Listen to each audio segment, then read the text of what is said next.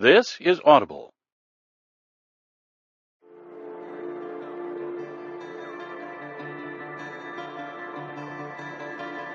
Simon & Schuster Audio presents Invisible Girl, a novel, written by Lisa Jewell and read by Donna Bania, Catherine Kelly, and Connor Swindells.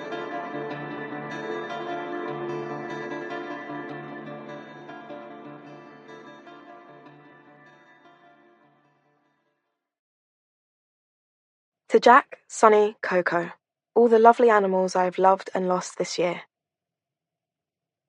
Valentine's night, 23:59. I duck down and pull my hoodie close around my face. Ahead of me, the girl with red hair is picking up speed. She knows she's being followed. I pick up my speed to match hers. I only want to talk to her, but I can tell from the way she's moving that she's terrified. I slow down at the sound of muffled footsteps behind me. I turn and see a figure coming after us. I don't need to see their face to know who it is. It's him. My heart starts pounding beneath my ribs, pumping blood through my body so hard and fast that I can feel the cut on my leg begin to throb. I pull back into the shadows and wait for the man to pass. He turns the corner, and I see his body language change as he sees the woman ahead. I recognize the shape of him, the angles of his body, and I know exactly what he's planning to do. I move from my hiding place in the shadows. I stride out, towards the man, towards danger. My actions my own, but my fate left wide open. Before. Chapter 1. Saffyre. My name is Saffyre Maddox. I am 17 years old. I am mostly Welsh on my dad's side and partly Trinidadian, partly Malaysian, and a tiny bit French from my mum. Sometimes people try and guess my heritage, but they always end up getting it wrong. If anyone asks, I just say that I am a mixed bag and leave it at that. No reason for anyone to know who slept with who, you know? It's my business, really, isn't it? I'm in my first year of sixth form at a school in Chalk Farm where I'm doing maths, physics, and biology because I'm a bit of a boffin. I don't really know what I want to do when I leave school.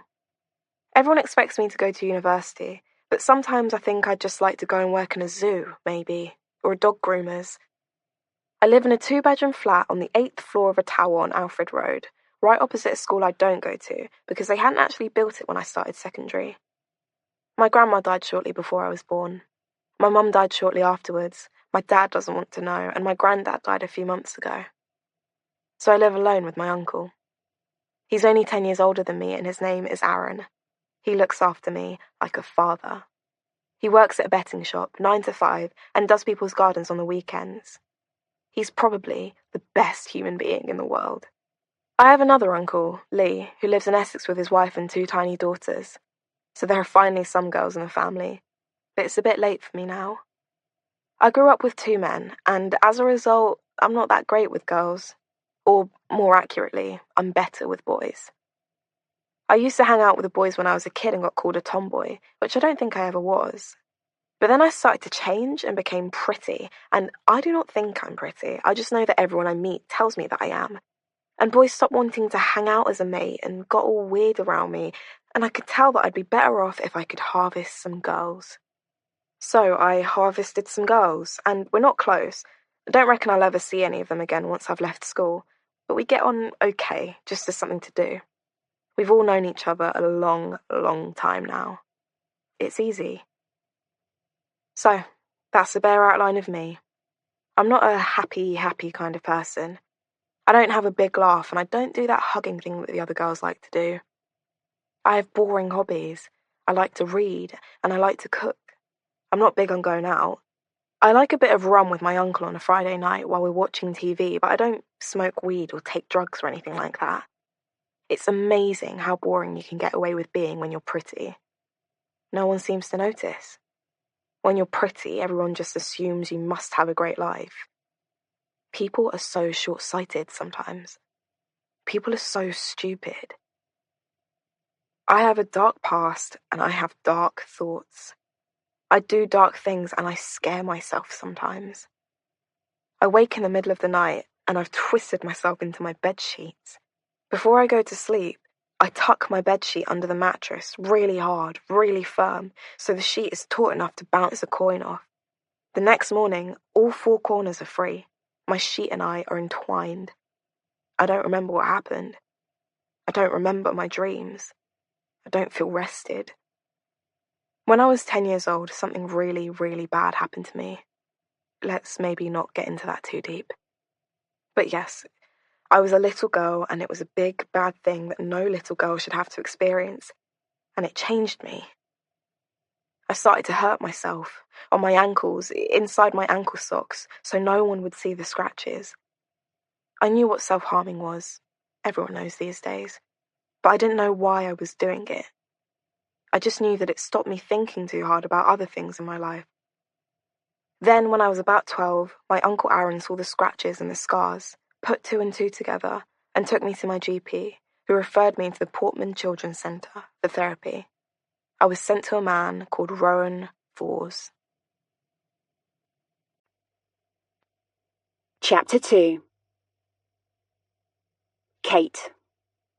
Mum, can you talk to me? Kate's daughter sounds breathless and panicky. What? Says Kate. What's wrong? I'm walking back from the tube and I feel... What? It's like there's this guy. Her daughter's voice lowers to a whisper.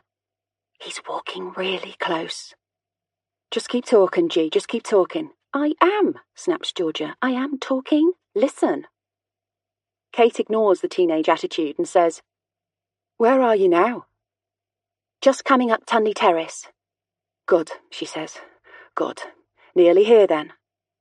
She pulls back the curtain and peers out onto the street into the blackness of the January night, waiting for the familiar outline of her daughter to appear. I can't see you, she says, starting to feel a little panicky herself. I'm here, says Georgia. I can see you now. As she says this, Kate sees her too. Her heart rate starts to slow. She lets the curtain drop and goes to the front door. Folding her arms against the freezing cold, she waits for Georgia. Across the street, a shape disappears into the driveway of the big house opposite. A man. Was that him? She asks Georgia. Georgia turns, her hands clasped into fists around the sleeves of her oversized puffer coat. Yes, she says. That was him. She shivers as Kate closes the door behind her and bundles her into the warmth of the hallway. She throws her arms briefly around Kate and hugs her hard. Then she says, Creep. What was he doing exactly? Georgia shrugs off her coat and throws it carelessly onto the nearest chair. Kate picks it up and hangs it in the hallway. I don't know, just being creepy. Creepy in what way? She follows Georgia into the kitchen and watches her open the fridge door, peer into it briefly, and then shut it again. I don't know, Georgia says again. Just walking too close, just being weird. Did he say anything to you? No, but he looked like he was going to. She opens the larder cupboard and pulls out a pack of Jaffa cakes, takes one out and puts it whole into her mouth. She chews and swallows, then shudders. Just freak me out, she says. Her eyes catch sight of Kate's white wine and she says, Can I have a sip for my nerves? Kate rolls her eyes, then passes her daughter the glass. Would you recognise him? She asks. If you saw him again. Probably. Georgia is about to take a third sip from Kate's wine, and Kate snatches it back from her. That's enough, she says. But I've experienced a trauma, she says. Hardly, says Kate. But it just goes to show. Even somewhere like this, somewhere supposedly safe, you need to keep your wits about you. I hate it round here, says Georgia. I don't know why anyone would want to live here if they didn't have to. I know. Kate agrees. I can't wait to get home. The house is a rental. Temporary accommodation after their home a mile away was damaged by subsidence. They'd thought it would be an adventure to live somewhere posh for a while. They hadn't thought that posh areas were full of posh people who didn't really like the fact there were other people living in close proximity. They hadn't thought about the unfriendly security-gated houses and about how eerily quiet these leafy, mansion-lined streets would be compared with their bustling Kilburn terrace. It hadn't occurred to them that empty streets could be scarier than streets full of people. A little while later, Kate goes to the bay window in her bedroom at the front of the house and pulls back the curtain again. The shadows of bare trees whip across the high wall opposite. Beyond the high wall is an empty plot of land, where an old house has been ripped down to make way for something new. Kate sees pickup trucks reverse through a gate between the wooden construction panels sometimes, and then reappear an hour later, filled with soil and rubble. They've been living here for a year, and so far there has been no sign of a foundation being dug or a hard-hatted architect on site. It is that rarest of things in central London, a space with no discernible function, a gap. She thinks of her girl turning that corner, the fear in her voice, the footsteps too close behind her, the audible breath of a stranger. How easy it would be, she thinks, to break open that hoarding, to drag a girl from the street, to hurt her, kill her even, and hide her body in that dark, private void. And how long would it take for it to be found? Chapter 3. Georgia had a scare last night. Rowan looks up from his laptop. His pale blue eyes are immediately fearful. What sort of scare? She got a bit spooked, walking back from the tube station. Thought someone was following her. Rowan had been out late the night before, and Kate had lain alone in bed listening to foxes screaming in the wasteland opposite, watching the shapes of the branches outside waving like a crowd of zombies through the thin fabric of the curtains, overthinking everything. What did he look like, the man who followed you? She'd asked Georgia earlier that night. Just normal. Normal how? Was he tall, fat, thin, black, white? White, she said. Normal height, normal size, boring clothes, boring hair. Somehow the blandness of this description had unnerved Kate more than if Georgia had said he was 6'7" with a face tattoo. She can't work out why she feels so unsafe in this area. The insurance company offered to pay up to £1,200 a week for replacement accommodation while their house is being repaired. With that, they could have found a nice house on their street with a garden. But for some reason, they decided to use it as a chance to have an adventure, to live a different kind of life. Flicking through a property supplement, Kate had seen an advert for a grand apartment in a grand house in Hampstead. Both the kids were at school in Swiss Cottage, and Rowan worked in Belsize Park. Hampstead was closer to both places than their house in Kilburn, which meant they could walk instead of getting the tube. Look, she'd said, showing the advert to Rowan. 3-bed flat in Hampstead, with a terrace, 12-minute walk to the school, 5 minutes to your clinic. And Sigmund Freud used to live up the road. Wouldn't it be fun, she'd said blithely, to live in Hampstead for a little while? Neither Kate nor Rowan is a native Londoner. Kate was born in Liverpool and raised in Hartlepool, while Rowan was born and brought up in Rye, near the Sussex coast. They both discovered London as adults, without any innate sense of its demographic geography. A friend of Kate's, who'd lived in North London all her life, said of their temporary address, "Oh no, I'd hate to live round there. It's so anonymous." But Kate hadn't known that when she'd signed the contracts. She hadn't thought beyond the poetry of the postcode, the proximity to Hampstead's picturesque village centre, the illustriousness of the blue plaque on Sigmund Freud's house around the corner. "Maybe you should go and meet her from now on," said Rowan, "when she's walking around at night." Kate imagined Georgia's reaction to being told that her mother would now be accompanying her on all nocturnal journeys outside the house. Rowan, she's 15. That's the last thing she'd want. He throws her that look, the one he uses all the time, the look that says, well, since you've put me in the position of conceding all decision-making to you, you will therefore have to take full responsibility for any bad things that happen as a result of those decisions, including the potential rape, attack, murder of our daughter. Kate sighs and turns to the window where she can see the reflection of her husband and herself. A hazy tableau of a marriage at its midpoint. 25 years married, likely another 25 to come. Beyond the reflection, it's snowing, fat swirls of flakes like TV interference over their image. Upstairs, she can hear the soft feet of their neighbours, an American-Korean couple whose names she can't quite remember, though they smile and greet each other profusely whenever their paths cross. Somewhere there is a distant whine of police sirens, but apart from that, It is silent. This road is always so silent, and the snow has made it quieter still. Look, says Rowan, turning the screen of his laptop slightly towards her. Kate drops her reading glasses from her head to her nose. Woman, 23, sexually assaulted on Hampstead Heath. She takes a breath. Yes, well, she counters. That's the Heath. I wouldn't want Georgia walking around the Heath alone at night. I wouldn't want either of the children walking alone on the Heath. Apparently it's the third attack in a month. The first was on Pond Street. Kate closes her eyes briefly. That's a mile away. Rowan says nothing. I'll tell Georgia to be careful, she says. I'll tell her to call me when she's walking home at night. Good, says Rowan. Thank you. Chapter 4. I know who it was, says Georgia, who has just burst into the kitchen with Tilly in tow.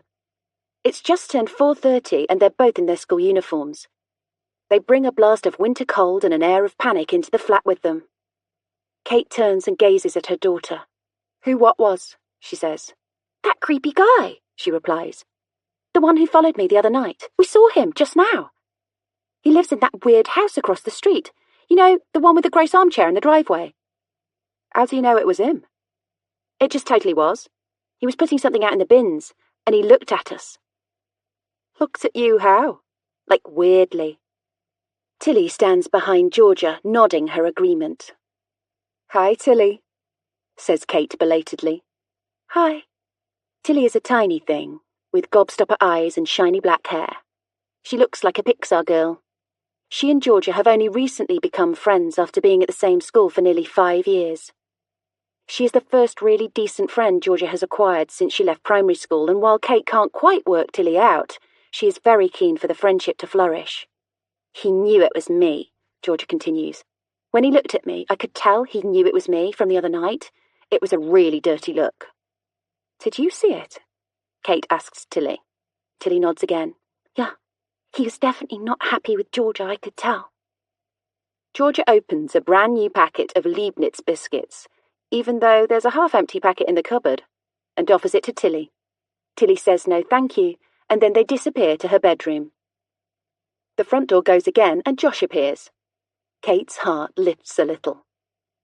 While Georgia always arrives with news and moods and announcements and atmospheres, her little brother arrives as though he'd never left. He doesn't bring things in with him. His issues unfurl gently and in good time. Hello, darling. Hi, Mum. He crosses the kitchen and hugs her. Josh hugs her every time he comes home, before he goes to bed, when he sees her in the morning, and when he goes out for longer than a couple of hours. He's done this since he was a tiny boy, and she keeps expecting it to stop, or to peter out. But he's 14 now, and he shows no sign of abandoning the habit. In a strange way, Kate sometimes thinks it's Josh who's kept her at home all these years, way beyond her children's need to have a stay-at-home mother. He still feels so vulnerable for some reason. Still feels like the small boy crying into the heels of his hands on his first day of nursery, and still crying 4 hours later when she came to collect him. How was school? He shrugs and says, It was good. I got my physics test back. I got 60 out of 65. I was second top. Oh, she says, squeezing him again quickly. Josh, that's amazing. Well done, you. Physics? Of all the things to be good at. I don't know where you get it from. Josh helps himself to a banana and an apple and a glass of milk and sits with her for a while at the kitchen table. Are you okay? He asks her after a short silence. She looks at him with surprise. Yes, she says. Are you sure you're okay? Yes, she says again with a laugh. Why? He shrugs. No reason. Then he picks up his milk and his school bag and heads to his room. What's for dinner? He says, turning back halfway down the hallway. Chicken curry, she says. Cool, he says. I'm in the mood for something spicy. And then it is quiet again. Just Kate and the dark shadows through the window. Her unfocused thoughts passing silently through the back tunnels of her mind. Chapter 5. Later that night it happens. A sort of coalescence of all of Kate's weird, unformed fears about this place. George's friend Tilly is assaulted moments after leaving their flat. Kate had invited Tilly to stay for supper, and she'd said, "No thank you, Mum's expecting me," and Kate had thought maybe she just doesn't like curry. Then a few minutes after she left, there was a knock at the door and the doorbell rang, and Kate went to answer it, and there was Tilly, her face white, her huge eyes wide with shock, saying, "Someone touched me! He touched me!" Now Kate hustles her into the kitchen and pulls out a chair, gets her a glass of water, asks her exactly what happened. "I just crossed the road. I was just over there, by the building site, and there was someone behind me, and he just sort of grabbed me. Here." She gestures at her hips. "And he was trying to pull me." "Pull you where?" "Not anywhere, just kind of against him."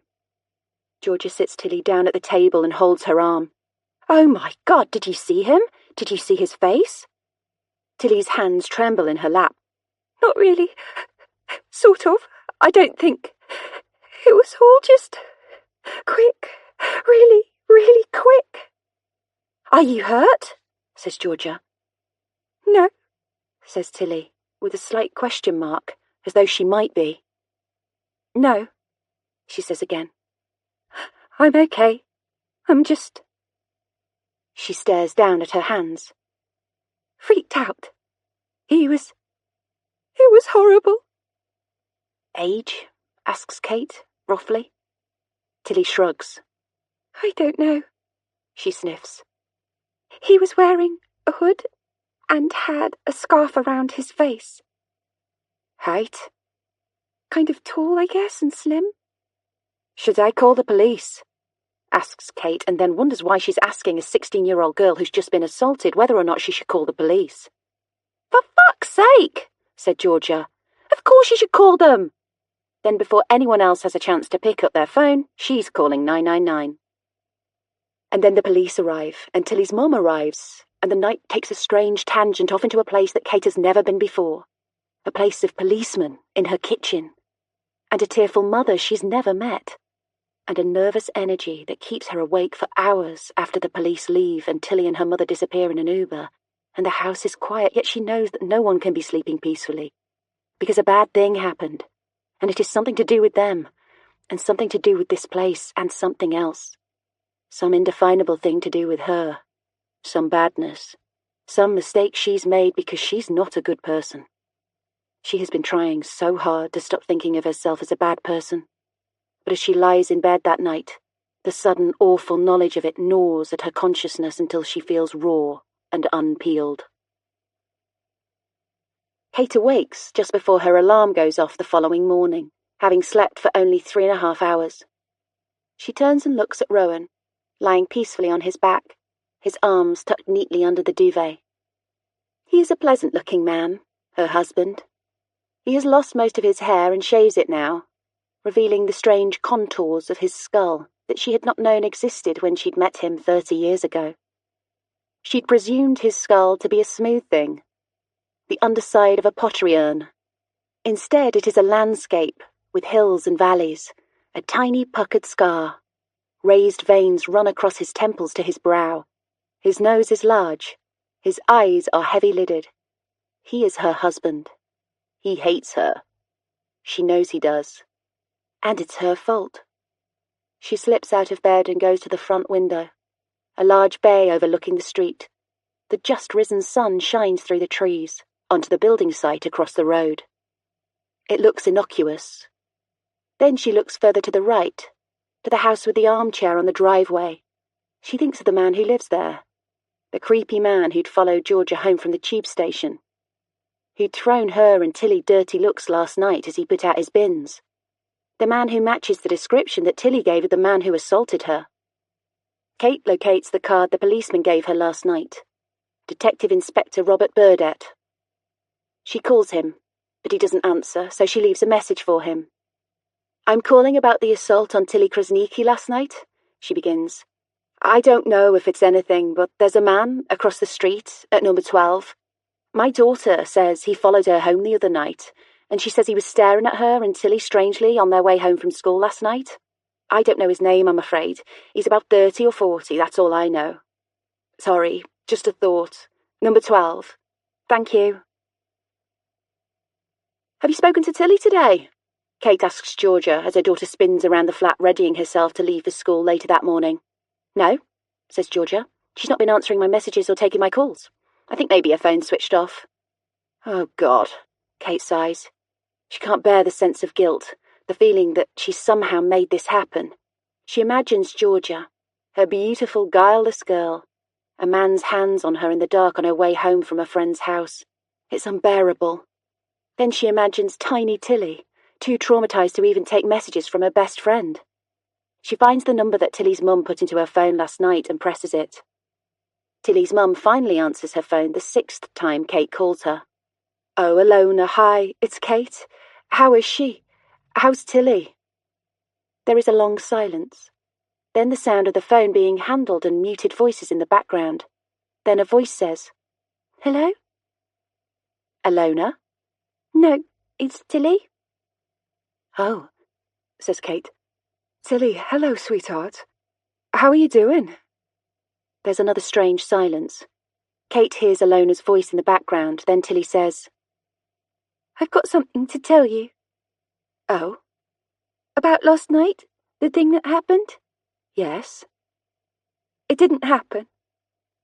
What?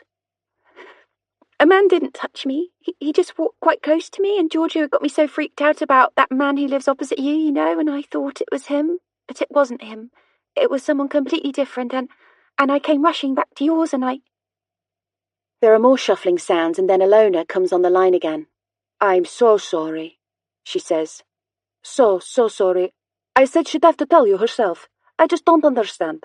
I mean, I know they're all under a lot of stress, these girls, these days, exams, social media, everything, But still, that's no excuse. Kate blinks slowly. So there was no assault. This doesn't make any sense. Tilly's pale skin, her wide eyes, her shaking hands, her tears. There was no assault, Alona confirms in a flat tone, and Kate wonders if maybe she doesn't quite believe it either. Outside, Kate sees D.I. Robert Burdett climbing into a car parked across the street. She remembers the message she left on his phone early this morning about the strange man across the road. A wave of guilt passes through her stomach. Have you told the police? She asks Alona. Yes, absolutely, just now. Can't have them wasting their resources. Not with all these cuts they're having. But anyway, I'm sending her into school now, tail between her legs. And again, I am so sorry. Kate turns off her phone and watches the back end of D.I. Burdett's car as it reaches the junction at the bottom of the road. Why would Tilly have lied? It makes no sense whatsoever. Kate works from home. She's a trained physiotherapist, but she gave up her practice 15 years ago when Georgia was born and never really got back into treating patients. These days, she occasionally writes about physiotherapy for medical publications and industry magazines, and every now and then she rents a room in her friend's practice in St John's Wood to treat people she knows. But most of the time, she is at home, freelancing, or being a housewife with a laptop, as Georgia puts it. In Kilburn, she has a small office area on the mezzanine, but in this temporary setup, she writes at the kitchen table. Her paperwork sits in a filing tray by her laptop, and it's a struggle to keep everything organised and to stop her work stuff being absorbed into the general family silt. She can never find a pen, and people scrawl things on the back of her business correspondence. Yet another thing she hadn't thought through properly before making the move to a small flat. Kate peers through the front window again at the house across the road. Then she goes back to her laptop and Googles it. She finds that the last time a flat was bought or sold at number 12 was 10 years ago, which is extraordinary for an eminent address such as this. The freehold to the building is owned by a company in Scotland called BG Properties. She can find nothing else about the address or anyone who lives there. It is a house of mystery, she decides. A house where people come and never move out again. Where people hang thick curtains and never open them, and leave their furniture to rot on the driveway. Then she Googles ley lines at the address. She doesn't quite know what a ley line is, but she thinks there might be some strange ones at this junction. where there are no voices in the street late at night, where empty plots of land stay undeveloped, where the foxes scream every night, where teenage girls are followed home and assaulted in the dark, where she feels uncomfortable, where she does not belong. Chapter 6. In the wake of the events of the night that Tilly claimed to have been assaulted, Kate stops walking past the house with the armchair in the driveway. The position of her house is such that she can turn either left or right to get to the main road or up into the village, and she chooses now to turn left. She does not want to risk crossing paths with the man she'd inadvertently sent the police to question 3 days ago about an attack on a young girl that apparently hadn't really happened. He wouldn't know it was her, but she would know it was him. She tries not to even look in the direction of the man's house, but her eyes track quickly towards it now as she heads into the village with a bag full of website returns to drop at the post office. A woman is standing at a right angle to the front door, around Kate's age, maybe 10 years older. She is eye-catching in a long grey coat, a selection of patterned scarves, ankle boots, hair steely grey and held up in a bun very high on her head, almost to the point of tipping over her hairline and onto her forehead. She wears black eyeliner under her eyes and is clutching a small suitcase and a selection of airport carrier bags. Kate watches her going through her handbag before removing a set of keys and turning to face the front door. She sees her stop for a moment in the hallway to rifle through some mail on a console table before the door closes behind her. Kate realises she is standing in the street staring at a closed door. She turns quickly and heads up the hill towards the village. After dropping the parcels in at the post office, Kate takes the scenic route back to the flat. If she made a mistake choosing this location for her family's temporary accommodation, she wants to make up for it by enjoying Hampstead Village as much as possible while she's here. Kilburn is bustling and loud and grimy and real, and Kate loves it with a passion. But Kilburn has no heart, no centre. It's just a ladder of small roads set perpendicularly off a big road. Hampstead, on the other hand, has alleys and crannies and turnstiles and cottages and paths and hidden graveyards, and it spreads out in this way in every direction for a mile or more, all the way to the heath in the north and back down to the wide, stately avenues in the south and west. It is the ultimate London village, and every new corner Kate discovers on her walks up here colours her day in some way. Today, Kate finds herself walking further than before, across a small section of the heath, grooved with footpaths, through a whispering copse of trees, and then down a winding lane lined with interesting old houses, mainly Georgian, until suddenly she finds herself in a different landscape altogether. Flat and low, with white James Bond-style houses layered together like roof tiles, attached with concrete walkways and spiral staircases. Each house has a wide terrace overlooking the woods and the heath beyond. She gets out her phone and she does what she always does when she finds herself somewhere new in this village. She Googles it. She discovers that she is in the most expensive council estate ever built, possibly anywhere in the world, part of an idealistic Labour government experiment in the 1970s to house the poor as though they were rich. The land cost nearly £500,000 to buy. Each house cost £72,000 to build. The project turned sour when the government tried to recoup their investment by charging tenants well over the odds for social housing. The experiment was a resounding failure. Now these houses are an architect's delight. Kate finds a 2-bedroom flat on an estate agent's website for over £1 million. Who would have thought, she wonders? Who would have guessed that this futuristic little world would be hidden away here behind an Edwardian mansion? She looks behind her and is suddenly aware that she is entirely alone. There is not a soul around. She hears the wind talking to her through the leaves of the trees that surround this strange enclave. They are telling her to go. Now. That she should not be here. She walks faster and then faster still, until she is almost running across the grassland, past the houses, down the hill, back to the high street, to the beauty salons and the boutiques and the shops that sell nonsense for far too much money. As she passes the tube station, her eye is caught by a poster for the local news sheet. The Hampstead Voice. Sex attack in broad daylight. She stops, stares at the words, the adrenaline still fizzing through her veins. She wonders for a moment if the headline is from a parallel reality, where she stayed too long in the place that was telling her to go. Where if she reads the article, She will discover that it was her, Kate Fords, 50-year-old mother of 2, brutalised on a desolate 1970s council estate, unable to explain what she had been doing wandering there alone in the middle of the day. Then she thinks of Tilly again, as she has done nearly every minute of every day since she first saw her standing in the doorway 4 nights ago. And she wonders if there is maybe some connection between the spate of sex attacks in the local area and what Tilly claimed didn't really happen on Monday night. Further down the hill, she passes the local newsagent. Here she buys a copy of the Hampstead Voice and heads back home. Rowan is late back again that night. Rowan is a child psychologist and works at the Portman Centre in Belsize Park. Having a husband who is a child psychologist is not as useful as it sounds. Her husband is, it would seem, only capable of empathising with children who have sociopathic tendencies. Sociopathy in children is his specialism. Children like their own, who are a bit odd in some ways, but perfectly and utterly normal in most of the other ways, seem to confound him entirely.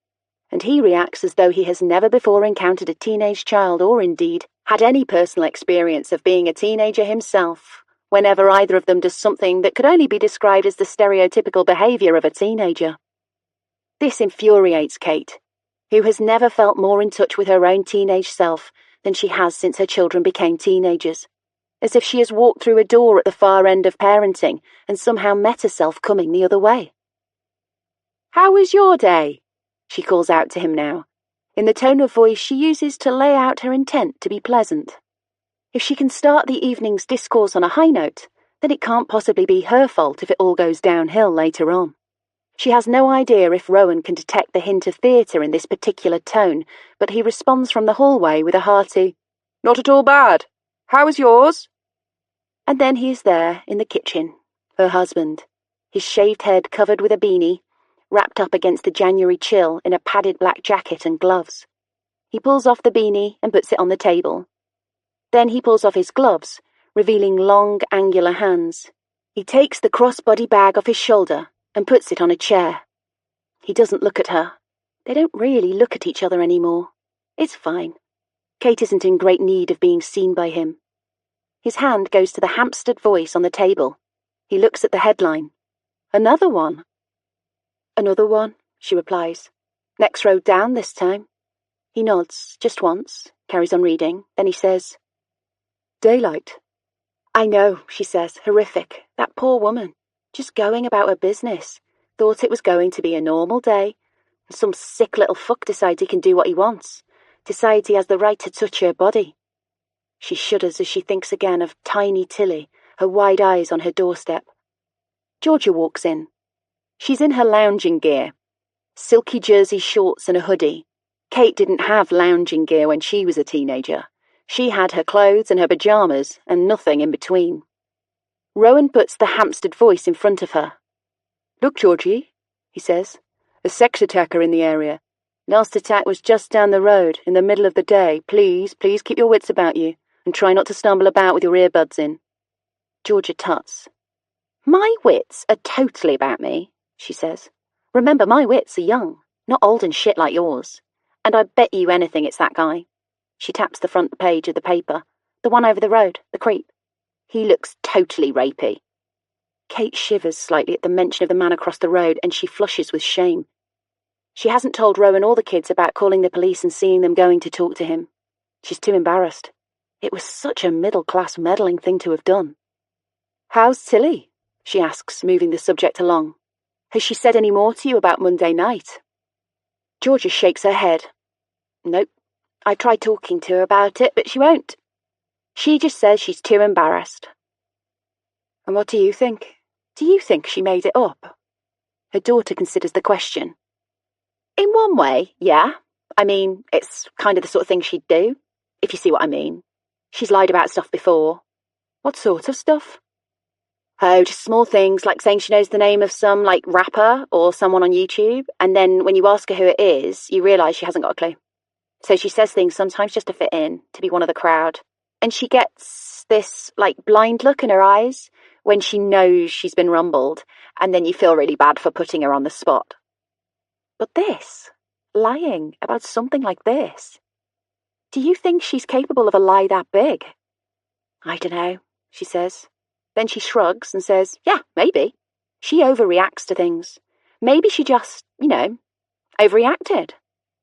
Kate nods. It's possible, she supposes.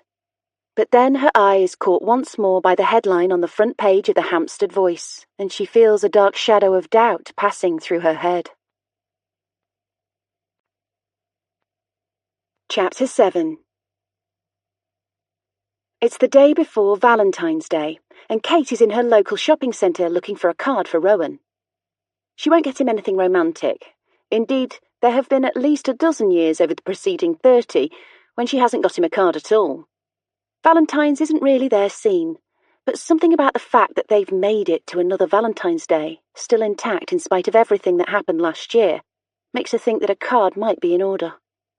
She picks up a card that has a drawing on the front of 2 stick figures, holding hands.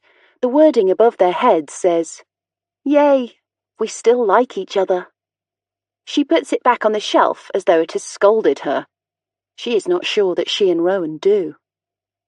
Eventually she picks up a card that simply says, "I love you lots," with a big red heart. This is true. She does still love him. The love part is simple. It's everything else that's complicated. It was this time, a year ago, Kate recalls, that she and Rowan had nearly split up. It was just before the half-term.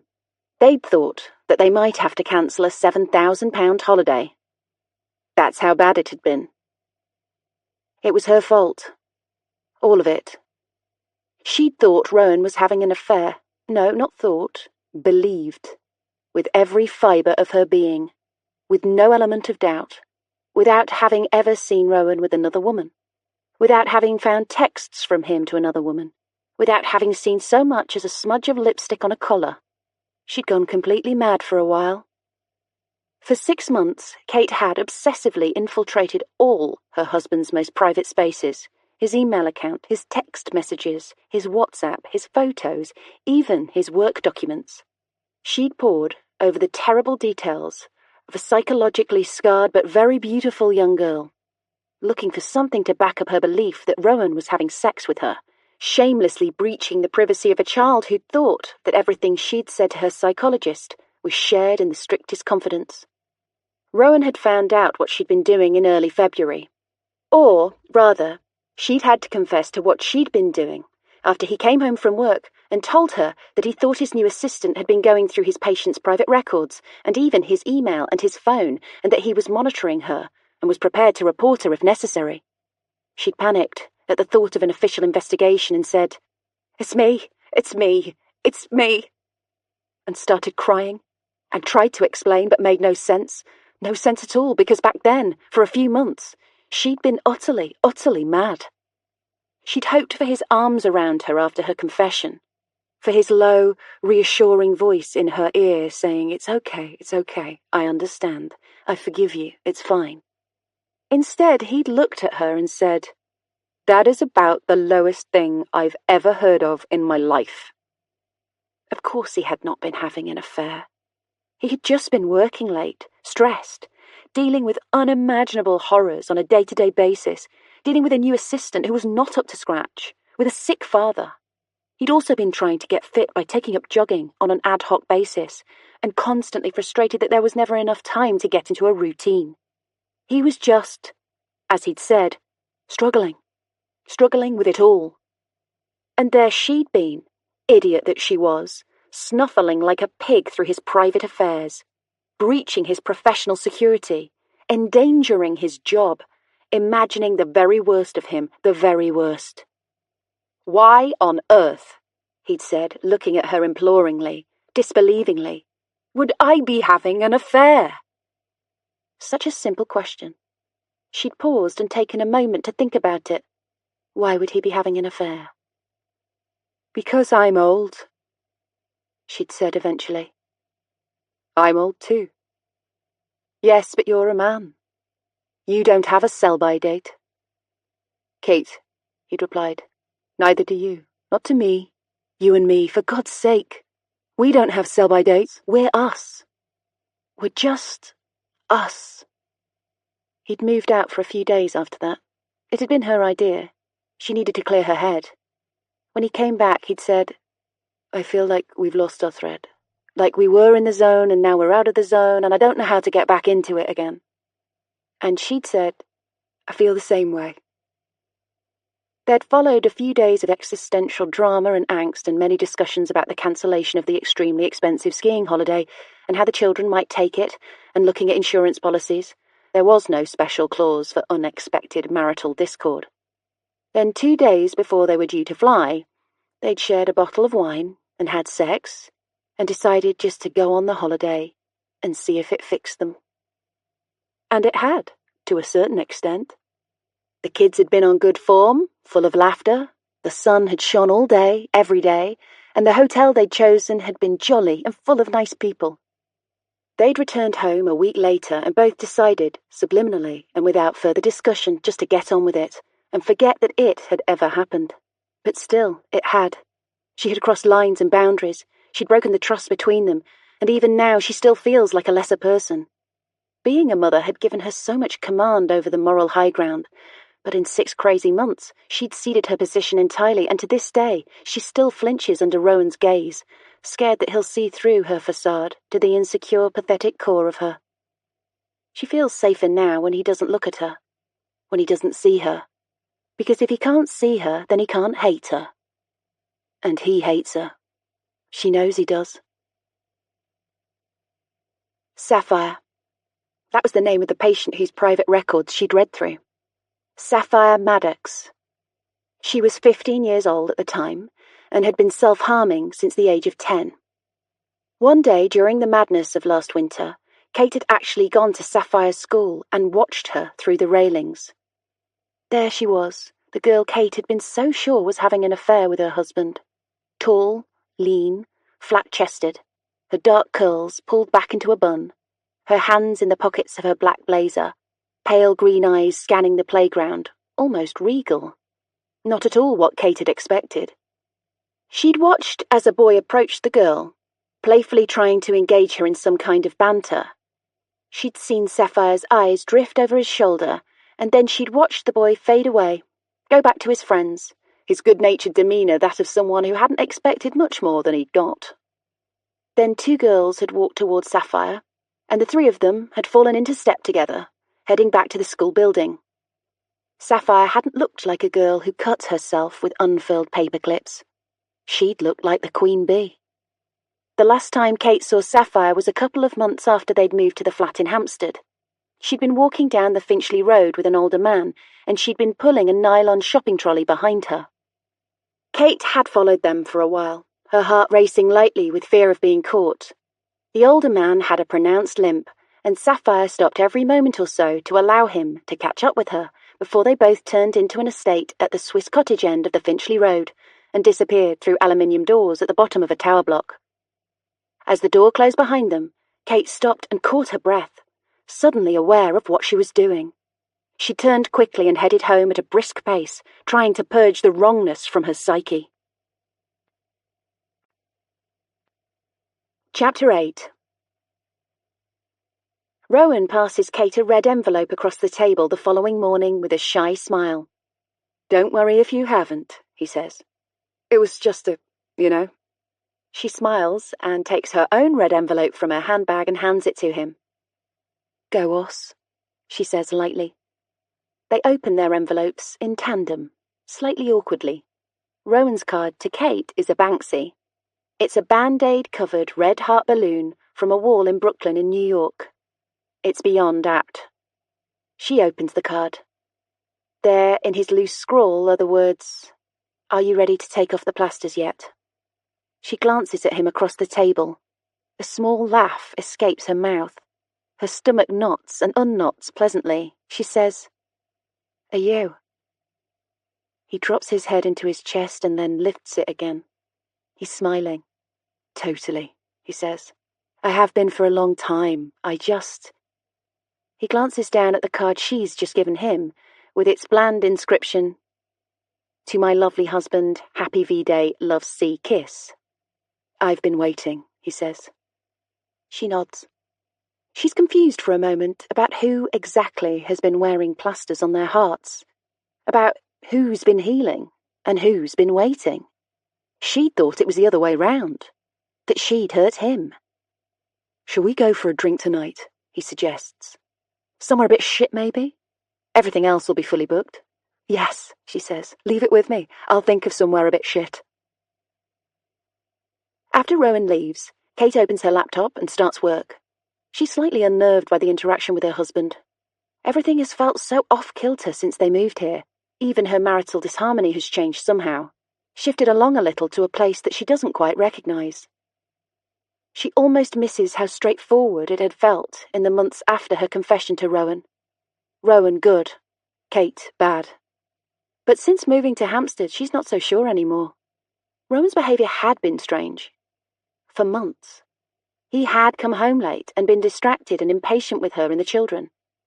He had cancelled family plans at short notice, often without a reasonable explanation. He had taken whispered calls on his mobile phone behind locked doors and out on the street. There'd been something. Definitely. Something. She picks up his card again. Reads the words again. It's virtually an admission that she had reason to be hurt too. But by what? By his harsh response to her behaviour? Or by something else? She closes the card and puts it upright on the table. As she works, her eye keeps being drawn back to it. She's too unfocused to work, so she flicks screens to her browser and types in "pubs near me." As she scrolls through, she's aware of the clatter of the letterbox in the communal front door, the thump of mail hitting the doormat. She jumps to her feet, glad of the distraction, and goes to the hallway to collect the post. She removes the letters for the other residents of the house and takes her pile through to the flat. Most of them sport large white postal redirection stickers, obscuring their address in Kilburn. But one is handwritten and addressed directly to Rowan, at this address. She stares at it for a moment. The handwriting is feminine, the postcode is incomplete, and the contents are stiff, clearly a card of some kind. It could be anything, she theorises. A money-off invitation from the local dry cleaners, some fancy window cleaner's business card, anything. She leaves it on top of the pile on the kitchen table and goes back to her internet search for local pubs. A message arrives on her phone. It's from Georgia. Mum, as if she was calling to her from down the hallway. She sighs and replies, "Yes." "Can you bring my form for the geography trip? Like now." Kate rolls her eyes. "Where is it?" "Don't know, somewhere in kitchen." Kate scours the kitchen, fans through piles of her own paperwork, finally finds it in the recycling bin. She smooths it out and replies to Georgia. "FFS, got it, I'll bring it in now." In truth, she's glad of the excuse to get out of the flat. It's sunny out, and she can pop to the shops on her way back. Plus, she always gets a little thrill going through the door of her children's secondary school, infiltrating the mysterious world they inhabit for 8 hours a day. She passes the tower block on her way to school, the block she'd seen Saffyre entering all those months ago, pulling the wheeled shopper behind her. She slows for a moment and gazes up. The sunlight glitters off the windows, reaching high up into the sky. She thinks again about the card that arrived this morning, the feminine cursive addressed to Rowan, and she can feel it bubbling to the surface once more, the itchy, discomforting feeling that had plagued her into doing the unthinkable things she'd done a year ago. Quickly, she picks up her pace and carries on briskly towards the burgundy-clad walls of her children's school, where she's buzzed in by a young woman behind a desk who smiles encouragingly at her as though Kate might be about to ask her something awkward. "For a student," she says, passing her the folded paper. "Georgia Fours, in 11G. "Oh, lovely, thank you. I'll make sure she gets it." Kate's eyes scan the foyer, searching out a hint of a child she recognises, a little something to take away with her. But it's lesson time, and there are no children around. She heads back out onto the street and breathes in deeply. She's conscious of her heart beating a little too fast. She's aware of everything feeling heightened and highly tuned, as though there's a frequency in the air that she's only just become aware of. In the supermarket, she picks up avocados for Georgia, chicken goujons and a baguette for Josh, a litre of apple and mango juice that will be gone within 30 seconds of the children getting home from school. She picks up stock cubes and salt, in a rare moment of remembering to get stock cubes and salt. She picks up butter and milk and a box of chocolate-covered honeycomb, and pays using the self-service checkout. There's no one behind her in the queue, so she scans slowly and calmly, her eyes going to the taxi rank outside. The same drivers are here every day, milling together on the pavement, a social scene of sorts. Then her gaze passes beyond the taxi drivers towards the entrance of the tube station, where she sees a familiar figure heading inside. Tall, slim, a smooth dome of bare skull, a bag slung diagonally across his body, a pronounced ball of the foot bounce in each step. "Rowan," she says quietly under her breath. There's her husband, in the shadowy secret moments of his life. It's similar to the feeling of being in her children's school. She pulls out her phone and calls him. It rings 10 times, and then cuts off. For some reason she pictures him pulling his phone from his pocket, seeing her name, and putting it back in his pocket. It's midday. As far as she's aware, he doesn't undertake out-of-clinic appointments. Maybe he's meeting someone somewhere for lunch. The fact that it is Valentine's Day passes fleetingly through her mind, and she finds herself picturing Rowan in a trendy Soho restaurant, a single red rose on the table, a waiter pouring champagne into a flute for the beautiful young woman sitting opposite him. She shakes her head to rid herself of the image. She will not be that person again. Chapter 9. Rowan gets home just before 7 p.m. that night. Kate watches him flick through the letters on the kitchen table. He gets to the letter in the white envelope with the card in it, and she sees it. A crackle of something passed through him, like a tiny pulse of electricity. His fingers stumble vaguely, but he keeps flicking, then wordlessly puts the letters back down on the kitchen table. "You still up for drinks tonight?" he asks. "Definitely," she responds quickly. "I did have a look online, but I couldn't find anything that didn't need to be booked." "Maybe we should just head into the village? Go to the least Valentine-y looking pub we can find." "That's fine with me. 8-ish." Rowan nods. 8-ish sounds good. I think I might just head out for a run then. What time's dinner? She glances at the oven where Josh's goujons are cooking. She hadn't thought about dinner for Rowan. For her. "Are we not eating out tonight?" "Can do. Fine with me. I'm not that hungry anyway." She opens her mouth to say, "Oh, that'll be because you went and had lunch in town somewhere with someone for some reason." But that's not how she wants the night to start. Instead, she smiles and says, "Great. Have a good run." Georgia appears a moment later. She goes to the bread bin and takes out the loaf of expensive rye and sourdough bread that Kate buys especially for her. She puts it in the toaster and then goes to the fridge, pulls open the vegetable drawer, rummages for a moment, emerges with the fresh avocado in her hand, slices it over the sink, tugs out the stone with the tip of the knife, drops the stone in the bin, mashes the avocado in the same bowl in which she always mashes her avocado, grinds salt into it, smears it over the 2 large slices of toast, sits it on the table with a large glass of apple and mango juice, and bites into it.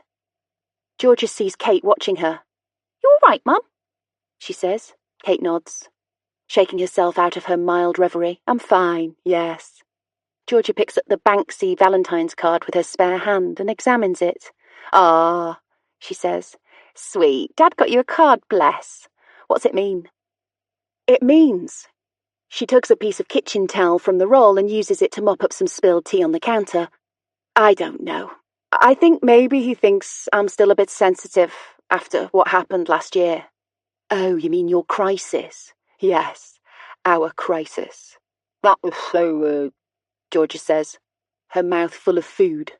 Just so weird. What was it even about? They'd never told the children what it was about. They'd never told the children how close they'd come to splitting up. They just said they were having a bit of a crisis, totally normal after so many years together, that they were going to spend a few days apart and see how they felt after. And then there hadn't really been an after. Rowan had moved back. They'd gone skiing. Life had continued. Kate shakes her head. "I'm still not too sure," she says. "Just one of those things. Happens to every couple, I guess. But you're cool now, you and Dad." "Yes, we're cool now. In fact, we're going out to the pub tonight." Ooh, can I come too?" Kate raises an eyebrow. "What on earth for?" She laughs. "I like pubs. You're so strange." What's strange about liking pubs? Nothing, Kate smiles. Nothing. Then she says, Get any cards today? Mum, it is very old-fashioned of you to ask such a question. You should be asking me if I gave anyone a card. I'm not some passive blob sitting round waiting for boys to do things to impress me. God, she says, glad to hear it. So, did you give anyone a card? No way, she says. Have you seen the boys at my school? She puts the Valentine's card down again. Where's Dad? Gone running. Freak. Georgia and Kate share an anti-running sensibility. Neither of them is designed for running. They get stitches too easily and feel the ground hard and heavy beneath their feet. They also both think that Rowan looks faintly ridiculous in his lycra outfits. Josh enters the kitchen in his shambling, slightly lost way, as though half-heartedly looking for something. He comes to Kate and hugs her. She smells school on him, and the deodorant he always wears. Then he reaches into his back pocket and pulls out a battered envelope. Happy Valentine's, he says. She opens the envelope and finds a card he's made himself out of black card with a red paper heart stuck on the front, attached by a paper hinge. Inside it says, To the best mum in the world, I love you so much. He's made her a Valentine's card every year since he was tiny. He's one of those boys. Loves his mum more than anything in the world. Puts her on a pedestal. In a way, it's glorious. In another, she feels worried that she's only ever one bad decision or harsh word away from completely destroying him. Thank you, my lovely boy, she says, kissing him on the cheek. You're welcome, he says, then, what's for dinner? She switches off the oven and takes out his chicken goujons and places the card next to the two already standing on the kitchen table. And as she does so, her heart jolts. Georgia has opened the white envelope addressed to Rowan. She has slid the card out and is about to open it. Oh my God, Georgia, what are you doing? She snatches the card from Georgia's hand. God, why are you overreacting? It's just a card. Yes, but it's addressed to Dad. You can't go around opening other people's mail. You open mine. Yes, but you're a child, and I would never open something like that. That looks so personal. She picks up the envelope, hoping to slide the card back in, but in classic Georgia fashion, she's virtually torn the envelope clean in half to get the card out. Oh, fuck, Georgia! I can't believe you did that! What were you thinking? Georgia shrugs. I just wanted to see who was sending Dad Valentine's cards. Kate forces the card roughly into the bottom half of the torn envelope and shoves it in a drawer. She can't deal with this right now. Aren't you going to look? See who it's from? No, I am not. It's none of my business. But how can you say that? He's your husband. Valentine's cards from strangers is literally 100% your business. It's probably just one of his patients, Kate says, i.e., none of my business whatsoever. But if it's one of his patients, how the hell did they get this address? No idea, Kate says. Maybe it was written on something in his office, I don't know. Georgia raises her brow dramatically and puts a finger to her mouth. Well, have a nice Valentine's night at the pub then, she says facetiously. She takes her empty plate to the sink, letting it fall loudly as she always does. Anything good for pudding? Kate passes her the box of chocolate-covered honeycomb, then turns to face the kitchen window where she sees her face reflected back at her. The face of an older woman who looks just like her. A woman whose life, she feels very strongly, is heading down a dark, twisty path to somewhere she doesn't want to be. Her fingers find the handle of the kitchen drawer, the one where Rowan's mystery card is hidden. She pulls the drawer open, then shuts it again, very firmly, and leaves the room. Rowan doesn't get back until well after 8 o'clock. Kate calls him 3 times between 8:05 and 8:15, but he doesn't answer his phone. When he finally appears in the hallway at 8:20, sweaty, almost gaunt-looking, he goes straight to the bedroom to shower in the ensuite. I'll be 5 minutes, he shouts to her down the corridor. Kate sighs and picks up her phone, passes a few moments mindlessly scrolling through Facebook. The card is still in the drawer. She still has not looked at it. At 8:40, Rowan is finally ready and waiting to go. They say goodbye to the children who are both in their rooms doing homework, or at least doing something on their laptops that they claim is homework. The air is damp and cloying as they head up the hill into the village, and Kate feels her skin grow clammy. She thinks of reaching out to hold Rowan's hand, but she can't bring herself to do it. These days, holding hands, like cuddling in bed or instigating sex or kissing on the lips, feels like an expression of approval, like stars on a reward chart, actions that need to have been deserved or earned in some way. To hold Rowan's hand now would be to suggest that they were still the same people they'd been 25, 30 years ago. That she still feels the way she felt about him then, about them. But she can't negate everything that has happened since then. She can't pretend that none of it ever happened. "So," she says, "long run today?" "Yeah, well, I had a big lunch. I was making sure I had an appetite for dinner." "Oh, what did you have for lunch?" "Big bowl of pasta with some kind of creamy sauce. I hadn't been expecting the creamy sauce, but ate the whole lot anyway." "At your desk?" No, I went into town." His tone is light. There is no sign that there was anything untoward about his lunch in town, but her voice still comes out wrong, slightly high-pitched. "Oh, what was that for then?" "Just met up with Jerry, from UCL. He wants me to run a first-year module for him next year in childhood psychosis. 3 hours a week. 100 an hour." "Oh," she says, the strange darkness starting to lift slightly. "That's amazing. Are you going to do it?" "Too right I am. Extra £1,200 a month? That'll pay for a decent holiday or two. A couple of new sofas when we move home. Plus I really like Jerry. And I got free pasta, so yeah, a no-brainer really." He glances down at her and he smiles, and it's a great, great smile, free of any editing or hidden agenda. He had a good lunch with a good person, and now has a good job that will provide them with a good holiday and some good sofas. She cannot help but return the smile in the same spirit. "That's brilliant," she says. "Really brilliant."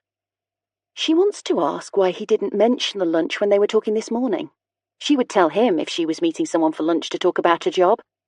But she bats the complaint away and holds on to the good feeling. They reach the top of the hill, and Hampstead Village opens up to them like a dream or a film set, as it always does. They find a pub down a cobbled alleyway with fires burning in the grates and dogs stretched out on gnarled old floorboards, and although they'd said it would be an anti-Valentine night, Rowan comes back from the bar with a bottle of champagne and 2 chilled glasses. And they toast his new job, and their faces fall in and out of shadow in the light of a dancing flame. And Rowan's hand finds hers on the seat between them, and he takes it in his, and it feels nice. And for quite some time, Kate forgets about the card in the drawer at home. Chapter 10. Saffyre. I was 12 and a half the first time I met Rowan Fours. I'd been cutting myself for more than 2 years by this stage. I'd just started year 8 and boys were becoming a problem. All the attention, the look in their eyes, the idea of the things they were thinking, of the things they were saying about me to each other. I'd spent most of my childhood hanging out with boys, so I knew what happened behind the scenes. It was starting to make me feel tired, used, worn down. I quite liked the idea of therapy, of being in a quiet room with a quiet man talking quietly about myself for an hour or so. I'd been picturing a wild-haired guy in glasses, maybe a tweedy jacket, even a monocle. I had not been expecting a cool guy with eyes too blue and cheekbones too sharp and long. Spidery legs and black denim that he crossed and uncrossed until you're almost dizzy with it. And hands that moved like some weird, pale, exotic birds whenever he wanted to describe something. And peng trainers. Really good ones for an old guy. And a smell of clean clothes, my favourite smell, but also of trees and grass and clouds and sunshine. I didn't clock all of this the first time I met him, obviously. When I first met him, I was still a child and just thought he was kind of cool looking, in a Doctor Who kind of way. He looked at a notebook for quite some time before he looked at me. "Saffyre," he said. "That is a tremendously brilliant name." I said, "Yeah, thanks. My mum chose it." It's totally a name a 19-year-old mum would choose for a baby, isn't it? Then he said, "So, Saffyre, tell me about yourself." Like what? Everyone knows you shouldn't ask kids open questions. They suck at answering them. Like, tell me about school. How are you getting on? Good, I said. I'm getting on good. Here we go, I thought. Some bloke ticking boxes, filling in forms, going home to watch Game of Thrones and eat quinoa or whatever with his wife. I thought, this is not going to work. And then he said, "Tell me, Saffyre, what's the worst thing that ever happened to you?" And then I knew we were going to get somewhere. I didn't know where yet. I just knew that I was at a point in my life when I needed someone to ask me what the worst thing that ever happened to me was, rather than ask me if their eyebrows were on fleek or if I wanted chicken or fish for dinner. I didn't answer him immediately. My head flooded. The obvious thing came first. The thing that happened when I was 10. But I didn't want to tell him that. Not yet. He waited a good minute or so for me to answer. Then I said, "All of it." "All of it?" "Yes, all of it. My mum died before I knew her. And my grandma. My granddad was a single dad raising 3 children and a grandchild. Then he got so ill that my uncle had to look after all of us from when he was like my age. So he had no proper life. Ever. We had a budgerigar. It died. The lady next door who used to fix my hair for me, her name was Joyce. She died. My favourite teacher at primary school, Miss Raymond, got cancer and died just after she got married. My granddad's got arthritis and is in pain nearly all the time. I stopped abruptly, just short of the defining event of all the bad events, the event that had brought me to his door. I stared at him, at the blue eyes that reminded me of one of those dogs that look like wolves. I wanted him to go, "Oh, poor you. No wonder you've been cutting yourself all these years." Instead he said, "Now tell me the best thing that ever happened to you." I was taken aback, to be honest. It was like nothing I'd just said meant anything. Like maybe he hadn't even been listening. For a moment, I didn't even want to answer him. I just sat there. But then something suddenly came into my head. There was a girl at primary school called Lexi. She was very popular, very kind. All the teachers loved her and all the children loved her. She lived in a nice house on a nice street with crystal chandeliers and velvet sofas, and she always invited the whole class to her birthday parties, even me, who wasn't really one of her proper friends. One year she had an animal party. A man with white hair came with a van full of boxes and cages, and in each box and cage was a different animal, and we were allowed to touch them. He brought a chinchilla, a snake, some stick insects, a vole, a ferret, some birds, a tarantula. He also brought a barn owl. It was called Harry. The man with the white hair looked around at all the children and he saw me and he said, "How about you? Would you like to hold Harry?" He brought me to the front and gave me a big leather glove to wear, and then he put Harry the owl on my outstretched arm, and I stood there, and Harry turned his big head and looked at me, and I looked at him, and my heart just blew up with something warm and velvety and deep and soothing. It was like I loved him, like I loved this owl. Which was just stupid because I didn't know him and he was an owl. So I looked at Rowan Fours and I said, "The time I held an owl at Lexi's birthday when I was 9 years old?" And he said, "I love owls. They're extraordinary creatures." I nodded. He said, "What did it feel like when you held the owl?" I said, "It felt like I loved him." He wrote something down. He said, "Who else do you love?" I thought, aren't we supposed to be talking about owls? Then I said, "I love my granddad. I love my uncles. I love my nieces." Friends? I don't love my friends. What does love feel like? It feels like...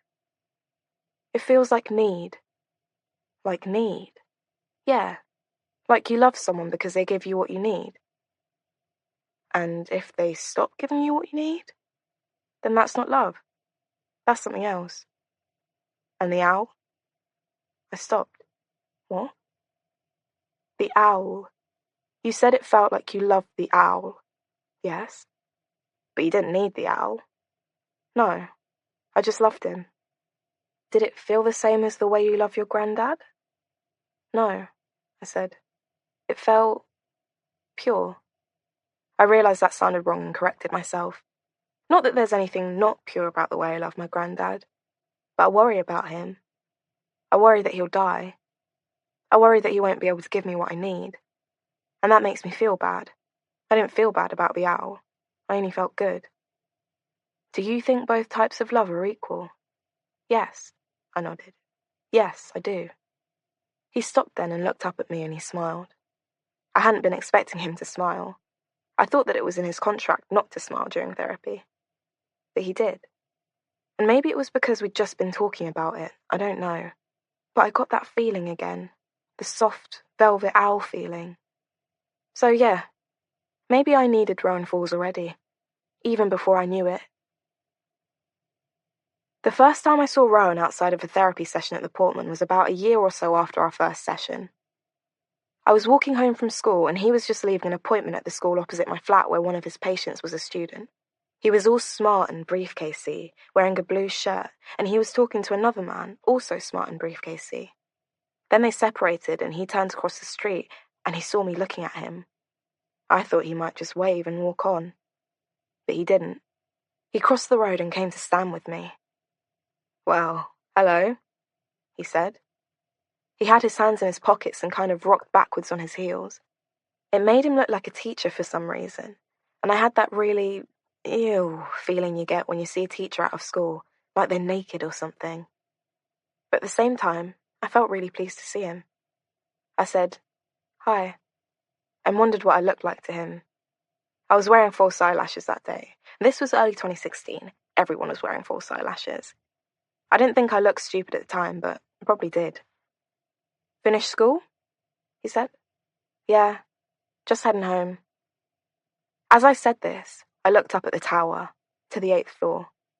I always recognised my floor from the ground because of the ugly red and green striped curtains in the window of flat 35 next door. It was like a marker. "Up there?" he said. "Yeah," I said. "Up there. Nice views, I bet." I shrugged. I'd happily forsake the views for a home with more rooms in it. "So, our next appointment? Wednesday," I said. 5:30 p.m? "Yep. See you then." "Yeah, see you then." I headed towards the entrance to the block. I turned around as I pulled the door open, because for some reason I expected Rowan to still be standing there, to be watching me. But he wasn't. He was gone. Rowan and his family moved to a flat near the Portman Centre January last year. How do I know this? Because I saw them, literally on the day they moved in. I was walking to the village, up those big roads that go up the hill from my estate, those roads of mansions and Teslas and electronic gates. And there was this van double parked with hazards flashing and some young guys unloading boxes and lamps and chairs and whatnot. The door to the house was wide open, and I always liked to look inside an open door, and I saw a woman. She was thin, and wearing jeans and a pink jumper and trainers. Her hair was blonde and fine and shoulder length. And there was a boy, a teenager, and they were carrying things through a door at the end of the hallway, and then a man appeared coming the other way, and it was him. It was Rowan. He was wearing a hoodie and jeans. He went to the back of the van and was saying something to one of the guys inside the van, and I almost walked on, but I suddenly had this urge to let him know I'd seen him. I was about to cross over the street and say hello when the woman in the pink jumper appeared. I didn't know she was his wife then, but I assumed she must be. They said something to each other, and then both disappeared inside the van, and I caught my breath and carried on my way. But before I carried on walking, my eye took in the number on their front door, 17. I never told Rowan I'd seen him move into his new home. We didn't talk about stuff like that. I'd never even really thought about where he might live or what his life might be like outside of our room at the Portman. When we had our next session, about 4 days after I saw him moving house, we just went straight down to business as usual. He didn't tell me he'd moved, and I didn't tell him I knew. Then about 2 weeks later, Rowan said that he thought we were ready to start thinking about terminating our therapy. He said this as though I should be pleased, as though I'd actually quite like to finish therapy, as if it was school or swimming lessons or something. He said he thought another 2 or 3 sessions should bring us to where we need to be. Strange, because I'm not stupid, but I'd been stupid enough to think that therapy would just keep on and on until I was ready to stop. Or maybe, forever. How do you know? I asked. How do you know where we need to be? He smiled, that weird, lazy smile of his, like he's not bothered but then thinks, fuck it. That's my job, Saffyre. Yeah, but don't I have some say? Of course you do. Of course. What would yours say be? I had to stop then and really think about my answer, because I didn't exactly know what I wanted. On a fundamental level, I wanted the weekly punctuation marks of an hour in Rowan's room. The familiarity of the suspended ceiling with the 3 halogen lights, 1 sickly yellow, 2 bright white, the double-glazed window with the view of a snapped branch on a tree that swung back and forth on winter nights when the wind blew, cutting shadows through the sodium glow of a streetlight beyond. The 2 red chairs with the nubby fabric, the low wooden table with the tissues and the little white lamp, the brown carpet with a crusty white patch near the foot of the armchair, the muted sounds of people walking past the door. I wanted to carry on seeing Rowan's feet every week, in leather lace-up shoes, in his peng-white trainers, in nasty, strappy Velcro sandals, in snow boots. I wanted to hear his low, measured voice asking me questions, the slight clear of his throat as he waited for me to answer. And then after the session, I wanted to walk past the drama school, past the tube, past the farmer's market, past the theatre, feel the seasons changing in the textures beneath my feet. Slippery wet leaves, hot paving stones, slimy snow, dirty puddles, whatever. All the months and now years and years of Rowan Falls. How could it end? It was like telling me that day and night would no longer exist, that there would no longer be 24 hours in a day. It was that fundamental.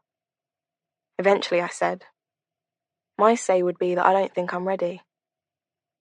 In which ways, would you say, are you not ready? I shrugged. I said some bullshit about still thinking about hurting myself when I hadn't thought about hurting myself for over a year. He gave me a look, calling me on my bullshit with his eyes. Well, he said, we're looking at another 2 or 3 weeks yet. I'll get the process in motion. We can always double back on it closer to the time if you still feel we need to. But genuinely, I don't think you're going to feel the need to. You're amazing, Saffyre. The work we've done is incredible. You should be pleased. I still hadn't told him about the bad thing that happened to me when I was in year 5. I wanted to say that to him to shut him up. I wanted to say, someone did something unbearable to me when I was 10 years old and you've been talking to me non-stop for more than 3 years and you still don't know that, so how can you say I should be pleased? I wanted to say, you're a shit psychologist. I wanted to say all sorts of things, but I didn't. I just left. Rowan Falls signed me off 3 weeks later. He tried to make a big, happy moment of it. I pretended it was okay. But it was not okay. It was far from okay. Chapter 11. Did I tell you that I'm a trained killer? That I'm a ninja warrior? Well, I'm not really. But I am a black belt in Taekwondo. There's a martial arts school just over the road from me, in the sports centre. It's what's known in the trade as a dojo, and I've been going there since I was about 6 years old. So you'd think I'd have been able to defend myself from a puny year 6 boy with wandering hands and a sick mentality. But no. I was pathetic, let it happen, and then punished my own self for it for years afterwards, while Harrison John got to swan off to secondary school without a backward glance. He would have said that I enjoyed it, because I was so passive. But I didn't. At Taekwondo classes every week, I kick and grunt and sweat, pretending every blow is on Harrison's head. I picture the walls splattered with his blood, bits of his tiny pea brain, fragments of his skull. But at school, when I was a small child, I just let it happen. I let it happen 3 times. I still go to Taekwondo once a week. It's just habit, really, but my skills have come in very useful the past few months. I'm not a small person. I'm 5'8", and when my hair is loose, I look even taller. I take up space in the world, People see me. But I can move light on my feet, I really can. I can move about like a shadow if I need to. I pull up my hoodie, keep my chin down, eyes up. I reckon I could walk past my own uncle on the street and he wouldn't see me, if I put my mind to it. The first week that went by without me having a session with Rowan was okay. I'd missed the occasional session before if I'd been ill or if he'd been on holiday or whatever. It was when the third week loomed up that I suddenly felt this cold drip in the pit of my stomach, like icy water. I imagined Rowan sitting in our room, on our nubby chairs, with some other kid, some kid with stupid, annoying issues, and he'd have to pretend to be as interested in theirs as he was in mine. I was walking home from school one afternoon. It was about 5:20, and I remembered that this was the exact time I would normally have been on my way to the Portman for my session with Rowan. Suddenly, I found myself turning right instead of left, walking those familiar streets towards the Portman Centre. The sun was just setting, and I was wearing a big black puffer over my school uniform, black tights, black shoes, hair scraped back, hood up. I crept between the trees in the parking area to the front and peered up at his window. Do you know how long I stood there for? I stood there for nearly an hour. It was March, and it was cold. Really, really cold. I saw occasional suggestions of movement. Then I saw the lights ping on in all the consulting rooms, and I realised it had turned to night time. My teeth were chattering, but I felt like I'd been there so long that I couldn't go now, that I couldn't go until I'd actually seen him. He finally appeared about 20 minutes later. He was wearing a big black coat and a pull-on hat. I could see his breath even from a distance, the yellow cloud of it in the streetlight. He smiled then, and I thought for a moment that he'd seen me, but he hadn't. He was smiling at someone else, a girl coming behind him. She looked about 18, 19. He held the door for her, then the girl lit a cigarette and I watched them share it. I thought, you don't share a cigarette with someone unless you know them really well. I also thought that I'd never seen Rowan smoke, not once in all the years I'd been his patient. After they'd finished smoking the cigarette, they went back into the building. Rowan held the door for her again, and he seemed to press himself against her as he followed her through. I saw her turn and smile at him. I'd come to the Portman Centre to sate some weird need for the familiarity of him. But I had set my eyes upon him, and I had seen him as another person, a person who smoked, who stood too close to young women. I was not sated. If anything, my appetite for seeing him was increased. I stood outside for another half an hour, until the car park began to empty out, the front door opening and shutting constantly as staff left for the day, calling out cheery goodbyes, talk of a quick one, comments about how cold it was. I recognised some of the people, the secretaries, receptionists, nurses I'd dealt with over the years. And then Rowan reappeared. He was with the young girl again. Again he held the door for her, chivalrously, and she exited beneath his outstretched arm, like a move in a dance, smiling at him as she did so. I took a photo. Call me weird, but it just seemed like something I needed to be able to study at my own leisure in the privacy of my own room. I needed to analyse the girl's body language and Rowan's smile and work out what was happening, what I'd seen. I kind of expected them to go somewhere together, but they didn't. They had a little hug, a kind of half embrace, where only their shoulders and cheeks touched. Then she hitched her bag up on her shoulder and walked away in the direction of the tube station. Rowan stopped for a moment, pulled out his phone, tapped his screen a few times.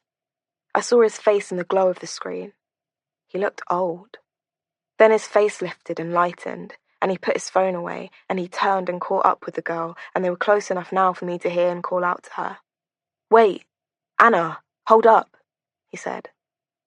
She stopped and turned, and I could see the glitter of multiple earrings in her ear. "I've got half an hour," he said.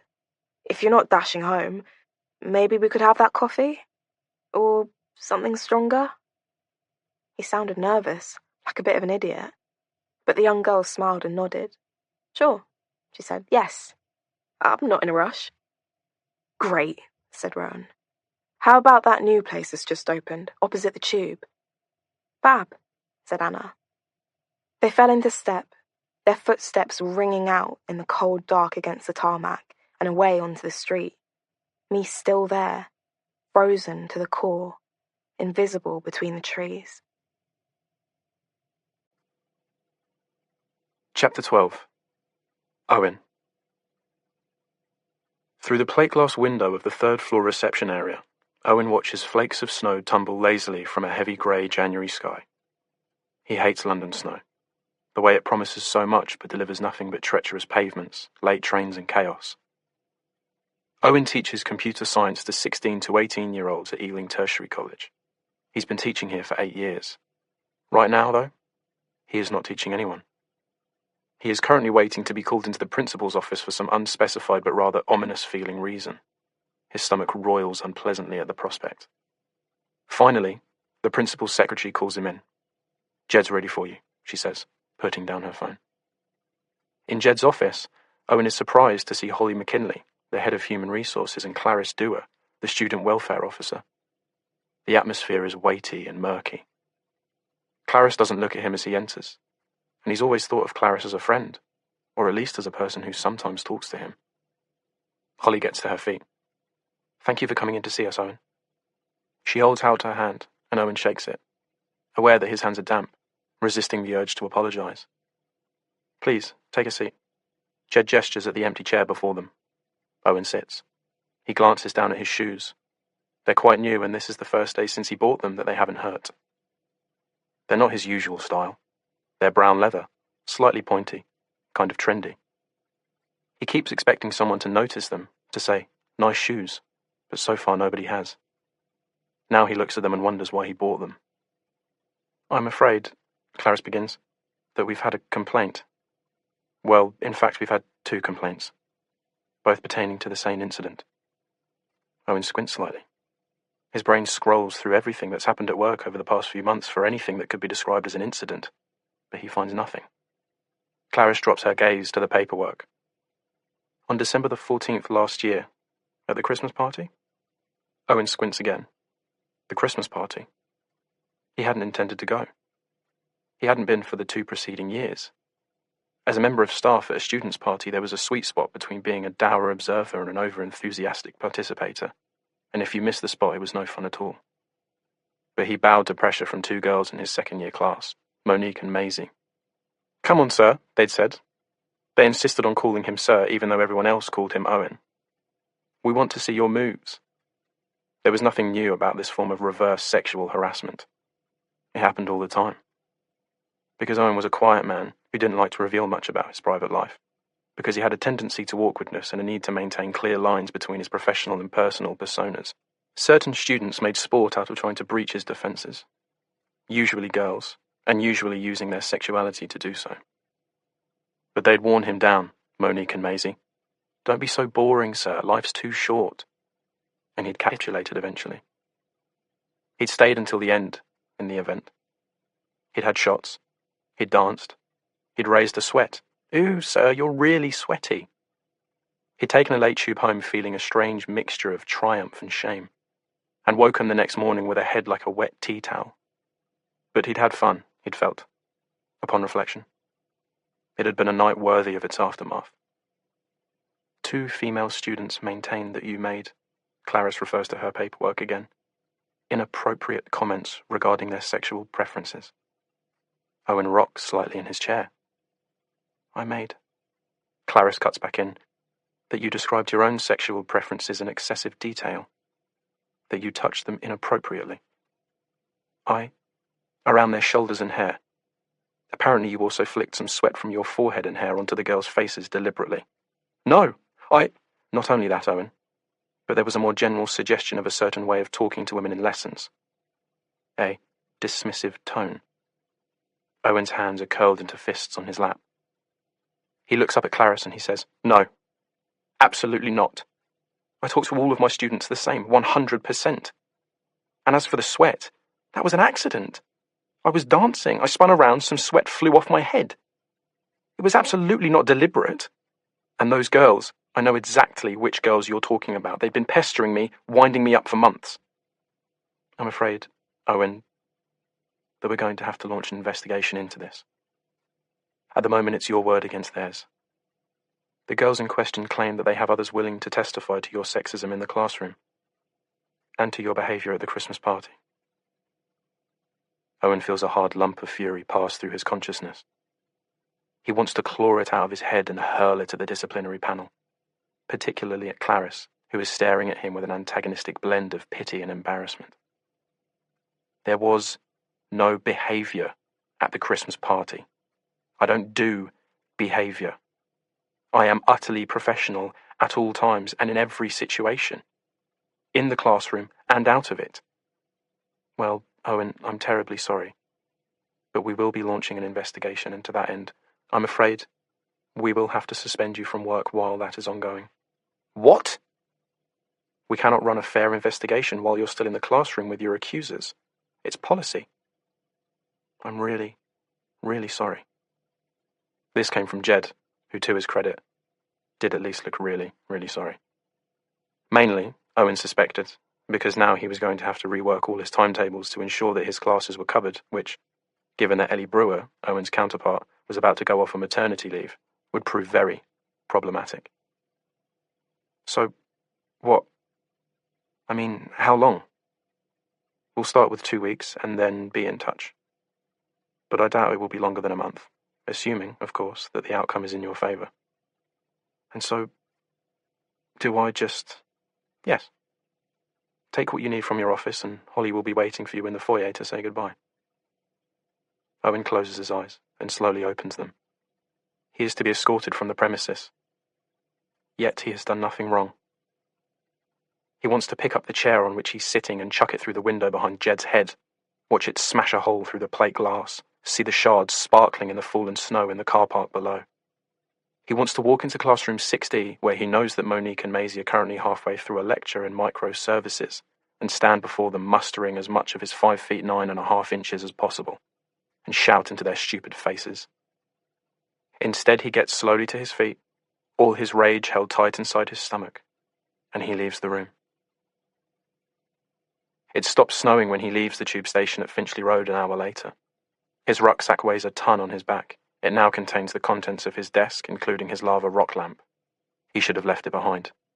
He'll be back in a couple of weeks, but something has made him pick it up. A little voice saying, "What if they're right?" There's a small and very steep hill leading from the Finchley Road to his street. At the top of this hill there are 2 private schools.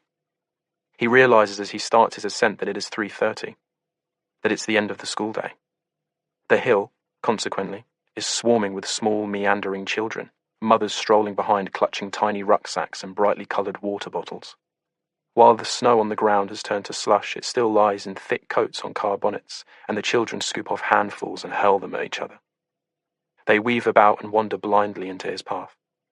He nearly loses his footing and has to grab hold of a wall to stay upright. The mothers are oblivious. Owen hates these mothers. These school mums with their weird leggings and blown-out hair, their fat winter coats with rabbit fur hoods, their fading winter holiday suntans, box-fresh trainers. What do women like this think about, he wonders, when it's just them and the kids are in bed, and they've got one of those gigantic fish bowls of wine in their hands? What are they when they're not at the gym or collecting their children from school? Where do they exist on the scale of humanity? He cannot imagine. But then all women are an eternal mystery to him, even the ordinary ones. Owen lives in a cavernous first-floor flat carved out of a grand mansion on one of the finest streets in Hampstead. In front of the house is a driveway, unkempt and unused, except as a storage area for bins and things the other residents of the house don't want in their homes. There has been an armchair sitting on the lawn in front of the house for almost a year now. No one complains because no one really cares. It's a building full of old people and recluses. The flat is owned by his aunt, Tessie, and is the largest apartment in the building, boasting the highest ceilings, the tallest windows, the solid 4-panel doors with fan-like windows above that the other floors of the house don't have. Owen's bedroom is at the back left corner of the flat, with a window overlooking the scruffy communal garden that no one takes responsibility for, and a wasteland beyond a dividing wall where a grand mansion once stood. The house is an aberration on this street of glossy new apartment blocks and shiny mansions with security gates. The freeholder is a mysterious Scotsman known only as Mr. G, who appears to have washed his hands of his responsibility for the upkeep of this once beautiful building. Tessie has tried writing to him, but has received no response. Tessie is currently away. She has a house in Tuscany, equally as run down as her London apartment, and is there for substantial periods of time. When she's away, she locks each door of her flat apart from the bathroom and kitchen.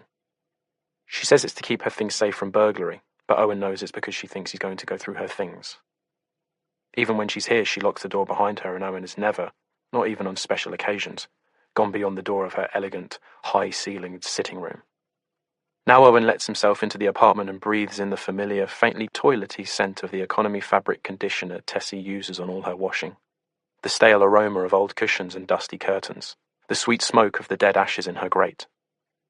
It's already starting to get dark at this, the bleakest time of the year, and Owen turns on lights, flicking the yellowed Bakelite switches that fizz alarmingly beneath his fingertip.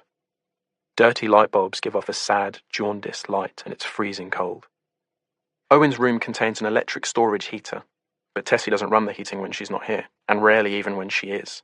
So he also has a plug-in blow heater hidden behind his wardrobe that Tessie would make him get rid of if she discovered it, convinced as she is that it would send her electric bill through the roof. He drops his rucksack onto his bed and flops heavily into a small floral armchair. He reaches down to the blow heater and switches it on. Because of the height of his ceilings, it takes a while for the room to heat up, but once it does, he kicks off his new shoes so that they disappear beneath his bed. He does not want to see the shoes again, let alone wear them. For some inexplicable reason, he feels that the shoes are to blame for the events of the afternoon. They have made him someone that he is not. A man capable of inappropriate sexual comments to his students. A man in need of being walked off premises. He pulls off his sweater and then runs his hands down his static-filled hair. Owen has fine hair. He tries to wear it in a side parting, but it always flops into a middle parting, and he ends up looking as though he'd deliberately chosen to wear his hair that way. Like that tall bloke in the office. Not that Owen looks like that bloke from the office. Owen is much better looking than him. No one's ever told him he's good looking, but then no one's ever told him he's ugly either. Through the window, Owen can see a flurry of snow fill the tar-brown sky outside, each flake briefly lit on one side by light from the street. He starts to worry about it settling again, about struggling down the hill to the tube station the next morning, holding onto cars and walls to stop himself from falling. And then he remembers. There was an incident. He is suspended. The contents of his office are currently in a bag on his bed. He has nowhere to go tomorrow. There is food in the fridge, enough for 2 days. The snow can fall and settle. He has no reason to care. Chapter 13. Later that evening, Owen opens up his laptop and types in false accusations of sexual misconduct. He's looking for some online advice, but instead finds himself reading a human interest article in The Guardian about the impact on various men of being falsely accused of rape.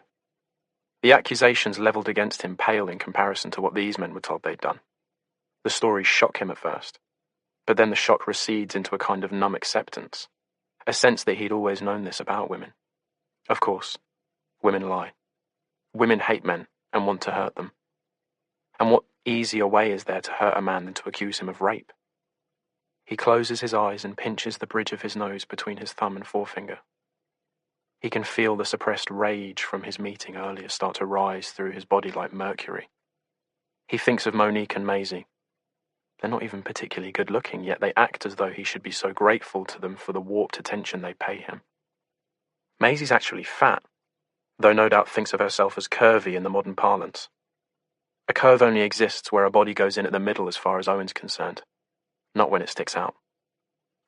Then he thinks about the previous evening, about that stupid girl who'd got off the tube at the same time as him, who'd crossed the Finchley Road at the same time as him, who'd taken the same turning off the Finchley Road as him, and then acted like he was about to jump on her just because he dared to live on the same street as her. He'd seen her take out her phone and call someone, the breathlessness of her voice, the little turns of her head over her shoulder every few minutes.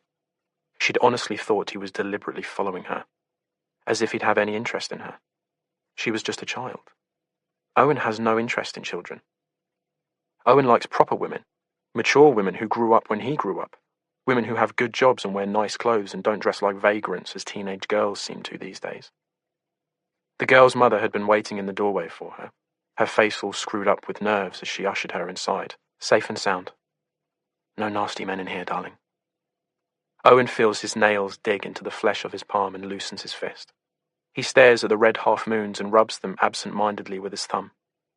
Then he turns his attention back to the screen and scrolls to the bottom of the article, to the comments. Owen loves the comments, the grey places where the dusty trolls live. He loves to see how low some people will stoop to get the endorphin rush of a reaction. He's been known to do it himself on occasion. It can feel like a sport at the time, though afterwards he feels a sort of pathetic remorse. What has he contributed to the great vibrant soup of humanity? Nothing whatsoever. There are some angry men in the comments section of this particular article, but one in particular catches Owen's eye. His username is Your Loss, and he seems articulate and well-informed. He has been through this himself, he says. My colleague, who, might I say, was no oil painting, decided that my attempts to offer her advice about her love life, and I can tell you, all this woman ever talked about was her love life. I was locked in a small office with her and another woman who literally talked about men all day long, were actually meant as sexual overtures. And no, of course she did not say this to my face. Of course not, because that would just be civilized and human. No. Straight to human resources. They offered her counselling. They offered me nothing but dirty looks and assumptions of guilt. They never proved anything and I kept my job. But this woman asked to be moved to another area of the business, while her colleague swapped offices with someone across the landing and was replaced by a man. This man has a beard and looks at me in disdain. He puts soya milk in his coffee and refers to homosexuals as LGBT ABCDXYZs or what the fuck ever. He has clearly been radicalised by some rampant feminazi in his life. The stupid thing is that I genuinely believe in women's rights. I believe women should earn the same as men, providing they work as hard as men. I believe they should be allowed to go off and have babies, and then come back to work, providing they don't keep taking time off to go and see little Sally and her nativity play, leaving all their colleagues knee-deep in the shit. I believe they should be free to go out at night and get drunk and wear short skirts without being raped. So yeah, I'm a feminist too. But I'm also a realist. The pendulum has swung way too far IMO. It's time to throw a spanner into the pendulum. Stop its trajectory. Send it back a little our way. No wonder men want to be women these days. What teenage boy, seeing what the future has in store for him, wouldn't prefer to be a lady? To have all the rights and all the protection? Who's protecting the men? Nobody. Nobody gives a shit about us. It's time, people. It's time. Your Loss's comment ends there, on something of a cliffhanger. Time for what? Owen wonders. Time for what? Owen goes to the kitchen to get himself a cup of tea. He stands with his back against the counter as he waits for the kettle to boil.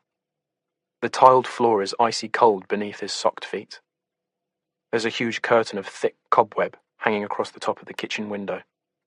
Tessie used to have a cleaner, but she died 3 years ago and was never replaced. Owen does what he can, but that doesn't extend to climbing up step ladders with a feather duster.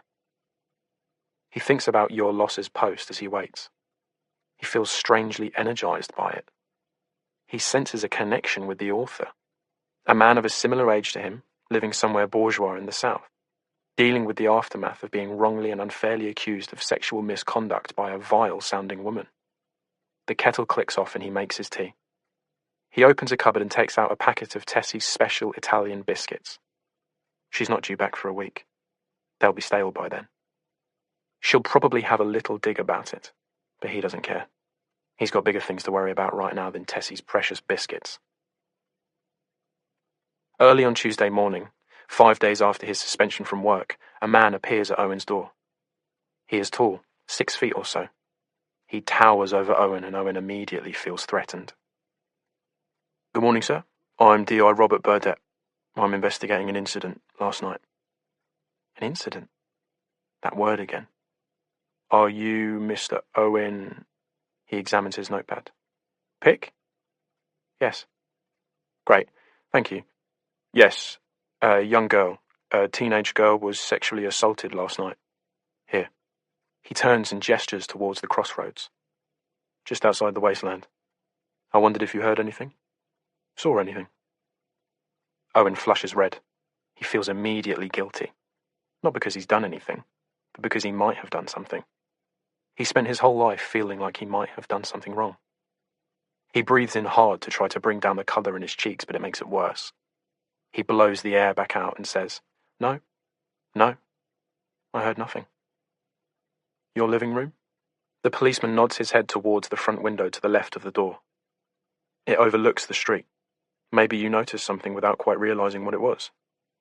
"I wasn't in my living room last night. I mean, it's not even my living room."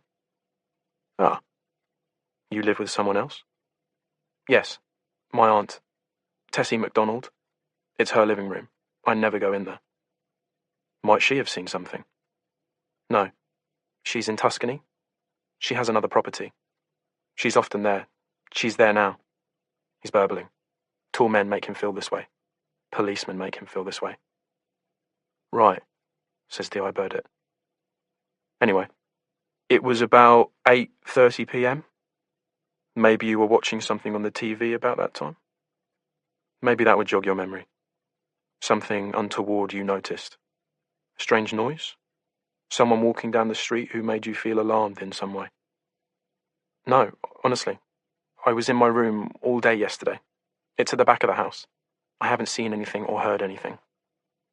A neighbour claims, D.I. Burdett glances down at his notebook again, to have seen you on your driveway at approximately 4:30 p.m. yesterday. Owen clamps his hand to his forehead. He has barely processed the accusations he suffered at work, and now there are anonymous neighbours spying on him and reporting his movements to the police in relation to a sex attack. What? Would that have been you? At 4:30 p.m. "I don't know," he says. Then he remembers that today is bin collection day, and that yes, he had put the rubbish out yesterday. "I put the rubbish out at some point," he says, "but I can't tell you when." As he says this, he remembers the girls that had walked past. 2 schoolgirls. One was the girl who'd acted like he was going to jump her when he was walking home from work the other night. The other was a tiny girl with black hair. They'd looked over at him and said something to each other. Then they'd picked up their pace before disappearing into the house across the road. He'd thought he was being paranoid at the time, that he'd imagined them talking about him. Now he can only assume that they had been. He sighs. "But roughly?" "Roughly the afternoon. It was dark, I remember." "And you haven't left the house apart from that?" "No, I have not." D.I. Burdett folds his notepad in half and tucks it into his pocket. "Thank you, Mr. Pick. I appreciate your time." "That's fine," he replies. And then, just as the policeman turns to leave, he adds, "Is she all right? The girl?" D.I. Burdett smiles slightly. "She's fine," he says. "But thank you for asking." "Good," says Owen. "Good." Chapter 14. Owen had been a beautiful child, oddly. His mother had put him in for modelling when he was about 4. He hadn't been taken on because he was awkward in front of a camera, but he had had a cherubic face, dark eyes, red lips, a dimple. But the face that had looked so beautiful on a small child had not translated into a good face for a teenager, and he'd been a shockingly awkward-looking boy. To this day, he cannot bear to look at photos of himself between the ages of 11 and 18. But now, at 33, he feels his features have settled again. He looks in the mirror and a relatively handsome guy looks back at him. He particularly likes his eyes. They are so brown that they are almost black. He inherited them from his maternal grandmother, who was half Moroccan. He doesn't work out. That is true to say. He has little definition, but in clothes you wouldn't know that. You wouldn't know about the softness of the skin around his belly button, the slightly mammary sag around his pectorals. In carefully chosen clothes, he looks just like any average gym goer. Owen doesn't believe that he's being rejected by women on the grounds of not having a fit bod. This he could accept. But no woman has seen him undressed. Not once. Not ever. It appears that for some unexplained reason, Owen fails to meet the criteria of every single woman in the land. And yet he sees men far worse looking than himself every single day, with women who appear to like them, or with children, proving that at some point a woman has liked them enough to let them do that to her, or wearing wedding rings, or with photos on their desks of nice-looking women, or photos of the children that nice-looking women have let them make inside them, and really, it baffles him. It absolutely baffles him. It's not as if Owen is fussy. He really isn't fussy. In fact, he would probably say yes to 80% of adult women if they asked him out to dinner, maybe even 90%. In Tessie's bathroom, which is heated by an electric bar above the door that glows as red as a Saharan sunset, and which would probably fail a health and safety inspection, there is a full-length mirror opposite the toilet. Owen has no idea what would possess someone to put a full-length mirror opposite a toilet. But there it is. And over the years, he's grown used to it. He ignores it most of the time. But sometimes he uses it to assess himself, physically. He needs to look upon himself at regular intervals to see himself, because no one else sees him, and if he doesn't remind himself of his 3 dimensions, he might just dissolve and disappear. He looks at his penis. He has a nice penis. He's watched the dating show with the naked men standing in pods being scrutinized by fully clothed women, and nearly every one of the men has an ugly penis. But his penis is nice. He can see that objectively. Yet no woman has ever seen it. He sighs, puts himself back into his underwear and zips up his trousers. He goes back to his room and to Your Loss's blog, which Owen had discovered yesterday after clicking a link included in his online comment. Your Loss's website is a portal into a world that Owen did not know existed. He describes himself as an incel. The term is hyperlinked at the top of his website to a wiki page that describes incels thus: members of an online subculture who define themselves as unable to find a romantic or sexual partner despite desiring one, a state they describe as inceldom. Self-identified incels are largely white and are almost exclusively male heterosexuals. The term is a portmanteau of involuntary celibates. Your Loss is 33, like Owen, and very open about the fact that he has not had sex since he was 17. Owen, on the other hand, has never had sex. He once had a girl touch him inside his trousers when he was about 19. But it had ended badly and prematurely, with the girl withdrawing her hand rapidly and rushing to find a sink. It was one of the most embarrassing moments of his life. He'd replayed it in his head for years, over and over, like slicing himself over and over with a sharp knife. The more he thought about it, the scareder he'd become of ever putting himself in that position again, and he's blamed himself ever since for the lack of sex he's experienced, for the women who haven't looked at him or touched him. As far as he's concerned, it's his fault, entirely. But as he reads Your Loss's blog, he begins to wonder about this. Because Your Loss doesn't blame himself.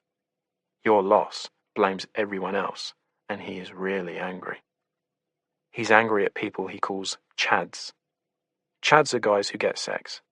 According to Your Loss, chads don't get sex because they're better than guys who don't get sex. They get sex because they're look-smaxing and mugging. This means that they are pumping their bodies artificially to look more attractive than normal guys.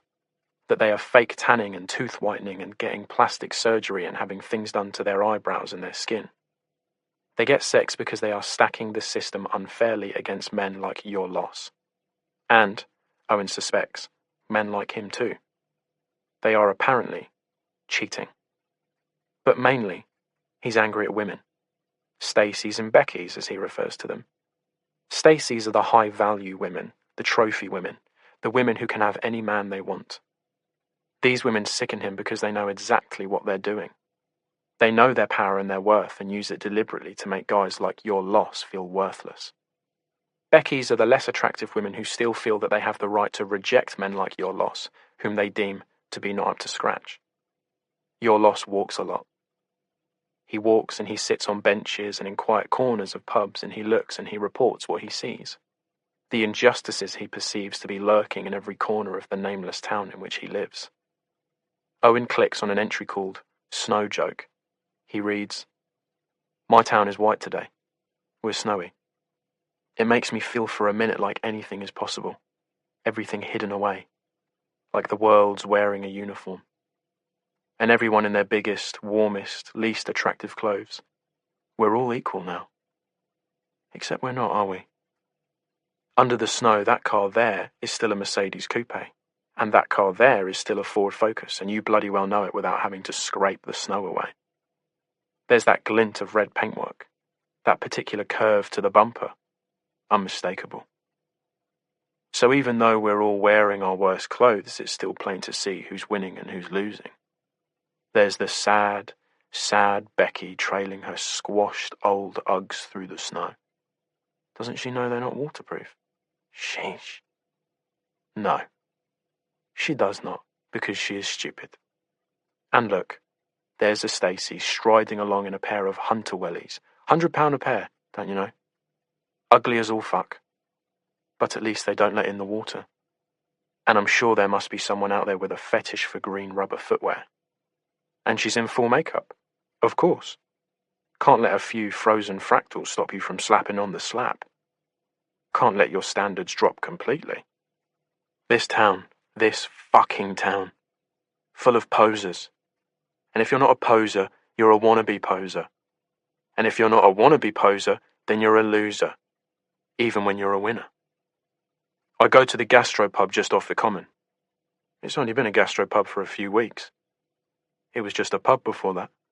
Or actually, an inn, to be precise. The Hunter's Inn, as it was once known. It has lamps outside and a carriageway where horses would once have been tethered. In spite of its gentrification, in the snow with its glowing lamps, it still looks vaguely Dickensian. And for a minute I feel timeless and happy, as if I belong somehow. In the old days, every man could find a woman. And if they couldn't make a woman fall in love with them, there were other ways of finding women and keeping them. Women needed us then, more than we needed them. What the hell happened to this world? I buy a pint. I sit by the window. I watch the ducks skittering about on the frozen pond on the common. I watch the snow. Tomorrow, it will be gone. Chapter 15. Owen puts on a grey button-down shirt and dark jeans. He assesses himself in the mirror on the outside of his wardrobe. He looks fine. Possibly overdue a haircut. His fringe hangs a little limply over his eyes, and he's very pale. But it is February, and he is always pale in February. He is due at a meeting at the college in an hour and a half. It will be the first time he's left the house for anything other than food shopping in over 2 weeks. His stomach churns slightly with nervous anticipation. Not just about the thought of going on the tube and sitting opposite people and walking through crowds of strangers, but also of what they are going to say to him. They have carried out a full investigation into the girl's allegations. They want him to pop in for half an hour or so that they can give him an update. "Can't you just tell me over the phone?" he asked. "No," Holly had said. "I'm afraid not, Owen. It needs to be face to face." He fishes the dreaded shoes out from under the bed where they've been lurking ever since he kicked them under there 2 weeks ago. They appear, trailing a family of dust bunnies in their wake. He appraises them in the light of 2 weeks' absence. No, he decides. They are bad shoes. He will not wear them again. He puts on his comfy, rubber-soled black lace-ups instead, the ones he's had to glue the soles back onto twice. He gets himself some breakfast in the kitchen, a slice of toast and a slice of cheese. Tessie appears as he's putting the butter back in the fridge. She's back from Italy and has been in a strange mood ever since she returned. "Aren't you going to be late?" she says. "You know it's nearly 10 o'clock. "I'm not due in until 11, he says. He hasn't told her about his suspension. Why would he? She would just judge him, say something about his mother, make everything 10% worse than it already is. "All right for some?" she says, brushing past him to the sink where she takes an upturned teacup from the draining board and examines the inside of it before rinsing it and switching on the kettle. Tessie is his mother's big sister. His mother is dead. She died when Owen was 18. His father lives in South London with another wife and another son. Owen lived with them for a month after his mother died. It was the loneliest month of his life. He remembers Tessie at his mother's funeral, touching his arm and saying, "Remember, I will always have a room for you if you need it." Turns out, she didn't really mean it. But now she's stuck with him, 15 years later and counting. She was 40 when Owen moved in. Now she is 55, but she acts as though she is 65. You wouldn't catch her in lycra leggings and a hoodie. Her hair is steel grey and frothy, and she shops at odd boutiques in Hampstead that sell voluminous linen tunics and trousers with baggy crotches and floppy hats. "I bumped into Ernesto last night," she says. Owen nods. Ernesto is a single man of a certain age who lives in the flat above theirs. "He said there was a visit from the police a couple of weeks back. Saw you talking to them on the front step. What was that all about?" Owen breathes in hard. "Nothing," he says. "Some sort of attack in the area. They were doing door-to-doors." "Attack?" she says, narrowing her eyes. "What sort of attack?" "I don't know." He throws his crust in the bin. 33 years old. He really should be able to eat crust at his age. "An assault, something like that." "Sexual?" she asks. "Yes," he replies. "Probably." There is a tiny but significant silence. Inside the silence, he can hear the little intake of his aunt's breath. Sees a thought passing through her mind so fast that it makes her head roll back slightly. Her eyes narrow again, and then it passes. "Well," she says, "I hope they caught whoever it was. I don't know what's happening to this area. It used to be so safe."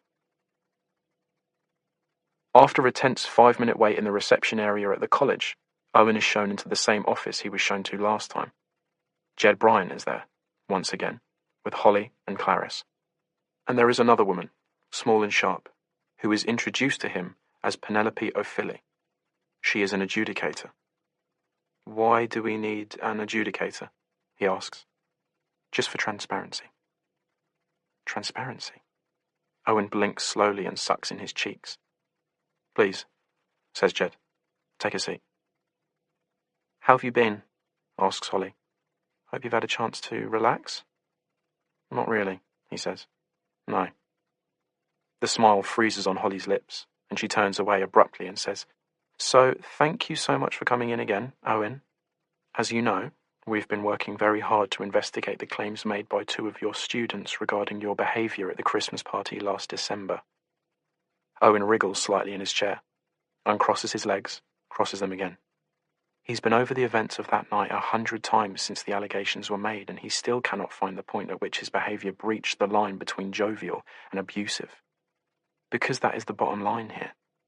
In order for all these people to be sitting in this room together, taking time out of their own days, calling in the services of an independent adjudicator, there must be some fundamental belief that abuse has taken place. He uncrosses his legs for a 3rd time and is aware that this will look edgy and uncomfortable, which is understandable but might also make it seem that he is feeling guilty. He should have spoken to someone, he realises that now. Things have escalated rather than de-escalated since he last sat here. "We've spoken to several people who were there on the night," Holly continues. "I'm afraid, Owen, that they all corroborate the original accusation." He nods, his eyes cast downwards. "Several people saw you touch the girls in question. Several other people report being present when you splattered the girls with the sweat from your forehead. They all attest that it was a deliberate action and that you did it more than once when asked by the girls to stop. Furthermore, we've had several reports backing up the claims of inappropriate teaching, favouring boys, belittling girls, ignoring them, marking them more harshly in some cases or not prioritising their work in others. Some usage of inappropriate language in the classroom." He glances up. "Like what?" "Well," Holly looks at her notes, "using terms such as man up, referring to certain pieces of code as sexy, referring to female students as girls, referring to other students as insane and mental. But making fun of students with food allergies, intolerances, and students who are vegans." Owen closes his eyes and sighs. "For God's sake," he mutters under his breath. Holly narrows her eyes at him, her finger on the last line of her notes, and says, "Also, excessive blasphemy." "Blasphemy?" he says. "Really? Dear God." He realises his faux pas and shuts his eyes. So, he says, what happens now? There is a brief silence. All three people in the room exchange a glance. Then Holly pulls a piece of paper from her folder and passes it across the table to him. We would like you to attend this training course, Owen. It's a week long and addresses all the issues we've been discussing today. If at the end of the course it's felt that you've properly engaged with the training and have a clearer understanding of what's appropriate and inappropriate in a workplace with children, we can start talking a return to work. But you have to commit to it. 100%. Have a read. Let me know what you think. You're a very valued member of staff here, Owen. A Richter smile. We don't want to lose you.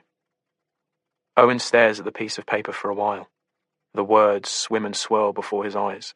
The word brainwashing passes through his head. A week trapped in a room with a bunch of paedophiles being reprogrammed to think that vegans are superior beings and women can have penises. No, he thinks. No, thank you. He pushes the paper back across the table towards Holly and says, Thank you, but I'd rather be sacked. Owen walks aimlessly for quite some time after he leaves Ealing College. He can't face the thought of the tube journey home. He can't face the thought of Tessie peering at him through her horn-rimmed glasses and saying, What are you doing back so early? And then sitting in his lumpy armchair for the rest of the day staring at a screen. He could call the college, recant his resignation, agree to the training course. There are avenues still open to him.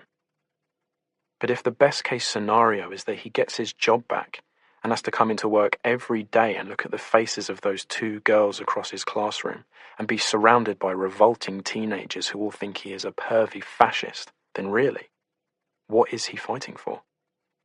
Owen has savings. Tessie charges him what she charged him 15 years ago when he was a newly bereaved teenager. £25 a week. He has no social life, no expensive hobbies, and he certainly hasn't been spending his hard-earned money wining and dining a string of ladies over the years. He has thousands in the bank. Not enough to put down a deposit on a nice flat, but more than enough to live on for a few months. He does not want his job back. He does not want to fight for it. He calls his father. Dad, he says. It's me. He hears the tiny pause. His father subconsciously recalibrating his mood to take his son into account. Oh, hi, Owen, he says. How are you? I haven't seen you for ages, Owen begins. Been like months. I know, says his father apologetically. I know, it's awful, isn't it, how the time just slips away. How was your Christmas? Owen asked this sharply, not wanting to give his father any more opportunity to blame anything other than his own uninterest for their lack of communication. Oh, it was, hectic. I'm sorry that... It's fine, he interjects again. He doesn't want to go over it all again. The sick mother-in-law, the half-brother having some kind of pathetic Generation Z crisis to do with drugs and gender dysphoria. All a bit much this year, son. We're going to batten down the hatches. The idea that his father battening down the hatches involved the exclusion of his firstborn son had been bad enough when it was first announced, and it hasn't improved with the passage of time. How was your... I spent it alone, Owen says. Oh, says his father. I assumed you'd be with Tessie, or... No, Tessie went to Tuscany. I spent it alone. It was fine. Right, he says. Good. Well, I'm sorry. And hopefully next Christmas will be a bit less... Hectic? Yes, a bit less hectic. And how's work? I resigned from my job today. They were accusing me of sexual misconduct. Oof. He hears his father wince. Yes.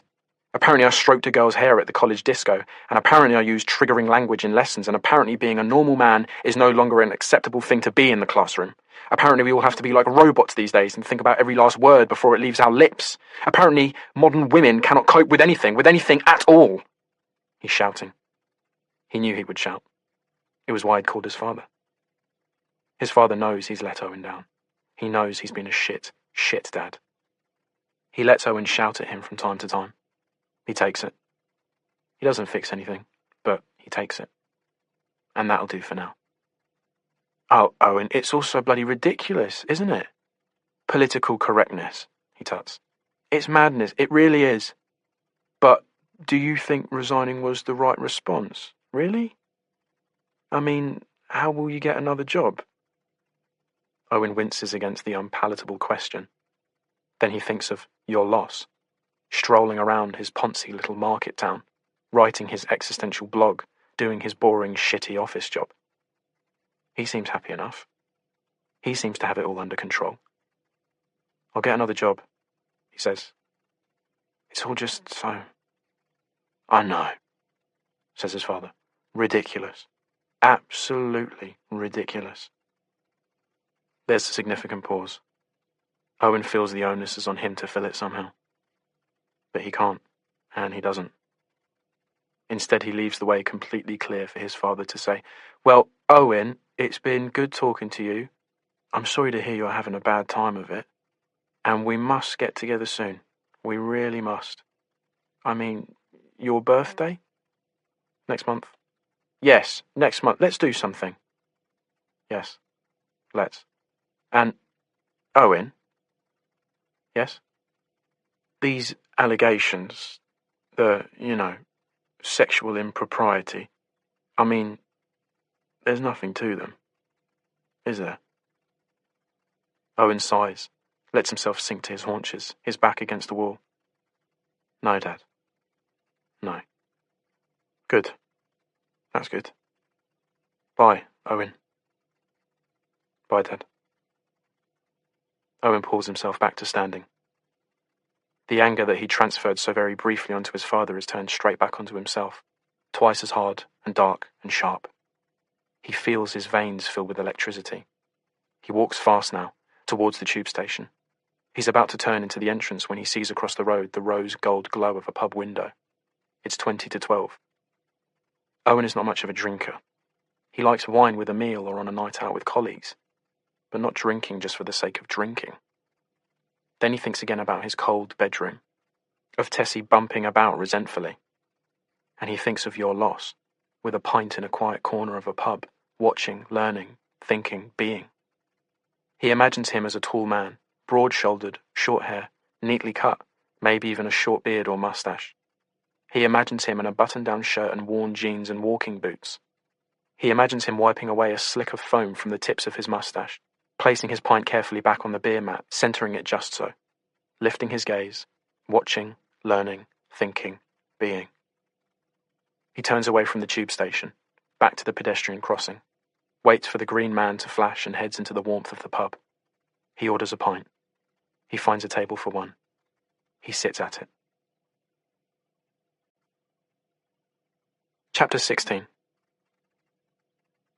A few hours later, Owen pushes his way heavily through the door of the Oriental Star opposite his local tube station. He waits at the till for a special chow mein and a can of tango, and then takes them to the counter in the window where he watches people pouring from the tube, wondering at the terrifying unknowability of strangers. He uses the noodles to try to soak up the 3 pints of lager he had while he was in the pub by himself. Being drunk alone was an alarming experience. He'd gone to the toilet and pissed on his shoes, wobbled, laughed at his reflection in the mirror, and talked to himself, then bumped into a table on the way out, causing the wine in a woman's glass to slosh over the rim. "I am so very sorry," he said. "Please don't report me to the authorities." And she'd looked at him sideways, unsmilingly, and he'd said, "Fucking bitch," under his breath, left the pub, and then immediately wished he hadn't said it. After his noodles, he ascends the steep hill to his road. The drunkenness is receding, dampened. He looks up and sees the moon shining down between 2 tall trees against a navy blue sky.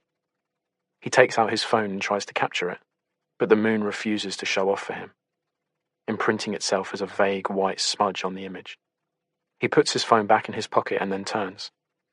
And as he does so, a thin figure comes hurtling towards him, shoulders him roughly, nearly knocks him backwards.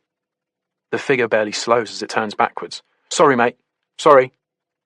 The figure then reverses and hurtles down to the end of the hill, runs on the spot, then turns and hurtles back up the hill, right up the middle of the road. Owen stands and watches him. He sees that it is a middle-aged man, wearing tight lycra leggings and a zip-up jacket with strange black flaps over his ears, and wires coming out of a tiny pocket in his jacket. A jogger. He throws Owen a strange look, before running back down again. The road is a dead end, separated from the 6 lanes of traffic on the Finchley Road by a set of stone steps. For a while, it is just Owen and the jogger. As the jogger reaches the top of the hill for the 6th time, he stops and collapses into himself, breathing so loudly he sounds as though he might die. He glances up at Owen. "Are you all right, mate?" he asks. Owen feels something stir deep inside himself, something dark. He looks at the jogger and he says, "Are you married?" The jogger grimaces and says, "Hey?" "Married?" says Owen. "Got a girlfriend?" "What's it got to do with you?" "Nothing," he replies. "I just wondered." He starts to head around the corner to his street when the man catches up with him. "Do I know you?" he asks. "I have no idea." "Are we neighbours? I feel like I've seen you." "I live there. Number 12? He points at Tessie's building and shrugs. "Ah, yes. That's right. We live there." The man points to the house opposite, the one where the teenage girl lives, where the stupid mother with the concerned face lives. Owen nods. The man gives him a tight smile before jogging away from him. "See you around," he says. "Yeah," says Owen. "See you around." The TV in Tessie's sitting room rumbles through the closed door. She's watching the live feed from the Houses of Parliament. Something to do with Brexit. Sounds like a donkey compound. He tiptoes past, gets himself a pint of water from the kitchen and then locks himself away in his bedroom where he undoes the top 3 buttons of his shirt, kicks off his scruffy shoes and opens up Your Loss's blog. There's a new post up, but he doesn't read it. Instead, he scrolls down the page to the link that says Contact. "Hi," he types in the contact form. "My name's Owen. I love your blog. Would love to chat sometime. I've just lost my job. Don't really know what my next steps are." "Yo, Owen," comes the reply. "What's going down with you?" "I'm a teacher. I was accused of sweating on a student and taking the mick out of vegans, and I just turned down the chance to attend a retraining course and quit." "No way. Tell me more." Owen replies succinctly. The outline of the thing, the party, the tequila shots, the girls, the meetings, the curl of distaste on the mouths of Clarice and Holly every time the word sweat was mentioned. "What's the deal with you?" asks Your Loss. "Are you celibate? Infrequent? Never? What?" "Celibate," he replies. "Never." "Do you like anyone? I mean, are you romantic?" Owen considers the question. He can't find an answer. Eventually he replies, "I don't know. I don't like anyone, but I have liked people. Dated? Kind of. Dinner and flowers? The pub? Dinner and flowers. Once." "And how did that go?" "Shit. She left halfway through the date, said her mum was having an emergency." "Lol. Fuck that. What fucking bullshit." "So, what are you going to do about your job?" "I don't know. Going to take some time out. I've got savings." "And? What will you do with your time out?" "Haven't really thought about it. Maybe try to start something up, a company, something like that." "You need a plan, mate. Otherwise you'll wake up one morning and your savings will be gone, and you'll have put on a stone and have nothing to show for it but a load of trousers that don't fit you anymore. I'm not sure I'm ready for making a plan." Your Loss doesn't reply for quite some time. Owen wriggles slightly and clears his throat, worried that he's said something to put him off. Then there's a blip and another message appears. "Where do you live, Owen?" "North London." "Righty-ho. Not far from me, then." "Why? Where do you live?" "Just outside London. Look, here's my email address. Write to me. I've got a proposition for you. bryn@hotmail.co.uk. Email me now. Yeah?" Owen opens his email account. pastes Bryn's email address into the bar, and starts typing. Chapter 17. Owen and Bryn arrange to meet for a pint at a pub near Euston Station. Bryn has told Owen that he will be wearing a green jacket and has a lot of hair and wears glasses. Owen has told Bryn that he will be wearing a black jacket and jeans, and then struggled to find any other identifying features to share with him. He walks into the pub now. It's a scruffy mock Tudor affair, set on a corner, with weather-beaten tables on a pavement and leaded windows. The air is thick with beer and dust. Lone men sit in corners. Owen's eyes scan the room until they come upon a man on the left, who is looking at him with some semblance of recognition. It doesn't somehow compute that this man might be your loss, and Owen's gaze passes across him. But then, the man is on his feet and coming towards him. He has a strange forward-leaning gait and is short, very short. His hair explodes from his scalp and recedes halfway back like a clown wig. The bald part of his skull is shiny and raw-looking. His green zip-up jacket has a stain on it. Owen? Yes? Cool. Nice to meet you, mate. He grabs Owen's hand and pumps it up and down. Bryn? Says Owen. Great to meet you too. Can I get you... He gestures towards the bar. No, I'm good. Owen gets himself a glass of red wine and heads back to Bryn's table. Well, says Bryn. This is a turn-up for the books. It is a bit, Owen agrees. The last thing he'd been expecting, in fact. Bryn had emailed him back the night before and asked him a bit more about his technical qualifications, abilities, interest, asked him about the circumstances around his resignation from the college. Owen hadn't quite been able to fathom his intent. Then Bryn had suddenly said, This is Kismet. Karma. You and I were meant to meet. Drinks? Tomorrow? Euston way? How's your day been? He asks now. Owen, who is unused to people asking him how his day has been, blanches slightly. Good. It's been good. Then checking himself, he adds, Yours? Oh, you know. Same old shit. Are you working right now? Yeah. I am. Just come straight from the office, in fact. Unlike you lucky bastard. You gentleman of leisure. How did you spend your day? He shrugs. Slept late, had a long bath, watched a few episodes of a show, ate a bowl of pasta. Oh, you lucky fucker. Fuck. I'd kill for a day like that. Anyway, he raises his pint of something murky looking towards Owen's red wine glass and says, Cheers. He is absolutely nothing like Owen had imagined, but he has a certain charisma, a cartoonish charm. He has self-confidence, a touch of cockiness, which confounds Owen, as he's always been under the impression that self-confidence was what attracted women to a man, and that it was his own lack of confidence that was scuppering his chances. Owen's eyes fall to the stain on Bryn's jacket. It's unidentifiable. It looks like it's been there for so long that Bryn no longer sees it. He pictures himself pulling Bryn's jacket off and shoving it in a washing machine on a hot setting. He pictures himself with a pair of shiny snip-snip scissors, chopping off the ludicrous curls, yanking off his unfashionable glasses, telling him to stop smiling like that. He's strangely furious with Bryn for sabotaging himself and then making himself the mouthpiece for men like Owen, who try and do everything right, who don't have stains on their jackets and clown hair yet still can't get a woman to look them in the eye. Bryn doesn't have a clue, Owen thinks. He doesn't have a clue what it feels like to be totally normal yet be overlooked by the world for no discernible reason. He seems to want to be despised by women. He thinks again of Bryn's comment under the article about being accused of sexual misconduct at work, and he thinks of the women in Bryn's office. And for a moment, he feels sorry for them. But he hides these misgivings from Bryn and smiles and says, Cheers. It's great to meet you. So, Bryn rubs his hands together. I suppose you're wondering what this is all about? He nods. Bryn lowers his voice and glances around the pub.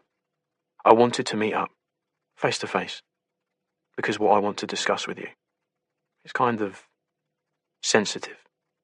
I don't want to leave anything in my trail. You know. Owen nods again. So, you and me. I feel there's a kinship, yes? Owen nods for a third time. I'm looking at you, and I see a nice-looking fella. You're nicely dressed. But you're telling me that you've never been with a woman. Owen smiles apologetically. So what does that tell you about the world? Bryn doesn't wait for Owen to reply. It tells you that the world is wrong. The world, Owen, is just totally fucking wrong. And why do you think that is? Again, he doesn't wait for an answer. It's a conspiracy. And I'm not some nutjob conspiracy theorist. I promise you that. But this, the shit that guys like you and me have to deal with, it's a conspiracy. Full blown, end of. They call us incels. He makes the quotes with his fingers. Like it's just bad luck, you know. Like there's nothing anyone can do about it. But that's the thing, Owen. They are doing this to us, deliberately. The media are doing this to us. And they've got the liberals and the feminists eating out of their hands. The world's collective brain is shrinking. People are becoming more and more stupid. More and more fixated on detail. Fucking eyebrows. There's a whole industry out there dedicated just to eyebrows. Did you know that? Multi-million-pound industry. And meanwhile, the gene pool is shrinking and shrinking without men like you and me in it. Extrapolate another 3 generations into the future. And what are we going to end up with? Nothing but a billion Stacys and Chads. And that's bad for the world, Owen. It's bad for the planet. We'll die out, the likes of us. It'll be a world full of people with shiny teeth and tattoos, all fucking each other and making more Stacys and Chads. In days gone by, there was a woman for every man, because women needed men. Now women think they rule the world. They get to pick and choose while men flail around waxing their eyebrows and pretending they're okay with their girlfriends calling them useless wankers. The world's destroyed, Owen, totally destroyed. And I've got a platform. I have over 10,000 subscribers to my blog. And it's building, by the day, by the minute. I can use that platform, target people who might be on the same page as me. I mean, obviously, we're all angry about the way we've been fucked over by the world, but it's a matter of targeting people who might be prepared to step out of their boxes and do something about it. Start a revolution. Owen looks at Bryn questioningly. I'm talking about war, Owen. Are you in? Owen lies on his back on his single bed. He stares upwards at the ceiling, 8 feet overhead. Strands of cobweb dance about up there, blown by the draft from the window. It is midnight. He is tired, but he cannot sleep. Every moment of his night out with Bryn is playing and replaying through his thoughts. Bryn's words roll about his mind like an upended bucket of marbles, skittering about deafeningly. Even now, 2 hours after getting home, an hour after getting into bed, Owen cannot quite fathom the meaning behind Bryn's words. Bryn was unclear. His thought processes didn't seem to keep pace with his words. He seemed a bubbling geyser of ideas and anger and excitement and purpose, without any clear focus or intent. The one key thing he kept coming back to was the idea of a revolution. Eventually he'd passed Owen a small pot of pills, with the words, "If you can't get it legally, then just fucking take it," while they're sleeping. Owen had looked back at Bryn. "I don't understand," he said. "Oh, you do understand," said Bryn. "You totally understand." He sat back, his arms folded across his chest. He eyed Owen triumphantly for a second and then leaned in again. "Imagine," he said, "a whole army of us lot doing this. Hundreds of us. Do you see?" Owen felt his lunch rising gently up the back of his throat. Bryn leaned in even closer and looked at him urgently. "This isn't about sex. You know that, don't you? This is about us. Fuck, if we were an endangered animal, there'd be a charity out there doing everything they could to keep us alive. They'd be sending us every fucking fertile female animal they could throw our way to preserve our species. So why should we be any different? Why should we get a worse deal than a fucking animal, Owen?" He steepled his fingers and looked at Owen across the tips. They'd left the pub a minute or two later. "Think about it," had been Bryn's parting words. Owen had watched him leaping up the steps to Euston Station, 2 at a time, quite nimble, his crazy curls bouncing up and down, the worn-down backs of his shoes flashing in and out of sight. Owen sits up now, and logs into one of the incel chat rooms that he's been frequenting since he started following Bryn's blog. He found these forums reassuring at first. There has not been one day of Owen's life where he has woken up and felt okay about his aloneness. Not one day where he hasn't glanced at a couple on the street and wanted to scream in their faces about the unjustness of it all. And he was relieved to find that he wasn't the only man in the world who'd ever felt the way he did. But now Owen thinks of the stain on Bryn's coat, juxtaposed against the arrogance of what he thinks the world owes him, and he looks again at the forum and imagines, hiding behind the avatars and grandiose usernames, a sea of Bryns with stained jackets and unkempt hair and ridiculous rape fantasies. And he finds himself feeling sorry for these men. Maybe, he thinks, they simply don't deserve nice women. And now he wonders if maybe there's not anything wrong with him after all. That maybe he's just been in the wrong headspace. That he's just been overthinking it all these years. The answer, he suddenly realizes, is not Bryn's pathetic war against the world. The answer is making peace with himself. He reaches down to the floor by his bed for his phone. He switches it on and swipes the screen, looking for the little red flame logo of the Tinder app. Chapter 18. It's 7 p.m. on Valentine's Day, and Owen puts on a dark navy crewneck jumper with a white shirt underneath. He can't quite get the collar to sit right and it looks a little scruffy, but he's running out of time so it will have to do. His hair is all wrong, but that's par for the course. He wears a smart blazer over his sweater and chinos, mainly to camouflage his wide hips. Owen is taking a woman out for dinner. A woman he met on Tinder 3 nights ago. He's tried the Tinder approach to meeting women before, but it never worked out for him. Nothing more than a run of excruciating exchanges with women who weren't even particularly good-looking, and which he handled, he felt in retrospect, quite badly. But he was a different person then, more brittle, less world-weary. He'd pinned too much on each encounter, set his hopes way too high. If his weird interlude with Bryn had done one thing for him, it was to reset his idea of romance. Anything that wasn't date rape now seemed like a good thing. The woman is called Deanna. She's 38, lives in Colindale and works in marketing for a direct mail company. She has a 10-year-old son and a face like a sincere apology for something that really isn't her fault. None of her photos show her body from the shoulders down, which suggests that she might be overweight. But that's fine. Owen doesn't mind. He crosses paths with one of Tessie's friends as he exits his bedroom, a man called Barry, who sometimes stays the night, but often doesn't. Barry reeks of very strong aftershave and is wearing a handkerchief in the top pocket of an expensive-looking grey woolen jacket. "Good evening, Owen," he says gruffly. "Hello, Barry," he replies. Tessie appears from the sitting room and looks strangely at Owen. "You look very smart," she says suspiciously. "Where are you off to?" Owen reaches for his coat and pushes his arms into the sleeves.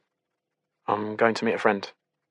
Tessie pulls a mustard-coloured scarf from the hook in the hallway and starts wrapping it around her neck. Her demeanour softens. "Oh," she says. "A friend? A red roses and chocolates kind of friend?" "No," he says firmly, not wanting to give anything of his private life to Tessie that she might one day throw back at him.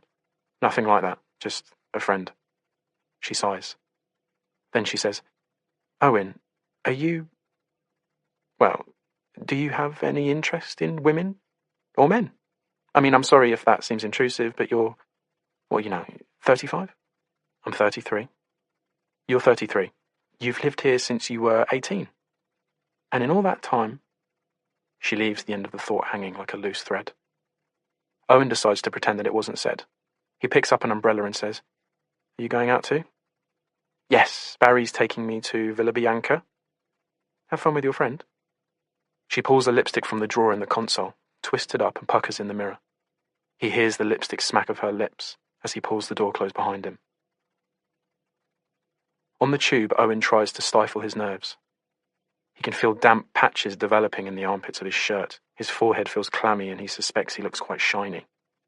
He exits the tube at Covent Garden and greedily breathes in the cold, damp night air. Glancing at his phone, he sees a message from Deanna.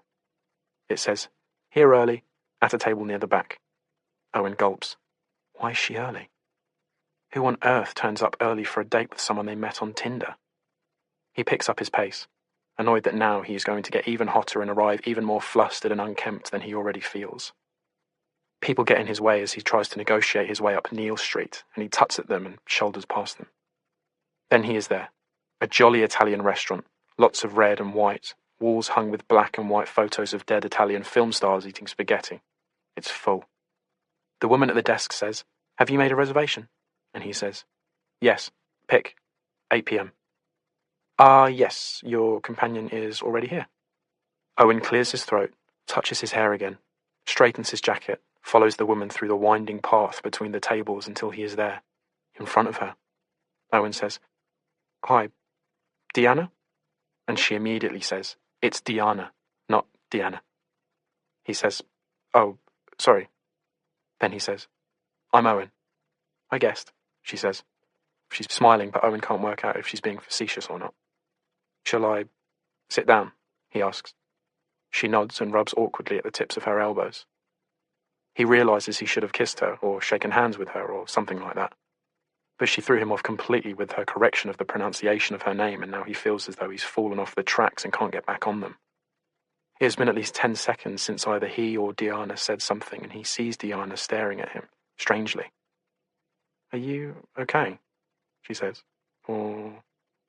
Her eyes go to the door, and he thinks that she is suggesting that they should maybe cut the date short, that it has already gone so wrong, in under a minute, that they should end it now. He sighs and lets his shoulders drop. And then he does something quite out of character, because he feels so very much like he has nothing left to lose. From a soft, open part of his psyche that he barely knew existed, he says, "I'm really sorry. I'm a bit nervous." She smiles encouragingly. He says, "In fact, I'm very nervous. Unbelievably nervous." Her face softens completely now when she says, "Well then, that makes 2 of us." And now Owen looks at her properly, for the first time since he walked into the restaurant, and he sees a pleasant-looking woman, possibly not as smooth-skinned as the woman in the photographs on the screen of his phone. Eyes possibly not as bright or quite as blue. Jawline a little less sculpted. But it is her, recognizably her, and she is looking at him playfully, as though wanting him to say something else. His mind immediately empties and he blanches, but she laughs. And it's not a laugh of derision or humiliation. It's a laugh of kindness. A laugh that says, "Look at us, on a Tinder date. Isn't this nuts?" A waiter arrives to take an order for drinks. Owen thinks of the money sitting in his bank account, the money he never spends. And while Deanna peruses the wine list, he looks at her and says, "Champagne?" He sees immediately that he has hit a jackpot of some description, that Deanna is the type of woman to respond very positively to the suggestion of champagne. She opens her mouth to say something, and he opens his mouth and finds himself saying, "My treat." She smiles and says, "Well, in that case then," and closes her wine list. They spend some time discussing what to eat, and then Deanna looks up at Owen and says, "You know, you look better in real life than you do in your online pics." Owen smiles, almost laughs, and says, "Wow, thank you. That photo was probably the best photo I've ever seen of myself, so..." There's a short silence, and Owen realizes what he's supposed to do. He clears his throat and says, You look much prettier too." It's not entirely true. She doesn't. But she's certainly far from ugly. Her photos were not dishonest. "Thank you," she says. "Your hair is a lovely colour." It is a lovely colour, a kind of brittle toffee shade with blonder bits at the end. "Takes 3 hours in the salon," she says, touching the tips. "I'm naturally mousy." "Mice are good too," he says. And she tips her head back and laughs. A waiter appears with their champagne and makes them feel suitably special as he arranges an ice bucket and chilled, misted glasses in front of them.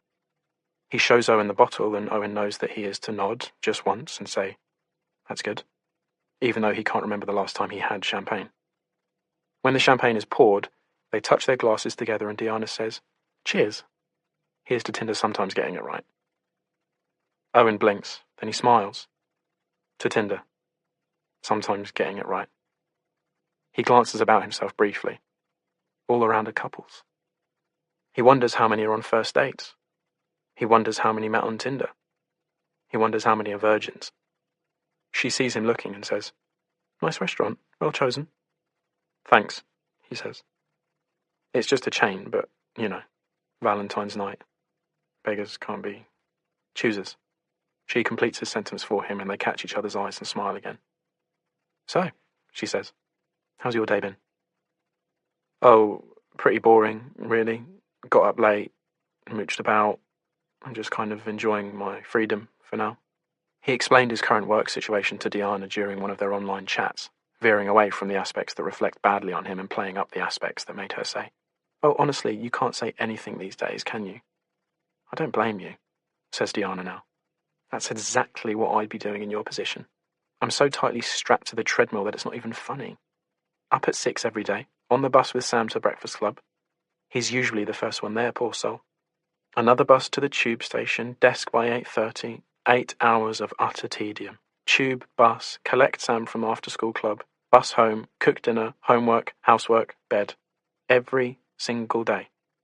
I would give anything for a break, for a chance to jump off the treadmill for a while. See what else life might be able to offer me. I mean, I know it's shitty that your employers have let you go without a fight, but wow, just some time to breathe. Some time to be yourself." Owen says, "What about your son's father? Does he never help out?" "He's dead," she says, her voice catching. Owen gulps, not the feckless, undeserving bastard he'd assumed, but a dead man. "I'm really sorry," he says. "Really, really sorry." "Yeah, well, it's been way longer that he's been dead than that I knew him. We were only together for a couple of years. He died 9 years ago. It's a strange statistic. Hard to know how to feel about it, really." "And what about you? Have you ever been married, anything like that?" He shakes his head. "No," he says, "nothing like that." She smiles at him, knowingly, as though she sees him in his loneliness and his desperation, but is not put off by it, as though she has met someone like him before. Their food arrives. Tagliatelle al ragu for Owen, a seafood risotto for Diana. "I'm having a really nice time," she says. Owen pauses, his fork halfway to his mouth. He puts down the fork and he looks at Diana, and with a hint of wonder in his voice, he says, "Yes, me too." Chapter 19. On the tube on the way home, Owen feels a plume of pleasure rising through his physiology. He pictures it as pink ink blooming over wet cartridge paper. He is being reconstituted somehow. And all because a nice, slightly overweight lady from Collindale talked to him as though he was a human being for an evening. He's a little drunk too, which is adding to his sense of well-being. Diana, it transpired, was a fast drinker, faster than him, and he'd have to race to keep up with her. The champagne had disappeared in under 40 minutes, after which they'd shared a bottle of wine, and when that had gone, before their desserts arrived, they'd each ordered a cocktail. Owen can't remember now what his was called, but it had tequila in it, and tasted like smoke. He's drunk enough and happy enough not to feel other people's eyes upon him on the strip-lit tube carriage. He doesn't feel jealous of the loved-up couples clutching single red roses swarming the streets. He doesn't feel angry when people walk across him or fail to let him through. He doesn't care if they can see him or not, because for a full 3 hours this evening, he has been seen. Owen replays the night over and over in his mind's eye. The easy exchanges, the kind look in Diana's eye, the way she kept touching her hair, nodding encouragingly at him when he was talking about himself, the slowness at the end of the night, as though she was trying to delay its finale. As he climbs the hill back to his house, the air is icy sharp. A couple pass by, holding hands, the woman clutching a posy of red flowers. They smell of wine. Owen almost says something to them, something like, "Happy Valentine's, fellow lovers," but thinks better of it and stops himself with just a second to spare. Owen stifles a laugh and turns left. He passes a man walking a small white dog. The man says, "Good evening," making Owen jump slightly. "Oh," he manages to toss over his shoulder, just a beat too slow. "Evening." He's walked past this man and his dog 100 times over the years, and this is the first time he's ever said hello. Owen smiles to himself. Around the next corner he sees a woman. She has hair the colour of sand and wears a brown coat that ties up at the waist. She's looking at her phone. As he gets closer, he can see that she's pretty. Very, very pretty. Probably pretty enough to be a model. Owen's defences automatically go up, as they always do when he is confronted with extreme female beauty. He averts his gaze and veers across the pavement, trying to clear her a path. But she is too busy looking at her phone to notice and wanders straight towards him. He tries to make room for her by moving the other way, but she moves too, and suddenly they are standing face to face, only a foot or so apart, and she looks up from her phone and straight at him, and he sees it there. Utter, utter fear. "Oh," she says. Owen moves again so she can pass. Yet again she moves in the same direction. He sees her eyes fall to her phone, the edge of her thumb touching the emergency icon on her screen. He gestures her past with his arms and says with some indignation, "Maybe you could try not looking at your phone for 5 minutes. You might find it easier not to walk into people." He turns and starts to walk away, but then, "Fuck you, creep." He stops. "What?" "I said fuck you, creep." He rocks slightly. He closes his eyes and draws in his breath. He pictures himself turning now, turning and running at her and pushing her over. He exhales, counts to 3. He carries on walking. "Bitch!" he calls out over his shoulder as he walks. He hears her call something out to him, the fading, urgent echo of her heels against the paving stones, the ringing in his ears of adrenaline pumping through his system. He feels the wine in his stomach curdle slightly and his legs turn to jelly. He stops for a moment and holds a wall to steady himself. His head spins for a moment and he thinks he might be about to throw up. And then he feels his phone vibrate, and he takes it out of his pocket and there is a message from Diana. "Dear Owen, I really enjoyed myself tonight. Thank you for being such good company and making me feel good about myself for the first time in a very long time. I hope you sleep well, and I look forward to seeing you next week. My treat this time. Diana, kiss." All the rage and nervous energy leaves his body immediately. Smiling, he turns the last corner of the block and arrives outside his house. The lights are all off and the moon shines blue off the lead on the roof. He stops to peer through the hole carved into the wooden gate of the building site next door, where he sees 2 amber dots glowing in the dark. A fox, staring at him. "Hello, Foxy," he says into the darkness. "Hello, beautiful." He glances across the street. There is a light still shining in one of the windows. He sees the suggestion of movement behind it. He hears raised voices coming from somewhere out of sight. Then he sees a person standing outside the house, tall, slender, in a black hoodie. Tips of angular elbows protruding from their sides like wings. The person stands for just a moment, watching the light in the window just as he does. Then the person turns, and in profile he can see it as a young girl. Her hands stuffed into the pockets of her hoodie, her jaw set hard. As he watches her, she turns and looks at him. "I know you," he thinks. "I know you." After. Chapter 20. Kate spots it late in the day, a small piece in a copy of the Times she'd picked up for free in the supermarket the day before. She often picks up the complimentary paper, but rarely reads it. And she only reads it today because she's looking for an article advertised on the front page about how to have sex in your 50s. She turns the pages quickly, but her eye is caught first by the word Camden, halfway down page 8. The headline says, "Camden schoolgirl still missing. Police questioning locals." And there, beneath the headline, is a photo of a young girl with exquisite symmetrical features, an enigmatic smile, large hoop earrings, dark curly hair held back on one side in a single tight braid, pale green eyes. Kate doesn't immediately recognize her, but then she reads on, and her eye is drawn back to the girl in the photograph. And then she knows it is her. Camden schoolgirl Saffyre Maddox, 17, has not been seen since she left home on the evening of the 14th of February to visit a friend in Hampstead. Saffyre, who lives with her uncle, Aaron Maddox, 27, in Alfred Road, NW3, is studying for A-levels at Havelock School, NW3. The school describe her as a good student, and a sociable member of the school community. According to Aaron Maddox, she left home at roughly 11 o'clock on the night of her disappearance, wearing dark jogging bottoms, a black hoodie, and white trainers. Kate gasps and looks around her as though there might be someone here to share this with. The children are both off school for half-term, but neither of them is in, and Rowan is at work. She picks up her phone, photographs the story, and before she's had a chance to think about what she's doing, has WhatsApped it to Rowan. For obvious reasons, Saffyre's name has not been mentioned by either of them, but there's no reason why Kate shouldn't still recognise it when she sees it printed in a national newspaper. The tick remains grey. Rowan always has his phone in flight mode when he's with patients. That was one of the many things that had fanned the flames of her madness the year before. That he always forgot to take it out of flight mode afterwards. Would walk around completely uncontactable, long into the evening.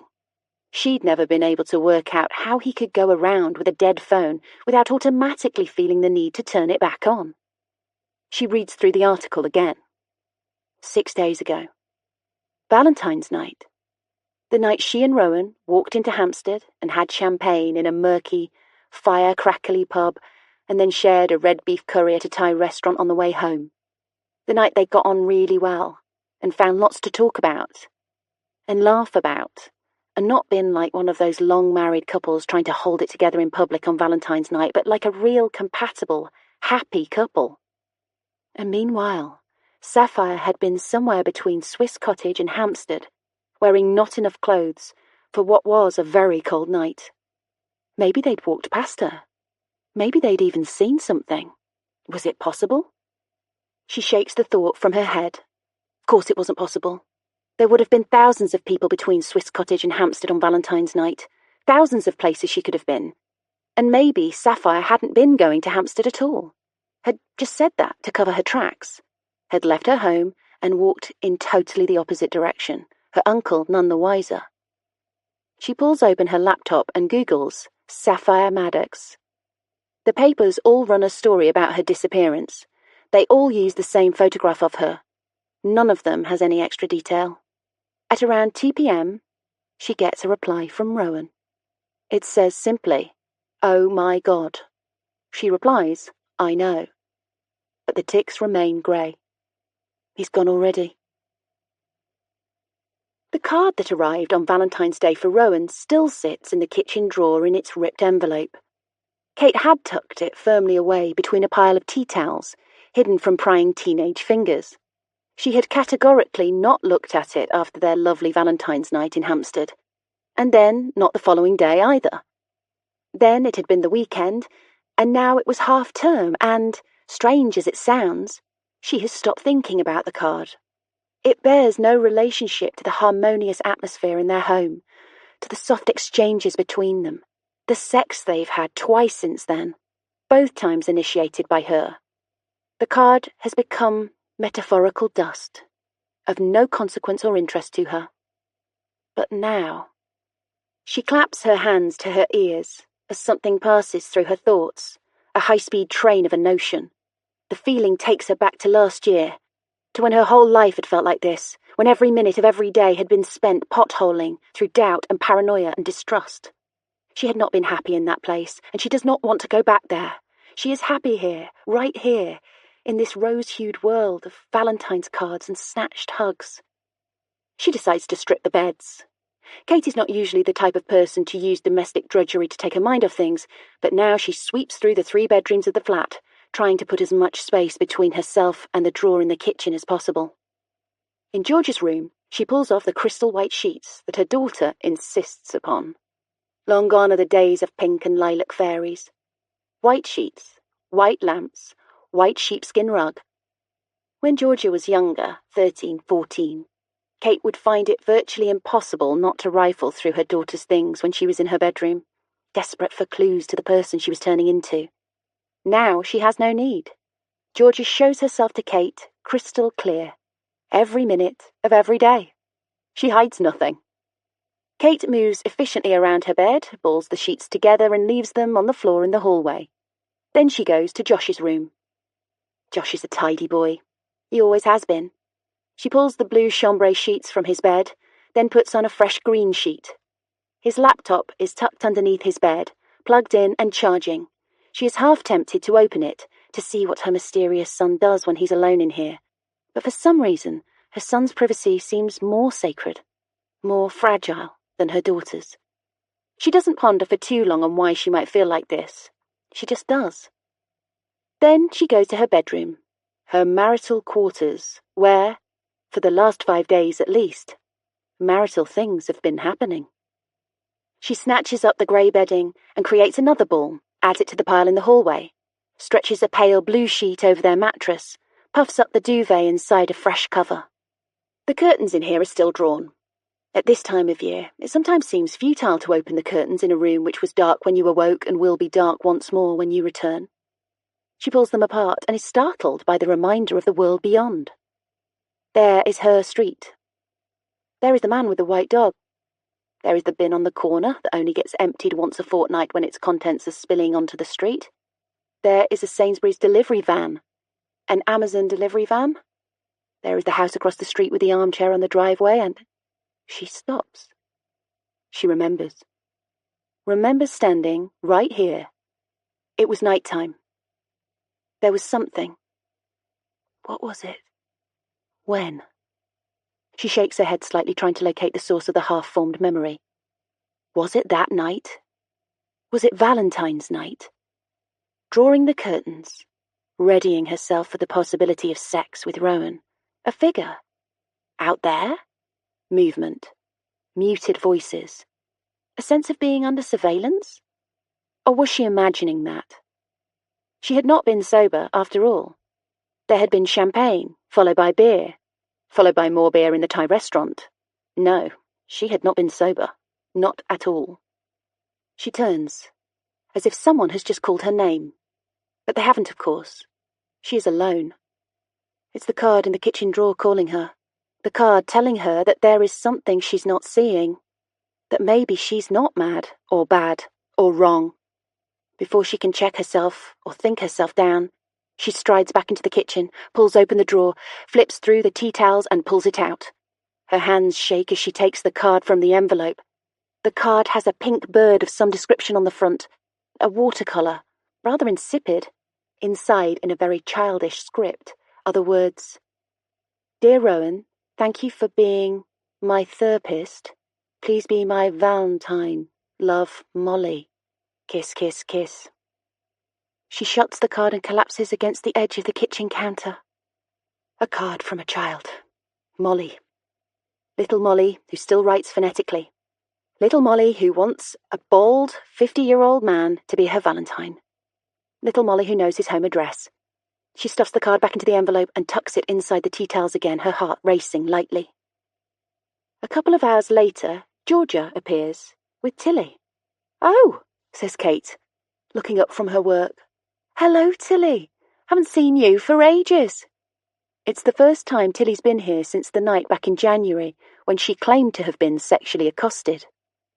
"How are you?" asks Kate. "Good," says Tilly, eyeing her own feet awkwardly. "I'm good." Georgia is plundering the drawers and cupboards for food. She is starving, apparently, having not eaten breakfast, and only having had, like, a few nuggets for lunch. She finds some sweet and salty popcorn and pours herself and Tilly each a large glass of juice. Then they disappear. "Thanks for changing my bedding," Kate hears her daughter call back from down the hallway. "You're welcome," she calls back. Kate sits down again and tries to focus on her work, but finds there are now too many other things needing to be put in order in her head. The card from a child. Whose handwriting is that on the envelope? Who bought and licked the stamp? Who put it in a letterbox? The lingering strangeness of Tilly lying about being accosted that night. Something must have instigated it, surely. The disappearance of Saffyre Maddox, somewhere between her own home and here. The figure outside the window on Valentine's night. Or was it a figment of her drunken imagination? The weird guy across the road. Every time she sees him, he gives her an odd look that chills her to the bone. The increasing number of daylight sexual assaults in the vicinity. But they refuse to be put into any sort of order. They refuse to line up and make sense of themselves. Tilly leaves a couple of hours later, Georgia appears in the kitchen. "How's Tilly?" asks Kate. "She's all right." Has she ever explained about that night? Kind of, not really. Meaning? I think something did happen, but it wasn't what she said it was. So, something like what? Don't know, she wouldn't tell me. What do you think it might have been? Don't know. But really, really don't know, okay? You'll have to ask her yourself. Look, Tilly's just weird, all right? She's weird. Whatever it was probably something really boring. She pauses for a second, then looks at Kate curiously. If she says anything, I'll tell you, okay? Okay, says Kate. Thank you. Chapter 21. Saffyre. Everyone needs a hobby, don't they? Well, for pretty much the whole of last year, my hobby was watching Rowan. I didn't have anything else to do. I had no real friends, no boyfriend. I did my homework late when I was in bed. I was never mentally ready to start it before 11 o'clock, never in the right headspace. I'm a night owl. So, after school, I'd wander across to the Portman Centre most days, see what Rowan was up to. The thing with the young woman fizzled out pretty quickly. I saw her a lot, because she was a smoker, so I spent a lot of time outdoors. I think she was a secretary. She wore a lanyard but looked too young to be a clinician. But I never saw her and Rowan share a cigarette again. I didn't see them swan off for drinks or whatever. I think maybe she went off him after their little rendezvous that first evening. Maybe she realised she was too young for him. Or maybe he was inappropriate in some way. And that's the weird thing. Because all those months and years I spent with Rowan as a patient, I never got anything sexual off him. Not ever. He was, well, not quite avuncular, not fatherly, but sort of matey. Like one of those teachers at school that you feel you can be yourself with, yet you still respect them. But outside of that room with its halogens and its nubby chairs, I saw another side of him. He didn't seem to be able to have a conversation with another woman without some kind of physical contact with them. Hugs, squeezed arms, doors held open but not leaving enough room for the woman to get through without pressing against him. Shared umbrellas, linked arms. His eyes were always on a woman. If he couldn't find a woman to look at, he looked lost. The days started getting longer, and at some point it was still light when I came after school, and I realised I couldn't hide in the trees in broad daylight. I needed to be more mobile, to keep moving. So I started to wait across the street, pretending to look at my phone, and then I'd follow him wherever he went. And it was surprising how infrequently he went straight home. He often joined people for drinks at the scruffy pub on the corner of College Crescent, or for coffee at the place opposite the tube station. I had my hair braided about this time. The braids were pale pink. It wasn't meant as a disguise, per se, but he hadn't seen me for a while. I'd grown. I was different. I followed him into the pub one night last summer. We'd had a non-uniform day at school, and I wore a crop top, baggy bottoms, a camo jacket, all in dark colours, my hair under a baseball cap. I ordered a lemonade and took it out into the beer garden. The football was showing on a big sports screen. There were loads of guys out there. Only 2 other women apart from me. I sat under a canvas canopy on a metal chair, with my back mostly turned towards him. He was with a woman and 2 men. It was loud in the garden. Men cheering at the football, the animal sound of the crowd pumping out through 2 huge speakers. I couldn't hear what they were saying. The woman with them was about 30. She had soft red hair tied into a long plait that sat over her shoulder. She wore no makeup and smiled a lot. At first, the conversation was between all 4 members of the group, but then the other 2 guys started watching the football more seriously, turning their backs slightly to Rowan and the girl, leaving them to talk between themselves. I played with my phone on my lap, turning every now and then to watch Rowan and the woman. They were engrossed. I could have stood square in front of them and blown a raspberry and they wouldn't have noticed. I took a picture of the 2 of them and turned away again. The football finished and the volume in the beer garden went down. I heard one of the guys with Rowan offer to go to the bar for more drinks. There was a pause. Then Rowan said to the girl, "Want another drink? Or we could maybe go on somewhere else?" "I don't mind," said the girl. "Whatever you want to do?" "I don't know," said Rowan. I mean, we could wander up the road a bit, maybe? Grab something to eat? Yeah, said the girl. Yeah, why not? I drained my lemonade super fast. I waited until they passed by me and then followed them a few steps behind. They turned left and wandered aimlessly for a moment, peering at menus and restaurant windows. They settled on a Chinese with shiny ducks hanging in the window. I sat at a bus stop across the road. They sat at a window table. He was all over her. He cupped her face with his hand. He stroked her plait. He stared and stared at her. He was creepy as fuck. But she seemed to like it. She took mouthfuls of food from him like a baby. She kept the eye contact. She held his hand across the table. She threw her head back with laughter. They were in there for an hour. Then the bill came and I saw him insist on paying. I thought, that's nice, you, with a family at home, buying noodles for some girl young enough to be your daughter. I thought, you total wanker. He walked her to the tube station afterwards. They did a sort of hand-squeezing thing, a quick hug, no kissing. Too close to home, I guess. Too close to work. I saw his face as he turned back to cross the road, the sly little smile on his face. I thought of his skinny blonde wife back at their posh Hampstead flat, probably putting some freshly cooked meal in the freezer because her husband had eaten his dinner out tonight. I wonder what he told her. Just a bite with colleagues? I watched him cross the Finchley Road, sprinting through a break in traffic when the red man was up. He took his phone out at the other side, no doubt texting his skinny wife. On my way home now. It was starting to get dark. The sky was a kind of chalky lilac and cars had started putting on their headlights. I was hungry and I knew Aaron had cooked something good for dinner. Part of me just wanted to go home, get rid of my heavy rucksack of books, eat something good in front of the TV. Another part of me wanted to find out what Rowan Falls looked like walking into his house after taking a woman out for dinner. I waited for the red man to turn green. Then I sprinted across the road and caught up with him just as he turned the corner to the stone steps up to the steep hill. He'd put his earphones in now. I could hear him humming very quietly under his breath.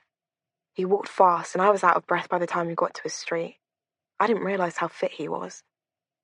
Then he was outside his house, looking for keys, opening the door, closing it behind him.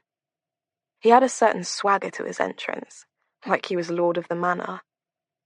I was standing outside a kind of empty building plot. It had a big wooden gate across it and high brick walls overhung with flowering foliage. I peered through a hole in the gate and saw a huge piece of empty land covered in flowers and rubble.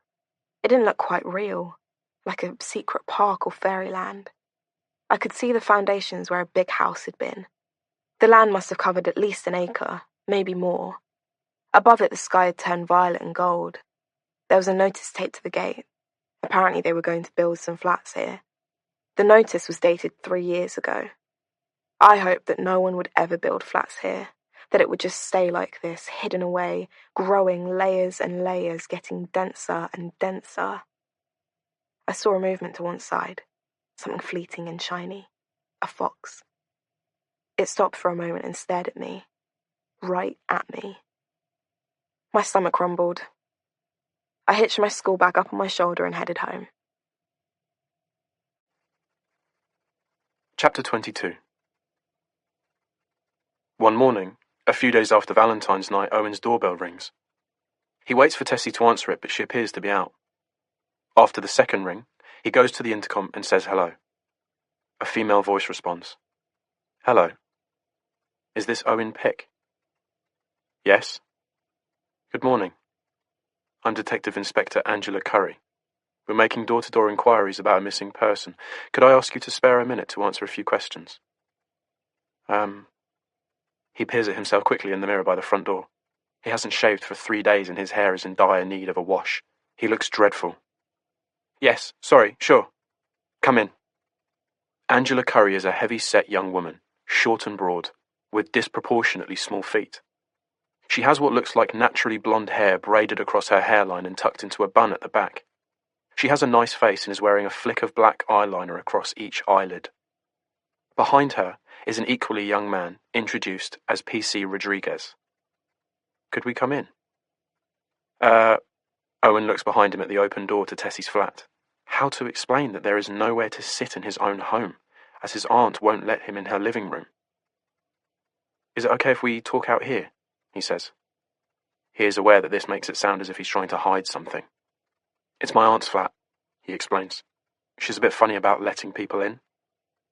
D.I. Curry tips her chin to look into the space visible through the crack of the apartment door. "No problem," she says. They settle themselves on the small bench next to the stairs leading to the 2 upper-floor flats. It wobbles precariously, not really designed for sitting on but for resting parcels and such on. D.I. Curry has to sit with her head bent slightly forward to avoid the mail baskets nailed to the wall above.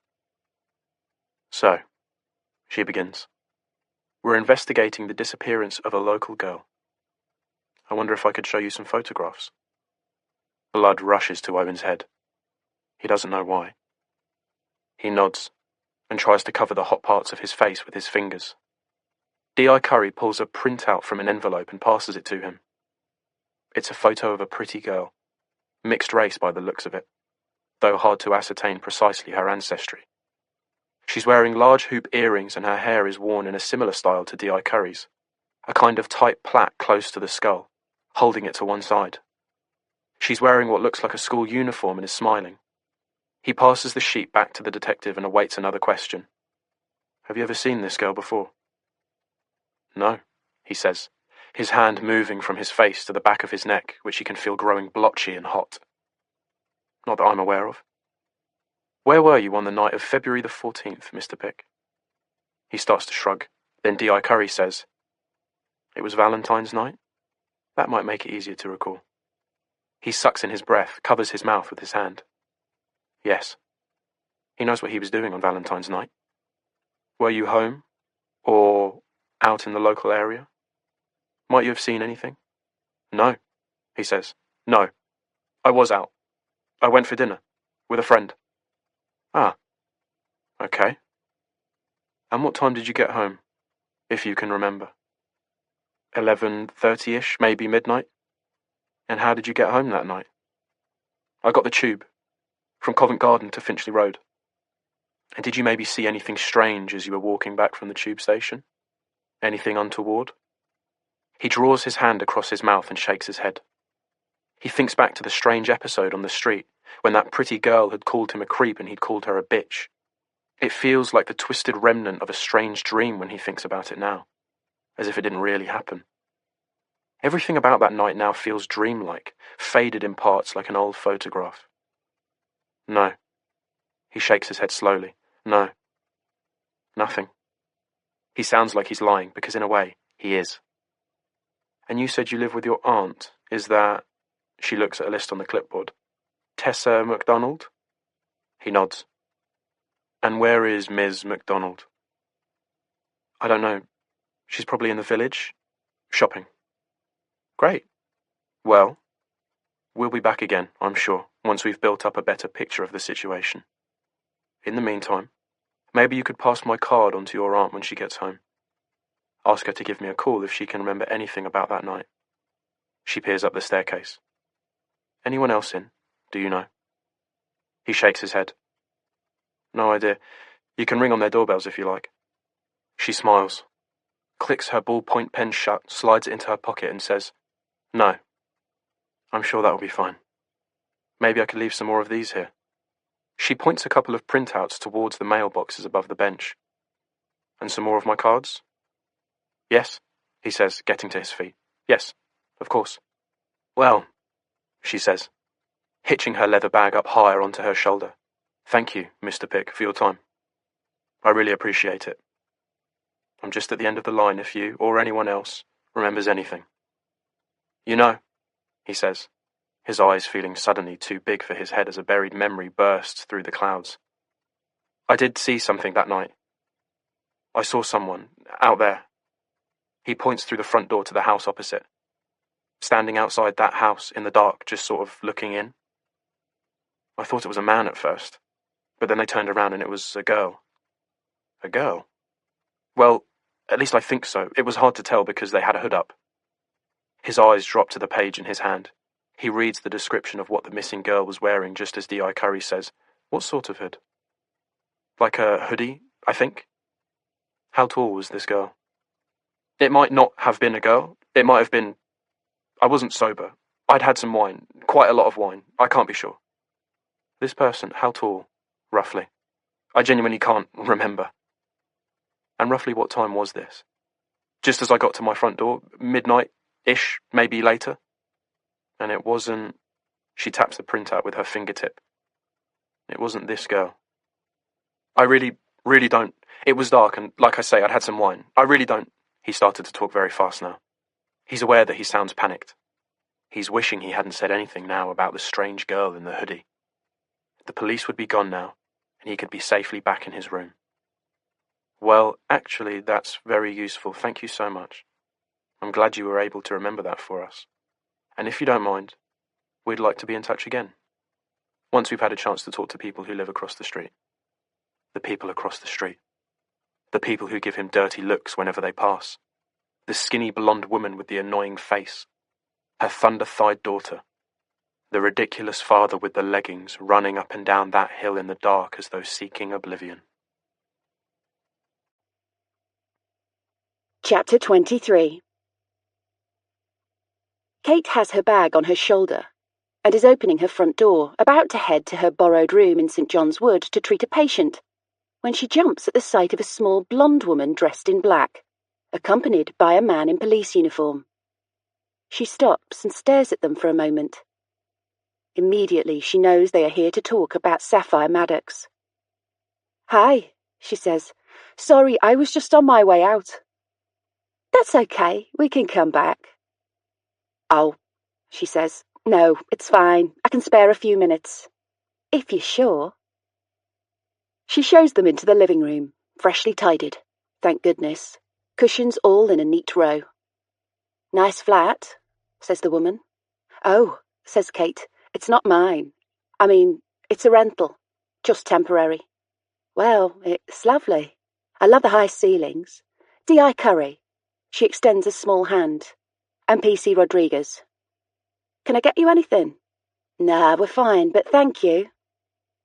They all sit down and D.I. Curry takes out a notepad and sheaf of paper. "We're looking into the disappearance of a local schoolgirl." She passes a sheet of paper to Kate, who stares blankly at the familiar photograph of Saffyre Maddox. "Ah," she says. "Yes, I saw this in the papers." "Good. Then you know a little about the case." Kate nods. She waits for the DI to say something about Rowan, about his connection to Saffyre Maddox, but is surprised when the DI says, "Valentine's night. Can you remember where you were?" "Oh," she says. "Right, yes, I was in Hampstead, having drinks and dinner with my husband." "And what time did you get home?" "Roughly 11:30. "And did you see anything? Anyone? When you returned?" Kate stops. She's about to say something about the figure she glimpsed through the curtains, but something stops her. "Not that I can remember," she says. "Around midnight, maybe?" "No." She shakes her head. "No, I was in bed by midnight."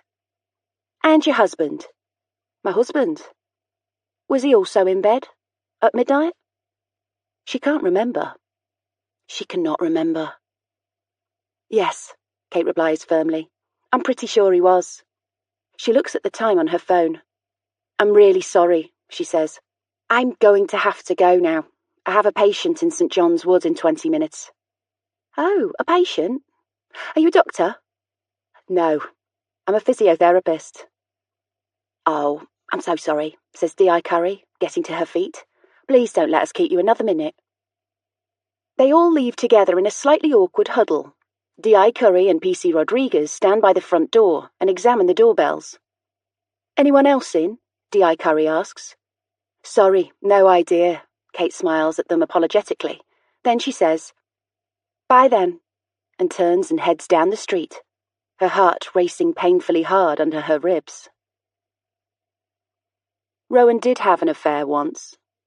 It was in the very early days of their marriage, when they were still very young and getting used to the fact of being married when none of their friends were. Kate had kind of guessed it was happening.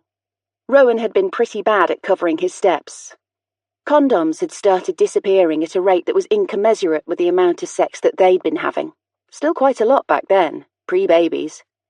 Kate had been responsible for picking up the condoms from the family planning clinic, so she was more aware than most women about how many condoms should be in the box. Rowan had still been a student then. That had been part of the problem, while Kate had graduated 3 years earlier and was working full-time at a sports rehab gym. There'd been a disconnect for a year or two. Kate was bringing in money, spending her days with people older than her, tired by 10 o'clock. Rowan was bringing in no money, spending his days with other students, and usually in the pub at 10 p.m. He'd been having sex with another student. Her name was Marie. She was the same age as Kate, and she had very long hair. Rowan ended the affair, though refused to acknowledge that it was an affair, said it was just basic sex, the moment Kate confronted him with her suspicions. Marie came to their flat an hour later, and Kate ended up holding her on the pavement outside while she cried and rocked and wailed. When Kate went back indoors a moment later, she found one of Marie's hairs on her cardigan. She pulled it off and stared at it for a moment, before discarding it on the floor. Rowan sat with his head hanging, his shoulder blades 2 pointed peaks of contrition, sniffing in some kind of approximation of tears. "Has she gone?" he said. She nodded and poured herself a glass of wine. "Are we over?" "Over?" she asked facetiously. "We're married. What do you mean, over?" "I mean, is that the end of our marriage?" She remembers staring at Marie's solitary hair, no longer a part of Marie, 1.5 feet long, an S shape on the carpet. S for sex, S for shame, S for slut. She remembers imagining Rowan's fist around her hair in bed while they did basic sex. She'd had to stifle a laugh. The whole thing was so pathetic. "I can't live without you. You know that, don't you? I can't live without us." Then he'd started to cry properly, contrite shoulder blades heaving up and down like pistons. The horror of it, she recalled now. The shock. For a moment she'd wondered if she even loved him, if she'd ever loved him. "I'd die without you," he'd said as she passed him a tissue. "I'd literally just die." Rowan had graduated a year later, quickly found his way to the Portman, and become a serious, grown-up man, widely respected, superb at his job. They'd even been able to crack a joke about Marie eventually, about her appearing with her red-rimmed eyes that evening, ending up in Kate's arms on the pavement. The fact that they'd been able to joke about it had put a stake in its path, a definitive sign that what had happened had been an aberration, a one-off, something unconnected to them and the couple they were to become, the parents they were to become, the life they would go on to build for themselves. Nobody knew about it. Kate hadn't even told her closest friends. It was theirs and theirs alone. So, she hadn't been totally mad to think the worst a year ago. She'd said as much to Rowan. "It's not as if," she said, "it hasn't happened before." He'd scoffed at that, as if it was somehow irrelevant, and she'd allowed him to scoff because she'd been so ashamed of her own actions. But in retrospect, she could see that he'd been clawing back the moral high ground from her after 25 years, expunging his own memories of the crying, pathetic, desperate man in the scruffy flat in Kilburn, claiming he'd kill himself if she left him. Maybe he'd known that Kate had questioned her own love for him in that moment. Maybe he'd been waiting for a moment to suggest that he too was capable of questioning his, redressing the balance. Theirs is a strong marriage. It has survived a lot. And still they are able to find a way to feel good about each other. But as Kate walks to her patient appointment that morning, a watery sun playing on the flush on her skin, she thinks of D.I. Curry's very particular question, and she thinks again of the figure outside her window, and she wonders again where Rowan was and what he was doing at midnight on Valentine's night. Chapter 24. "The police came this morning," Kate tells Rowan that evening. "They were asking about Saffyre Maddox." Rowan's phone has been switched off all day, and this is the first chance she's had to discuss the day's events with him. "Oh," he says, "what did they say?" "Said they were doing door-to-doors, but I didn't see them going to anyone else's door, just ours. I suspect they'll probably be on your trail soon, too. Oh, he says. Yes, they came to see me this morning. He says this nonchalantly, as though the police coming to talk to him about a missing girl was a day-to-day occurrence. Kate almost gets the feeling that if she hadn't asked him about it, he wouldn't have brought it up. What did they say? He shrugs, goes through the mail on the kitchen table, unties his woolen scarf. They wanted an insight, I suppose, an idea of what sort of person she is, why she might have run away. Run away? Yes, although I had to tell them that I haven't seen her for months, so I'm not sure really what sort of state she'll have been in recently. But I thought she was missing, not run away. He looks at her blankly. Well, it's kind of the same thing, really, isn't it, until you know what's happened? But a runaway would take a bag, surely? He shrugs. Maybe she did. She did, but there was nothing in it, look. Kate points firmly at the flyer.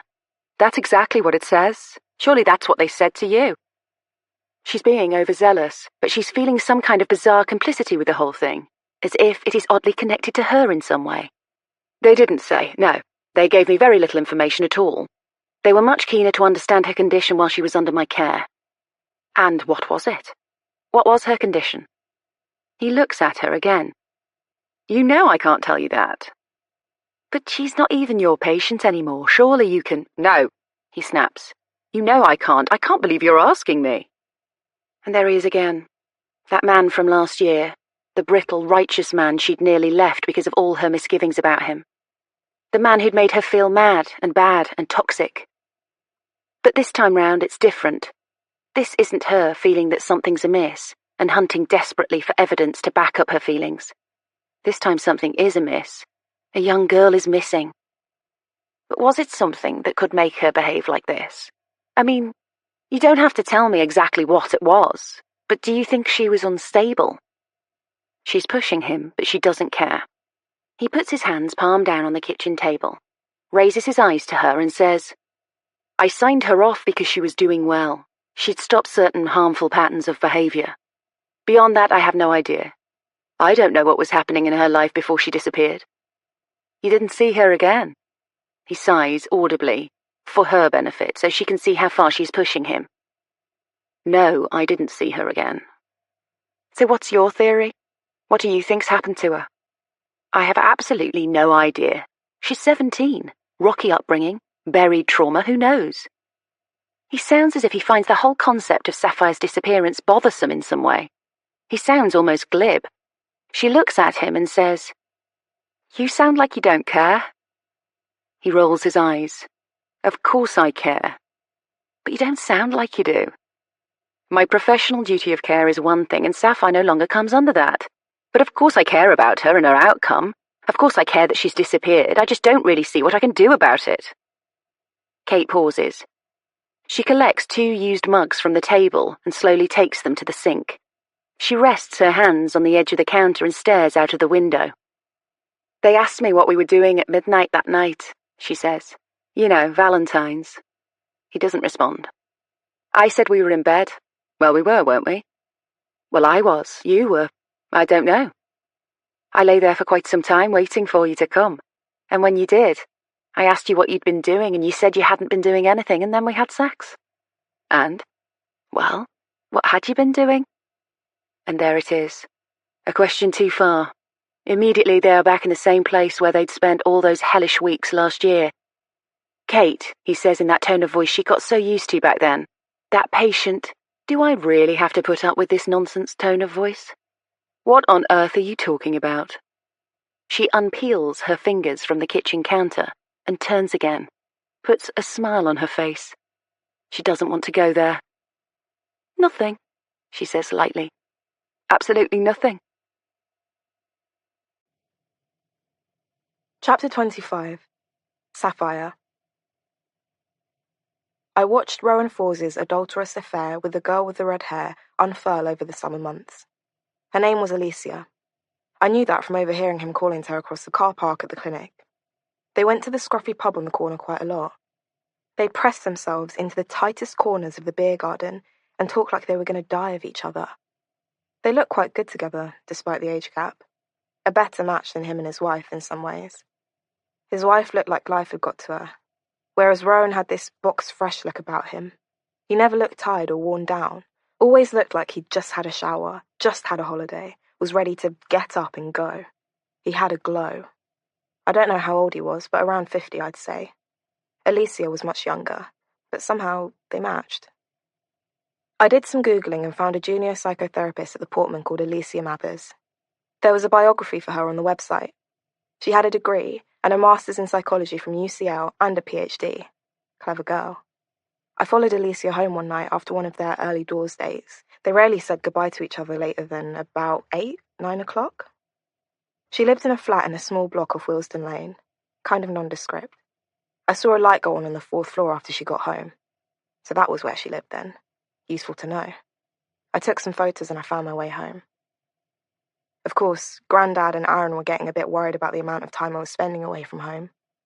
I just said vague things like, I'm 17 now, I'm nearly an adult, give me some space. I could tell Aaron was particularly worried about me. He even said at one point, You seem anxious, Saff. Maybe I should get in touch with Dr. Fours. Aaron loved Rowan, was virtually reverential towards him. If Aaron had had a cat, he'd have doffed it, that sort of thing. I said, Don't be stupid. What for? I don't know, he said. Maybe you're stressed about your exams. Maybe there's something else going on in your life. I mean, is there a boy? I laughed. There'd never been a boy, and I couldn't imagine for a moment there ever would be. That part of me had shriveled and died when Harrison John did what he did to me when I was 10 years old. I could look at a boy and see nice eyes, or a good face, or even a fit body, but that never translated to feelings. I never wanted them or their attention. I said, No, there's no boy. I'm just walking a lot, clearing my head, you know. Sometimes if I had a free period during the day, I might come down and look at Rowan's wife. I felt so bad for her. There she was in her fat-faced jeans and her flowery tops, trundling about the place, obliviously buying stuff to cook for her family, fluffing out duvets, filling in forms, clearing out the fridge, wiping down floors, all that stuff I imagine middle-class housewives do. And for what? For her husband to walk through the door one day and say, I've met someone. She's younger than you and prettier, and I want to have sex with her whenever I like. And then what? What happens to a woman like that with a pretend job and children just about to leave home? Where would Kate Fours end up? I honestly really ached for her. I truly did. It's horrible when you know something that someone else doesn't know. It makes you feel somehow responsible for their predicament. Then, towards the end of that summer, the day after I got my GCSE results, in fact, I got 6 A's and 3 A stars, in case you were wondering. A strange thing happened. It was late on a Friday night. I'd been at my friend Jasmine's for a takeaway and to listen to music. She was getting ready to go out to a club or something. I didn't want to go. Not my scene, not my thing. But I like watching my friends get ready. I like listening to music. I like chicken tikka and paratha. I like Jasmine. So, I hung out for a while. It was about 9 o'clock when I left Jasmine's. The sky was darkening, but it was still warm, so I decided to walk home via Rowan's house. I wasn't intending to hang around, just pass by, take a look, carry on home. It was such a part of my makeup by this point. I was like a dog or a pigeon. It was like a homing thing. I came from the other direction because of being at Jasmine's, past the side of the building site that backs onto another road. Even before I got to the site, I could smell it, the sickly strong smell of weed. I stuck my head through a gap in the foliage and peered around the plot. Couldn't see anything at first, but then I saw the glow of a phone and the burning red tip of a fat zoot. I saw a face, a boy's face. He was alone. He looked young. The red tip grew bigger and brighter as he inhaled. The light of the phone died when he switched it off, and then I saw him turn and look behind him. I heard him make a noise under his breath and saw him put his hand into his pocket. He brought something out of his pocket and then turned again, making the same noise. And then there he was, the fox. He stopped for a moment and just stared at the boy. I thought he would just run away eventually, like every fox I'd ever met on the street always did. But this fox did not. This fox started to creep forward, very slowly, an inch at a time, his head down, his shoulders back. He looked behind himself every few seconds, but eventually he was side by side with the boy. I heard the boy say, "Good evening, sir," to the fox, and I saw him hand the fox something to eat. The fox took it a few feet from the boy, let it drop from his mouth and ate it slowly and methodically from the ground. The boy held out another piece of food between his finger and thumb. The fox came back and took it gently. Then, crazily, the boy touched the fox's head and the fox let him. My jaw fell open. I'd never seen such a thing in my life. I took a photo. Boy and fox, side by side. I took it just as the fox turned to look up at the boy, almost like a faithful dog looking at his master. The boy finished smoking his zoot and ground it out at his feet. The fox heard a sound from somewhere far off and scampered away from him. I saw the boy get to his feet, pick up a rucksack, wipe down his trouser legs and backside with his hand.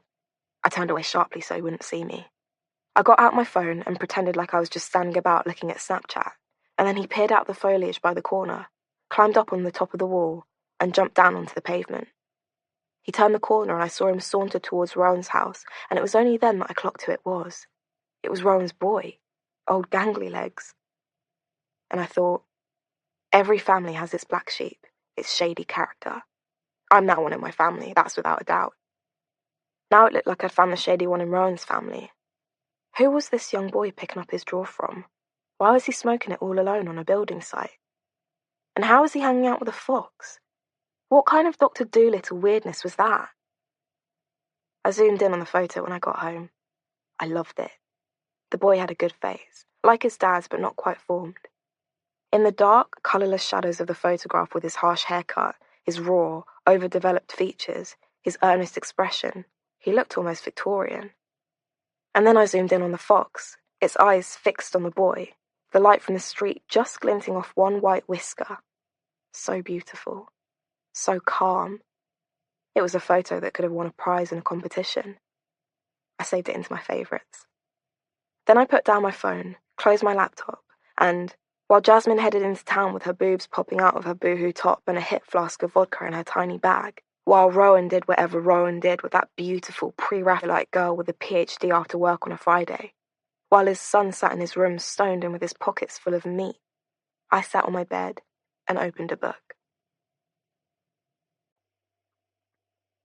Chapter 26. The following morning, Kate's road is cordoned off. 2 squad cars are parked diagonally across the street, their blue lights slowly revolving, casting patterns across the walls of Kate's bedroom. There's an unmarked van parked in the middle of the road, and 2 uniformed policemen standing by the ribbon, telling people to go the other way. Across the road, curtains are twitching. People are peering through front doors in their dressing gowns. Georgia appears behind Kate and says, "What the hell is going on?" I have no idea. I assume it must be something to do with that girl, Saffyre Maddox. Oh my God! Georgia claps her hands to her cheeks. Do you think they found her? Her body? Oh God, Georgia, don't. That's... Kate trails off, but it had already occurred to her. The big wooden gate into the building site across the road is wide open, and there are plainclothes officers going in and out. "I'm going to ask," says Georgia, turning on her heel and leaving the room. "Georgia, don't," says Kate. "Leave them. They're trying to get on with their..." She hears the front door go, then sees Georgia, still in her pyjamas with her hoodie thrown on over the top, and just the fronts of her feet wedged into trainers which she is still trying to put on properly as she hops along towards the uniformed policeman. Kate watches through the curtains as her daughter stands in front of them, her hands in the front pocket of her hoodie, nodding, shaking her head, pointing to the building site, pointing back towards their house. After a moment, she turns and heads back. Kate meets her at the front door. "What did they say?" Georgia kicks off the unfastened trainers and heads into the kitchen, talking to Kate over her shoulder. "They said they found something in that building site. They've got forensics in there. I asked if it was a body. They said no, it wasn't a body. I asked if it was to do with Saffyre Maddox. They said they weren't at liberty to tell us. They said they're going to be in there all day, maybe tomorrow too." Kate nods. Her stomach turns. She looks at the time. It's just after 9 a.m. Rowan had left early for work this morning at 7 a.m. She wonders if the police were already here when he left. She wonders how that would have made him feel. She sends him a WhatsApp message. Police cordon on our street. Forensics in the building site over the road. Any idea what's happening? The tick stays grey. She puts down her phone and fills the kettle. Want a cup of tea? She asks Georgia. Georgia is halfway through a Cadbury's mini roll. She says, No thank you, I'm going back to bed. Then she tugs off her hoodie and drapes it over the back of her chair. She drops the mini roll wrapper in the vague area of the bin, but it misses and lands on the floor. Kate is about to call her back to pick it up, but she can't find the will, so sighs and picks it up herself. Tiny shocks pass through her nervous system as she moves. She goes to the drawer where the tea towels live and pulls out Rowan's mysterious Valentine's card again. As she does so, something occurs to her. Molly's card is not the same shape as the envelope. It is slightly too tall, not quite wide enough. The card did not come with this envelope. She pulls it out again, opens it, reads it. Little Molly. What a strange little girl she must be, sending Valentine's cards to old men. She turns the card over in her hands, examining it for something, some tiny thing, that might make more sense of it. But there's nothing. Rowan's job, after all, is the care of strange children. Why should she be surprised that one would behave strangely towards him? She sighs and puts the card back in the drawer. Then she turns and jumps. Josh is standing in the doorway. He is wrapped up in a toweling dressing gown. His hair is rumpled. Why are there loads of police outside? He says. Don't really know, she replies.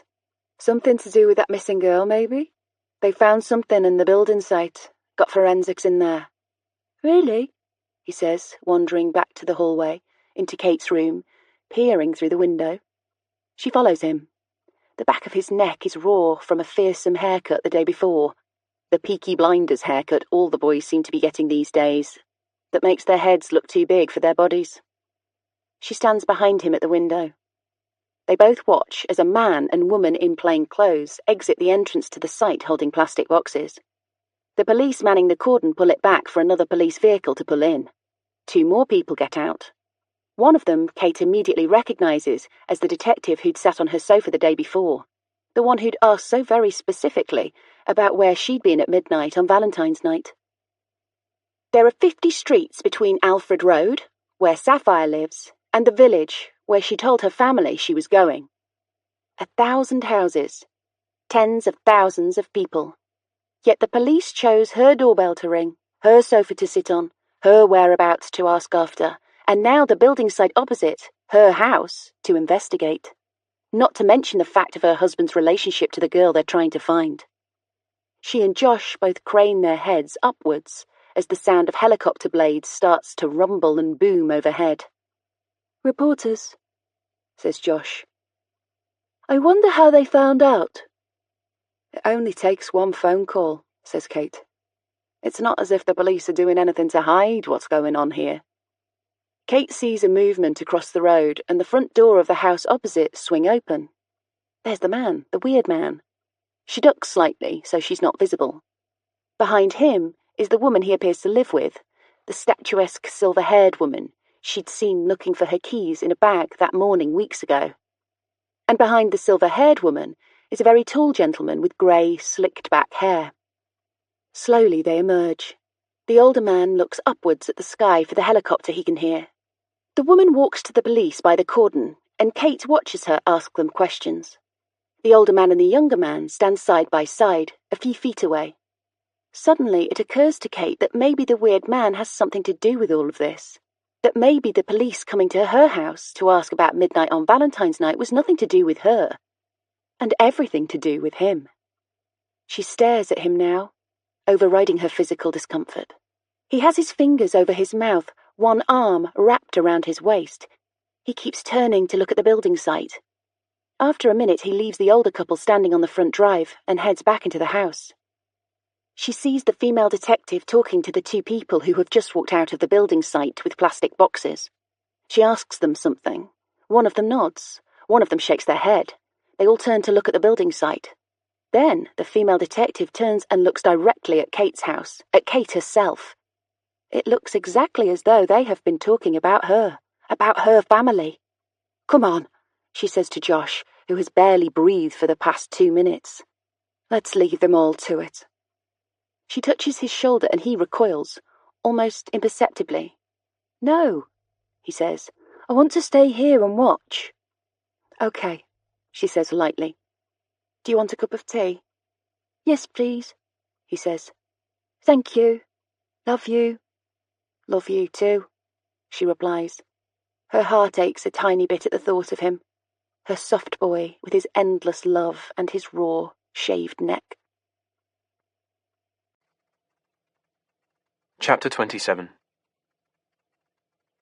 Owen hears helicopter blades breaking apart the air above the house. He opens his bedroom window and peers out as far as he is able.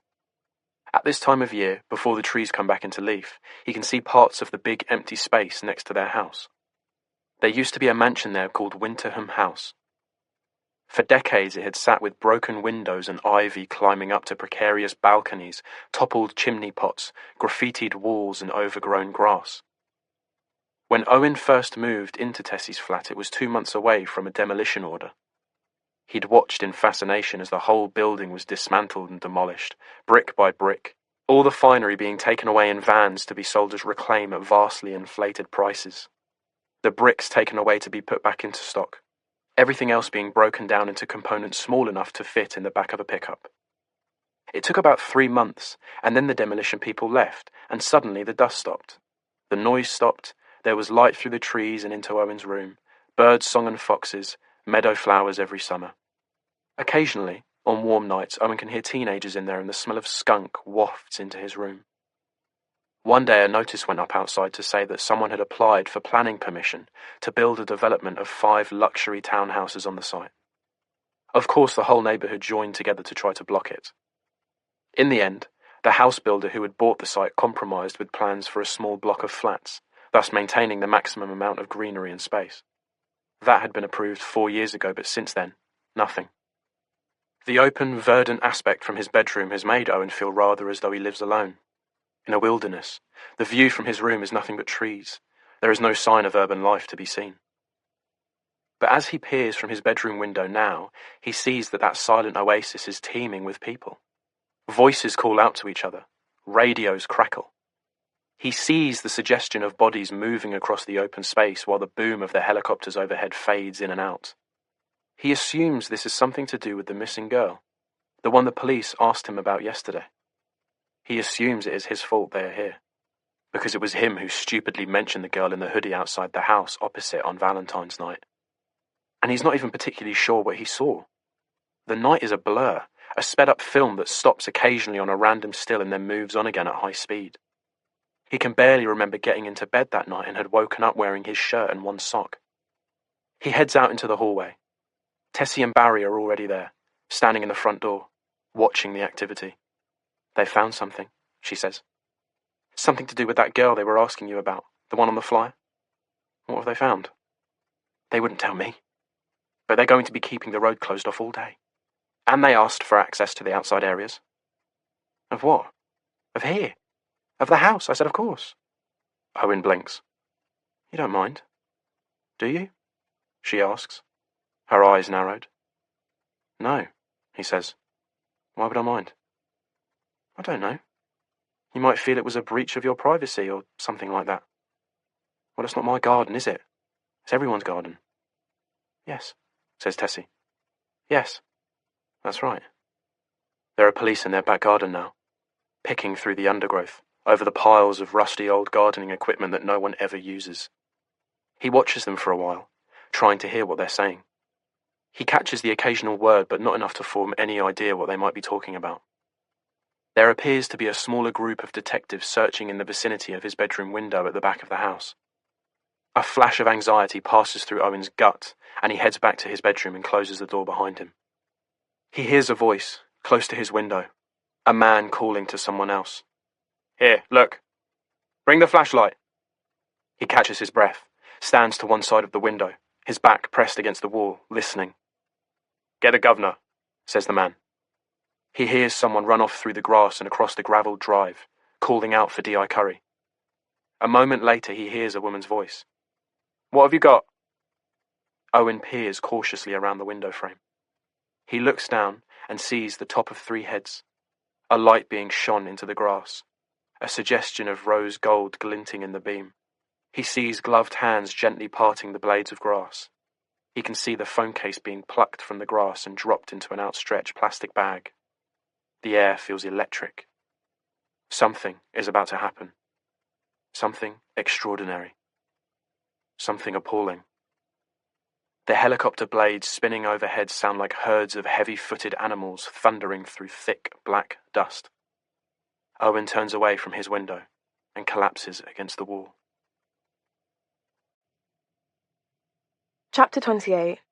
Saffyre. Rowan's son's name was Josh. Joshua Fours. You almost have to say it posh, otherwise it doesn't sound right. He went to the school opposite my flat. I saw him from time to time that autumn term. I would never have picked him out in the crowd before, just your typical gangly white dude in a North Face jacket and black trainers. He had a friend. Weirdly, this friend had red hair and a pointy face, and it was almost as though the friend and the fox were somehow interchangeable, like maybe Josh only liked things that resembled foxes. I followed him home a few times that autumn. He walked so slowly, like a tortoise. If he wanted to look at something on his phone, he'd literally just stop in the middle of the pavement, oblivious to whoever was behind him or near him. Sometimes he'd cross the street for no good reason, then cross back again. He'd stop and look into shop windows that didn't look like the sort of shop he would even care about. It was as if, I sometimes thought, he was just trying to drag it out, like maybe he didn't even want to go home. He slipped through the bushes into the empty plot quite often, to smoke weed. One night he went in with the boy with the red hair. I heard them laughing a lot, and I was pleased that he had a friend to laugh with. Then one day, late September, during my first few weeks in sixth form, I went to my Thursday class at the dojo, and there he was, all green and nervous, doing a trial class. I was a few minutes early for my class, so I sat and watched him finish his. He was a foot taller than everyone else. It was a beginner class, so mainly kids. I couldn't work out what he was doing there, this shambling, weed-smoking, fox-chatting boy. He did not seem the type. He'd been paired with a small girl for the last exercises. He looked embarrassed. She looked resigned. Then it was over, and they were taught how to end the class. Kamsa Hamnida. San. He shuffled into the changing rooms and reappeared a moment later in his school uniform, his North Face coat, his school bag. He caught me staring at him and I nodded. He flushed and turned away. It seemed like it meant something that this boy was there at my dojo. I wondered for a moment if he'd seen me following him and was trying to turn the tables on me, like letting me know that he knew what I was up to. But he never seemed to notice me there. He didn't have a vibe about him as if he was aware of my presence. The third time he was there, I arrived late and I was in the changing area with him. The curtain was pulled across. 2 small boys sat cross-legged on the floor, tying up the laces on their school shoes. I took off my coat and my hoodie and hung them from a peg. I turned to Josh and I said, "How are you finding it?" He looked at me as if I was the first person who had spoken to him ever in his whole life. What? I said, "How are you finding it? You're new, yeah?" He nodded and said, "It's okay." "What's your objective?" "Sorry?" "What's your objective?" "I've been at this since I was 6. Did it so that no one on the street could scare me, intimidate me, Just wondered what you were getting out of it." "Same, I guess." "Self-defense?" I asked. "Yeah," he said. "Kind of. I was mugged." "Oh my God," I said. "When?" "Like, a few weeks ago." "Shit, that's bad." I glanced down at the small boys on the floor and said, "Sorry." Then to Josh, "Did they hurt you?" He shrugged. "No, not really. I didn't put up much of a fight, so, I did know. I really, really did know." "Any idea who it was?" "No, just a white guy with a hood." "Scary," I said. "Yeah," he said. Then he picked up his bag and left without saying goodbye. He never came back again. One night, at around the same time I first saw Josh at the dojo, I got home and found my granddad flopped in the armchair. His skin looked grey.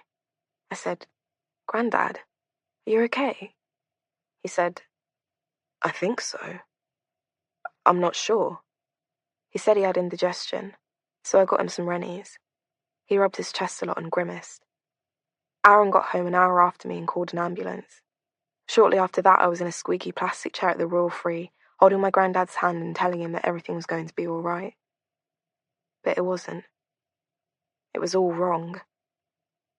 Grandad spent 3 days on the ward having various tests. He was finally diagnosed with angina, and then, after more tests and more scans, with coronary artery disease. He was sent home with a long list of new ways in which to live his life, things he should be eating, medicines he needed to take. I could tell he had no intention of doing any of it. He'd lost his wife and his daughter. He'd been in pain for years. He had no social life and no job, and now I was nearly grown, nearly an adult. He could not see the point in changing everything just so he could be around in 20 years' time, still being a problem for us all to deal with. So he pushed away all the healthy food that Aaron bought and cooked for him, and he left the pills sitting on the table next to his chair, and he refused to go out for nice walks with me, and then, before we'd even really started trying to save his life, he had a massive heart attack and died. He was only 59 when he passed away. Sounds so much younger than 60 when you're talking about dying. So, there I was. No mum, no dad, no grandparents, just 2 uncles and 2 little cousins. Not enough. I couldn't get out of bed for a week after Grandad's funeral. I felt hollow, like you could just blow me away or crush me under your thumb. For the first time in my school career, I fell behind with my coursework.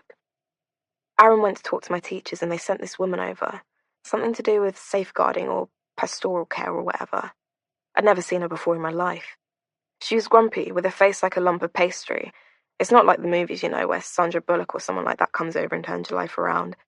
And she sat on the other side of our little dining table from me, both of us with our fingers wrapped around blue mugs of tea made by Aaron, and she said stuff to me, and there were words, a lot of words, and she meant well and she was nice and all, but the minute she left I just went straight back to bed. It was bonfire night that got me out of the slump. Sitting on the back of the sofa with Aaron and pulling open the curtains and watching the sky explode into all those different colours. It was weird Grandad not being there, but it also reminded me that life goes on, as mundane as that sounds, life just goes on. Fireworks still pop, people still watch in wide-eyed wonder, children still hold sparklers, foxes still skulk through urban blackness looking for chicken bones. I put on my puffer coat and I told Aaron I was going to get lemonade from the shop downstairs. Instead I bought a packet of Fridge Raiders and headed up towards Hampstead, through the leafy avenues where the fireworks exploded privately in people's back gardens, smudges of glitter just visible above ancient trees. On the corner of Rowan's Road, I sneaked through the same gap I'd seen Josh using to access the empty plot. It wasn't cold, and I took off my puffer and used it as a blanket. I opened the packet of Fridge Raiders and sat it on the damp gravel next to me, hoping that the smell would wend its way across the open space. I switched on my phone and messaged Aaron. "I'm going over Jasmine's place. See you laters." He replied, "Everything okay?" I started to type my response and then I stopped at the sound of rustling behind me. It was him. It was the fox. I rested my phone on my lap and held my breath. I could hear his little paws padding across the gravel, closer and closer to me. I put my hand inside the Fridge Raiders packet and pulled out a nugget of whatever in hell that stuff actually is. Held it between my forefinger and thumb, just out by my side. I still didn't turn and look. I could hear the fox's breathing, an anxious, active sound. I felt him stop, and I could tell he was inches away from me. And then I felt the warmth of his breath against the skin of my hand. I dropped the meat and heard him snaffle it up. But he didn't move. So I pushed the bag forward a few inches to see if he'd follow it. And then there he was, standing by my side, looking down at the bag expectantly, like a pet dog. "Want another one?" I said. He didn't look at me, just stared intently at the bag, his little gingerbread eyes totally fixed on the spot. "Okay then," I said, taking one out. "Here you go." A huge firework exploded overhead, and for a moment the fox looked like he was going to scamper away. But he held his ground and his snout appeared in my peripheral vision, and then there he was, taking the snack from between my fingers. I inhaled so hard I heard my own breath catch. And here I was, I realised, back in the same place I'd found myself that time at Lexi's animal party, when the guy gave me the owl called Harry. All the black inside me turned silver and gold. I felt the punch of a connection with the ground, the sky, the trees, the air so strong that it almost winded me. Butterflies whipped through my stomach. I stifled a giggle and covered my mouth with the back of my hand. I looked up into the gunpowder-stained night sky, and I searched with my eyes until I found a star, muted and grubby but there, and I clasped my hands together in a prayer and said, "I love you, Grandad. I love you, Grandma. I love you, Mum." I picked up my phone and replied to Aaron's message. "I'm all good," with a smiley face emoji. And still the fox stood by my side. I passed him more snacks and laughed out loud. I thought, ha, see? Rowan Fours. I didn't need you, after all. I only needed nature. I only needed owls and foxes and stars and fireworks. I was fixed. Or so I thought. Chapter 29. The police cordon is still stretched across Kate's street the next day. The helicopters are back. But there's nothing on the news. Clearly they haven't found anything yet. Clearly there's no body in there. If there was, Kate thinks, surely they'd have found it by now. Rowan is eating a bowl of cereal, standing up. He's making annoying eating noises, scarfing it down for some reason as though he's late for something. "Are you in a hurry?" asks Kate. "Yeah, a bit. I want to be at work early." "You went in early yesterday." "Yes, lots on. 2 other clinicians on holiday, half term. Need to catch up with myself." "You could do that here," she says, gesturing at the kitchen table. "This is your zone," he says. "Not at 7 in the morning, it's not.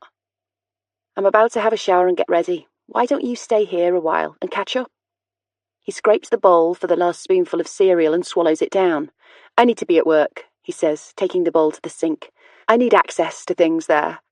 "Why are you so keen to keep me here?" She shrugs. "All this, I suppose." She points upwards in the direction of the helicopters. "And that?"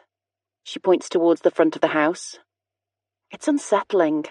I mean, if something did happen to that girl, right here, right over the road, then maybe it's not safe. I mean, do you think we should be thinking about keeping Georgia in at the moment?"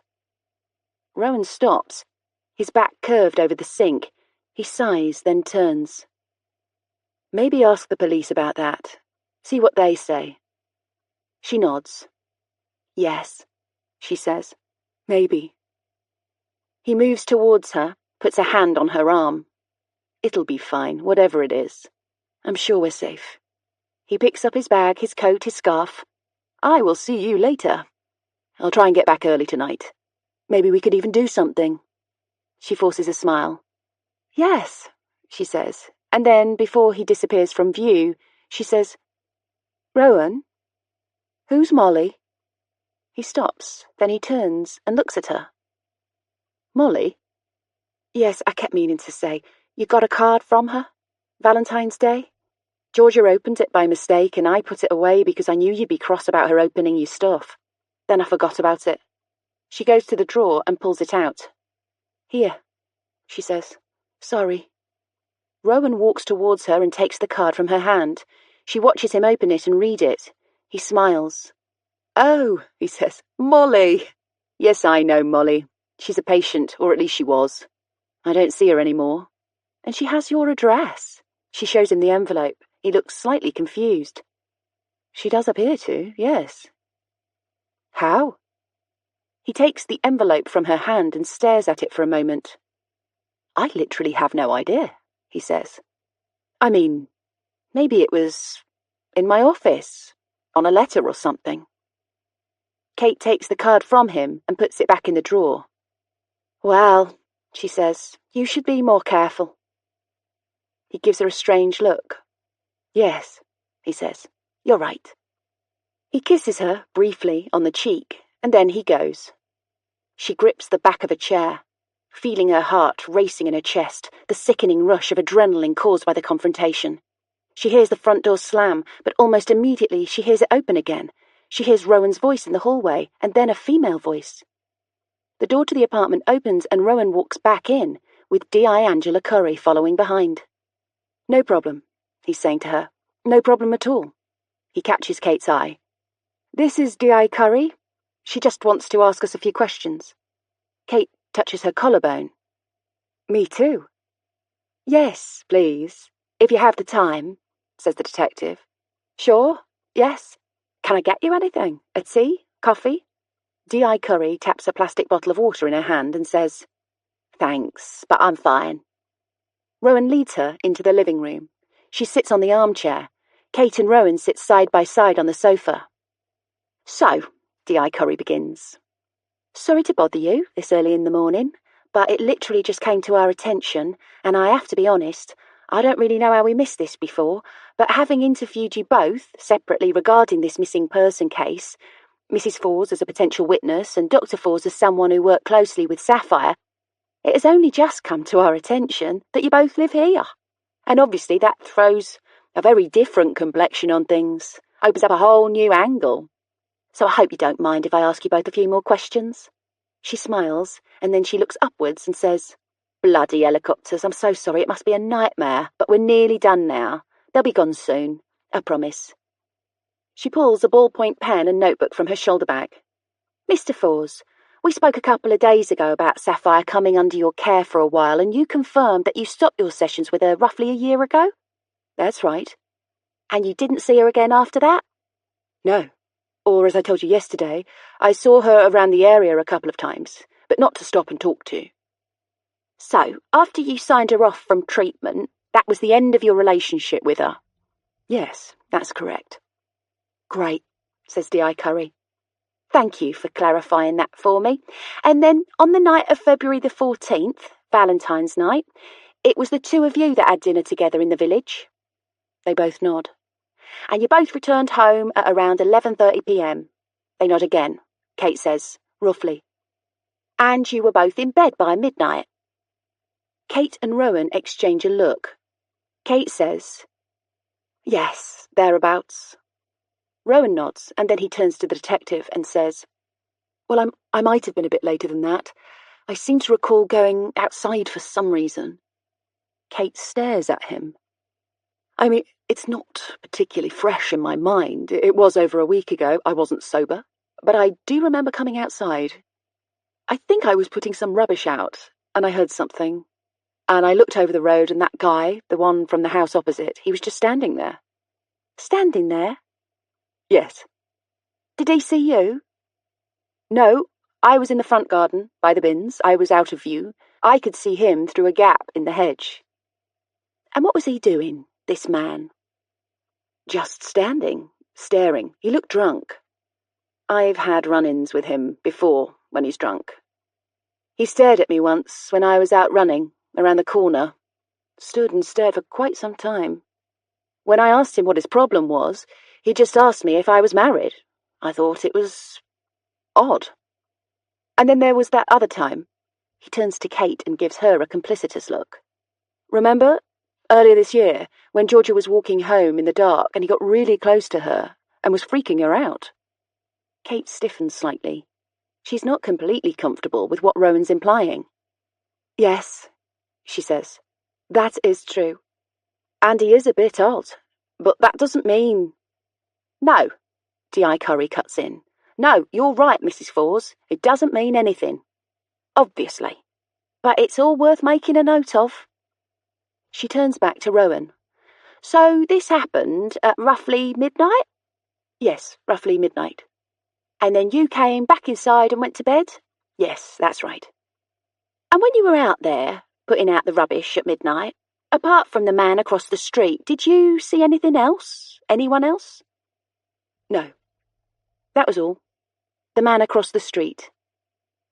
"Is it possible," she continues, "that he might not have been staring at you? That he might have been staring at someone else?" Rowan wrinkles his brow. "I don't know what you—" D.I. Curry closes her notepad. "Would Would it be possible, do you think, for you to show me exactly where you were standing that night when you saw your neighbour staring towards you? Sure, says Rowan. They all get to their feet. Kate throws on one of Josh's hoodies from the hallway and follows Rowan. D.I. Curry follows Kate, and they head out to the little wooden-covered area in the front garden where the communal bins are located. I was standing here, says Rowan. I put the bag in the bin, I just closed the lid, and I saw him through here. He points out a gap in the hedge that grows in front of a low brick wall. D.I. Curry stands in Rowan's place and peers through the gap. She stands back and peers around the corner to the front path and the metal gate at the bottom. Then she peers once more through the gap in the hedge.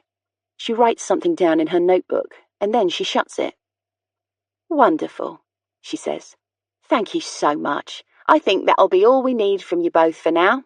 But a last question, Dr. Fors. I know you say that you hadn't seen Saffyre since your final appointment with her back in March 2018, but can you think of any reason at all, why she might have been in the vicinity of your house on the night she went missing? So she was... Kate begins.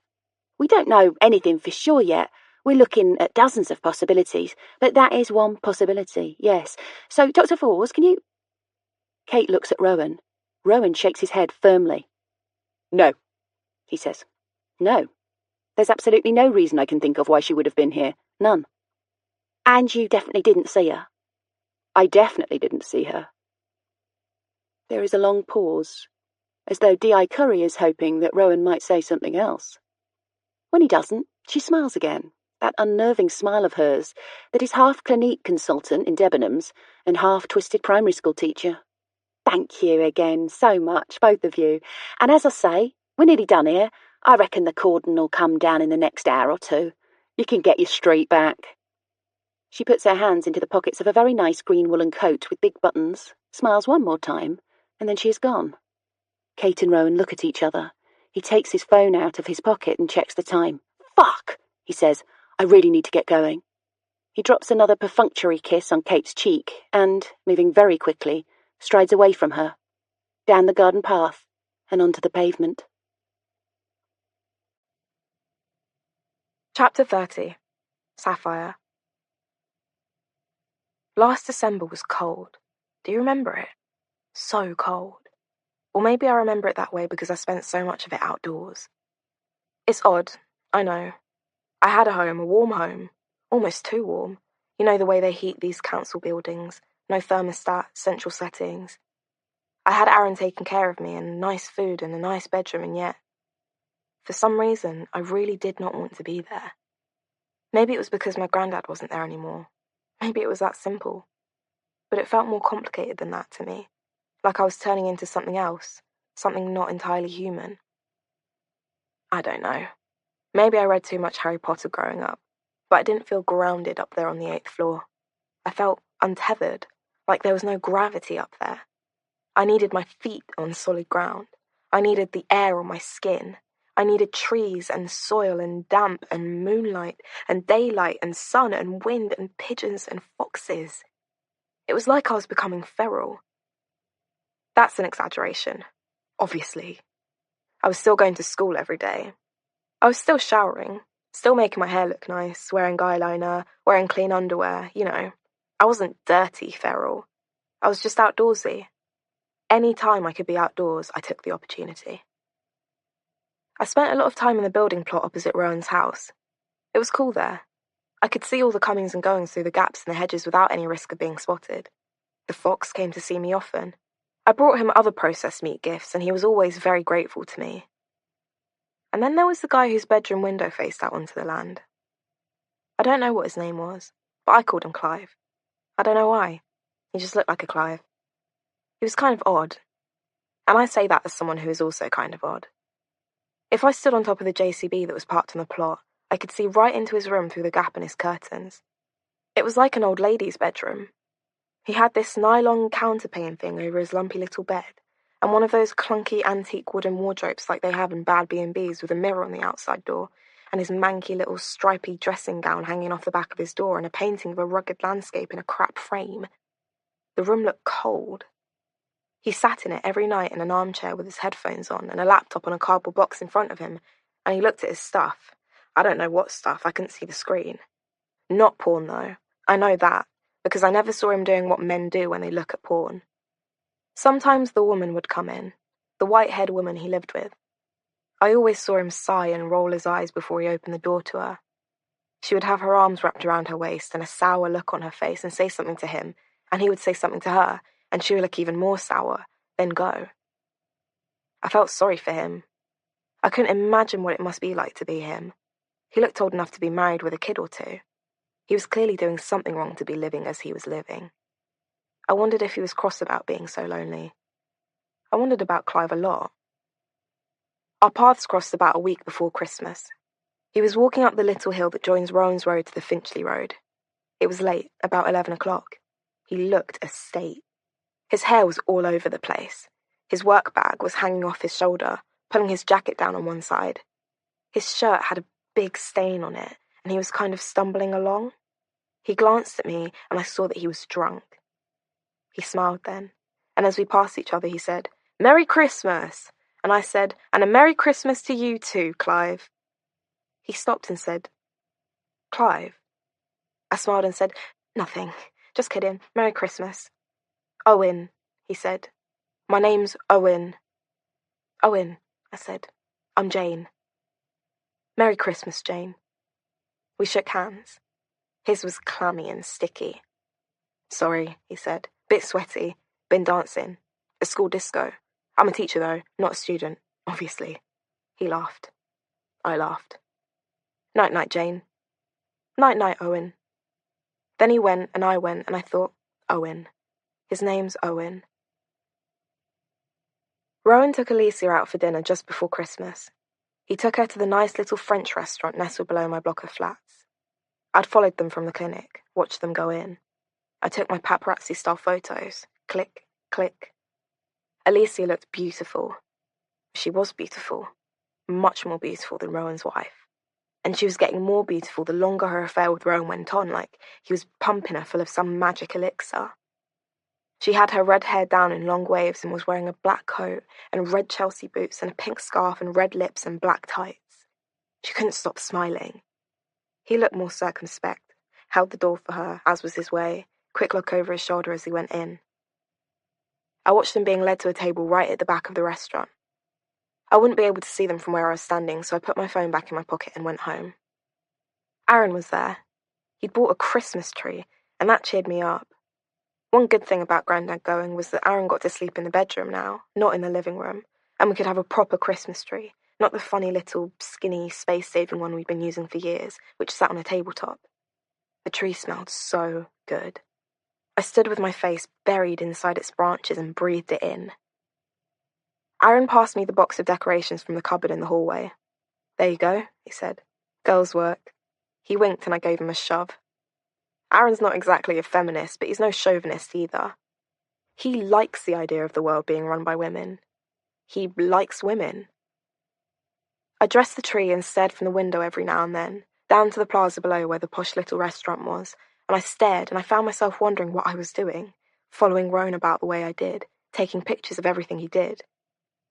I wondered where it was all heading. I wondered if I was mad, maybe. But I didn't feel mad. I felt totally fine. Aaron put our dinner on the table. He said, "It's nice to have you here." For once. He said this with a smile because he wasn't having a go at me. He meant it as it sounded. "You know," he said, spooning yellow rice onto his plate, glancing over my shoulder at the twinkling tree. "It feels kind of strange. First Christmas without my dad. If you want to talk about it..." I just smiled and shook my head and said, "I'm fine, really. I do worry about you, Saff. We all do." I threw him a questioning look. "The family? Me? Lee? Tana? The girls?" "Not much of a family, really, is it?" I said. "Oh, that's harsh," he smiled. "It's quality, not quantity, yeah?" I smiled too. "Yeah," I said. "Just keep us in the loop, Saff, okay? Whatever it is that's bothering you, whoever it is that's bothering you, we're all here for you, yeah?" I looked up at him. "But what about you?" I said. Who's here for you? He looked kind of abashed. What do you mean? I said, you're nearly 30. You work 2 jobs. You haven't had a girlfriend since you were like 24 or something. Who's worrying about you? Aaron put down his knife and fork and looked at me very sternly. Aaron looking stern, I should add, is not very stern at all. He has the face of an angel. Saff, he said. I don't need worrying about, okay? Please, God, don't worry about me. Just focus on yourself. Focus on school, on these A-levels. Then focus on getting into university. Then focus on getting a good degree. And then, maybe then, I'll let you worry about me. But until then, we're good here, okay? I nodded, but I felt a lurch in the pit of my stomach. Aaron would be 31 by the time I left university. And then what? I thought of Clive, or Owen, or whatever his name was, and his sad little bedroom and his sad little stripy dressing gown, and I thought he looked like he was probably about 31, and I didn't want that for Aaron. I might not even go to university, I said. Of course you will, he said. Why? Just because I'm clever, there's no law about it. I can do whatever I want to after I've left school. I could get a job and get my own place, and then you could have this flat to yourself. He laughed. I don't want this flat to myself. Why would I want this flat to myself? So you can start a family? He laughed again, loud and hard. I don't want a family, fam. You're my family. I laughed too, but inside I was starting to feel panicky. Aaron was such a good man. He'd worked hard at school, like me, and got good exam results, but here he was working in a betting shop and doing people's gardens and then coming home and having to worry about me, wasting the prime years of his life, and I thought, maybe it would be better if I wasn't there. After dinner, I told Aaron I was going to Jasmine's, and he said, have fun, and I said, will do, and I headed out with a heart full of strangeness about everything. I sat on one of the outdoor gym bikes on the plaza and idly wheeled the pedals round and round with my hands inside my pockets, my hood up against the chill night air. I put some music on my phone and listened for a while, watching people come and go. No one looked at me. No one saw me. When you wear a hood, you're invisible. And then after a while, Rowan and Alicia left the restaurant, and I waited to see what they would do. And you want to know what they did? Those dirty devils?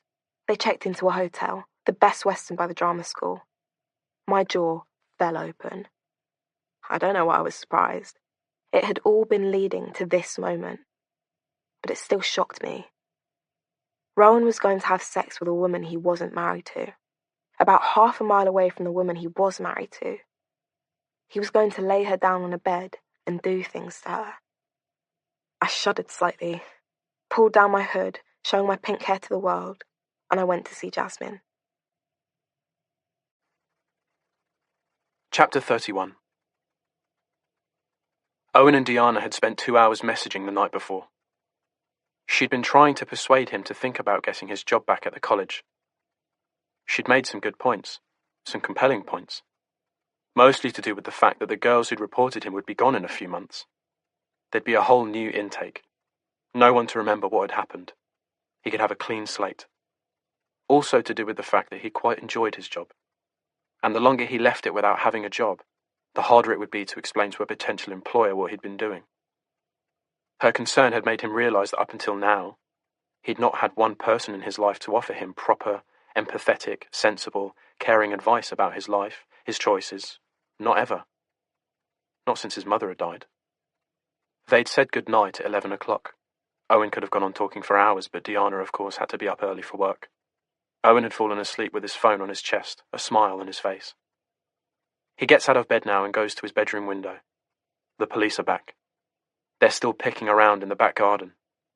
They'd cordoned the whole garden off last night before they left, spoken to all the residents, asked them not to cross the cordons. There'd been a solitary policeman stationed outside the building site all night long. Owen peers down to the spot in the grass that the police had been examining yesterday, where they'd found the phone case. Something flashes through his thoughts as he stares at the grass. A movement of some kind. A cry of pain. He shakes the thought from his head and heads to the bathroom where he showers and washes his hair. In the mirror in the bathroom, he looks at his hair and decides that it is now officially too long. He's not sure he can be bothered to go to the hairdresser's just for a trim, so he takes a pair of scissors from the bathroom cabinet, smooths his hair down onto his forehead with his fingers, then trims it across the line of his eyebrows. He starts at the left side and watches the dark fronds fall into the sink where they look like tiny discarded moustaches. He is about to trim from the right-hand side and back to the middle when there is a loud, insistent thumping at the door. He jumps slightly and the tip of the scissors nicks his skin. A bead of blood appears and he rubs at it roughly and shouts out, "What?" "Owen," says Tessie. "The police are here. They need you to come out." He sighs. "I'll be a few minutes." "Sir?" He hears a male voice. "We need you to come out now, please." "I just got out the shower. You'll have to wait." "Sir, please, just come out."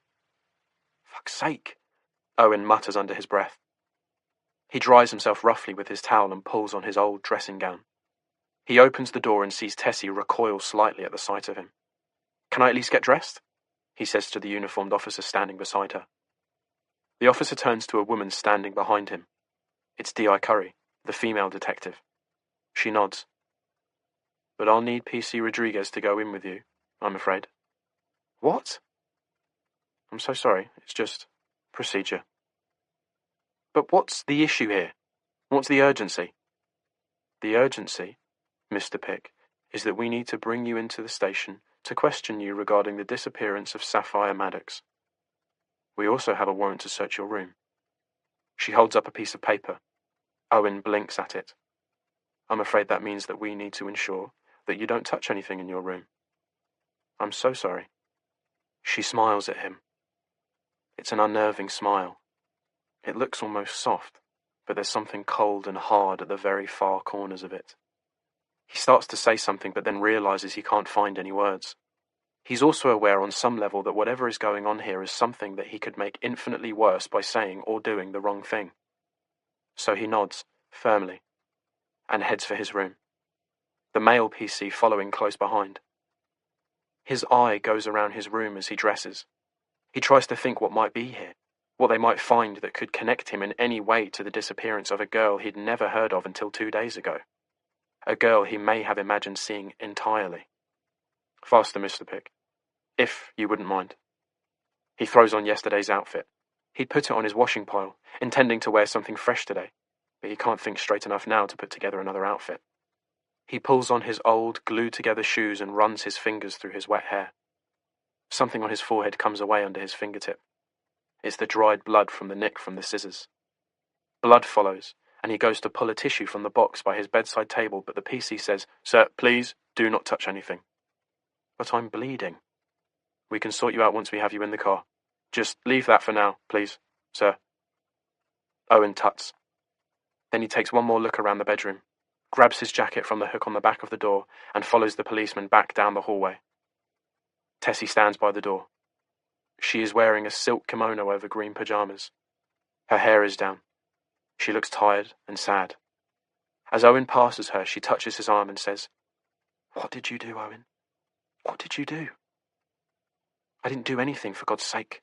You know I didn't do anything." Tessie turns and walks away.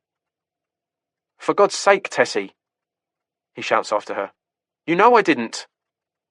She walks into her bedroom and pulls the door quietly shut behind her. He feels a hand on his shoulder. "Mr. Pick, please. We need to leave." He shrugs the hand off, anger beginning to replace the shock and awe. "I'm coming," he says. "I'm coming, okay?" As he leaves the house, he is suddenly aware that the proportions of the street outside are all off, that there's something not right, a feeling of impending chaos. And then they appear. A flock, a pack, a dozen men and women with cameras, with microphones pressing towards them.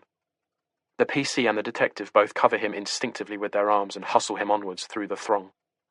"Mr. Pick! Mr. Pick!" They know his name. How did they know his name? How did they know this was going to happen? How did they know? He glances up and straight into the lens of a camera. He opens his eyes wide and is dazzled by a burning white flash. Something forces his head down again. He is in a car. The car door is closed. There are faces at the window, faces and lenses. The car moves quickly. People touch it. They are so close, Owen doesn't understand why their feet aren't being crushed by the tyres. And then he is not on his street anymore. He is on the main road, and there are no more people with cameras, just normal people going about their business. Owen sits back in the seat. He exhales. Who told them? He asks the backs of the heads of the two people sitting in the front. The press, says the woman. Yes. Who told them you were coming to get me? I'm afraid I have no idea. They knew we'd been searching the area. People talk.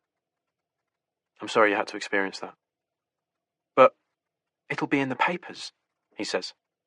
People will think I did it. Did what, Mr. Pick? He peers at her face in the rearview mirror. She's looking right at him. There's that chilling smile again. The thing, he says. Whatever the thing is that you're arresting me for. You're not under arrest, Mr. Pick. Not yet. Then why? He stares out the window and watches a small girl from a dog-walking company trying to load a giant bloodhound into the back of a van. Why am I here? He looks at himself in the rearview mirror. His hair has started to dry. It's shorter on one side than the other and sticking up on top. The blood from his cut has dried into a kind of huge tear shape, dripping into his eyebrow. He looks horrendous. Absolutely horrendous. And the nation's press has just photographed him like this, being placed into the back of a police car to be questioned about a missing teenage girl. He doesn't even like teenage girls. And he's not even under arrest. He's left his phone at home. What if Diana is trying to message him? What if she thinks he's ignoring her?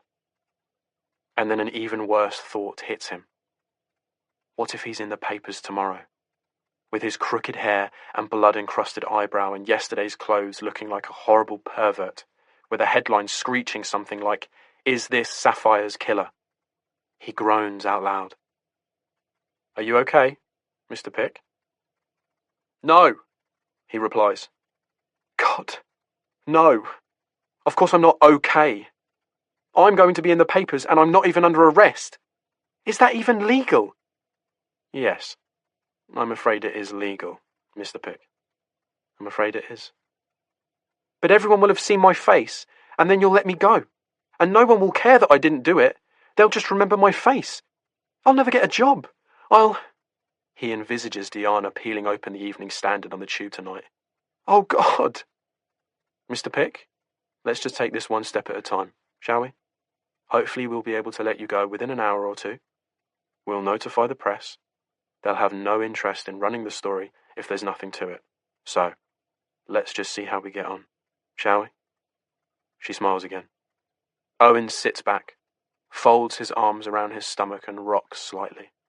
The world feels like a straitjacket, sucking all the air out of his chest cavity, squeezing his bones. He looks at people out of the window, normal people doing normal things. Walking to the shops, going to work.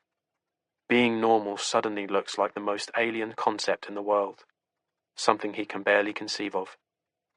Do I need a lawyer? He asks. That'll be up to you. Do you have one? Tessie's friend Barry is a lawyer, but he's not Owen's lawyer. No, he says. Well, we can assign you one if necessary. No, he says. No. I'm sure I'll be fine. Let's see how we go. Shall we? Owen nods. And then, like a house falling on him from the sky, its shadow getting bigger and bigger, faster and faster, he suddenly remembers something.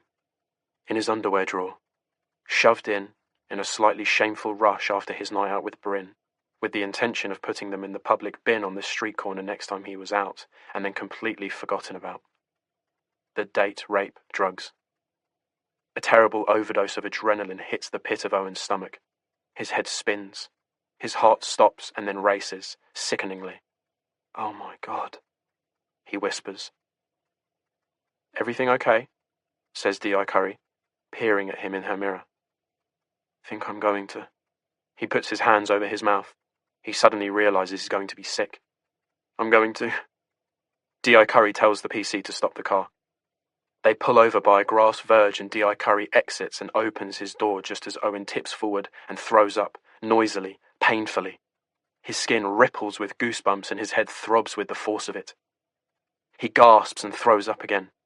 D.I. Curry appears in front of him, a tissue in her hand. She looks down at him. Owen can't tell if it's pity in her face or disgust. He takes the tissue and dabs his mouth with it. All okay? She asks him. He nods. Ready to keep going? He nods again. She smiles and waits for him to put his legs back into the car before closing the door and going back to the passenger seat. Something you ate? She asks a moment later, looking at him in the mirror. He nods, his fist balled against his mouth. Yes, he says. Must be. She smiles, but she doesn't look as though she believes him. Chapter 32. Mum, says Georgia, walking into the bathroom without knocking. They just arrested him. Who? The policewoman detective person. She just went into the house over the road with another cop, came out with the creepy guy, put him in a car and drove him away. There's journalists and all sorts out there taking pictures. Come and see. Kate dries her hands on the backs of her jeans. It's been 2 hours since D.I. Curry was here talking to them, since Rowan left for work. She thought things might be winding down, but apparently not. She goes to the front door with Georgia. There are people hanging around, a couple of small film crews packing their things away. Kate goes outside and wanders over to a young woman in a yellow anorak with a furry hood and says, What's been going on? Where have they taken that guy? Owen Pick, you mean? The woman, whom Kate assumes to be a journalist, shoves some wires into a black bag and zips it up. I don't know his name. The guy who lives in that house. Youngish, with dark hair. Yeah, Owen Pick. They've taken him in for questioning. About Saffyre Maddox. Yes, apparently. They found some of her stuff outside his bedroom window and traces of blood on the wall and in the grass. Oh my God. Kate brings her hands to her mouth. She hears Georgia gasping beside her. Oh my God, is she dead? Asks Georgia. The woman shrugs. Nobody found yet, but it's looking increasingly likely. God, that's so sad, says Georgia. Then she says, That guy is weird. It doesn't surprise me much that he could do something like that. The journalist stops and looks at Georgia. They don't know for sure yet that he did, so probably best not to start spreading that about. She pauses, looks at Owen Pick's house, and then back at Georgia and says, Although, you know... Kate follows her gaze towards the house. She thinks about that night weeks ago when Georgia thought she'd been followed home by Owen Pick. She thinks about that night a few days later when Tilly appeared on her doorstep to say that she'd been accosted on the other side of the street. She thinks of the string of sex attacks in the area. She thinks about Rowan seeing Owen Pick on Valentine's night, staring at their house. She feels a weight lift from her gut, a weight she had barely acknowledged until now, the weight of doubt, the weight of suspicion, of thinking that at any moment now the world could collapse on her head. She and Georgia make a cake. It's nearly the end of the half-term holiday. Georgia's been revising all week, or out with friends, and Kate's barely seen her. It's one of those grey, muffled days where everything feels fuzzy and unformed. The focus of weighing and measuring and counting and stirring is exactly what the day calls for. Georgia has one of her playlists on Spotify, a mixture of music that Kate once danced to in nightclubs, and modern music that sounds meaningless and empty to her ears. They're making something they found on the internet called a chocker-mocker cake. Kate gets an espresso from the coffee maker and leaves it on the side to cool. Georgia is creaming sugar and butter together. The oven hums as it heats up. Owen Pick's face keeps passing in and out of Kate's consciousness. That vaguely displeased look he has about him, as though he's constantly thinking about unsavoury things. His hair, with that slightly defeated second-hand look about it. The worn-down shoes, incongruous in contrast with strangely smart clothes that look as though they don't come naturally to him. He looks the type, she thinks. He seems the type. A single guy living alone with an eccentric landlady in a grubby-looking house with tatty curtains at the windows. And now there is blood under his bedroom window. She glances up at Georgia. Georgia's cheeks are pink from the heat of the oven, from the effort of getting the butter and sugar to combine. She has a hank of hair hanging across her face, which she blows out of the way from the side of her mouth. Kate leans towards her and pushes the hair behind her ear for her. Georgia drops a kiss onto Kate's hand and says, "Thank you, Mum." They exchange a look. Kate knows they're both thinking the same thing. Saffyre Maddox might be dead, and their neighbour, who might have killed her, could have killed Georgia too. But now the police have him in custody, and they are safe.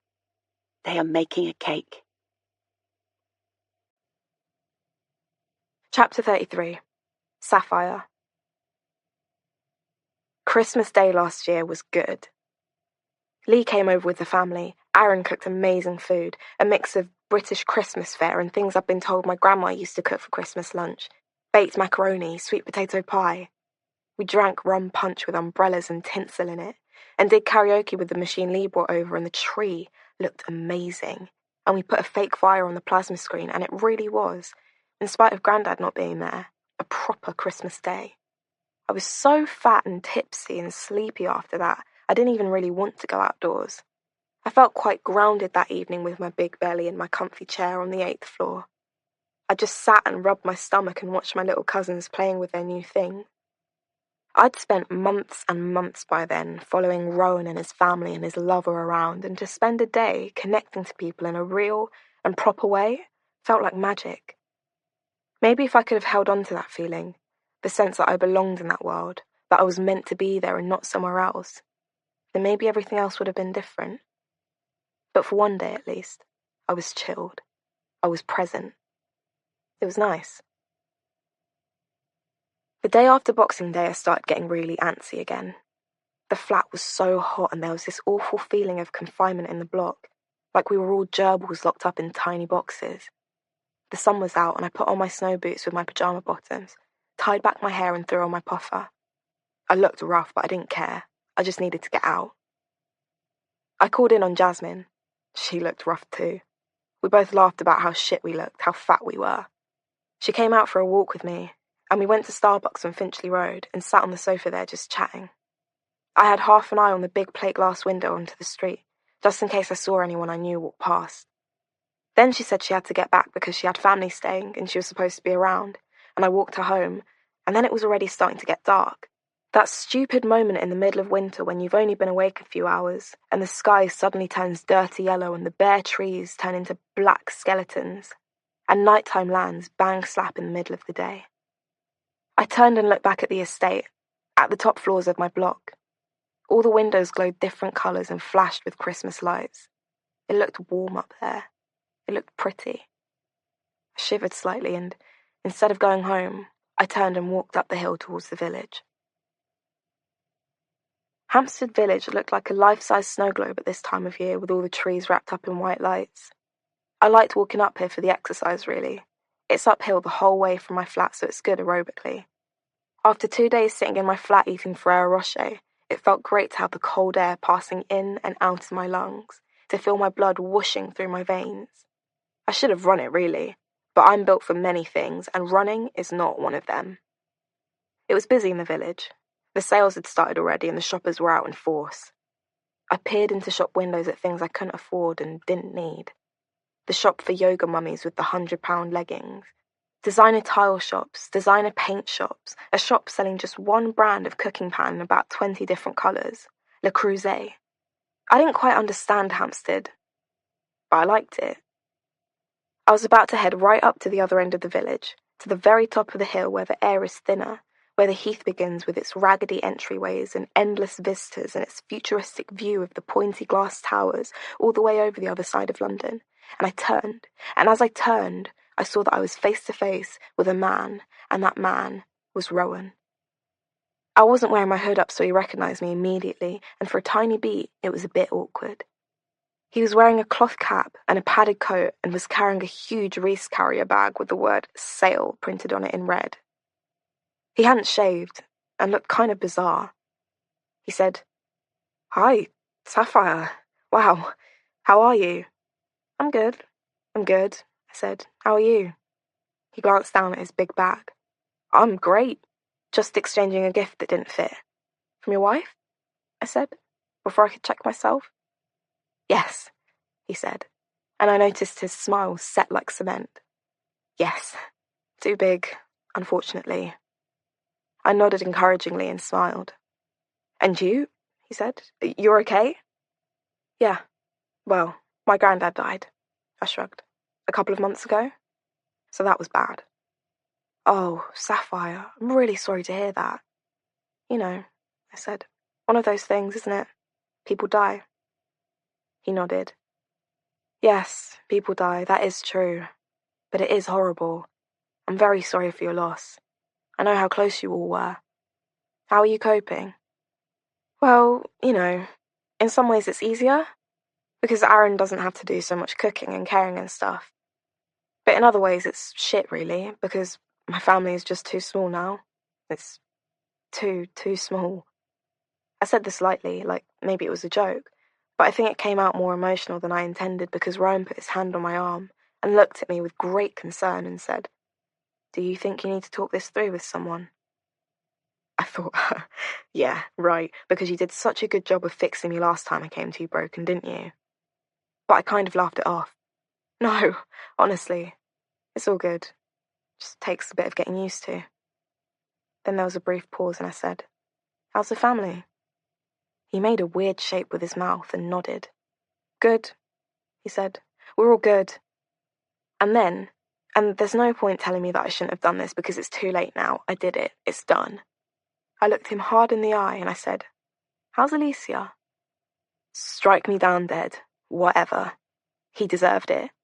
Standing there in his poncy cap with a coat in a bag that his wife bought him because she stupidly thought he was her loyal husband, not some horny sex beast. "Sorry," he said, and I could see the panic swimming about in his eyes like tiny tadpoles. "How's Alicia?" I asked again, and then I got the adrenaline rush to my heart as my brain finally caught up with what my mouth was doing. "Your colleague?" He nodded, then shook his head and said, "Sorry, but how do you know Alicia? Have you been back to the clinic?" I just shook my head and smiled at him. I could see him scrambling for the next thing to say or do, and I decided that now was the time to step away from the hand grenade I'd just unpinned. I said, "Anyway, nice seeing you, Rowan. Have a happy holiday." He turned as I left and said, "But, Saffyre, what did you mean by that?" "Can't stop. Mustache." I walked that last leg of the hill at about 100 miles an hour. Dainty trees full of twinkly white pom-poms. Restaurants full of rich people. I passed art galleries, estate agents, nail bars with pink chandeliers. It was properly dark by the time I got to the top. I stood with my hands on my hips and looked down, my breath coming in and out of me so loudly I could hear it. Chapter 34. Owen is in a room with pale blue walls, a plate glass window on one side, a tall thin window on the other with opaque, textured glass and 3 vertical white metal bars. In front of him are D.I. Curry and another detective, a man called D.I. Jack Henry. He's wearing a really nice blue suit with a tight white shirt underneath. He has blonde hair, like D.I. Curry, and is about the same age as her. They look strangely like a couple, as if they've just ordered pizzas and a branch of ZZ's and are trying to think of something to talk about. "So, Owen," D.I. Curry smiles at him, running a fingertip over her paperwork. "I'm really grateful to you for agreeing to come at such short notice and for being so cooperative. Thank you," Owen says. "That's okay. We'll try to keep this as short as possible. I'm sure you've got things you need to be getting on with. But we do, just for your information, have a warrant to keep you for questioning for 24 hours. So if there's anyone you need to talk to, just let us know, and we can contact them for you. Okay?" She smiles again. Owen nods. "So," she begins, after setting the machine to record. "Owen, let's go back to the night of February the 14th, if you don't mind. I know we've already spoken about this, but just for the sake of our recordings, so we have it on record. You went out that evening?" "Yes." "And where did you go?" "I went to an Italian on Shaftesbury Avenue." "And who were you with?" "I was with a woman called Deanna Worth. On a date." "So you had a drink?" "I had a few drinks." "How many, would you say, roughly?" We shared a bottle of champagne and then a bottle of red wine. And a cocktail. I'm not really a big drinker, so that was quite a lot for me. Gosh, says D.I. Curry. So that was quite a lot for anyone. She exchanges a look with D.I. Henry, who shakes his head and smiles. So, she continues, you weren't sober when you got home? No, I was really quite drunk. And this was what time? Roughly 11:30, maybe later. And what did you do when you got home? Could you talk us through that again, please? How did you get home? I got the tube to Finchley Road, then I walked to my house via Winterham Gardens. And then? I saw the person in the hoodie outside the house opposite. I went indoors, I went to bed. And just going back, if you don't mind, to your walk from the tube station that night. Owen blanches slightly at the hazy memory of a woman, her fearful gaze on him, her finger over the emergency icon on her phone screen. Did you perhaps see anyone when you were walking home? He shakes his head. Yes or no, please, Mr. Pick. No, he says. No, I didn't see anyone. What about this lady? D.I. Curry passes him a photograph. It's an attractive young woman in what looks like an official company portrait. She has long blonde hair and is wearing a red blouse. He shakes his head, rubs his chin nervously. No, he says. I don't know her. Well, this lady lives 2 doors down from you, and she says on the night in question that you physically threatened her at around midnight, that you attempted to block her path, that you called her a bitch. She says she felt very, very intimidated by you, and nearly called the police. Owen inhales deeply. That's not what happened. Okay, so you do remember this lady? Well, I do now. I just didn't recognise her from that photo. But I remember her being there. She was staring at her phone. She didn't see me coming. And it was her who got in my way. She was rude to me. I was just defending myself, reacting to her rudeness. For God's sake. He tuts and folds his arms petulantly. Okay, so you're heading home. You have a contretemps with this lady. You see the young girl outside your neighbour's house at about midnight. Can you describe it for us now? Whatever you can remember about that. He sighs. I mean, I don't even know anymore. It was late. It was dark. I was still quite drunk. It could have been anything. Just try, Owen, please. Thank you. I saw... He pauses, tries his hardest to put himself back there, outside his house, the chill air of his breath around him. A figure, with a hood, slim, not tall, not short. Thought it was a man at first. They were staring ahead, at the top of the footpath by the gate. They had their hands in their pockets so their elbows were sticking out like this. He makes pointy wings of his own elbows. And then, after about a minute, less, half a minute, they turned slightly towards me. And I saw then that it was probably a girl, with kind of, he searches for the right word, puffy hair. Puffy? You mean like Afro-Caribbean type of hair? I don't know, he says. I don't really know what that means. Okay, so you saw this figure, and then what happened? Owen shakes his head gently, searching his memory for the moment that came after the girl's eyes met his. But there's nothing there. He shakes his head properly. Nothing happened. I saw her, and then I went straight indoors. And then? I got into bed and I fell asleep. Did anyone see you coming back in? No, not that I'm aware of. We've asked the neighbours in your building and none of them recall hearing the door close at that time of night. He blinks. I don't see... He begins. They were probably all asleep. Why would they hear the door go? I don't know, Mr. Pick. But it's a big heavy door, and it does make quite a loud bang when it's shut. He blinks again and shakes his head. Not really, he says. Well, says D.I. Curry, I suppose that's a matter of opinion. She glances at the other detective. Okay, I think D.I. Henry has a few questions too. Are you okay? Can I get you some more water? A hot drink? Anything to eat? He shakes his head. No, thank you. D.I. Henry opens his notes. He clears his throat and he says, So, Your neighbours across the street, the Fours. Owen shakes his head. Kate and Rowan Fours. No, I don't know who they are. Okay, well, they live in the house across the street where you say you saw a figure on the night of the 14th. He nods. Right. He knows who they are talking about now. That family. The lycra dad and the nervous wife and the overconfident daughter and the gangly boy. The ones with the kids. Yes, the ones with the kids, that is correct. How would you say your relationship with them is? I don't have a relationship with them. Dr. Fours says that you once accosted him in the street when he was out for a run. He said you were rather drunk and asking him strange questions. Owen repositions himself in his chair. What has this got to do with...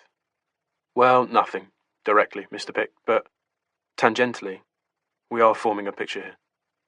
Owen breathes in sharply as he realises what is happening. He is being led by this pair of bland, blonde, cookie-cutter human beings down an opaque, twisting path towards incriminating himself. You know what? He says. I think maybe if you're not going to be asking me anything to do with actual evidence of me having done anything wrong, and you're just going to talk about things I may or may not have said to my neighbours 3 weeks ago, then maybe I should have a lawyer. Please. The blonde twins look at each other and then back at him. Of course, Owen. Absolutely. Do you have a number I could call? Mr. Barrington Blair. Barry? I think he works in the West End somewhere. Soho, that sort of area. Great. We'll get someone to call him now. In the meantime, maybe we'll take a short break. They shuffle their papers together. D.I. Henry straightens his jacket, his collar. D.I. Curry touches the back of her complicated hairstyle, pressing a loose strand into place. Owen wonders if they're real people, or very sophisticated androids. Someone will bring you something to eat, Owen. Just hold tight. And then Owen is alone. He stretches his legs out and crosses them at the ankle. He scrapes a piece of encrusted food off the cuff of his jumper. He suddenly thinks that there may be a row of police officers and detectives sitting on the other side of the plate glass watching him, so decides to move about as little as he possibly can. A moment later, a young uniformed policeman comes in with a couple of sandwiches and a paper cup of tea. Tuna? He says, or chicken Caesar wrap. I'm not hungry, Owen replies. I'll leave both, he says, and then he gives him the tea and leaves the room. How long? Owen calls towards him through the crack in the door. The boy reappears. No idea, he says chirpily. Sorry. There's nothing in this room to look at. Nothing to distract him. He looks at his fingernails. He fiddles with his hair. Tries to straighten his stupid asymmetric fringe. He touches the scab on his forehead. He crosses and uncrosses his legs. Time passes in long, hollow moments, stretched out of all shape by the weirdness of the scenario. He pulls one of the sandwiches towards him. Tuna mayo and cucumber. He hates tuna, and he hates cucumber and its brown bread, which he's never actually eaten. He doesn't even look at the other one. He knows he won't like it. He sips the scalding tea gingerly. His heart jumps about again at the thought of the police rifling his bedroom, the pills in his sock drawer. He tries to work out what he's going to say about the pills when they inevitably find them. How will he explain Bryn? How will he explain his relationship with an insane incel who wants to incite mass rape of women? Owen taps his fingertips against the tabletop and tries to control his breathing. He can feel a red ball of panic hurtling towards him, threatening to swallow him up. He pictures the police behind the reflecting glass again. He cannot freak out. Cannot. Barry will be here soon. Barry will tell him what to do. He takes another sip of tea, too quickly, feels it scald the inside of his mouth, winces and says "fuck" under his breath. Finally, the door opens again and the two detectives return. The woman says, "We've contacted Mr. Blair. He's on his way. We can carry on talking while we wait. That could get you home quicker. Or you can wait until he's here. It's up to you." He thinks again of the pills in his underwear drawer. He says, "I think I'll wait." Chapter 35. Rowan comes back from work early that evening. Kate glances up at him from the screen of her laptop when he walks into the kitchen. "Oh," she says, You're back early. He walks past her and directly to the fridge and starts pouring himself a glass of wine before he's even taken off his coat. He holds the bottle aloft and says, "Want one?" It's barely 6 p.m, but she nods. "How was your day?" she asks. "Pretty grim," he says, unzipping his coat and taking it off. "Pretty bloody grim." She knows there's no point expecting him to expand. It usually means a suicidal patient or some violence or something appalling involving bodily fluids. It also sometimes means a set to with a colleague or a superior. Whichever is the case in this instance, Kate doesn't ask. She merely raises her wine glass to his and says, "Here's to Friday night." He returns the gesture dryly and gets out his phone, starts scrolling through something on his screen. Then he turns it to face her. "Have you seen this?" She takes the phone, puts on her reading glasses, and looks at the screen. Oh my God! It's a photo of the guy from across the street. His mouth is open, and you can see his fillings and a grey tongue. He has blood encrusted on his forehead, and his hair is greasy and slightly brutal looking. It's a shocking photograph. The headline above it says, "Is this Saffyre's killer? Man taken in for questioning after blood and phone case found on his property." "Did you see this happening?" he asks her. "I didn't know, but Georgia did." "Did you know about the blood the detectives found?" "Yes. A journalist told us." "Who told you?" she asks. "A colleague. Well, many colleagues. It's all anyone's talked about today. Fuck! It's just awful." She looks at the page on Rowan's phone again.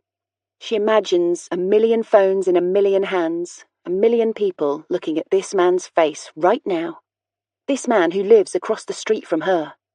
She reads the story beneath.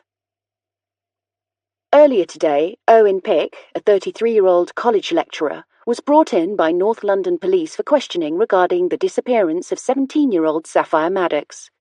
Pick, who lives in Hampstead with his aunt, Tessa MacDonald, was recently suspended from his job as a computer science lecturer at Ealing Tertiary College after allegations of sexual misconduct from several students. One student, Maisie Driscoll, told reporters that Pick had a reputation amongst the female students at her college for being creepy. She said that he had stroked her hair at a college party and shaken sweat into her face a number of times. The college would give no comment about Mr. Pick's employment with them. Neighbours in his leafy Hampstead Avenue described Mr. Pick as odd, a loner, and one woman, Nancy Wade, 25, recalls being accosted by him on the street just before midnight on the night of Saffyre Maddox's disappearance. She told reporters that Mr. Pick deliberately blocked my path. When I asked him to move out of my way, he turned nasty and abused me verbally. I was genuinely scared for my life.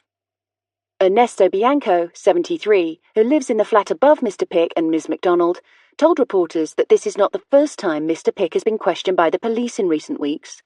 According to Mr. Bianco, Mr. Pick had previously been visited by the police in relation to a string of serious sexual assaults in the area, including 2 in the immediate vicinity of his property. No one has yet been found or charged with these attacks. It is thought that he will be questioned about these events too. Unsubstantiated reports suggest that while searching the area beneath Pick's bedroom window, police officers uncovered possessions, including a phone case, that are suspected to belong to the missing teenager. It is also thought that they discovered bloodstains on the brickwork close to Pick's bedroom and in the grass below. Forensic officers are still on site, and the case is ongoing. No body has yet been found, and the search for Saffyre Maddox continues. Kate hands the phone back to Rowan. She thinks about how guilty she'd felt after sending the police to Owen Pick's door those weeks earlier. But she'd been right. She thinks to herself now. She followed her instincts, and her instincts had been absolutely spot on. "Did you read that bit?" she asks him. "About the sexual misconduct at work. I mean, it looks pretty clear, doesn't it? It must be him." Rowan takes his phone from her outstretched hand. "Looks like it. Yes." Kate takes a sip of wine and looks at Rowan thoughtfully. "But it's still so odd, isn't it? That she was here, on our street. I mean, why here? Of all the places. And why him and why her? It's just She shivers. It's unsettling. Rowan shrugs. I guess she didn't live that far from here, and this is one of those roads you'd walk up to get to the village. Maybe it's not that weird after all. But where was she really going? No one says they'd made arrangements to meet her. I don't know, says Rowan, spreading his arms. I don't know anything about her or her private life. She sighs. Just to think, she says. That time he was following Georgia, last month. Well, thank God she had the common sense to call you. Yes, absolutely. I can't even... No, Rowan says, shaking his head gently. No, neither can I. Kate watches from her bedroom window that night to see if the police bring Owen Pick home, but the street is quiet. A fine drizzle falls from a black, clouded sky. She can see the silky filaments of it through the yellow streetlights. The police ribbon has gone from the road, but is still taped across the gate into the building site. It's the weekend tomorrow. Do police carry out forensic searches of crime scenes at the weekend? She has no idea. She hears a sound behind her and turns, expecting to see Rowan, but it's not. It's Josh. What are you doing? He says. Just seeing what's happening over there. He puts a hand onto her shoulder and she covers it with hers. I feel sorry for him, he says. She turns and looks at him. Who? Him, he says. The guy over there. I feel bad. Everyone will just think he did it, whether he did or not. What makes you think he didn't? I didn't say that, he says. It's just innocent until proven guilty and all that, but people, you know, they like having someone to blame, don't they? They like knowing who the bad person is, who to throw the eggs at, the rocks. I feel bad for him. Kate turns and looks at her boy. She puts a hand to the side of his face and cups his cheeks, feels the suggestion of 3-day-old boy stubble, soft as summer grass. You're such a lovely boy, she says. Such a lovely boy. He smiles and rubs his face against her palm, then draws her towards him for a hug. She feels the bones of him, the sinew and the tendon. He smells of the fabric conditioner she uses. He smells of something else, too, a slightly tobacco-y smell. She wonders if he smokes. And if he does, she wonders if she minds. She smoked at 14, in fields and by railway tracks and behind walls and hedges. She smoked silk cuts. She stole them from her mother, and then when her mother found out and started hiding her silk cuts, she smoked roll-ups instead. Can she be angry with him for doing what she herself had done? She feels that in the current climate of murder and blood, she does not mind that her son might be smoking. Maybe she will mind later on. She lets him go and smiles. I'm sure justice will be served, she says reassuringly. I'm sure the right person will be punished. Chapter 36. It is nearly midnight. Owen is still sitting in a pale blue room with a long narrow window and a two-way mirror. D.I.'s Curry and Henry are still sitting facing him. On the table in front of them are 2 empty paper cups, the wrappings of 3 Kit Kat bars, 4 empty sugar packets and 3 wooden stirrers. Owen drags his fingers through the edges on a small puddle of tea and makes a tentacle out of it. He does this 7 more times, until it is an octopus. Apparently they are awaiting a report from the guys who've been ransacking his bedroom all day. Barry sits next to Owen, picking at his cuticles. He wears cufflinks with green stones in them and a lilac and green checked shirt. He looks incongruous in this room with the bland identikit detectives, the peeling walls and Owen himself, who is starting to feel very stale and unfragrant. Owen hasn't told Barry about the Rohypnol in his sock drawer. When Barry walked in 4 hours ago, Owen had taken one look at him and realised the only reason he was here was to get paid. There was no smile of recognition or of empathy, no suggestion that Barry had ever seen Owen before in his life. He'd been businesslike to the point of cruelty. The door opens and 2 more policemen enter. They look at Owen strangely as they walk in, and Owen feels his stomach curl at the edges. He knows what that look means. They take D.I. Curry out of the room for a few minutes. Then she returns alone. She spreads some new paperwork on the table in front of her, clears her throat, says something into D.I. Henry's ear, stares straight at Owen and says, Well, Mr. Pick? I think she moves the paperwork around again. She's clearly working out her next move, wants to make sure she pitches it just right.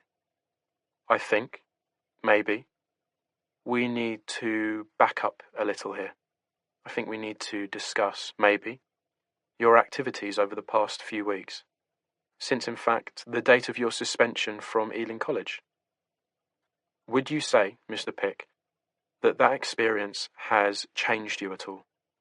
Made you view life differently? Barry leans forward, runs a finger down his exquisite silk tie and says, "Don't answer that, Owen. It's a ridiculous question." Owen closes his mouth. D.I. Curry inhales and starts again. "Mr. Pick, we have been through the browsing history of your laptop. We've found some quite disturbing entries in a number of what I believe are known as incel forums. Mr. Blair, do you know what an incel forum is?" "Indeed I do," says Barry, taking Owen somewhat by surprise. Barry looks as though he came straight from 1960. Owen cannot imagine him owning a computer, let alone knowing what an incel forum is. "You have been frequenting these forums quite a lot lately, Mr. Pick, would you say?" He shrugs and says, "No, not really." "Well, I can tell you exactly how much time you've spent frequenting these forums, Mr. Pick, because we have the data right here. Since Thursday, January the 17th, the day you were suspended from your job at Ealing College, you have spent roughly 4 hours a day on these forums." "Owen, you still don't need to say anything. This is all complete nonsense." "Owen, you've said some pretty dreadful things on these forums. You've joined in discussions on how to rape women, which sort of women deserve to be raped, and why. And you've referred to women in such derogatory terms that I can barely bring myself to repeat the terminology. You sit here looking like butter wouldn't melt in your mouth with your big, sad eyes while thinking these things, expressing these vile, vile opinions about women." Her voice is raised, her eyes flash. For the first time since Owen first set eyes on Angela Curry, she is showing some genuine personality. She turns the papers around so he can see the words he typed in a frenzy of euphoria at meeting people he could relate to. The words swim in front of his eyes. Slag, mouth, fist, whore, hard, face, slut, bitch, bleed, hole. He closes his eyes. He didn't mean any of those words. He'd just been joining in. The new boy. Getting carried away. "Can you confirm that these were written by you?" He looks at Barry. Barry just blinks at him. He is disgusted. Owen nods his head. "Please affirm verbally, Mr. Pick." "Yes. I wrote these words, but I didn't mean them." "You didn't mean them?" "No, not really. I mean, I was cross about a lot of things. I was cross about being reported for things I hadn't done at work." "Hadn't done? Hadn't done in the way those girls said I'd done them?" "You mean they misread your intentions?" "Yes. No. Yes. I don't have the slightest interest in teenage girls. Not in that way. They look like children to me. So whatever it was they thought I'd done, it had to have been done entirely innocently, unintentionally." D.I. Curry nods. "So you were cross about that. And you went to these places on the internet." She stabs a piece of paper with her fingertip. "And you said disgusting, violent things about women because you were angry." Owen nods. "Yes, that's right, but I didn't mean any of it. Just like you didn't mean to flick sweat on those girls or ask them if they liked girls or boys." "What? I didn't say that." "They say you did, Mr. Pick. Nancy Wade says you made her fear for her life while she walked alone in the dark. Your neighbours identified you as a potential sex threat when their daughter's friend said she'd been accosted close to their home last month, and a police officer was sent to ask you about that. You have spent dozens of hours in chat rooms and on forums discussing the best way to rape women, and we have found traces of Saffyre Maddox's blood on the wall and in the grass beneath your bedroom window. Saffyre Maddox's phone case also beneath your bedroom window, and now, Mr. Pick, we have been told of the existence of a large amount of the prohibited drug Rohypnol in one of your bedroom drawers. Rohypnol being, as I'm sure we're all aware, a very well-known example of what is known as a date rape drug." The time is currently 12:03 a.m. The day is Saturday the 23rd of February. Owen Michael Pick, I am placing you under arrest for the abduction of Saffyre Maddox. You do not have to say anything, but it may harm your defence if you do not mention when questioned something which you later rely on in court. Do you understand? Owen looks at Barry as if there is something he should be saying or doing that could make this go away. But Barry just closes his eyes and nods. Chapter 37. Saffyre. A few days before New Year's Eve, I found Aaron standing at the door of our flat looking edgy and bouncy. I'd just got out of the lift. I said, "What's up with you?" "I've got a surprise for you." I smiled suspiciously at him.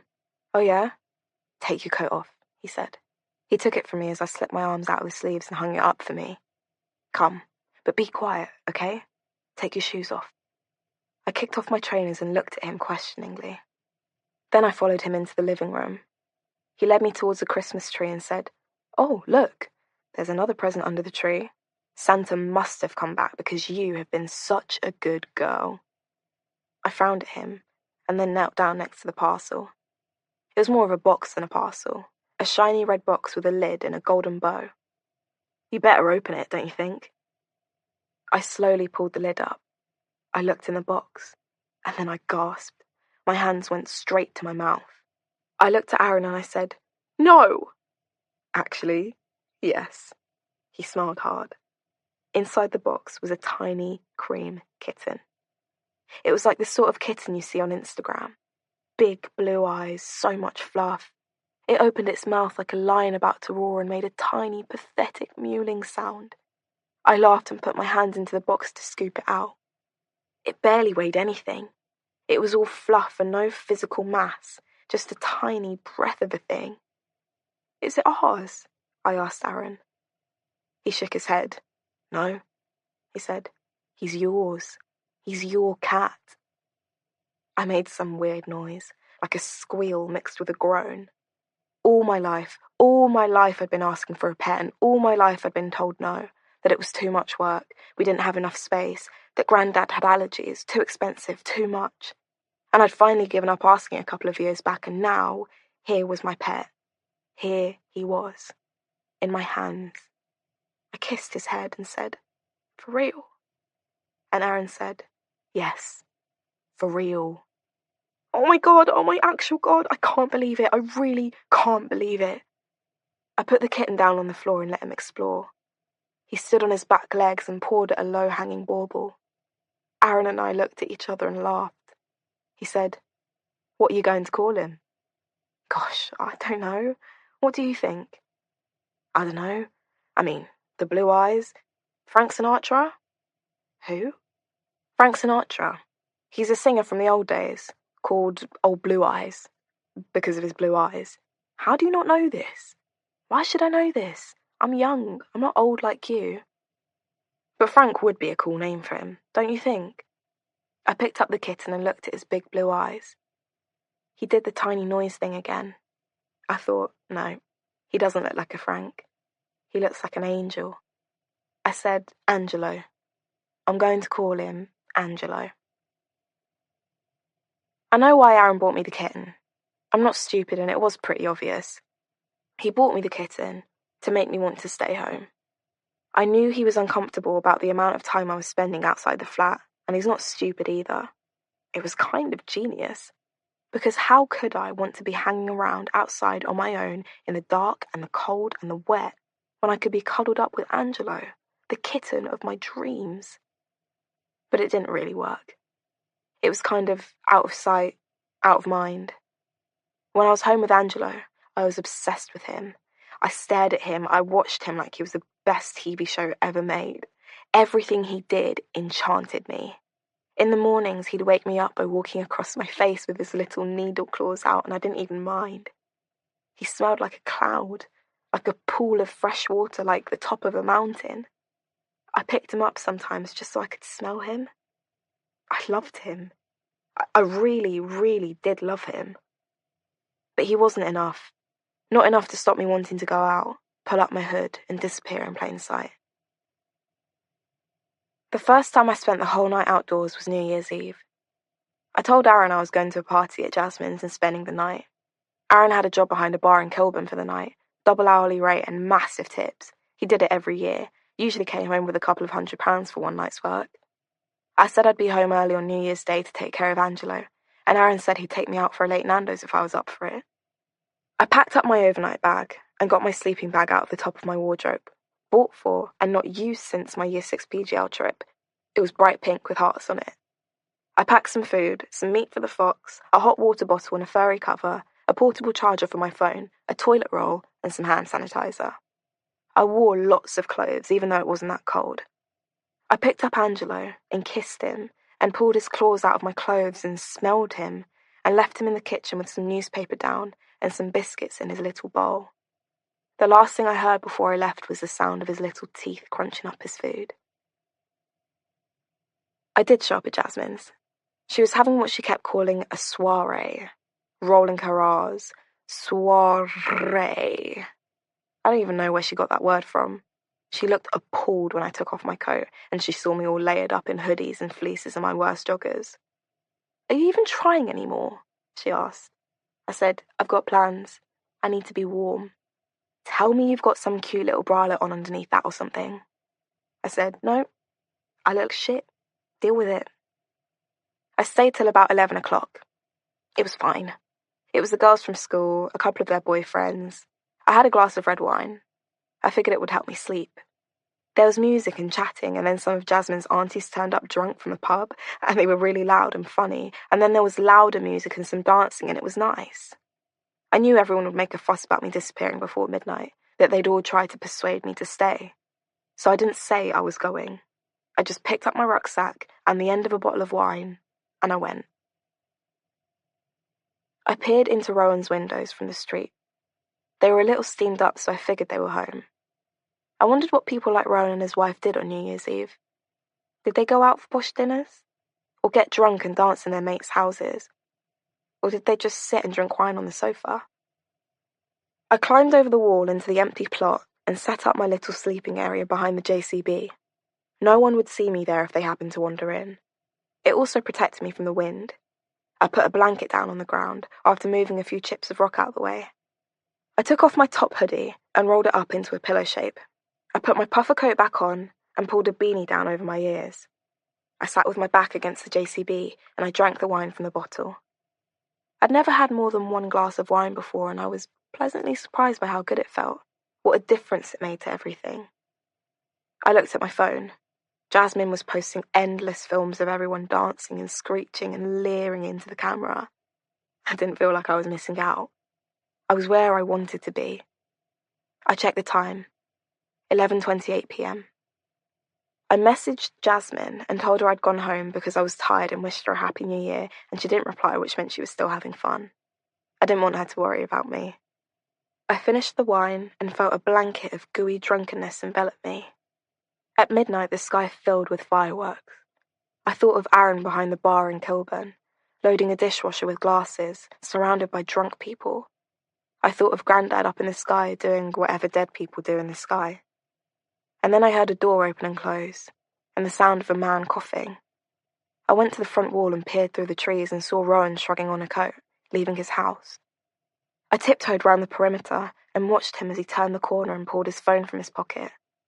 "Hi," I heard him say. "It's me. Happy New Year." I heard a tinny woman's voice in the background. "Are you okay? Are you... Oh, okay, yeah. Good. No, I can't talk for long. I just said I was putting some rubbish out." "Yeah, we're all just, hanging out, having champagne, nothing special, you know." "No, nothing like that. Quite quiet." "Yes, I know. I wish that too. Fuck, yes, of course I wish it. You know I do. I wish it so much. Alicia, fuck, I love you so much. Yes, yes. This time next year, I swear. This time next year, it will be you and me, the Maldives, maybe the Seychelles. Yes, better food. God, yes. Just us, I promise, I swear. I love you so much. I love you so much. Fuck, Alicia.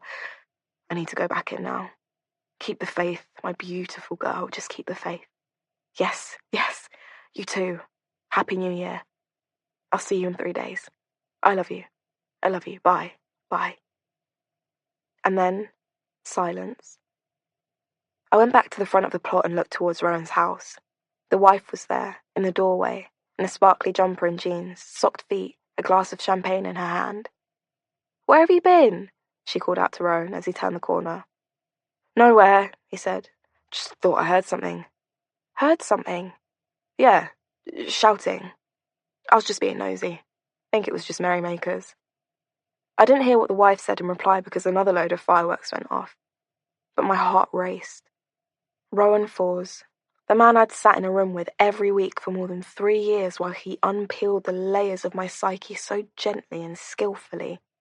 Here he was, making plans to leave his family for some Tahitian-haired temptress. This time next year, the skinny wife would be living in some shit flat somewhere because it would be all she could afford, and his kids would have to shuttle back and forth between 2 shit flats and sit making awkward conversation with Alicia, and looking after their mum because her heart would be broken and she wouldn't be the mum they knew anymore. She'd be a new mum, and their childhoods would be shattered and changed, and how did I know all this? I just did. I could see it in the skulking form of the son with his spliff and his fox who already knew that life was going to be hard, and in the confident swagger of the big-boned daughter with the booming voice who thought that life was always going to be this easy. And I saw it in the nervous elbow-rubbing of the wife who'd built her life around a man she thought would never let her down, whilst knowing all along that he would. I knew it because I could see it, with my own eyes. Because, as I keep telling you, I'm not stupid. I felt the red wine start to sour in my stomach. And then I moved back into the shadows again at the sound of the front door opening and closing once more.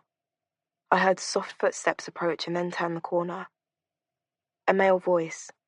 "Flynn, mate, over here. Yo. Happy New Year and all that. Yeah.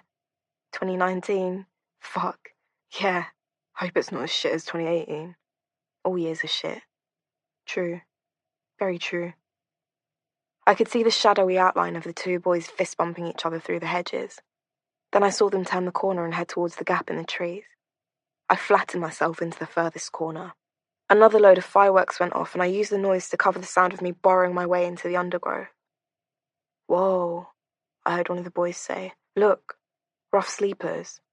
I saw the light from a phone arcing across my little campsite. I felt a burst of territorialism and had to stop myself from storming over and telling them to leave my shit alone. "Wonder who it is," said one of the boys. "Looks like a girl," said the other. "Look, pink sleeping bag." God, that's really sad. Fancy having to sleep rough when you're a girl. "Got wine, though," said one of them, holding my empty bottle up. I saw them both stop then and look around the plot. And once they were reassured that the mysterious rough sleeper wasn't about to jump out at them, they sat down and built themselves a zoot. I was close to Clive's bedroom window in my little hidden corner. I glanced up at the muted light seeping from his curtains and wondered what he was doing in there. Poor old Clive and his nylon counterpane. The smell of jaw reached me a minute later. Their voices drifted slowly across with their exhaled smoke. Things are going to be different this year. I couldn't tell which boy was speaking. They both sounded the same to me. "Oh yeah? You mean..." "Yeah. The mask's coming off." One of them laughed. Then the other one joined in. "No more Mr. Nice Guy." "No more Mr. Nice Guy. Fuck that. Fuck it hard." More laughter. "This time next year." "Yeah, this time next year. Maybe we'll be famous. Infamous. Yeah." More fireworks obliterated the rest of that particular conversation. A few minutes later, they packed their stuff away and got to their feet.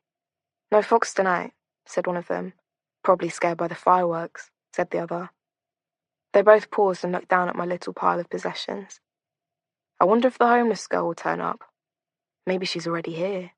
Ooh, scary. Should we leave her something? Like what? I don't know. The rest of this champagne?" I noticed for the first time that one of them was holding a bottle by the neck.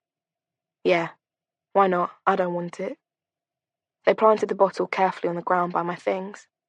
Then one of them said, "Happy New Year, homeless girl."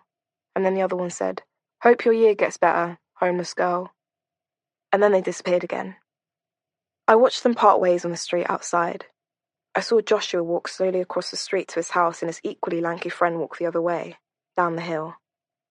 And then the fireworks stopped. The sky cleared. It fell silent. I took off my trainers and put on the big fluffy socks I'd packed. I tucked myself inside my sleeping bag. I sniffed the rim of the half-drunk bottle of champagne and thought better of it. I switched on my phone and replied to some messages, including one from Aaron saying he was on his way home and he'd see me in the morning. I stared up at the sky, the fresh 2019 sky. Black, new, unwritten on. Chapter 38. Kate goes to see her house in Kilburn on Sunday. She doesn't like going during the week when the builders are there, and she gets in the way, and they look at her curiously, as if she has somehow caught them in the act of doing something bad. It's early when she leaves the flat. The children are still asleep, and Rowan is in bed, propped up on pillows, with his laptop, catching up on some work. She decides to walk. It'll take 30 minutes, and it's a pleasant morning. She crosses the street and peers into the empty plot through the foliage. You would never know, she thinks to herself. You would never know about the detectives and the police cars and the helicopters. It was as if none of it had ever happened. Then she walks past Owen Pick's house, not avoiding it for once. All is quiet. Curtains are drawn. The morning has only just come. In her empty house in Kilburn, she can see her breath. Her footsteps ring off the bare floorboards. Carpets will be coming, tiles will be coming, curtains and furniture and wallpaper and cushions will be coming. The bare bones are in place now, and she can almost picture it as her home again. She stares from the window on the mezzanine level, out into their wrecked back garden. It's full of bags of cement and lengths of wood, and the grass is obliterated by builders' debris. She pictures herself out there in a few months' time. It will be high summer. The sky will be acid blue. They will have some nice new garden furniture. She's already picked out the things she wants from the IKEA catalogue, and maybe there will be a barbecue going. She will no longer have to see Owen Pick's house every time she leaves her front door. No longer have to pass by the scary empty plot with its screaming foxes. She inhales deeply and holds on to the quiet thrill that passes through her, the anticipation of it all. She passes at the staircase to the room that is very near to being her bedroom again. It overlooks the street, out towards a row of unthreatening terraced houses, just like hers.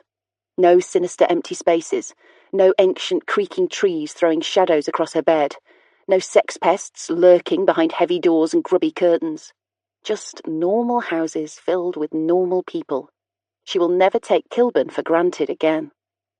She takes some photos of the progress for Rowan to look at later, and then she locks the door behind her, lays the palm of her hand briefly, affectionately, against the outside wall of the house, and heads back to the flat. Rowan is in the kitchen making toast when she gets in. He says, "Want some? I can put another slice in." She says, "No, thank you. I had breakfast already." He looks strangely perky, she thinks. Upbeat. "Have you seen that?" he says, pointing at the screen of his laptop. She touches it, and she sees the BBC homepage.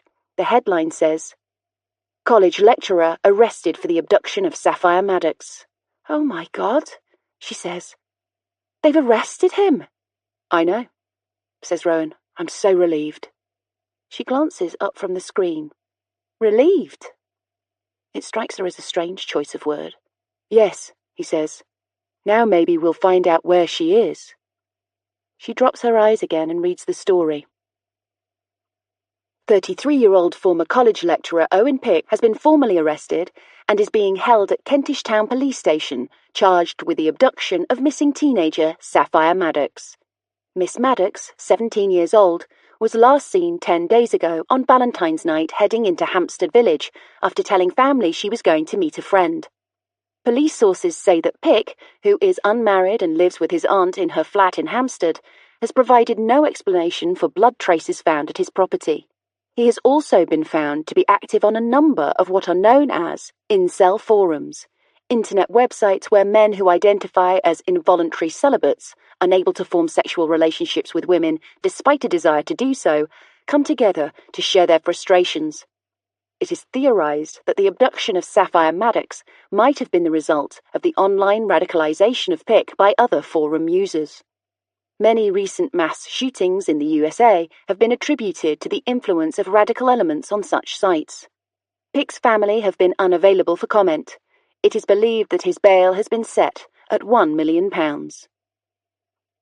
Incel forums, says Kate, her stomach churning at the concept. She'd seen a documentary about incels once that had chilled her to her core. The hatred and the bile and the bitterness. Christ. I know, says Rowan.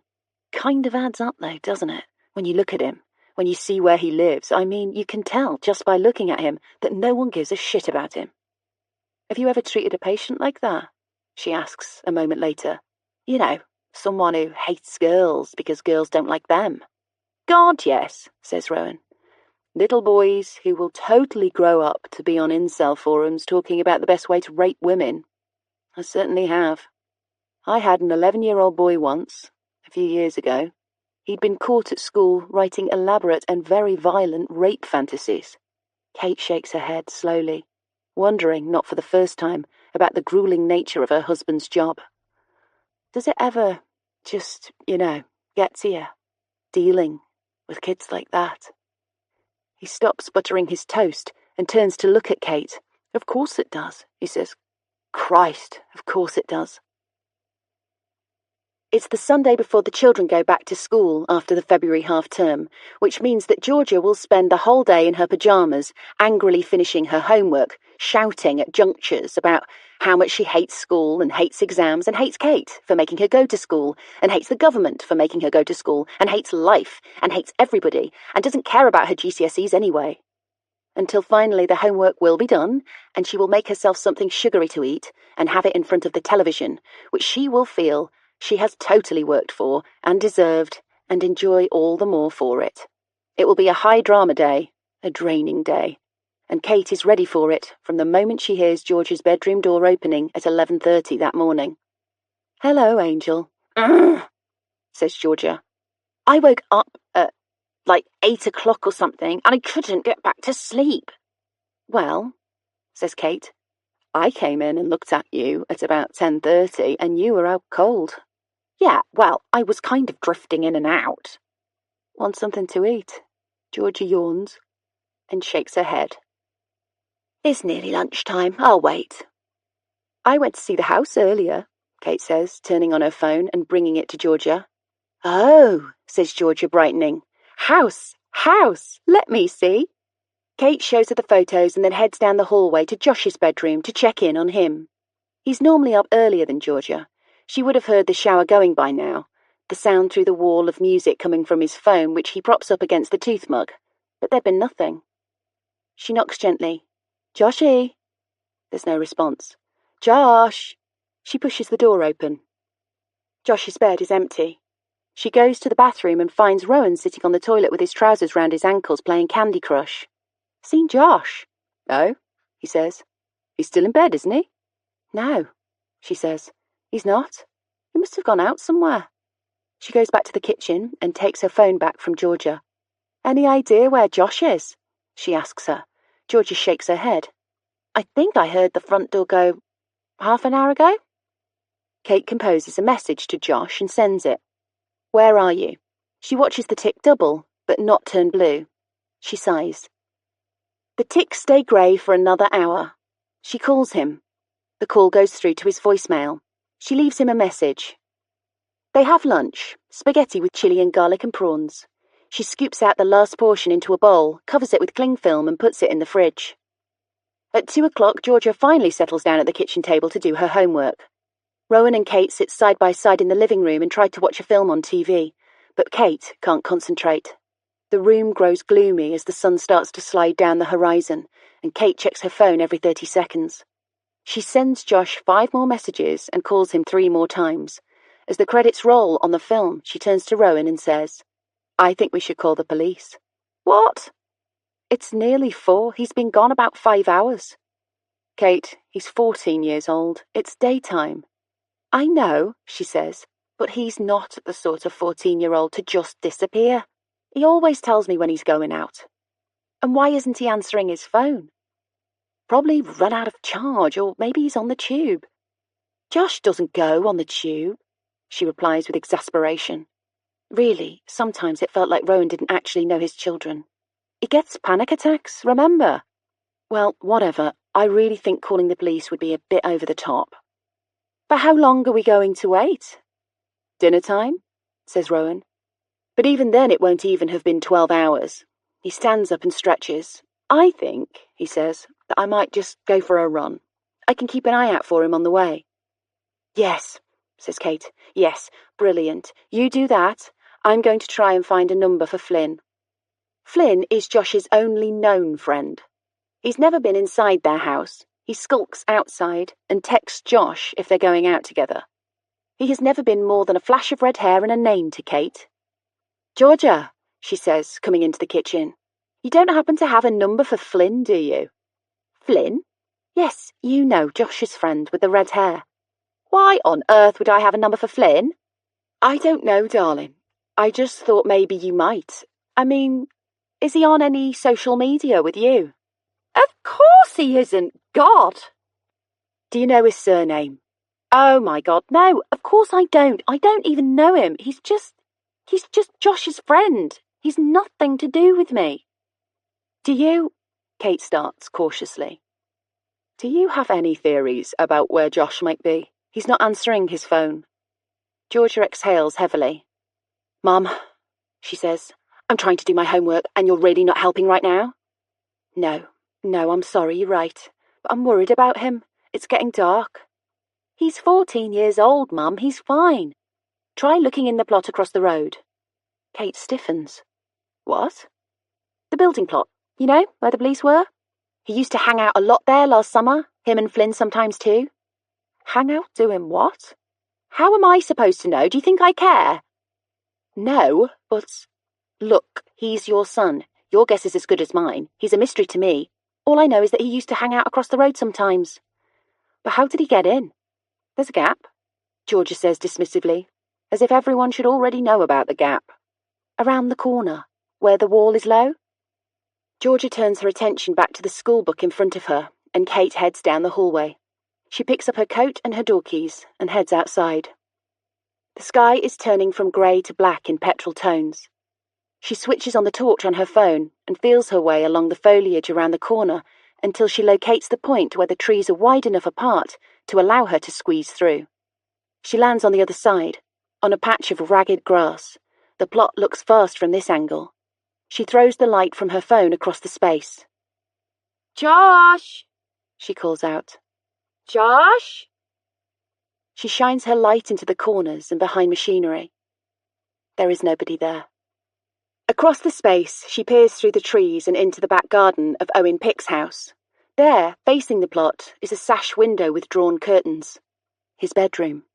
She pictures him there behind it, his face lit by the glow of his laptop, writing depraved things on incel forums, plotting his abduction of a beautiful, troubled young girl, fantasizing about what he was going to do to her when he finally had her in his disgusting clutches.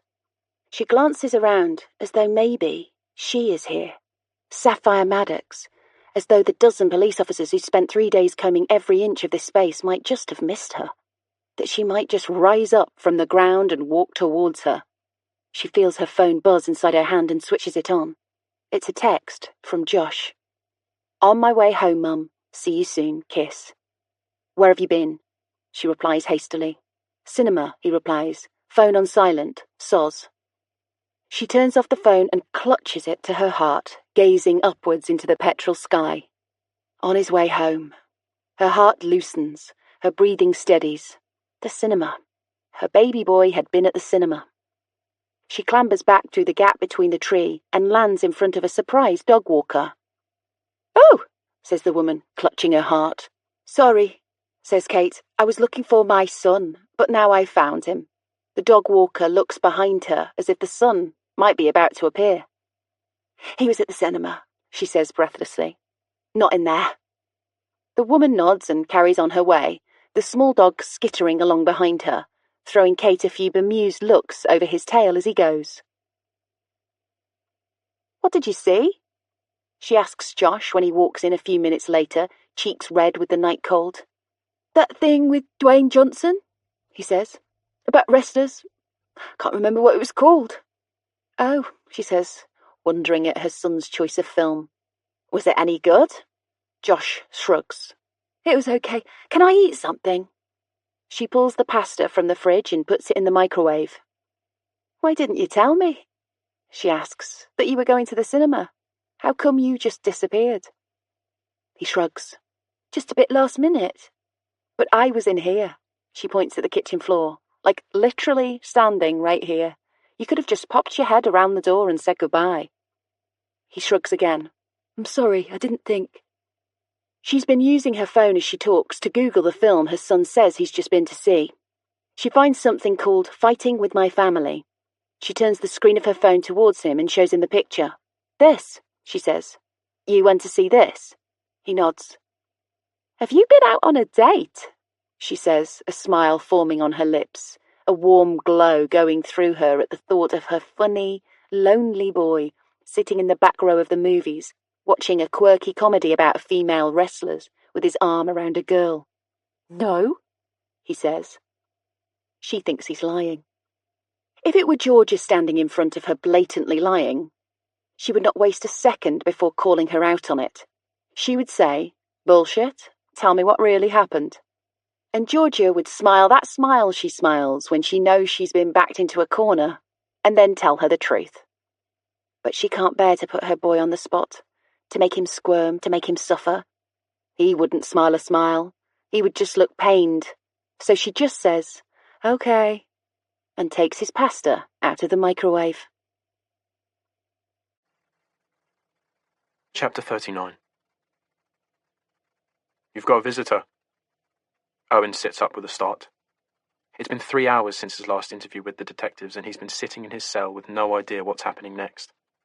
He was given lunch in his cell, some kind of meat in breadcrumbs with potatoes and green beans, and then a beige pudding with a jam sauce.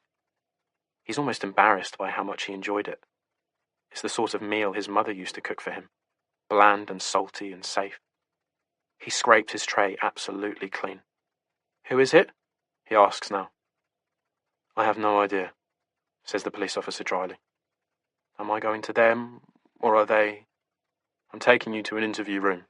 Can you stand back from the door, please? He stands back from the cell door and the officer opens it and leads him through 3 sets of locked gates to a small blue room. Tessie is sitting there, wearing a green velvet wrap around her shoulders and huge silver earrings with matching green stones at their centres. Her mouth is already pursed with disapproval. She starts talking before he's even sat down. I'm not staying long, Owen. But I brought you some things. Your phone, though you're probably not allowed it. And some underwear and a change of clothing, etc.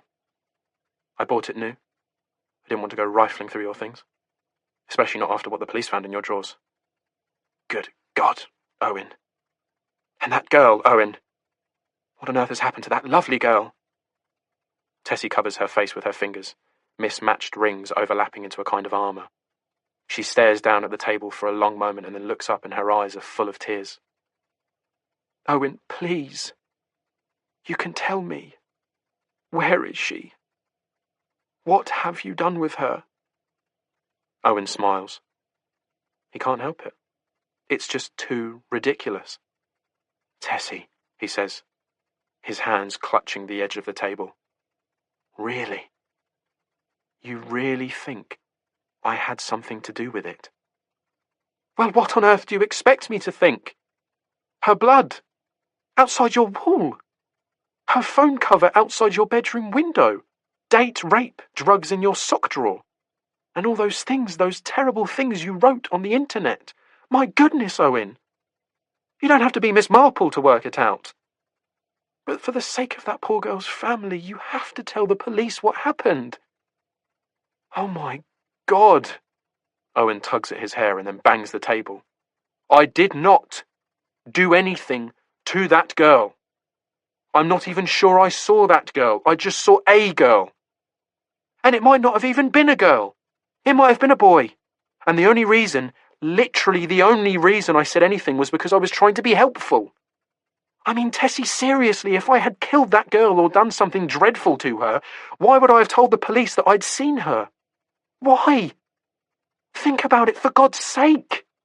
Just think about it. It doesn't make any sense. Tessie pushes down her lower lip and shrugs. No, she says. It does not make sense. But then, Owen, nothing about you makes any sense. Nothing. I mean, what are you, 34? Owen sighs. I'm 33, Tessie, 33. She continues. 33, yet you've never had a girlfriend. You rarely go out. You dress like... She gestures at him vaguely. Well, you dress very strangely for a man your age. You only eat white food. I mean, Owen, let's face it, you're very odd. And that means I killed a teenage girl, does it? She narrows her eyes at him, but she doesn't reply. Instead, she says, I've spoken to your father. He's very worried. Owen rolls his eyes. I'm sure he is. Yes, she says firmly. He is.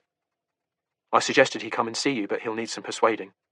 He's slightly overwhelmed. Don't bother, please, Tessie. I have no desire whatsoever to see him. Certainly not in these circumstances. Owen lets his head drop so that his gaze falls between his kneecaps to the scuffed linoleum on the floor. He's tired. He has had 2 nights on a horrible bed in a cell. He has had hours in the interview room with a rotating group of detectives trying harder and harder to get him to tell them where Saffyre Maddox is. And Owen has seen enough police dramas to know how these things are orchestrated, layering on different approaches until the interviewee doesn't know their left from their right. But it doesn't matter how much they try to befuddle and confound him. The one constant, the one thing he knows for sure, is that he has nothing to do with Saffyre Maddox or her disappearance. Barry told him something interesting yesterday. Apparently Saffyre Maddox was once under the professional care of the Lycra man across the road, the jogger. Apparently Lycra man is a child psychologist at the Portman. Apparently Saffyre Maddox was under his care for over 3 years, and apparently Lycra man has a rock-solid alibi.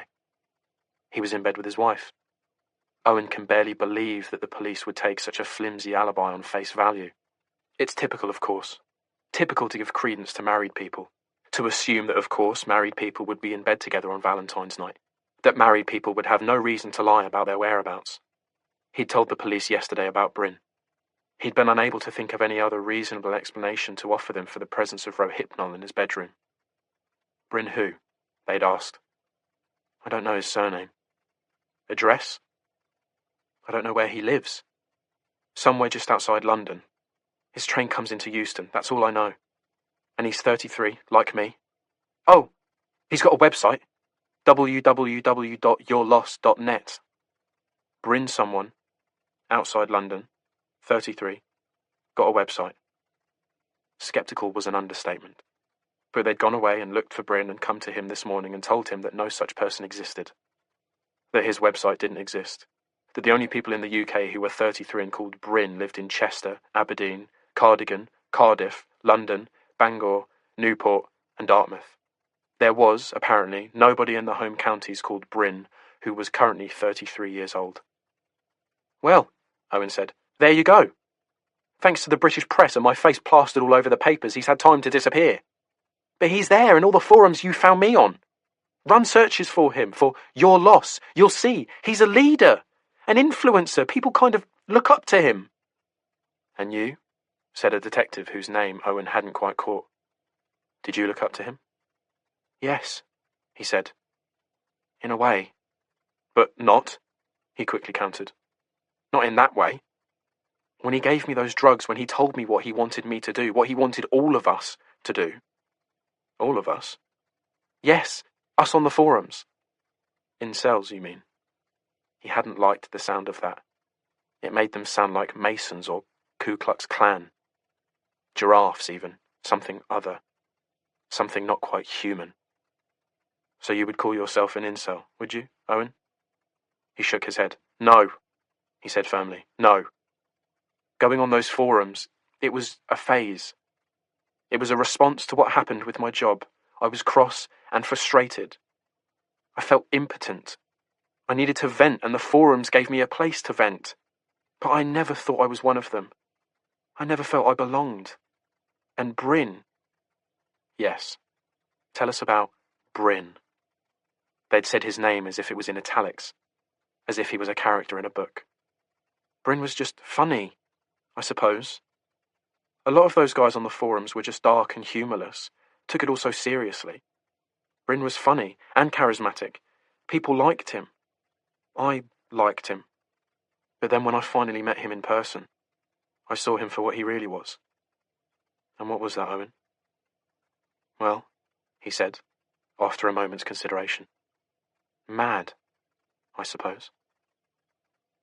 But now as he sits opposite his aunt and thinks about the cruel injustices being played out against him as a single man, an odd man, a lonely man, a man who was clearly not decent or honest enough to have found a mate to give him alibis for his heinous crimes against young girls, he feels a yearning for Bryn and his view of the world.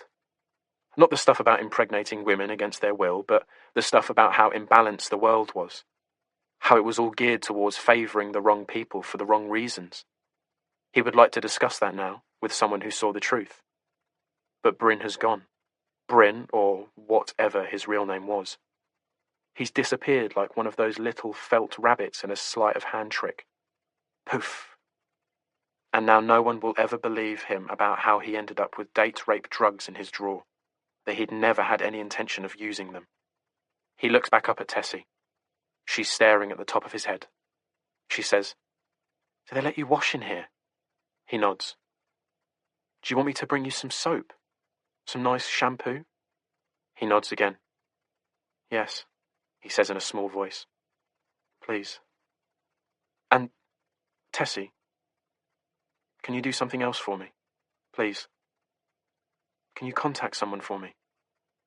The woman I went out with on Valentine's night. We've been chatting a lot since, messaging. And we were supposed to be going out again next week. I just don't want her to think, that I've forgotten about her. Oh, Owen. Dear Owen, you're all over the papers, all over the news. I can guarantee she knows why you haven't been in touch. He swallows down another burst of anger, closes his eyes and then slowly opens them. Please. Though, Tessie, would you mind? Whether she knows where I am or not, I'd like her to know that I'm thinking about her. That I wish I wasn't here. That this wasn't happening. That things were just, Please, Tessie. She rolls her eyes and takes a notepad from her bag and a pen. He gives her Diana's email address as it's the only one of her contact details he can remember off by heart. Tell her I think she's amazing. Please, Tessie. Tell her I'm not that person. The person in the papers. Tell her that if she comes to see me, I can explain everything. Tell her to come and see me, Tessie, please. If you don't do anything else, just that one thing. Yes? He watches her close her eyes. He sees the hollows of her cheeks form and then disappear again. Fine, she says. Fine. Though I'm not lying on your behalf, Owen. I'm not going to say anything I don't believe is true. No, he shakes his head. Don't say anything apart from just what I said. Promise me. She sighs and says, Yes. Yes, fine. Then she glances at her wristwatch and sighs again. I have to go. It's my afternoon at the shop. Good God. She gets to her feet and grinds her jaw. What on earth am I going to say to people? Because they'll ask, Owen. They'll ask. Tessie works one afternoon a week at the Oxfam bookshop in the village. It makes her feel good about herself and her indulgent life. He watches her leave. She doesn't touch him or attempt any sort of farewell. She just goes. The police officer standing in the corner opens the door and leads her out. The other police officer, sitting at the end of the table, clears her throat. Ready? She says to Owen. He gets to his feet and follows her to the door. The room still smells of Tessie, of dusty velvet and cheap fabric conditioner, and Penhaligon's iris perfume. Chapter 40. Saffyre. I got home at 6 a.m. on New Year's Day. Aaron was asleep and Angelo was in the little bed I kept by the side of mine. He got up lazily when he saw me walk in and I picked him up and smelled him and sat him down on the bed next to me. I felt empty, blank. It was so quiet. All night long I'd fallen in and out of sleep to the sound of revellers, the wind through the tall branches of the trees, cars going past every few minutes, the chipboard gates creaking, birds twitching. Every time I fell asleep, I dreamed that the fox was there, licking my face, breathing into my ear, and I'd wake up and find myself alone. It was electric. It was cold. I was alive out there in the black of night. Now I stared at the dirty white of my bedroom ceiling, the pink paper shade with the cut-out heart shapes that I'd chosen when I was 8 years old from home base. It came with a matching duvet set and table lamp. I didn't know who that child was, or the person she might have been if Harrison John hadn't done what he'd done to her when she was 10 years old. It was silent, apart from the thrum of the sleeping building. I thought, I don't belong here. I belong out there. And once again, the other part of me, the part that does her homework and paints her nails and watches the Great British Bake Off, that part of me whispered in my ear and said, "Are you sure you're not mad?" But I knew I was not mad. I knew I was changing, becoming, unfurling. I took my things again that night and slept across the street from Rowan Fours. I told Aaron I was sleeping over at Jasmine's. He just gave me a look that said, "I kind of don't believe you, but you're nearly an adult and you're close to breaking, and I don't want to be the one to push you over the edge."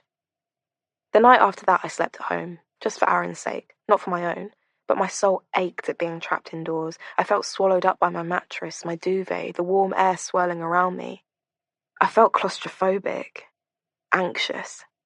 The sheets were twisted around my legs when I woke up the next morning, and for a minute, I thought I was paralyzed. I felt a sharp feeling of panic right in the pit of my gut. I untwisted my legs from the sheet and sat up panting. I knew I couldn't spend another night indoors. I knew then that my change was nearly complete. At night, I would wait for Aaron to go to bed, and then I would leave. I didn't sleep those nights. Barely. I just lay there in the dark, feeling my soul fill, my head vibrating, my blood flowing through my veins, warm and vital. I didn't need to sleep. I was operating on some other level, using some weird energy pumped into me from the moon above me, from the soil beneath. At dawn, I'd go back to the flat and get ready for school. Aaron had no idea, and if he did, he never said anything. He probably thought I had a boyfriend. He treated me like blown glass, like he couldn't say anything to me. It worked in my favour. Then, halfway through January, it happened. It was a moment, I think, that I'd known would happen one day.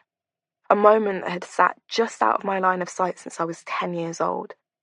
Because in any community, even a community set on the edges of a major arterial junction where 6 lanes of traffic thunder past morning, noon, and night, a community of double-decker buses and high-rise buildings and billboards and banks, there is still a small world in small streets where people's paths cross and uncross and cross again. Where you know people from the schools they went to, from the places their mums shop, from walking the same lines to the same places at the same times, and you know that even in a community like mine, at some point, you will see the person who stuck their fingers inside you when you were 10 years old.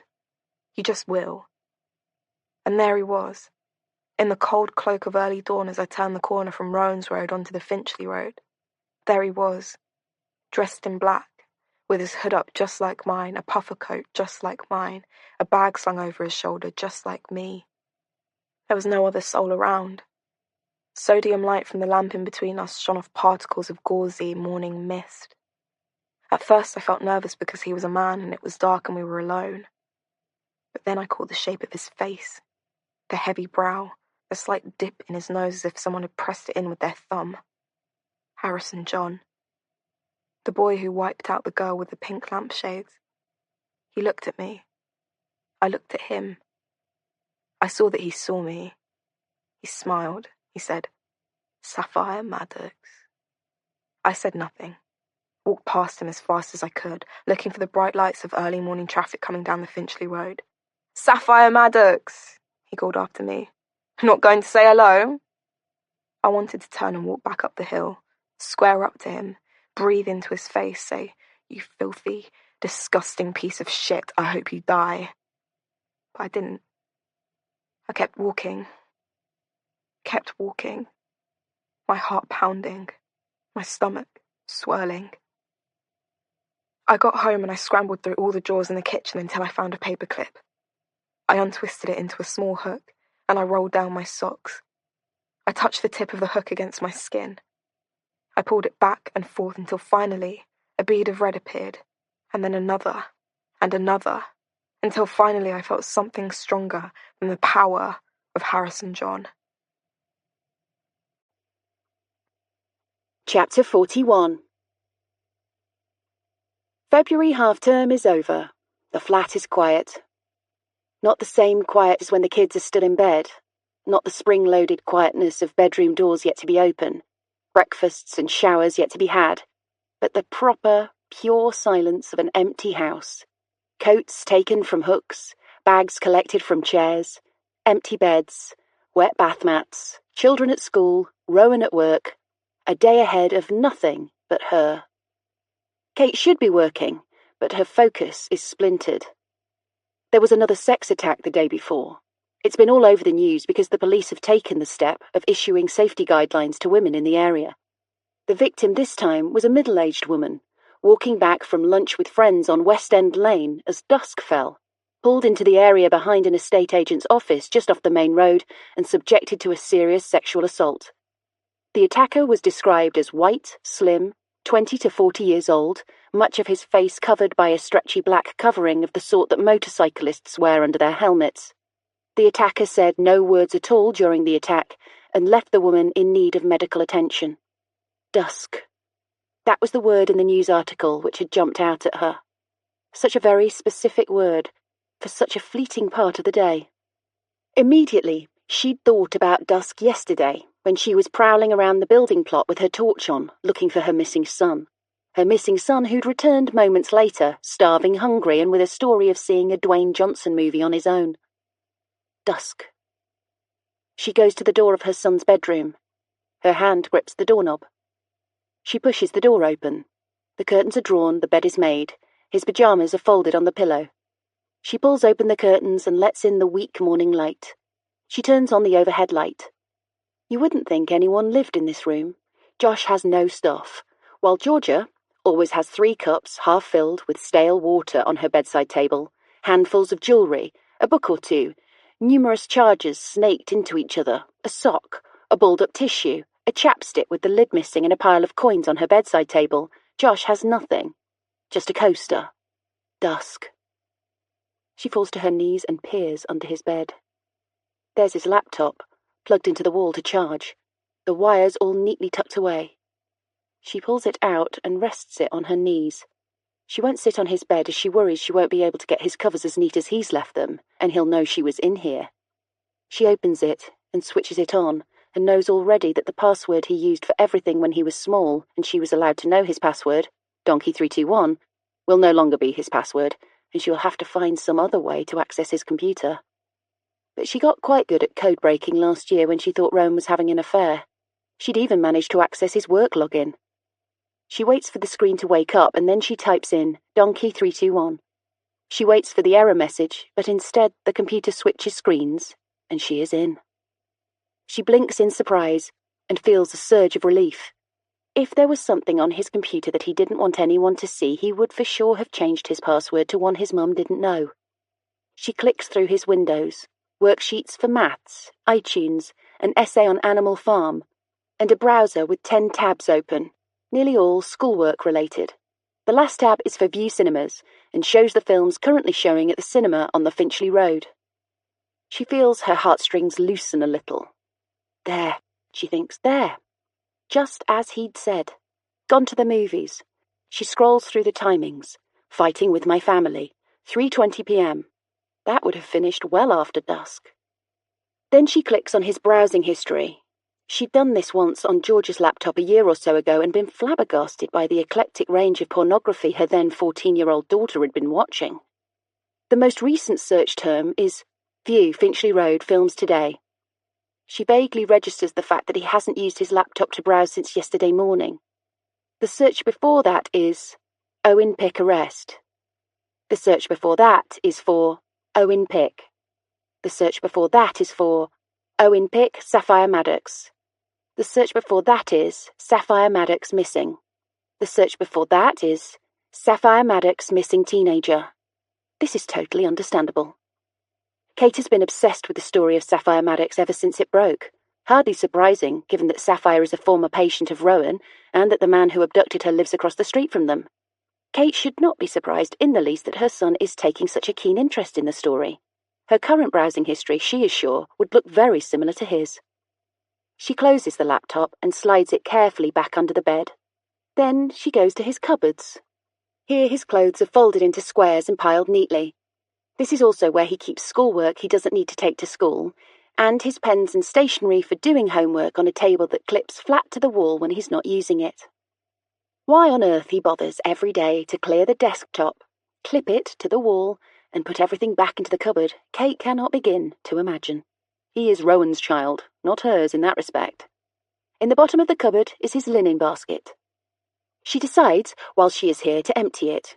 She pulls the basket out of the cupboard and sees, tucked behind it, a carrier bag.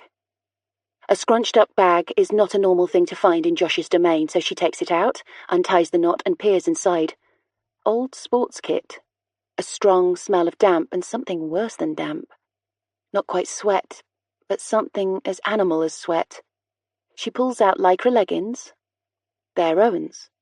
Then a shiny long-sleeve top with neon orange stripes on the arms. Also Rowan's. She pulls out a pair of black socks and a pair of grippy gloves. And then last of all, she pulls out a piece of black jersey that she cannot at first identify. She holds it out and turns it this way and that, stretches it out and puts her hand through a hole in the middle of it. And then finally she works out what it is. It's a balaclava. Chapter 42. Every bone in Owen's body hurts. The mattress he sleeps on at Tessie's is about 100 years old. Its springs are gone, it sags in the middle, it's soft and flaccid, but his body has adjusted to it over the years. The bed in his cell is basically a slab of concrete with a thin mattress on top of it. He can feel his hip bones grinding against it even when he's sleeping. He can't remember his bed at home, the home where he lived with his mum before she died. He can't remember if it was soft or hard. He remembered it was a single bed in a single room in the tiny flat that had been all that was left of the family home he'd shared with his parents until he was 11 years old. Once it had been sold and split into two. It was in Manor House, a never going to be gentrified area of North London way out on the Piccadilly line. His mum had made it look really nice because she was good at that sort of thing, but it was essentially a horrible flat. She'd always said, "This is your inheritance. It's all in your name if anything happens to me." And then something had happened to her. A brain aneurysm. When she was 48. Owen had got home from sixth form college and found her slumped face down on the kitchen table. He thought maybe she was drunk, which was a strange thing for him to have thought as she, like him, drank only on very rare occasions. The flat hadn't ended up being much of an inheritance. Once he'd paid off all of his mum's credit card debts, of which there'd been a very surprising amount, there'd been nothing left. A few £1,000s. And then he'd ended up in Tessie's spare room with the saggy mattress which, like everything about his tragic existence, he'd grown used to and come to accept unquestioningly. Breakfast is brought to him in his cell. Leathery toast and cheap jam, a mug of tea and a hard-boiled egg. He wolfs it down, hiding the toast crust under the paper napkins so that the officer who takes his tray away again won't see them. A few minutes later, D.I. Angela Curry appears outside his cell. She is wearing a fitted dress with big patch pockets on the front, thick tights and boots. She has her hands inside the pockets with her thumbs hanging over the top. She looks very jolly. "Morning, Owen. How are we today?" "I'm okay."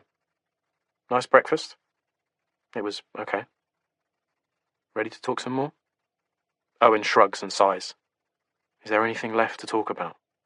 She smiles. "Oh yes, Owen. Oh yes. Plenty." The guard unlocks his door and he follows D.I. Curry through the Byzantine corridors to the interview suites. He had a shampoo last night with the things that Tessie dropped off for him. His hair is now clean and his clothes are clean. But he still has a big scab on his forehead from where he accidentally stabbed himself with the scissors, and he still has an asymmetric fringe that makes him look slightly psychotic. In the interview room, he sits himself down in front of D.I.'s Curry and Henry. D.I. Henry is looking a little the worse for wear today. Apparently he has a newborn and is finding the sleepless nights quite painful. Not that Owen has been chatting to D.I. Henry about his personal life. but he picks things up when they're talking between themselves. A moment later, Barry arrives. He smells overwhelmingly of aftershave. Not the fresh, sporty sort of stuff that comes in blue glass bottles from the airport, but the heady, dark sort of stuff that comes in brown bottles from ancient shops in Mayfair back streets. He says, "Good morning, Owen," but doesn't make eye contact with him. The interview is set up in the way which Owen has become very familiar. He clears his throat, takes a sip of water from a polystyrene cup, puts it back on the table. "So, Owen, today is Monday, the 25th of February. It's now been 11 days since Saffyre went missing. The blood we found on your bedroom wall, it's not my client's bedroom wall," Barry says stiffly. He has to correct them every single time. "It's a wall that is part of the house, that has lots of other people in it. It does not belong uniquely to my client's bedroom. No, sorry. Let me rephrase that. The blood we found on the wall beneath your bedroom window. It was at least a week old. Possibly older," Barry says. This is all being recorded and he's not going to let them get away with sloppy wording that might incriminate Owen. "As my client has mentioned on many occasions now, we have no idea exactly how old that blood is, and he is aware of teenagers habitually using the plot on the other side of that wall as a place to gather to take drugs. This girl, who we now know had an association with the family opposite the plot, might well have been using the space herself to hang out in. She might have been high and behaving stupidly one night and injured herself. The blood on that wall proves nothing. Nothing at all other than that Saffyre Maddox was in the vicinity of my client's house at some point over the past couple of weeks." D.I. Angela Curry sighs. "Yes," she says. "Indeed. But the fact remains that Sapphire's blood was found on a wall beneath your bedroom window, and the fact that she was in the vicinity of your home at roughly the same time of her disappearance is significant enough for us to pursue the issue, relentlessly, if need be. We would not be doing our jobs properly if we didn't. So, Owen, it's been 11 days since she was last seen, by you, outside the house, opposite yours." "It wasn't her," he says. "I know that now. I keep replaying it, and the more I think about it, the more I know it wasn't her. It was a boy." He sees D.I.'s Curry and Henry exhale heavily. "It was a person, according to your previous statement, matching the description of the missing girl." "Yes," says Owen, "exactly. Which doesn't mean it was her. It could have been anyone matching the description of the girl. Everyone looks the same with a hood up." D.I. Curry doesn't respond to this. Instead, she slowly, deliberately pulls a sheaf of papers from a folder on the table in front of her. She spends a moment looking at the papers, an act of pure, blatant theatre. Owen knows this now. "Owen," she says, showing him the papers, "do you remember telling us that you weren't sexually attracted to teenage girls?" He feels a flush of blood to his face. He can sense something bad coming his way. He clears his throat and says, "Yes." "Do you remember a girl called Jessica Beer?" "No." The name doesn't ring a bell.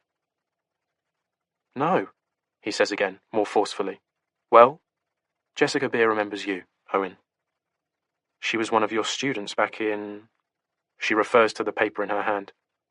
"Back in 2012, she was 17 years old. She's 23 now, and yesterday I went to see her. We chatted, and she told me about a very worrying incident." "What? Sorry, Jessica who?" He peers at the paper but can't see anything to explain what's about to happen here. "Jessica Beer. She claims..." D.I. Curry leaves a dramatic pause. She would not be winning any Oscars anytime soon. "That you forced yourself on her during a Christmas party on college premises and told her that you'd been watching her in your lessons and that she was pretty. That she was perfect. She claims you touched her face and told her that her skin was radiant. That you breathed in her ear." "What? No! That never happened!" D.I. Curry pulls a photograph from her folder and turns it to show him. It's a very pretty mixed-race girl with soft brown curls, a freckled nose, full rose-pink lips. She looks familiar, but Owen can't recall her entirely. It's possible she'd been a student of his, but then this was 6 or more years ago, and he's had hundreds of students in the intervening years, hundreds of pretty girls. He might well have taught this girl, but one thing was for sure. He had never, ever said those things to her. This never happened, he said definitively. I may well have taught her, and that I can't remember, but I did not talk to this girl, or any girl, ever in such a fashion. I just wouldn't. Were you drunk on the night of the Christmas party in 2012, Owen? Oh my God, how am I supposed to remember? It was 7 years ago. Just over 6 years ago, to be more accurate, Owen. 6, 7, whichever. How can I possibly be expected to remember? I do not remember this girl. I do not remember this party. But Owen does remember this party. He remembers it very well. This party was the reason why he hadn't gone to a Christmas party for years afterwards. He had got horribly drunk that year. Some boys who had been quite friendly to him all term long had plied him with tequila shots. The room had started spinning at one point. He remembered standing in the middle of the dance floor, staring up at a rotating disco ball, and then realizing that the whole room was rotating, and he was rotating, and he'd run to the toilets and thrown up in a cubicle. Luckily, no one had seen him or heard him, and he'd emerged half an hour later, slightly grey and clammy, and immediately gone home. But there'd been no incident with a girl. There simply hadn't. He hadn't done that. He wouldn't, and he didn't. This girl's lying, he says. Whoever she is, she's lying, just like those other girls. Looks a bit like Saffyre, doesn't she? Says D.I. Curry, turning the photo back to face her and pulling a really annoying face, as though this was the first time she'd noticed the similarity. I don't know, Owen replies. I barely know what Saffyre looks like. Here. She turns a photo of Saffyre to face him. Similar colouring, he says. That's about all. Same age, both very pretty. Oh, for God's sake, says Owen, banging his hands down on the table. I literally don't know who this girl is. I have never seen her before. I've never seen this girl before either. He touches the photo of Saffyre. I don't like hurting people. I don't like touching people. I don't approach women sexually, ever, which is the exact reason why I'm 33 and I've never had sex. I can't look at women. Women terrify me. Girls terrify me. The last thing I would do is go anywhere near a pretty girl at a party and start saying slimy things to them. I wouldn't want to do it, and even if I did want to do it, I'd be too scared. But not if you were drunk, Owen. Because that seems to be a unifying feature here, doesn't it? This incident, D.I. Curry touches the photo of Jessica Beer. At a party while, according to Jessica's statement, not sober. Then, the girls at college who complained about you, about your behaviour, while at another party, again, not sober. Your unpleasant exchange with Nancy Wade on the street when you deliberately blocked her path, or so she claims, Barry interjected. We only have her word for that, remember? When she claims, you deliberately blocked her path and called her a bitch. That was on Valentine's night, when you, by your own admission, were not sober. So my theory is that maybe, Owen, you are one of those people who behaves extremely out of character when they've been drinking. That in normal circumstances, you are not the sort of man to approach women, or flirt with young girls, or touch them inappropriately, or toss verbal abuse at women you pass in the street. But that maybe, after a few drinks, your guard lowers, and this other side of you comes out, this different personality. And that maybe that other side of you, as abhorrent as it might seem to you now, is in fact capable of taking a young girl off the street and bringing them to some kind of harm. And it's been 11 days now, Owen. 11 days since Valentine's night, and it's long enough. Don't you think? Long enough to make everyone suffer. To prevent Sapphire's family from getting some kind of closure. So, Owen, please just think back to that night when you weren't sober. When you might have behaved out of character and done something you didn't mean to do. Something that had some kind of momentum of its own. Please, Owen, tell us what happened. Tell us what you did to Saffyre Maddox. Owen says softly. I did not do anything to Saffyre Maddox.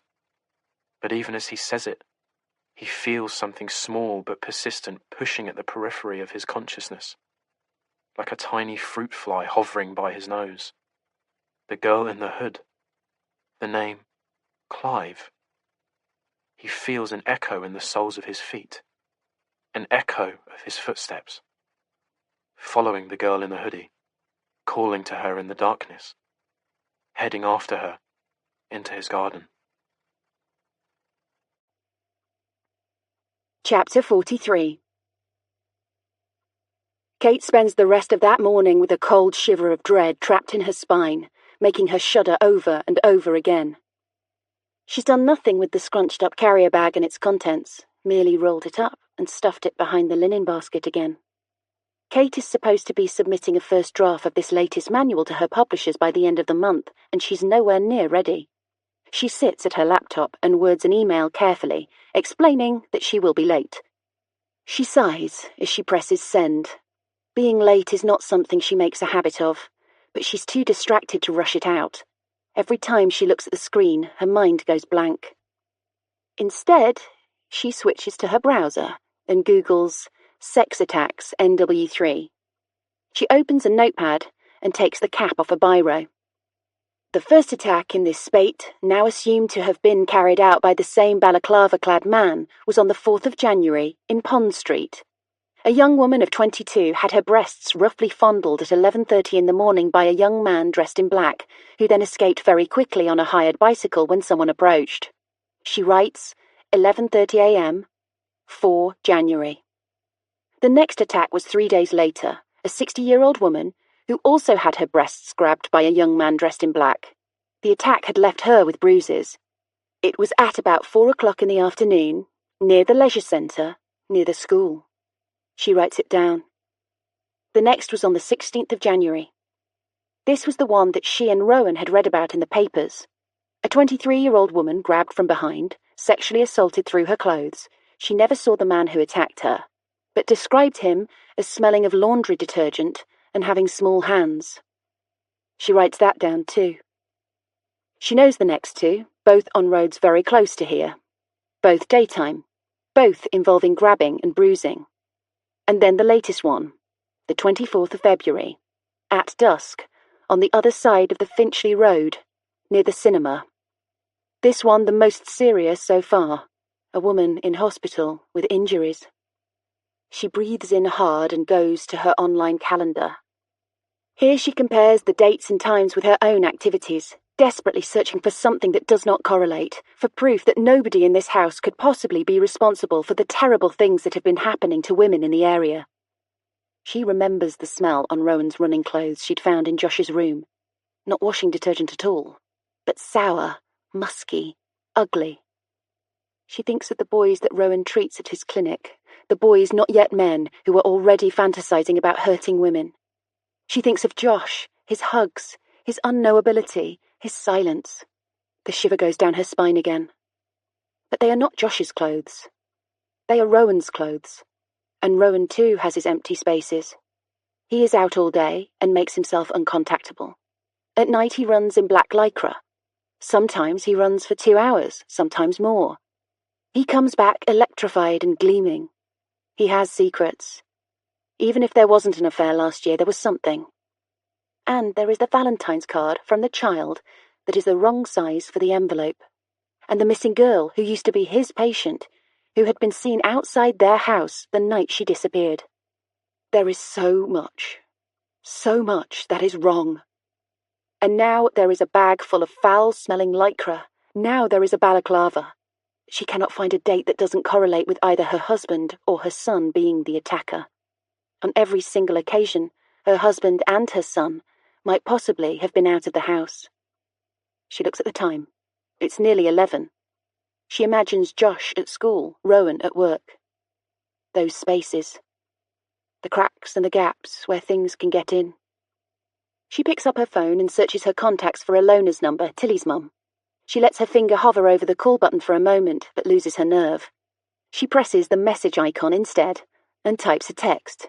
Dear Alona, hope you and Tilly are both well. I just wanted to talk to you about something. Wondered if you were free for a coffee anytime soon. Let me know. Alona replies 30 seconds later. Sure, I'm free now if that's any good. They meet at the Cafe Nero on the Finchley Road. Alona is very groomed. Black hair pulled back into a sculpted ponytail, a black cape with a fur trim, black jeans and high-heeled boots. Kate can't understand how people can be bothered to be so glamorous. The effort, every day, the attention, the time, the money. Ilona hugs her, enveloping her in a miasma of honey-sweet perfume. "It's so lovely to see you, Kate," she says in her sing-song Kosovan accent. "You look well." "Thank you," Kate says, although she knows she does not. "Let me get you a coffee. What would you like?" Kate doesn't have the energy to argue about who should be buying the coffee, so she just smiles and says, "A small Americano, please, with warm milk."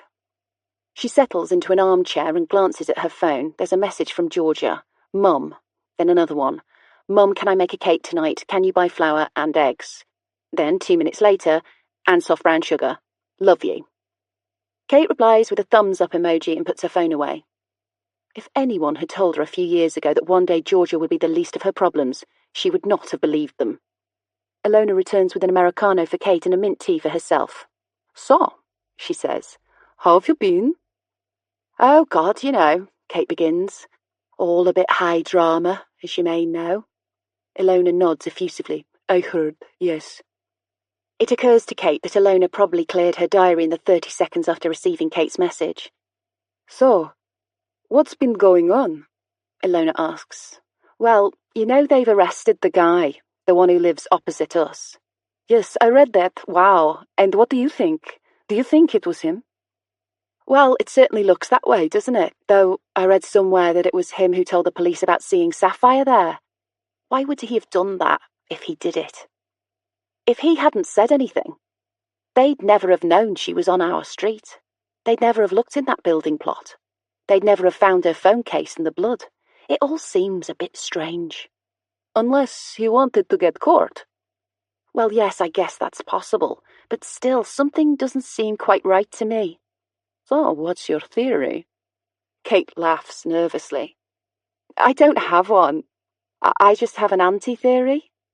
Ilona smiles, blankly, clearly hoping for more. Kate changes the subject.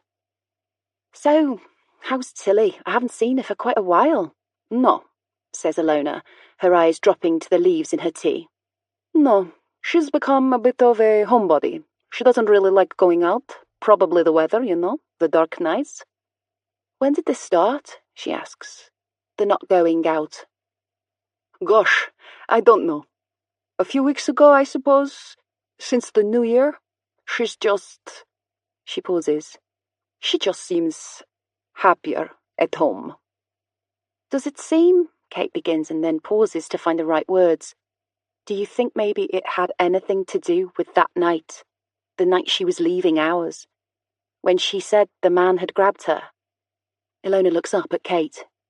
"You know, the thought did occur to me." "And?" Ilona shrugs. "She swears blind that nothing happened. That she made it up." It's weird though, isn't it? The timing of it.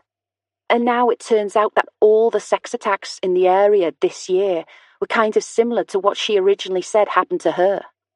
"They are?" "Yes, it was in the papers. 6 since the new year. All carried out by a young man in black. All involved rough grabbing and groping." Ilona looks vaguely appalled. "I mean, can you see any reason why she might have taken back the claim? Maybe she was scared to go to the police?" "I honestly don't know. I mean, we've barely spoken about it. I was so cross with her for wasting everyone's time like that, for lying. I was so embarrassed by her behavior, you know? And I'm a single mom, and everything she does feels like such a reflection on me, you know? And she thinks so highly of Georgia, and of you, and your family." "She does?"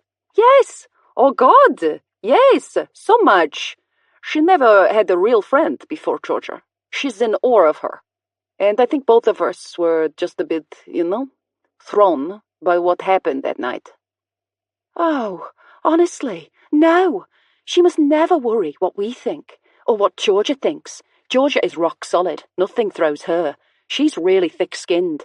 You must tell Tilly that whatever it was that happened that night, whether it was real or not, she can tell Georgia. Georgia would never judge her.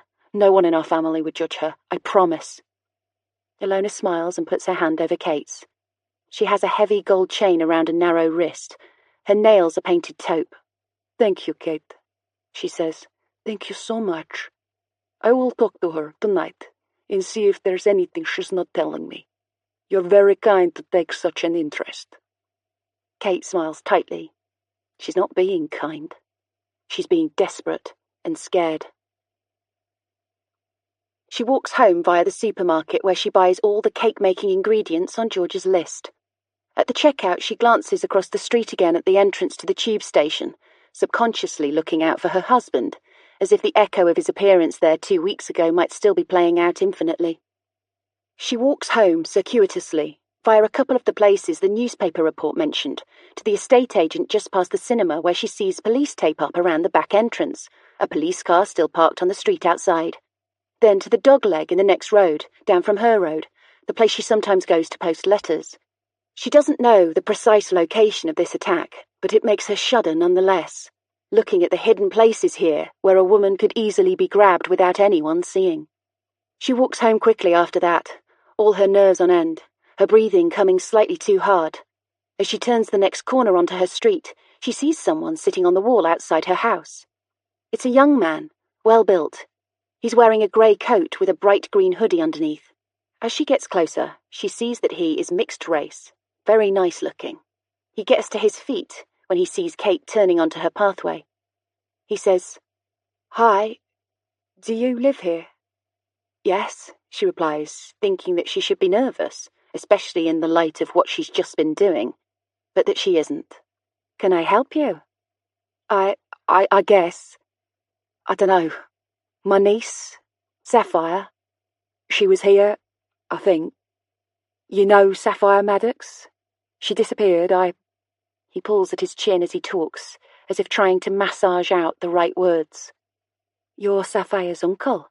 she asks. "Yes, I am. Aaron Maddox. Are you Mrs. Falls?" "Yes." "Rowan Falls's wife?" She nods. "Would it be okay if I asked you a few questions?" She knows she should say no. She should say, "I've said everything that needs to be said to the police," and send him on his way. But there's something in his body language that suggests he's carrying something with him, and not just the pain of his missing niece. She says, "What sort of questions?" "I found something," he says, "in her room, and I know I should take it to the police, but I just kind of wanted to check in with you first, because, I dunno, it doesn't make any sense. Could I come in?" She looks across the street at Owen Pick's house. It's blank and quiet. She looks up at her neighbour's windows. "Sure," she says. "Of course, come in." In her kitchen, Aaron Maddox sits for a moment in his big grey coat before Kate says, "Here, let me hang that up for you." "Thanks, that's great, cheers." Underneath the coat of his hoodie has the Marvel logo and a picture of Spider-Man on it. She finds this strangely reassuring. "Can I get you something to drink? Tea? Something cold?" "Water would be great, thank you." She pours him a glass of water and places it in front of him. He clears his throat and smiles awkwardly. "You know," he begins, "I've met your husband just before Saffyre started her sessions with him back in 2014. He's a good man." "Yes," she agrees. "He is. He's a great clinician." "I put my faith in him. You know, a little girl like that, hurting herself as she was, well, you know there's something bad happening, something you don't really want to have to face. But he just got in there with her, made her feel safe and stopped her hurting herself." She was self-harming. She does already know this, not because Rowan told her, but because of hacking into his work files and reading his reports the previous year. "Yeah, started when she was 10 years old. So bad. She's still got the scars, like here." He points at the cuffs of his joggers. "But your husband, he cured her? So amazing. And then to find out that she was here, you know, outside his house, when she went missing." He shakes his head. "Unreal. And it can't just be a coincidence, can it? And listen, I know..." He puts his hand out, palm first. "I know it's nothing to do with him. I know you were out that night. I know he was with you, but it's still weird. And I can't stop thinking about it. It spins round and round my head all the time, because as far as I know, after she stopped her sessions with him, she never saw him again. And I don't even know how she knew where he lived. That's what gets me." How did she know where he lived? He leaves the question hanging, pendulously, between the two of them. Well, it's possible she saw it written down in his office one day, I suppose. Aaron nods and says, Yeah, I guess it could have been something like that. I'm probably overthinking it all. And that guy. He gestures behind him in the direction of the street. The one they reckon abducted her. His voice cracks slightly on the words. What do you know about him? Do you know about him at all? She shakes her head. No, I only saw him in passing, not even on nodding terms. He talked to my husband once, a few weeks back. He was drunk, apparently, and asked my husband if he was married. Kind of weird. But with what we know now about his internet habits... Yeah, says Aaron. That's some sick stuff. I didn't even know about all that incel thing. God, sad, sad men. Toxic masculinity, she says. It's everywhere. He nods, but then says, Not in our house, it wasn't. I just want to say that. Saffyre lived in a house with two men who were both good, who put girls equal to boys. I want you to know that. Whatever happened, I know she wasn't trying to get away from stuff at home. Her home was good. Is good. Kate nods. She believes this man completely, every word he says. I hear you lost your father. Yeah. His gaze drops to his water glass. Back in October, she took it badly, stopped eating, stopped doing schoolwork. I said to her that she should come back and see Dr. Fors. I offered to set that up for her, but she said she was fine. I got someone in to talk to her from the school, a pastoral teacher. Didn't make much difference. And then early November, she just sort of snapped out of it, started eating, got back into her studies.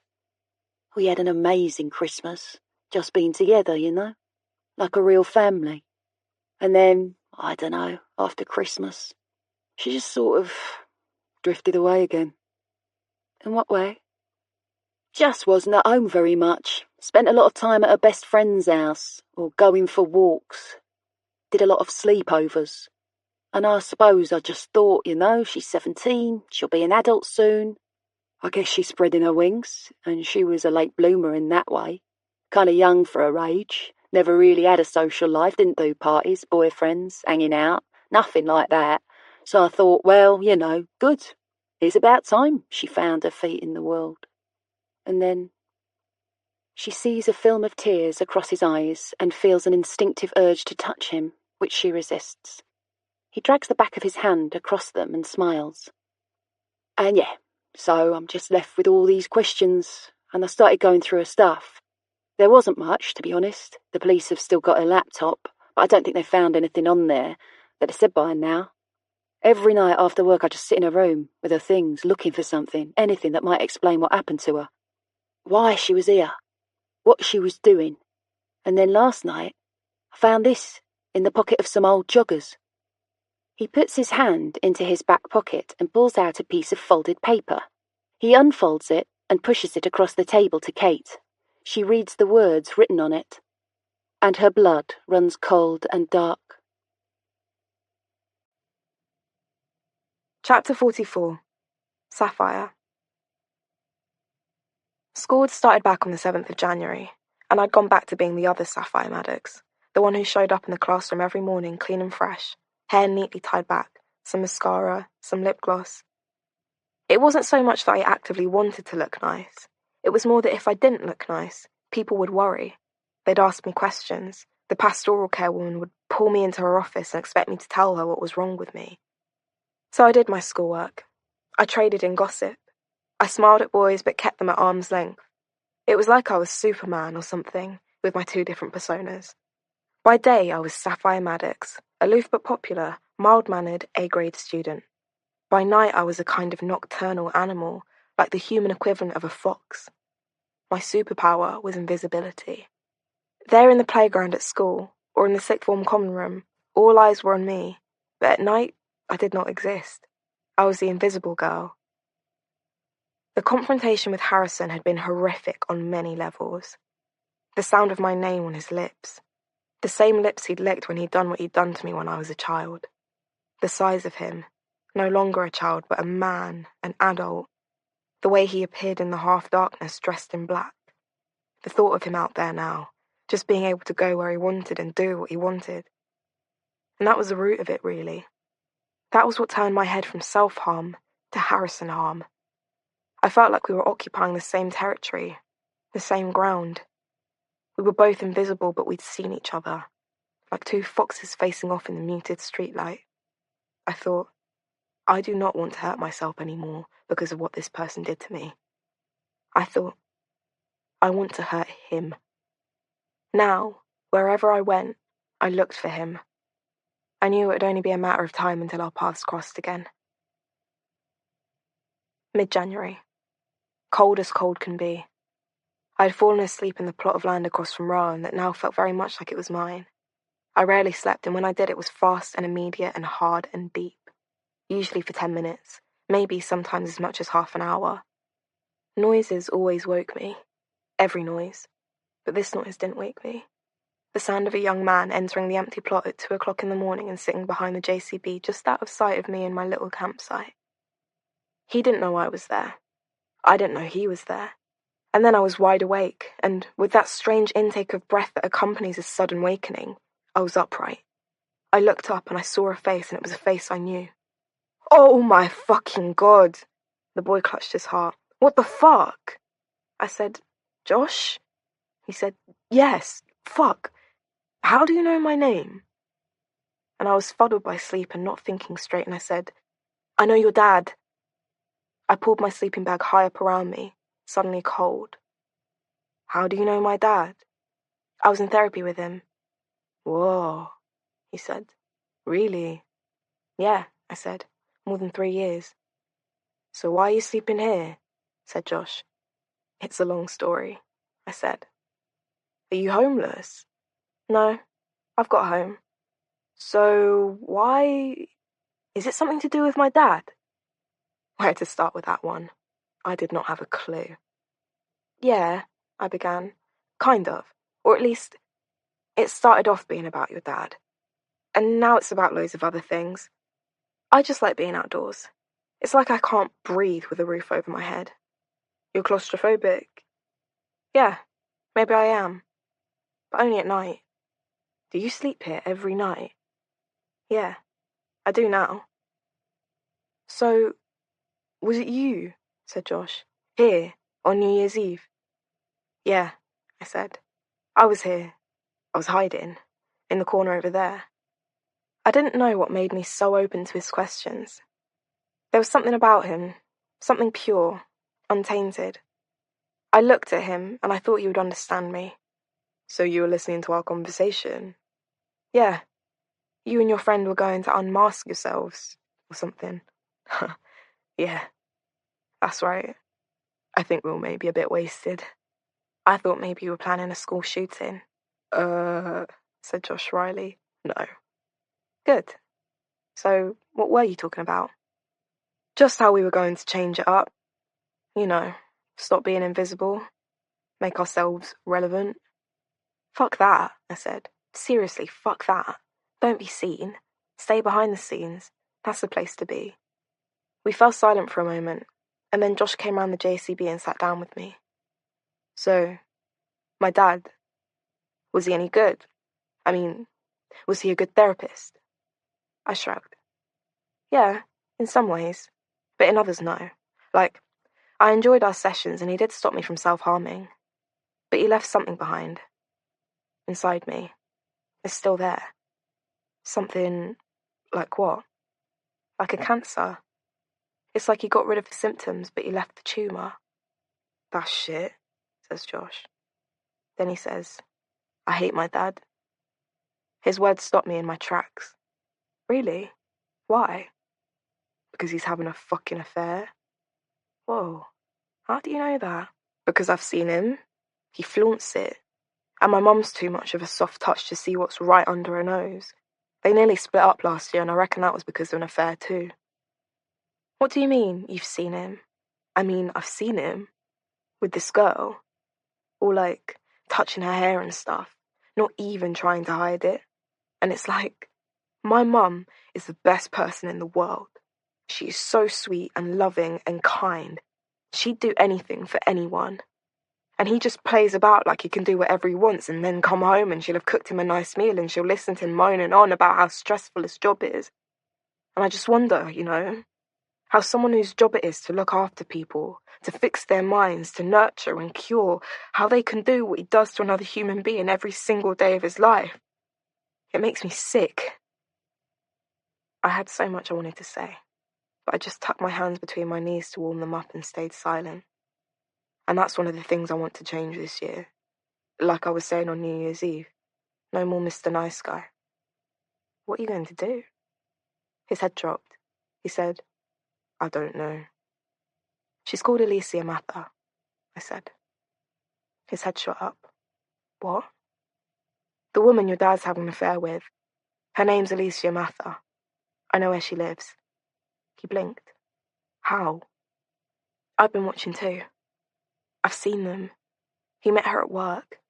She's a psychologist like him. They started dating in the summer. They spent the night at a hotel just before Christmas. She lives in Millsden Green. She's 29. She's got 2 degrees and a PhD. She's pretty smart. He didn't speak for a moment. Then he looked at me with those eyes, so like Rowan's eyes, and said, Who are you? Are you real? I laughed. You're really pretty, he said. I said, thank you. Am I dreaming you? I don't get this. I don't get any of this. We've met before. He said, What? When? Last year. You did a couple of beginners classes at the martial arts place. I spoke to you in the changing room. Do you remember? Yes, he said. Yes, I do. You had pink hair then, didn't you? Yeah, that was me. Did you know who I was? Even then? Yeah. Yeah, I did. Is that why you spoke to me? Yep. I was so embarrassed. You were so pretty. Yeah, you can stop saying that now. Sorry. I smiled. I didn't mind. There was something so easy about the boy. It's okay, I said. I'm only joking. Why did you stop going? To the dojo? He said. I didn't. I still go. I just changed my class times. I go on Fridays now. Are you any good? He said, Yeah, green belt. So, getting there. Remember you told me you wanted to be able to defend yourself? That's why you were taking lessons. You told me you'd been mugged. He nodded. What happened? He put his hand into his pocket and pulled out a little bag. As he talked, he constructed a spliff on his thigh. This guy, he said, pulling out a Rizzler from a paper packet, came up behind me, last summer, just down there.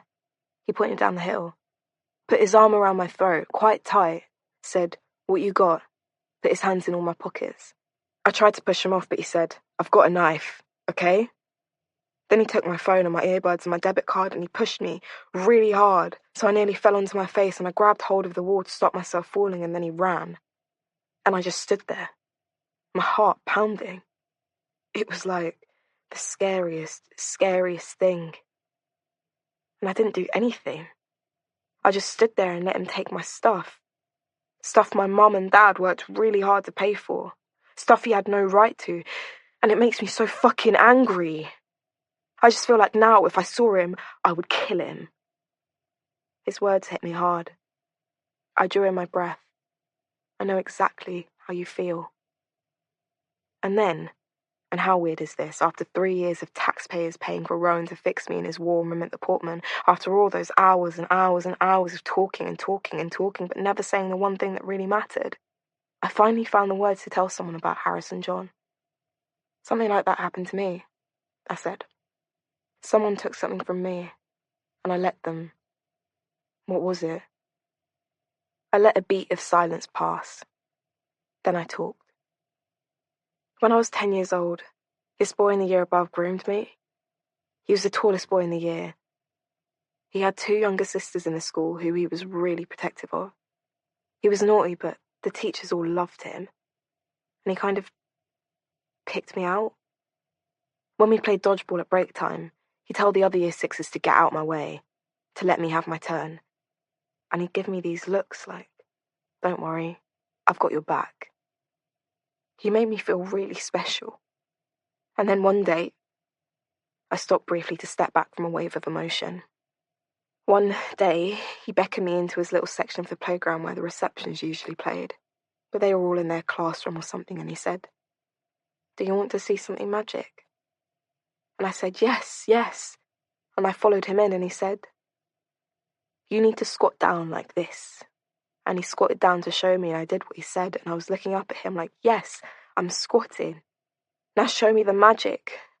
And then it was so quick. He inserted his fingers inside me, and it hurt. It really hurt, and I said, "Ow!" And he said, "It's okay. It only hurts the first time.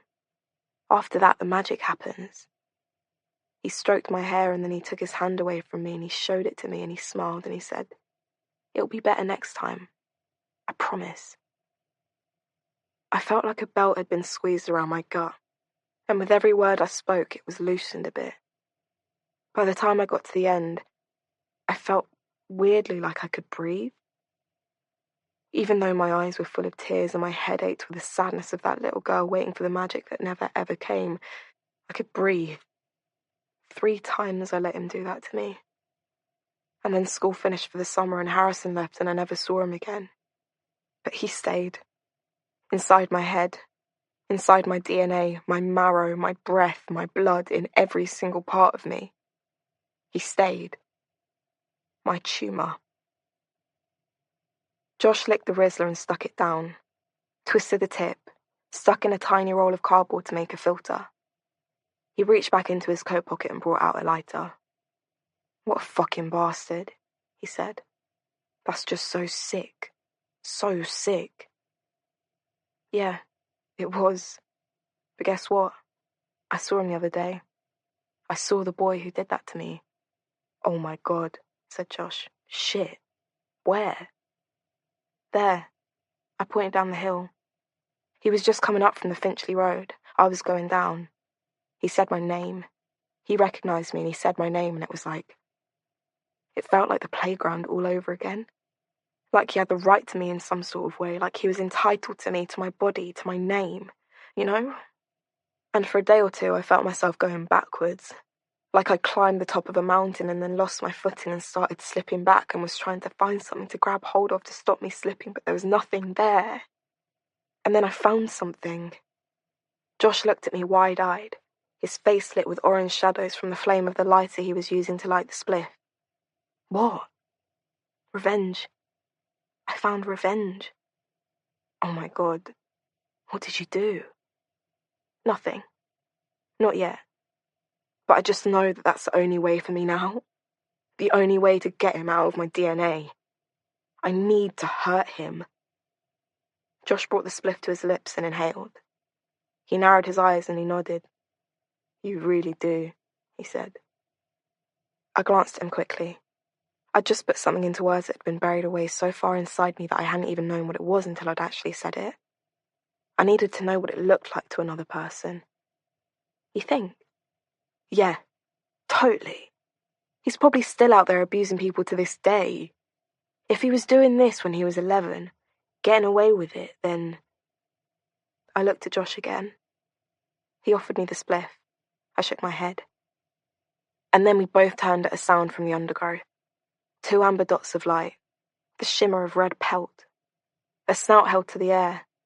I put my hand into the outside pocket of my rucksack for the dog treats I now kept in there all the time. I opened up the packet towards the fox and he came. I laid the treats out around us and we watched as he picked each one up in turn, never once looking at us. "I want to help you," said Josh. "Help you get your revenge. Please. Can I help you?" The fox sat down and looked at my bag expectantly. His tongue darted out and he licked his lips. I looked at Josh. I said, "Yes. Please." Chapter 45. How much longer can they keep me here? Barry shuffles some paperwork out of his briefcase. Now they've charged you, as long as they like. But they haven't found any new evidence. I mean, they can't take this to court based on what little they've got. No, but they can keep trying. And believe you me, Owen, they are raking up every single strand of your life, every filament, until they find the thing they're looking for. And, meanwhile, they're going to keep dragging you back into that room and asking you questions until you crack. Crack? Says Owen, incredulously. But I'm not going to crack. How can I crack when I didn't do it? But as he says the words, a curtain of doubt falls across his consciousness. His mind keeps taking him back to a moment he's not even sure actually happened. The moment just after he saw the person across the street. The moment just before he thought he'd turned and gone indoors and gone to bed. Because he cannot actually remember turning and going back indoors. And since this morning's interview, Owen's turned over every night of his life when he's been out drinking and realised that frequently all he can remember are flashes of action, but none of the bits in between. He can't remember journeys home. He can't remember folding up his clothes. He can't remember who Bill was, whose number he found in his pocket the night after a leaving drinks a couple of years ago. He can't remember buying the bottle of whiskey he'd found in a carrier bag on his bedroom floor once, with a paper receipt with his card details on it, proving that he'd been into a branch of Tesco Metro and carried out the full transaction in person. He can't remember stroking girls' hair on the dance floor, flicking sweat at them. He can't remember telling a girl called Jessica with soft skin that she was pretty, and he definitely can't remember going to bed on Valentine's night. He knows he woke up in his bed wearing his shirt and one sock. He knows he slept late. He knows he had a hangover. He remembers the girl who called him a creep. He remembers the man with the white dog, and he remembers the girl in the hoodie. But he can't remember the rest. And that picture keeps flashing in and out of his head. A figure, passing by him outside his door, heading towards the back of the house. It could have been her, the girl in the hoodie. It could have been someone else. Or it could be just a ridiculous fragment of his imagination, something his psyche has conjured up to deal with the trauma of his situation. You read about it all the time, about people confessing to things they haven't done. Is this how it happens? He wonders. Is it your own brain that does it to you? That plants things there to frame you, like a bent copper? He stares down at his hands. They look alien to him. Someone else's hands attached to his arms. He's starting to lose any sense of himself or who he should be or what he's meant to be doing or who he ever was.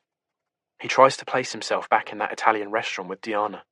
He tries to imprint the way that she looked at him that night over the way that D.I. Curry looks at him in the interview room. If only he could hold on to that, then maybe this nightmare would end.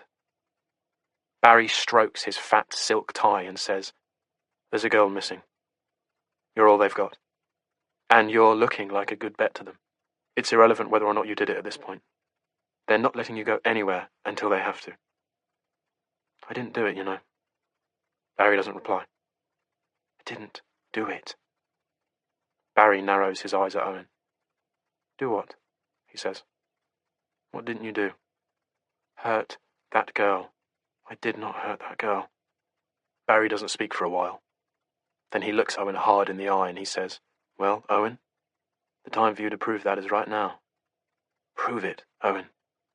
Tell me something incontrovertible. Tell me something that'll get you out of here. Please. For both our sakes." "So," says D.I. Curry, who is beginning to lose her fresh-faced glow as the investigation drags out. "Owen, please, I know we've been all over this, but it's worth going over it again. The more we talk about it, the higher the chance of you regaining some kind of memory. Please, tell us again about the night of the 14th of February. Owen exhales loudly. He can't go through all this again. He simply cannot. "What about Bryn?" he says. "Have you still not found him?" She smiles crisply at him. "No," she says. "We have not." "Well, I wish you would. He should be in here, not me. He's the sicko, he's the weirdo. He's probably out there raping women right now while you're sitting here asking me the same questions. Over and over and over again." D.I. Curry pauses. She looks at Owen through narrowed eyes and then she says, "Fine, Owen, fine. If you can tell us one thing about Bryn that will help us to locate him, then please, do feel free to do that. Whenever you're ready, please." She leans back in her chair and appraises him frostily. Owen sighs. He rubs at his face and tries to recall something. Anything that Bryn might have said to out himself. He thinks back to the details of that first blog post he read. Bryn sitting in a pub on a snowy day watching the Chads and Stacys. He squeezes at his consciousness to remember more. The Dickensian outline of the pub in the swirling snow. The glow of the old lamps hanging outside. And the carriage driveway where the horses were once tethered. And the name of the pub had been changed when it was gentrified. And before that it was the Hunter's Inn. He grabs the edge of the table and says, "The town where he lives. It has a gastropub, a new gastropub. It used to be called the Hunter's Inn. It's on a common, opposite a pond, with ducks. It's his local. He goes there all the time. If you could find the pub, you'll find him. He's got big curly hair. He's really small. He wears a blue jacket with a stain on the front. Ask anyone in there who he is. They'll know. He's very distinctive." He sees the Ikari roll her eyes very slightly. She had not expected him to supply any useful information, and now she's annoyed that he has. "We'll look into that, Owen. Leave that with us. But Owen, even if we find this Bryn character somehow, him having deleted his blog and his presence on every forum you claim he used to frequent, even if we find him, and we ask him about the Rohypnol, what do you think he's going to say?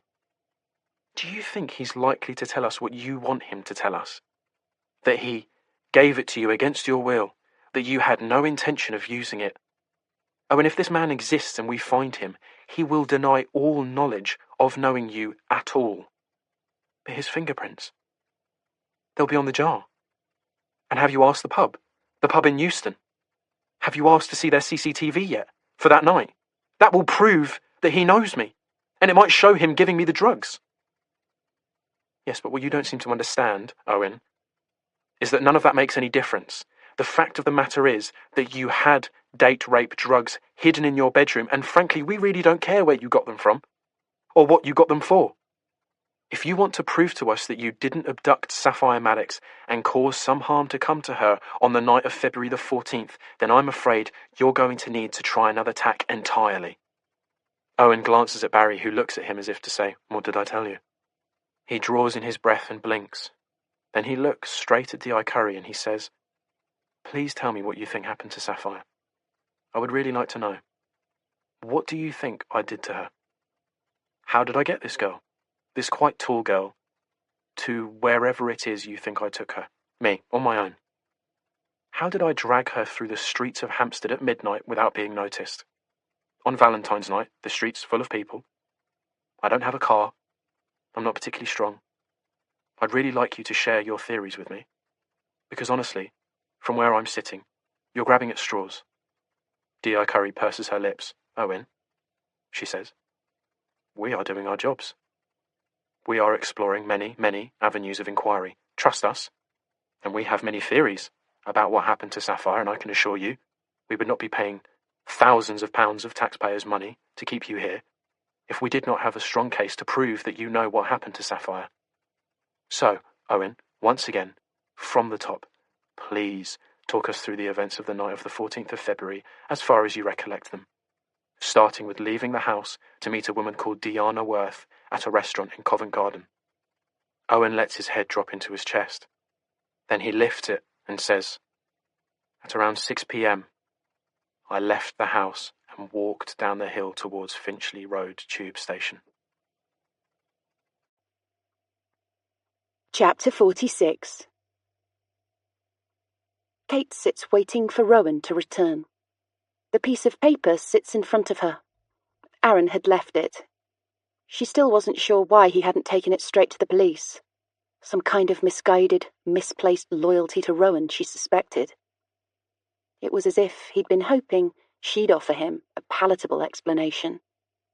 She places it side by side with her own piece of paper, pulled from the pad she'd been making notes on earlier. Her eyes cast back and forth between them, taking in the similarities, and the one big difference. Her hands shake slightly as she smooths the pages out. She glances at the kitchen clock. 7:18. Where is he? She's almost 100% sure now. Almost positive that something unthinkable has been happening. She'd felt her flesh crawl slightly when her son had hugged her this afternoon when he got back from school. "You okay, Mum?" he'd asked, his blue eyes full of concern. I'm fine. Just think I might be coming down with something. Don't want to pass my germs to you. He had a copy of Metro with him. He waved it in front of her and pointed at the headline. Look, he said. They still don't know what happened to Saffyre. There was a strange intimacy, Kate noticed, in the way he said Sapphire's name. Did you ever meet her? She'd asked, casually. Who? Saffyre. Did you ever meet her? I mean, she lived over the road from your school, and apparently she did classes at that martial arts place you go to. It's possible you might have met her. He'd shaken his head, said, No, definitely not. Then, what's for dinner? Now she looks again at the piece of paper in front of her, the piece of paper with her son's name on it, found in Sapphire's joggers. And not just her son's name, but the dates and locations of all the sex attacks in the area since the new year. The same as the dates on her own sheet of paper, with one difference. Sapphire's list includes the 21st of January. The papers have not reported a sex attack on the 21st of January.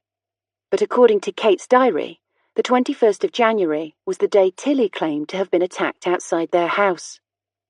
In a neat cursive script underneath the dates are several seemingly random names. Clive, Rowan, Josh, Alicia. I just thought, Aaron had said, that maybe it meant something.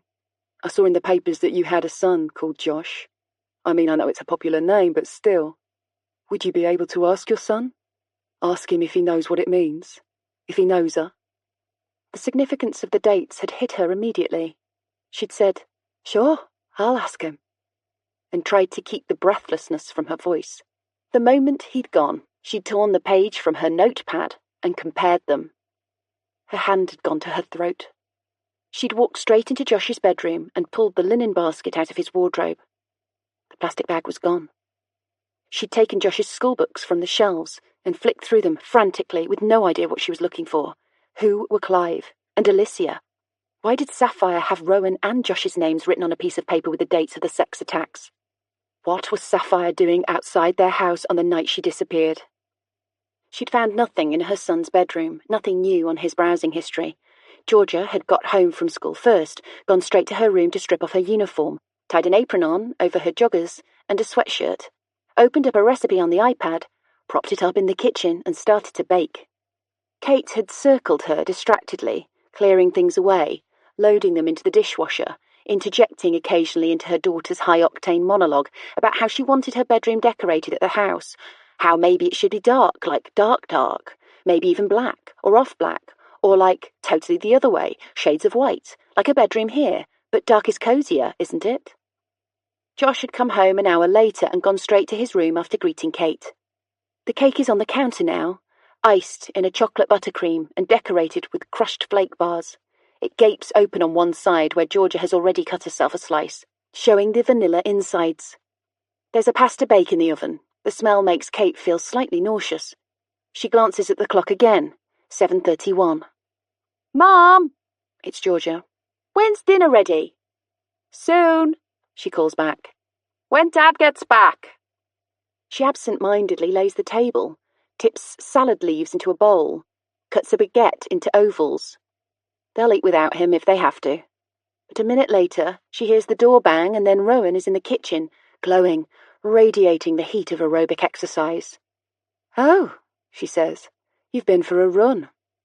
Yes, straight from work. He's still breathless as he pulls off his gloves, his snood, his beanie. Had a lot of pent-up stuff. Ran all the way up to the village and back. I found this place. He unzips his jacket and pulls it off. Right up the other end of the village, weirdest place. Like a kind of James Bond thing. Crazy low-rise buildings, walkways, hidden away in this circle of trees. He drops the jacket on the back of a kitchen chair. Anyway, I googled it, and apparently it's what remains of the most expensive council estate ever built. Some failed socialist experiment under a Labour government in the 1970s. All owned privately now, of course, worth a fortune. But honestly, the weirdest place, like something from the future. Like a sci-fi film set. Rowan is burbling, and Kate is aware on some level of what he's talking about, and on some level she would like to respond, would like to say, yes, I saw that place too. but the words stick halfway up her throat, because as he talks, her gaze goes to the angular outline of her husband's torso, the way the lycra clings to his long sculpted arms, and to the fluorescent orange pattern that works its way from wrist to shoulder up the sleeves. "Where did you find that top?" she interrupts him. "What?" "That top. Where did you find it?" "I don't know. My drawers, I think. Why?" "I thought—" "What?" "Nothing. I just haven't seen it for a while." Somehow the top that was hidden away in the back of Josh's wardrobe has been laundered and returned to Rowan's drawer. Rowan shrugs. "I'm off for a shower," he says. "What's for dinner?" "Pasta bake," says Kate, her voice coming out at an oddly high pitch. "And salad." Chapter 47. Saffyre.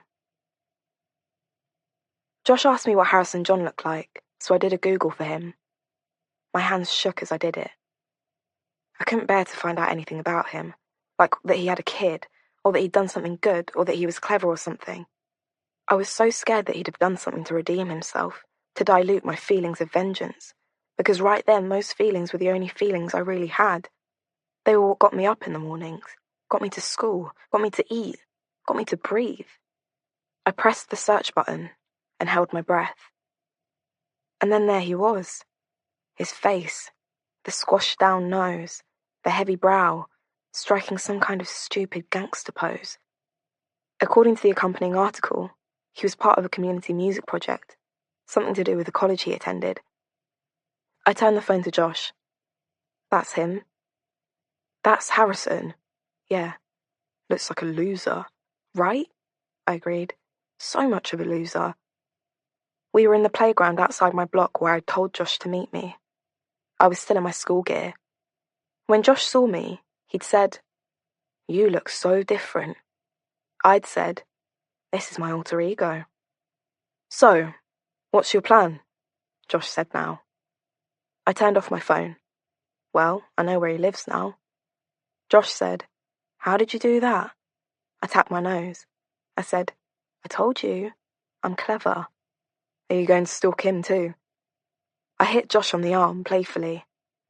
"I'm not a stalker," I said. "You kind of are," he replied. He smiled and I liked his smile. Like when a dog looks at you in that soulful, pure way and you think, you are too good for this world. That's what it was like when Joshua Forbes smiled. Like he was too good for this world. "Anyway," I replied, "I already started. I followed him to the co-op and back this afternoon. He didn't see me." "What did he buy?" "Haribo and some tobacco." "Classy." "Isn't it?" I said. "And now I know where he goes to college. He'll have no escape from me." "Can I come with you?" "You mean be my co-stalker?" "Yeah, of course you can." "Should we go now?" I checked the time on my phone. It was nearly 5. "Come on then," I said. We jumped off the wall. "This way," I said. "Follow me."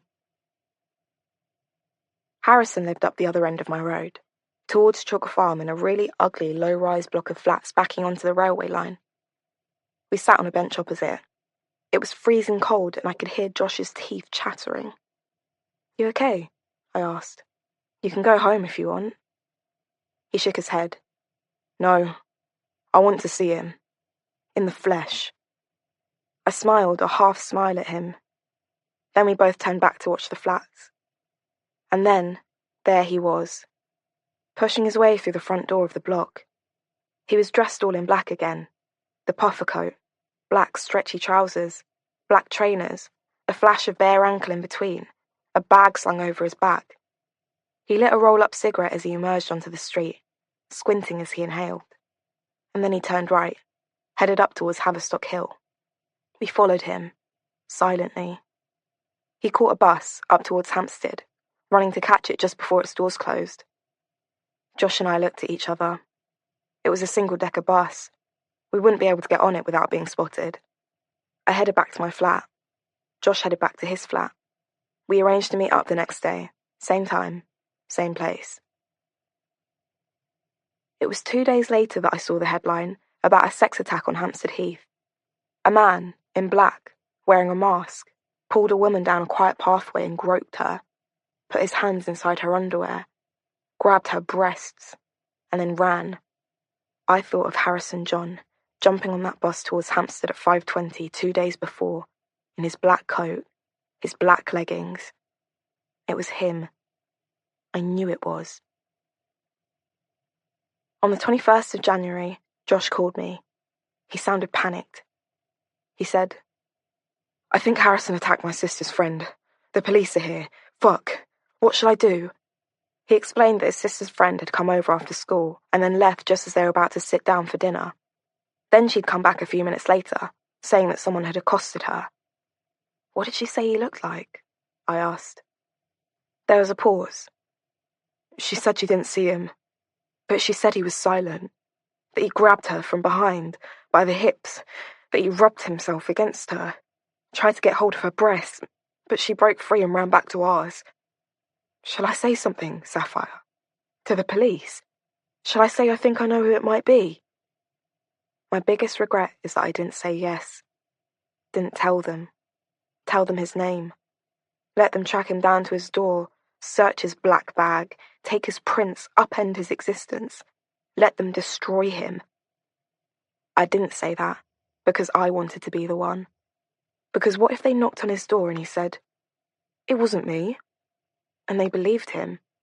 And then he would close the door and his chest would puff out and he'd think he was cleverer than anyone. But what if they went to his door and brought him in and questioned him and it wasn't him? I wanted it to be him. I needed it to be him. He was evil and he needed to be stopped. So I said, "No, don't say anything. Just keep quiet. Leave it with me. Leave it with me." Chapter 48. Barry walks into the interview room. Owen can recognise the sound of his leather soles on the wooden floors from a few metres away now, followed briskly by the ponderous smell of his aftershave. "Good morning, Owen. Are they letting me go?" Barry stops and closes his eyes. "No, Owen, I'm afraid not. And look, you should know. This is happening now." He pulls a folded paper from his briefcase and throws it on the table in front of Owen. It's this morning's Metro. Sapphire's suspect's sick plan to date rape dozens of women. Below it is the awful photo, yet again, of Owen being jammed into the police car with the fresh cut on his forehead, the wet, asymmetric hair sticking up at angles, the dead look in his eye, the hint of a snaggletooth between his lips. He stops and looks at Barry. "But I don't..." "Just read it, Owen." Owen Pick, the disgraced college lecturer currently being held under arrest in a North London police station for the abduction and possible murder of missing teenager Saffyre Maddox, had a grand master plan, according to a friend on an incel forum he used to frequent. The friend, who wishes to remain anonymous, told us of a horrifying plan revealed to him by Pick during a pub session earlier this month. He said, "Part of the problem for the incel community is that we are being bred out of society. Women refuse to consider us as sexual partners, therefore, we are not being given the opportunity to reproduce. Our genes are being phased out deliberately by our governments, the media, and by society. This is an issue that goes very deep into the psychology of the incel community. It's something that Owen and I have discussed at great length. While I agree with the general theory and am myself active in the incel community in terms of trying to change the way we are viewed by society, I was very alarmed indeed the last time Owen Pick and I met up for a drink. He chose a shabby down-at-heel pub and I was surprised when I met him for the first time to see that he was quite well presented. He didn't, to my eye, look like a classic incel. He looked like he could pass in society. I couldn't see why he would have trouble attracting women. But there was something about him, something cold, an edge. He chilled me a little. I would say he had a lot of the traits of a psychopath. And then he told me he had a plan. He showed me a jar of pills. I had no idea what they were. He laid them on the table between us, and he told me what his plan was. He was going to hook up with women on dating apps, and then drug them and inseminate them while they were unconscious. He told me he was doing it for the good of the incel community. But I didn't buy it. There was something about him, a narcissism, a lack of humanity, of compassion. I would say he had a personality disorder and was using the incel community and our beliefs to legitimize a sick personal agenda. In my opinion, Owen Pick was a rapist, masquerading as an incel. A strange noise comes from Owen. He wasn't expecting to make it. It comes from the deepest pit of his stomach, a curdled growl. He raises his fists, which had curled themselves up into rocks while he read the article, and then brings them down hard onto the table. Then he collects the newspaper between his hands, pushes it into a ball, and hurls it across the room. "Fuck!" he yells. "Fuck this! Fuck all of it!" He sits down heavily, drops his face into the heels of his hands and begins to cry. When he looks up, Barry is sitting, adjusting the cuffs of his shirt. He sees Owen looking at him and passes him a handkerchief from inside his jacket. "It's not looking good, Owen," he says quietly. "This is bullshit. You know that, don't you? Bullshit. None of that is how it happened. He's twisted the whole thing. He was the one. He gave me the drugs. He's just pushing his agenda and throwing me under the wheels to do it. Fuck." Barry continues to look at him. "Well," he says, "we've still got a lot of work to do, but this," he points at the screwed up newspaper, "it's all hearsay, and should have no bearing on the investigation. Let's just put this behind us and see what our friends have got for us today, shall we?" A few moments later, D.I.'s Curry and Henry walk into the room. Owen reads their energy. It's been slowly depleting the past couple of days as all their so-called leads take them nowhere, as their case against Owen refuses to grow. But now, there is a certain bristle about the pair of them as they take their seats, arrange themselves and their paperwork.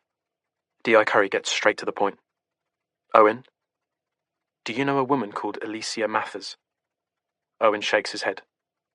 "Never heard of her." "Well, Alicia Mathers claims to know you." Owen sighs. He's down the rabbit hole. He's in a world where people tell him that the sky is green, the grass is blue, 2 and 2 is 5, black is white and white is black. And in this world, yes, of course, a woman called Alicia Mathers would claim to know him. "Does she?" he says. "Yes. She says she saw you that night and that you were talking to a young girl in a hoodie." He rests his head on the table. The plastic feels cool against his forehead. His eyes are closed and he counts to 5 silently before raising his head again. "And she is coming forward only now because—" "It's complicated," says D.I. Curry. "She has very good reason for not coming forward before now. Very sensitive reasons. And they are... I'm not at liberty to share that with you." "No," says Owen. "No, of course you're not. So, go on. What did this Alicia claim to have seen?" "Alicia says she saw you and a girl in a hoodie having a conversation outside your house." A bolt of light flashes through Owen's head. It's there again.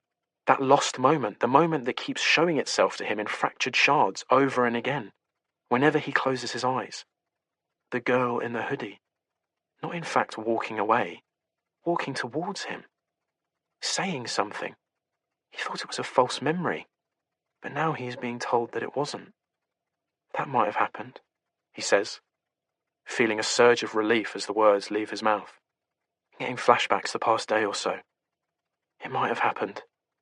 I have no idea what we talked about. I have no idea what she said, what I said. I have no idea." Owen hears Barry sighing heavily to his right, and he notices the faces of the 2 detectives contort slightly, muscles and nerves under their skin reacting to his words. "Owen, Alicia Mathers claims she saw the girl in the hoodie talking to you outside your house. She claims she saw you follow her into your back garden." "Yes," says Owen, his head swimming with blurred images, his skin tingling with the uncertain memory of a girl's hand on his arm.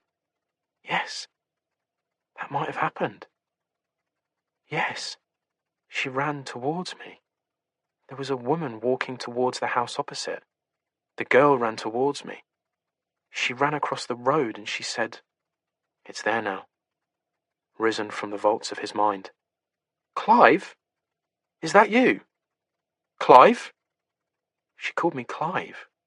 She wanted to see something. What did she do?" The room is entirely silent. He can see that Angela is not breathing. He looks down at his hands. The skin on his palms tingles as he feels another memory returning. She asked me for a leg up. To the roof of the garage. I put my hands out like this. He demonstrates his hands linked together into a perch. She was heavy. I'm not very strong. She almost fell back onto me, but she managed to grab hold of something. A gutter? Something? And pull herself up. And then... He pinches the bridge of his nose.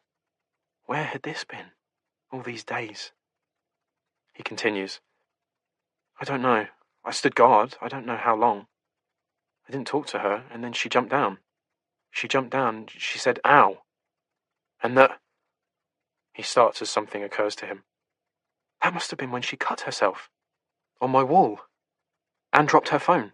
She dropped her phone, and then she picked it up again, and she ran. She said, thanks, Clive. And she ran. Clive, says Angela. Yes, I don't know. I don't know why she called me Clive. She must have thought I was someone else. He sees D.I.'s Curry and Henry exchange a look. She ran, says D.I. Curry. Yes, he says, his voice full of elation. She jumped down, she said ow, she dropped her phone, she picked it up, she said thanks, Clive, and she ran. He feels a burst of euphoria at recovering the weird chunk of time missing between seeing her outside Lycra Man's house and seeing her run down the street, the sound of her rubber soles against the cold, dry pavement. And the woman across the street? I don't remember. I don't. She was... And there it was. Retrieved like an old photo dropped down the back of the sofa. The missing piece. She was talking to the man across the road. The man who goes running. The psychologist. She was talking to him. She was shouting. She was crying. And that's it. He says. That's as much as I remember. The room falls silent. D.I. Curry writes something on a piece of paper. She clears her throat. Wow. Thank you for remembering, Owen. I must say it strikes me as rather odd, after all these days, all this time. It was when you said about the woman. I kind of knew there'd been something missing. But I couldn't find the memories until you said about that other woman. It's called a fragmentary blackout, says Barry, sitting upright. Common after episodes of heavy drinking, and the lost memories can be triggered by someone filling in a missing detail. Owen throws a look at Barry. There's something different about him, about his demeanour, the tone of his voice. A new softness, a new care. It's almost, Owen thinks, as if Barry believes him. D.I. Curry is going through her paperwork. Did we send someone up onto the garage roof? She asks D.I. Henry. D.I. Henry consults his own paperwork, flicks through it blindly. I'm not sure, he says.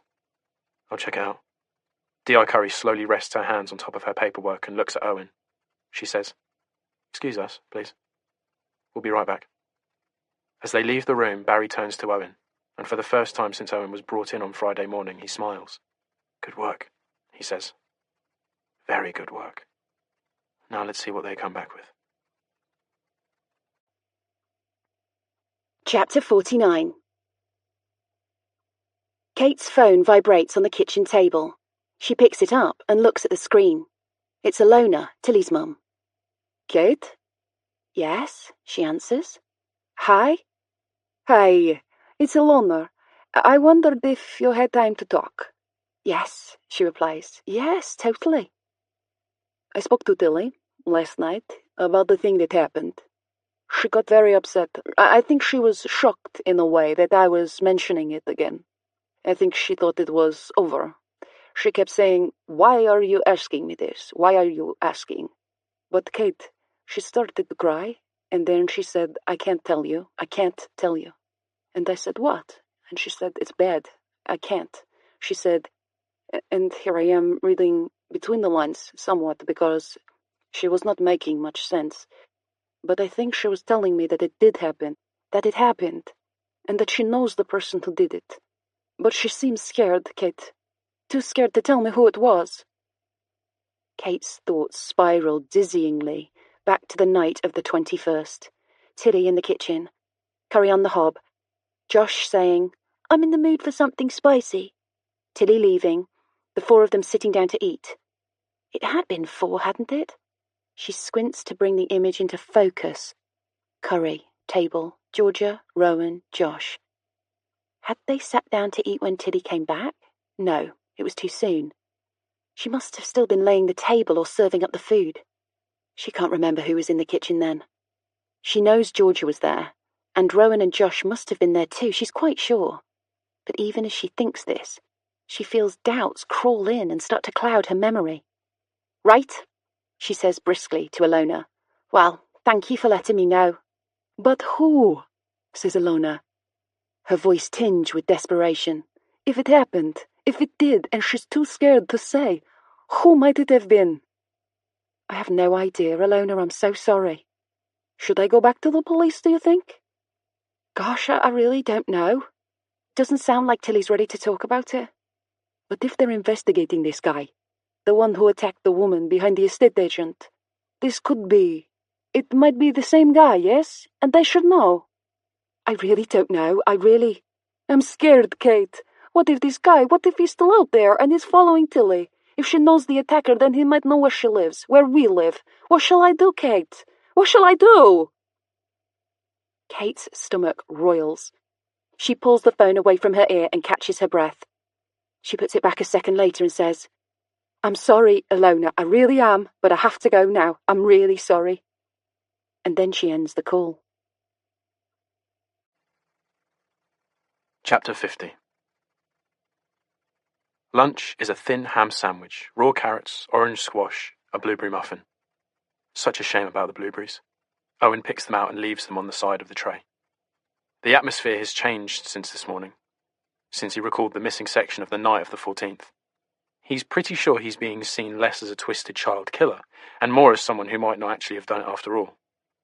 But then, his thoughts go back to the morning's papers, to the fake story planted by Bryn. Whatever happens here, inside these walls, however soon he is allowed to go home, charges dropped, maybe with a pair of apologetic handshakes from DIs Curry and Henry.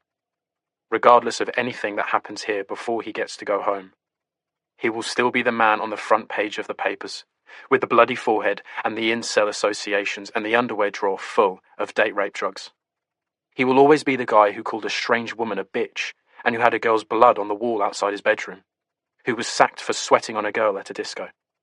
He will always be Owen Pick, the weird, creepy guy who maybe hadn't killed Saffyre Maddox but sure as damn it had done something. The door opens and the detectives return. They sit neatly and look at Owen. D.I. Curry says, well, we sent someone up onto the garage roof. Just got their early findings back. Footprints that match Sapphire's trainers. Her fingerprints on the guttering. No evidence of you being up there. But, Owen, we can't take your word for what you say you remember happening that night. We are not ready to drop you from the investigation. Nowhere near. So, anything you suddenly remember, please, share it with us. They straighten their files and leave. Owen looks at Barry and exhales. We're getting there, says Barry. We're getting there. And then he says, oh, by the way, Tessie just forwarded something to me, an email. Would you like to see it? Yes, sure.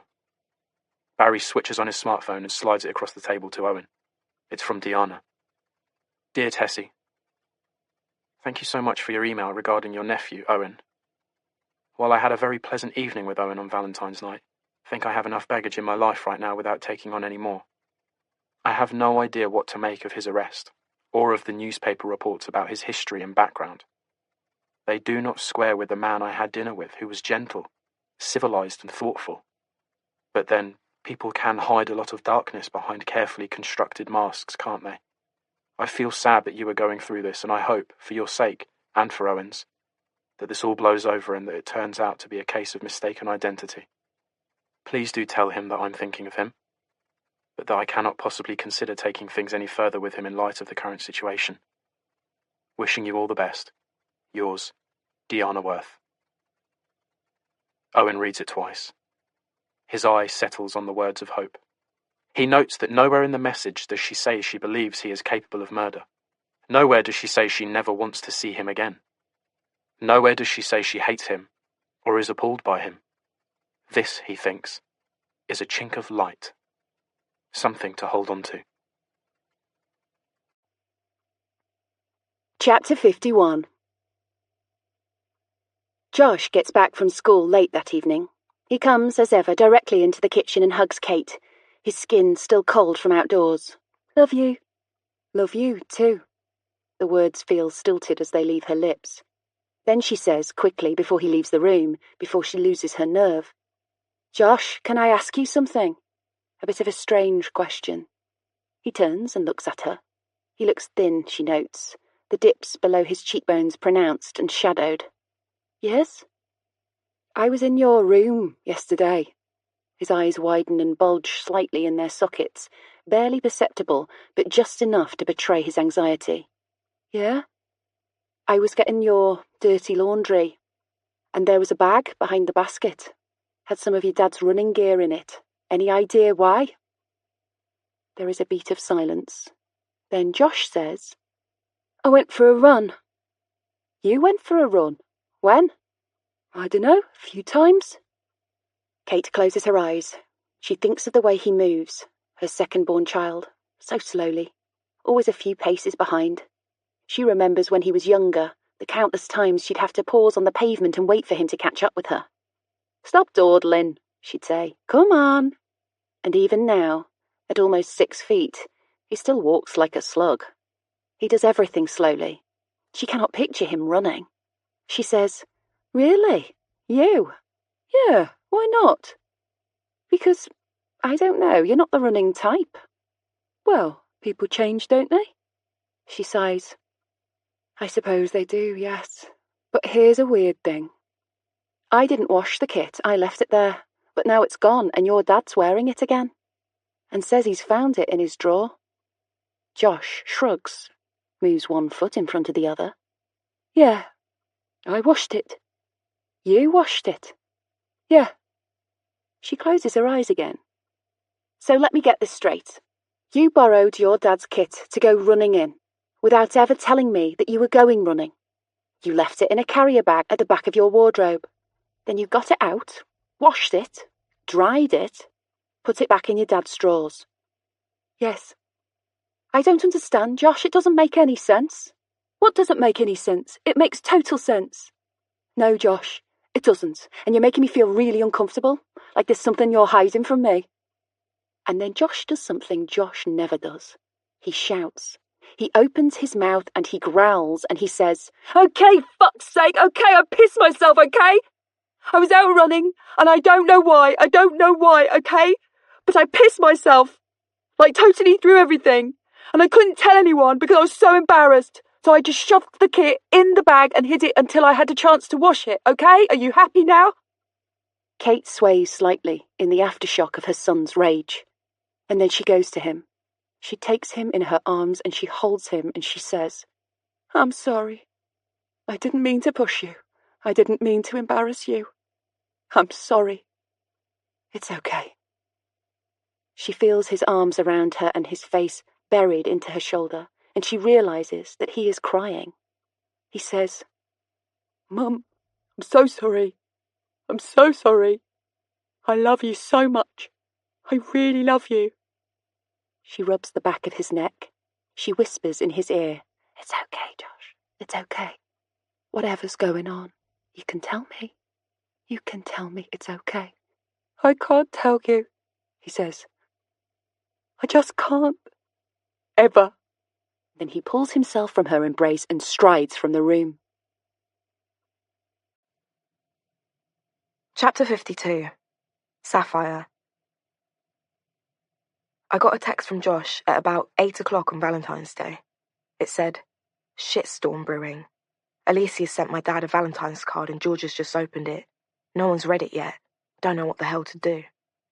I replied, Burn it. He said, I can't. Dad knows it's here. I'm going to confront him with it. He sent me a photo of the writing in the card. It said, I can't wait any longer. I'm dying. Leave her now or I'm going to kill myself. I thought, Jesus, what a drama queen.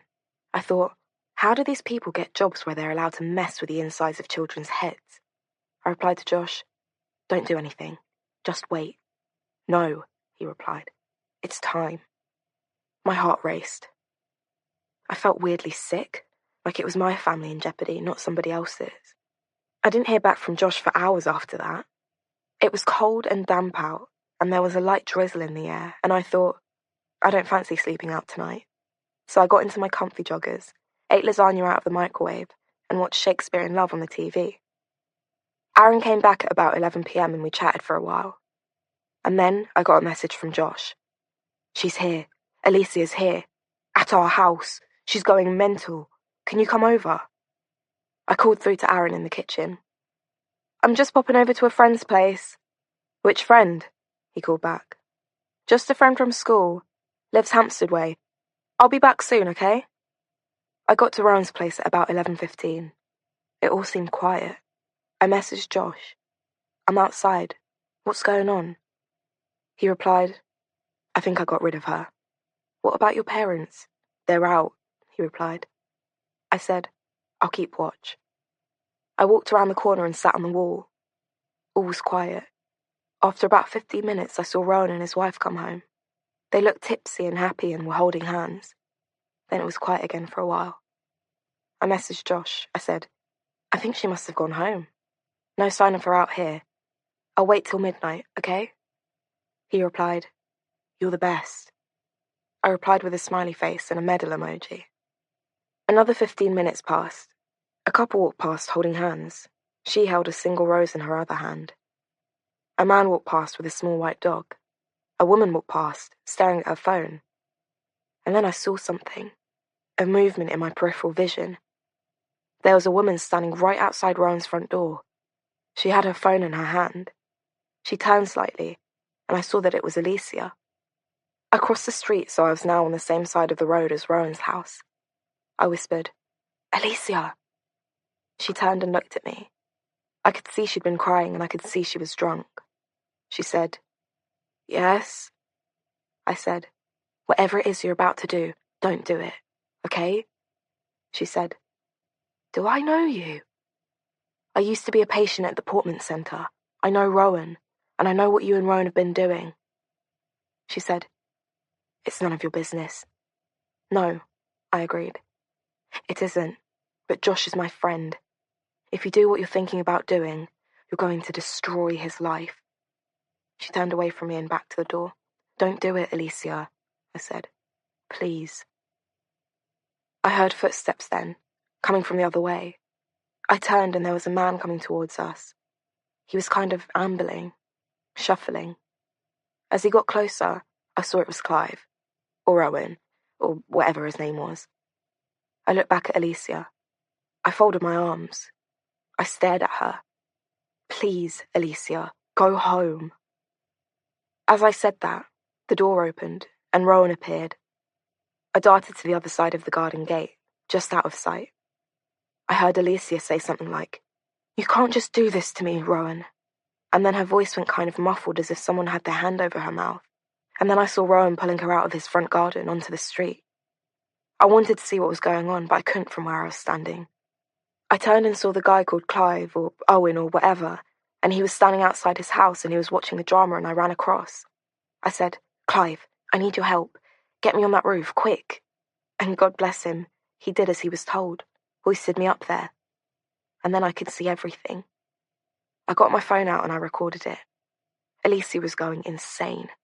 She was punching Rowan and he was letting her, and she was saying stuff about how she was going to kill herself and it would be his fault, and he just kept grabbing her wrists and saying, Shh, shh, please, Alicia, keep your voice down. Please, God. And it was obvious that Rowan cared more about his wife finding out than he cared about whether Alicia was going to kill herself or not. And she got louder and louder, and I saw him put his hand over her mouth. I saw her bite his hand, and I saw him slap her. She tried to slap him back, but he grabbed her arms and pushed her away from him, so hard she fell. My hands shook. It was horrible, like watching animals. When Alicia finally left, I saw Rowan just standing on the pavement, rocking back and forth. I filmed him walking back to the house. Clive called up. He said, I'm going in now. Wait, help me down, I said. I've got to go to bed, he said. No, Clive, wait. He looked like he was about to walk away and leave me there, so I jumped down but misjudged it badly. My leg hit the wall on the way down and I felt my joggers rip. I landed hard on my bum in a knot of limbs and dropped my phone. I was winded. I could hardly breathe and I could feel blood seeping through the hole in my joggers, but I managed to get to my feet. I felt in the grass for my dropped phone, then pushed past Clive and ran after Alicia. I wanted to check she was okay. I'd almost caught up with her when I heard the click and buzz of a security camera outside a gated mansion turning to watch me. I ducked down and pulled my hoodie closer around my face, still the invisible girl. Ahead of me, Alicia was picking up speed. She knew she was being followed. I picked up my speed to match hers. But then I slowed down again as I heard muffled footsteps behind me, and I saw the long black shadow of a person coming after us. And I knew, even before I saw their face, whose shadow it was. Chapter 53. Breakfast the next morning is lukewarm porridge, a small banana and some kind of unspecific juice. Tropical, maybe. Owen thinks he will miss the food when it's time to go home. He likes prison food. It's like real food, but with most of the challenging elements removed. He likes the way it's arranged on a tray. He likes not having to think about it. Maybe he'd like prison too, he ponders. Maybe he'd be happier in prison than out in the world having to make decisions about food, having to deal with women looking at him as if he was going to rape them, having to worry about getting a job, a girlfriend. Maybe this was, in fact, his destiny. Maybe they'd find Saffyre Maddox's body cut up into pieces underneath his bed, and he'd suddenly remember that, oh yes, he had indeed killed her. Case closed. Life in prison, no parole. Lots and lots of bland, featureless food on trays forevermore. Maybe a cult following of strange women wanting to marry him now that he was the cold-blooded murderer of a beautiful young girl. Maybe it would be a better outcome all round. He passes the empty tray to the policeman on the other side of the door. His name is Willie. He's Bulgarian. He's utterly humorless, which isn't a great state of affairs for someone called Willie. It's just gone 8 o'clock. It looks like a sunny day. Is it possible, Owen wonders, to become institutionalized in under a week? He's lost any real sense of what life used to feel like. The guy in Tessie's bathroom about to trim his fringe feels like a distant memory. The guy who used to go to work every day and teach teenagers how to code also feels like a dream. The guy in the papers, the incel with a taste of impregnating comatose women, is a fictional version of himself. The only version of himself that feels real is this one, here, sitting alone in his cell in Kentish Town. He sits for a few moments, staring at the sunny angles painted onto the walls of his cell. He feels a strange moment of hopefulness. Diana doesn't think he's a monster. That's enough. That's all he needs to go about the rest of his life. His thoughts begin to curl back on themselves, beyond the sunny cell, beyond cutting his fringe in Tessie's bathroom, beyond the steamed-up windows of his classroom at Ealing College, beyond Tessie's hand on his shoulder at his mother's funeral, beyond his mother slumped over the kitchen table, looking as though she was drunk but actually being dead. They curl back to the other version of himself, the pretty little boy who wouldn't smile for the camera in the modelling agency studio. Who was that little fellow? He wonders now. Who was he, and how did he end up here? He tries to remember moments of pain that might have brought him to this point. He thinks about the build-up to his parents' divorce when he was 11 years old. Divorce, he thinks, is damaging for children. Everyone knows that. But was there something in particular about the way his parents broke apart that might have led, of all the myriad possible versions of himself, to this one? He thinks of the house they once lived in Winchmore Hill. A post-war thing with pebble-dashed walls and small windows and a porch full of spider plants. A dark dresser with a phone on it and a notepad. A small chandelier. His mother had a thing about chandeliers. He remembers his mother on the bottom step, the phone in her hand, talking to a friend, a crumpled tissue at her nose, saying, "Think it's over this time, Jen. I really do." He remembers the smell of cigarette smoke curling up the stairs to where he sat on the landing. He remembers coming down a minute after the phone call ended and saying, "What's over, Mum?" And her smiling and stubbing out her cigarette and saying, "Nothing, Owen. Nothing at all. Now get back to bed. School tomorrow." But he'd been on high alert after that, watching his parents like a hawk for the thing that would show him what was really happening. Suddenly, Owen's flesh crawls as a memory returns to him. Something he used to think about all the time but hasn't thought about for years, not since his mother died, because it sickens him so much. He remembers his father coming home from work one night, late, the smell of London pubs about him. Owen saw him from the top of the landing, dropping his keys onto the dark dresser, unzipping his jacket. He saw him sigh and then pull his shoulders back as if bracing himself for something. "Ricky?" His mother's voice from the front room. "Ricky?" His father sighing again and then moving towards the door. "Hi, love."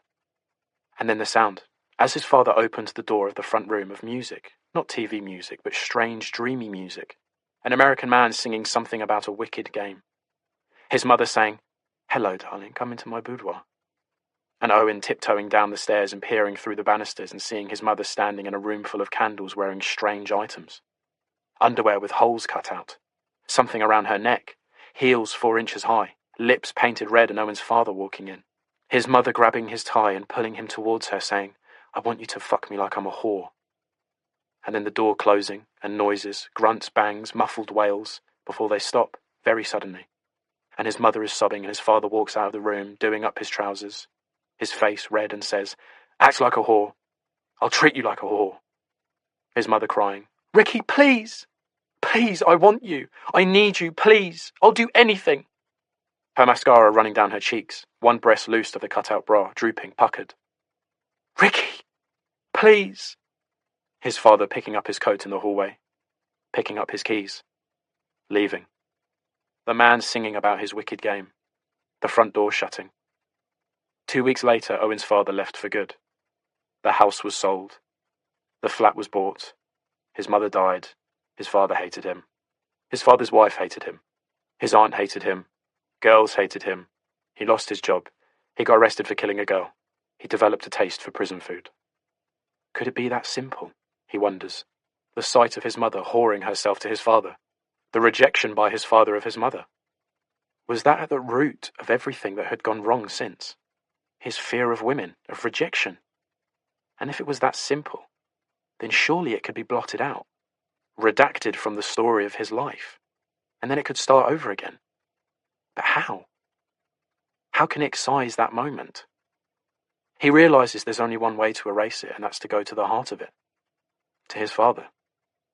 He goes to the door of his cell, and he bangs on it. Willie opens the window flap. "Yes?" "I need to make a phone call," he says. "Please. It's very urgent." Willie blinks slowly. "I will have to find out. Please. I haven't made a call yet. I'm allowed one call, and I haven't had one yet." Willie lets the window flap close and says, "I'll find out, wait." A moment later, Willie is back. He says, "Pick up your things." "What things?" "Your clothing and your toiletries. Apparently, you're being allowed to leave." "What?" I don't know either. I'm just saying what I've been told. Please, pack up your things, now. It's time to go." "I don't understand. What's happened? Have they found her?" "Now." Owen packs up his things. He looks at the golden shadows on the cell wall, the dent in the mattress, the neatly folded blanket. He looks at the square of blue sky through the cell window. He thinks of the hours he has spent in this room, that feels so much like the only place he has ever known. And yet now, somehow, he is free of it. But he knows one thing with a blinding certainty. He is not going back to the other life. He is not going back to Tessie's flat with the locked doors. He is not going back to being the sort of person that people would think capable of rape and murder. He's not going back to the incel forums and seedy drinks with raging women haters. Willie opens the door and Owen silently follows him through the corridors, through rooms of people who return things to him and ask him to sign things. Then he is out, on a pavement in Kentish Town. The sun is bright today, a warm sun, a portent of spring, a portent of new beginnings. He checks his wallet for a debit card and cash, then puts out his arm and hails a taxi. Chapter 54. Kate is at Kentish Town Police Station with Josh. She hasn't told Rowan that they are here. She hasn't told Georgia. She phoned Josh's school this morning and told them that he had an emergency medical appointment. She perches her bag on her lap and clears her throat nervously, watching the swinging doors in front of her open and shut every few seconds, uniformed and non-uniformed police passing through holding files, bags, coffees, phones. She turns to Josh. "Are you okay?" He nods nervously. He looks like every fibre of his being is resisting the urge to jump to his feet and run. Finally, 15 minutes after they arrive, D.I. Curry appears. "Hi, Mrs. Fawes," she says. "Thank you so much for coming in. And you are Josh?" Josh nods and shakes her hand. Follow me this way if you would. I think I've managed to get us an interview room. Fingers crossed. We're crazy busy in here today for some reason. They follow her through a corridor to a door. She knocks and someone answers. This is my partner, D.I. Jack Henry. We've been working together on the Saffyre Maddox case. Please take a seat. Coffee, tea?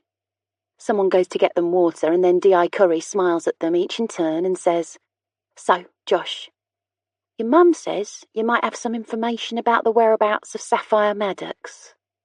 Kate looks at Josh.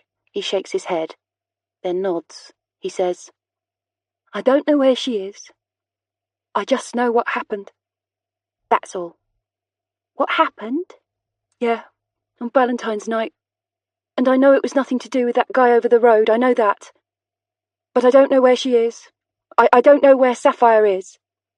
Kate sees the two detectives exchange a look. D.I. Curry turns and smiles kindly at Josh. So, were you there on Valentine's night? Kate catches her breath because Josh has already told her this, and she knows what is coming, and it will be worse, she thinks, the second time round.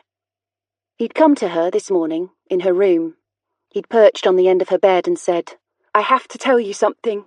Something really bad. She dropped the face cloth she'd just squeezed out to wash her face with and sat down next to him on the bed. Tell me, she'd said. And then he'd told her. And her world had fallen into shreds. D.I. Curry continues. And what did you see happen? Josh looks up at her.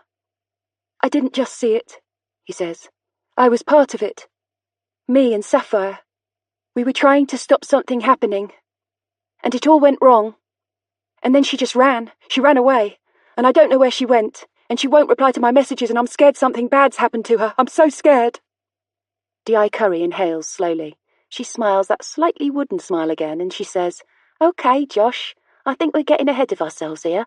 I think it might be best if you start from the very beginning. From when you first met Saffyre. How you knew her. That kind of thing. Josh throws Kate a quick look and places his hands carefully on top of the table. She was sleeping in the building plot, across the way. I used to go in there sometimes, just for some privacy, for some space, you know. And there was a fox. A fox? Yeah, a semi-tame fox. I used to like to sit with it. And then one night, I went in there to see the fox, and she was there, Saffyre. And she told me she was a former patient of my dad's. Did she tell you why she was there? Josh looks at Kate. She squeezes his hand encouragingly. She was there because she'd been watching my dad, watching my family. I don't really know why. And I think she had issues, like claustrophobia or something. She couldn't sleep in her own bed. So she slept outdoors under the stars. And why the fascination with your father, do you think? Kate squeezes his hand once more. I think at first it was because she felt abandoned by him. She was in his care for, 3 years or something, from when she was a child, and then she felt like he had let her go before he'd fixed her, and she wasn't ready to let go, so she kind of followed him about a bit and watched him, wanted to still be part of his life, and then, while she was watching him, she worked out that he was... Josh gulps. He was having an affair. Kate feels the encouraging smile fix hard on her face. She remembers the sickening thump of it to her chest when Josh had told her earlier this morning, followed rapidly by the sickening, draining away feeling of the inevitability of it. Of course Rowan was having an affair. Rowan had probably always been having an affair, for all 3 decades of their lives together.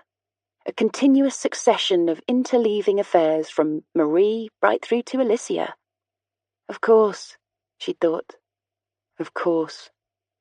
And then, Josh continues, I think she became fixated on him, on what he was doing, and on us, on his family. I think it was almost like she was watching over all of us. But that night, the first night we met, we got talking. It was really weird. We just kind of opened up to each other. We talked for ages. She had all these issues about something that happened to her when she was a child, and she had this idea of how she could cure herself. And I said I'd help her. And that was when it all started kind of going wrong. Going wrong? Yes, kind of really wrong. Chapter 55. Owen's dad's house looks just like the house they lived in Winchmore Hill. Post-war, small leaded windows, a front garden, a porch, a stained glass sunray above the front door. Owen's never been here before. Just written the address on birthday cards and Christmas cards. He pays the taxi driver and he heads up the path. His dad used to work in the civil service but is retired now. The doorbell chimes electronically when he presses it. He clears his throat and he waits. A shadow appears through the dimpled glass of the front door. Owen breathes in, hoping it's his dad and not his dad's wife. The door opens and yes, it's his dad. He watches his face splinter into 100 different pieces, sees it go from surprise to fear to horror. Owen! My God, what are you doing here? His dad looks older than he remembers. He only retired last year, but he seems to have aged 5 years since then. His hair had once been a mass of different shades of brown and silver and white, but now it's nearly all white. They let me go, he says. The police? Yes. Just now, they let me go. So, what? You didn't do it then? No, Dad. No. God. Of course I didn't do it. Owen peers over his father's shoulder. Can I come in? His dad sighs. It's not really a good time, Owen. To be honest. Dad, let's face it, it's never a good time for you. It never, ever is. But I tell you what, I've just spent nearly a week in a police holding cell being interrogated about a crime I had nothing to do with. I've had my face slapped all across the front pages of all the papers and been defamed by people who don't even know me. And now I've been exonerated. Been told I'm a free man. That I've done nothing wrong and allowed out into the world to get on with my life. So maybe, just maybe, now is a good time for me. His dad drops his head slightly. When he lifts it again, his eyes look watery. He says, Come on then. But I don't have long. I'm really very sorry. The house is warm. Every wall is painted a different colour. There are neon signs on the walls. Gin this way, love, our house, a rainbow, a rearing unicorn that changes colour as it rears. Gina loves her colour, says his dad, leading him into the front room. This has a small bow window. Plantation shutters, pink velvet sofas scattered with cushions embroidered with jungle animals and more slogans. Sit down, he says. Please. He doesn't offer Owen a drink. But Owen doesn't care. Dad, he says, I've been doing a lot of thinking while I've been locked up. About how I got myself into that position. How I am the way I am. You know? His dad shrugs. He's wearing a grey jumper and navy trousers, and with his silver hair he looks like a glitch in the relentless colour of the room. You know what I'm talking about, Dad. You know I've never been quite right. Since being a little boy. I'm not a little boy anymore, I'm a man. I'm 33. Nearly 34. The worst thing that could ever happen to an innocent man just happened to me because of the way I am. And you abandoned me. You let me leave your flat that night, 18 years old. Just buried my mother. You let me leave. Why did you let me leave? His father shuffles slightly on the pink velvet. It seemed for the best, he said. You know, that flat was too small for all of us. We had a young child. You weren't happy there. I wasn't happy there because I was made to feel unwelcome. So unwelcome. Well, there might be a shred of truth in that. But it wasn't personal. It was the situation we all found ourselves in. And when Tessie said she'd take you, you know what Tessie's like though, Dad. You know she never liked me. She doesn't let me in her living room. Did you know that? I'm not allowed in her living room. And I'm her nephew. Why? Why didn't you want me? I told you, Owen. It was nothing personal. Yes, Dad, yes, it was. It's all been personal, all of it. Everything that's ever happened to me has been personal because people don't like me. Oh, now, Owen, that's nonsense. I like you. I like you very much. Dad, tell me what happened between you and Mum. Why did you split up? Was it because of me? What? No. Goodness, no. Nothing to do with you. We were mismatched. That was all. She wasn't enough, in some ways, and she was too much in others. She wanted another baby, but it didn't happen. She went very into herself, very deeply into herself. You know, Owen begins slowly. I saw something once. When I was about 11, I saw Mum in the living room wearing sexy lingerie. There were candles. She pulled you in. And then Owen's dad sighs. Yes, he said. I did tell her. I told her you might walk in. I told her it was stupid. You called her a whore. And then you split up after that. Was she a whore? My mum. Is that why you left us? He knows the answer, of course he does, but he needs to hear his dad say it. Your mother? Oh, God, no. Of course not. So why did you call her a whore? Oh, Owen. God. I don't even remember saying it. You said, act like a whore, I'll treat you like a whore. Owen feels a muscle twitch in his cheek as he waits for his dad to respond. Did I say that? Yes. You did. Wow. It was a bad time for us, you know? We were drifting apart. She knew I'd met someone. I suppose she was desperate. Trying anything to keep me. And there's something so dreadful about a desperate woman, Owen. So dreadful. They both fall silent for a moment. Then his dad says, You know I loved your mum, Owen. I loved her very much. And you? Me? Yes. Leaving you behind killed me. Did it? Of course it did. You were my boy. Just on the cusp of it all. Just about to blossom. But I was under pressure. Gina wasn't getting any younger. She wanted to start trying for a family immediately. She pulled me, really pulled me very hard away from you both. I can see now that wasn't easy for you. So you didn't leave because Mum was a whore. You left because Gina wanted you all to herself. His dad nods. Essentially, yes. Owen pauses to absorb this. And you let me leave when I was 18 because Gina wanted her family to herself. Again, there were other factors at play. But yes, there was some pressure there. Another silence falls, then Owen says, Dad, what do you think about women? Do you like them? Like them? Yes. Of course I like them. Goodness. Yes, women are remarkable. And I've been blessed that 2 of them have let me share their lives with them. I mean, look at me. He gestures at himself. I'm not exactly catch of the day, am I? I've been punching above my weight all my life. And I wouldn't have it any other way. There's a sound at the door and Owen turns and there's Gina. She's wearing a black satin blouse with dark flowers printed on it and tight blue jeans. Her hair is dyed a shiny mahogany and up in a ponytail. She's pushing 60 but still looks youthful. Oh, she says. I thought I heard voices.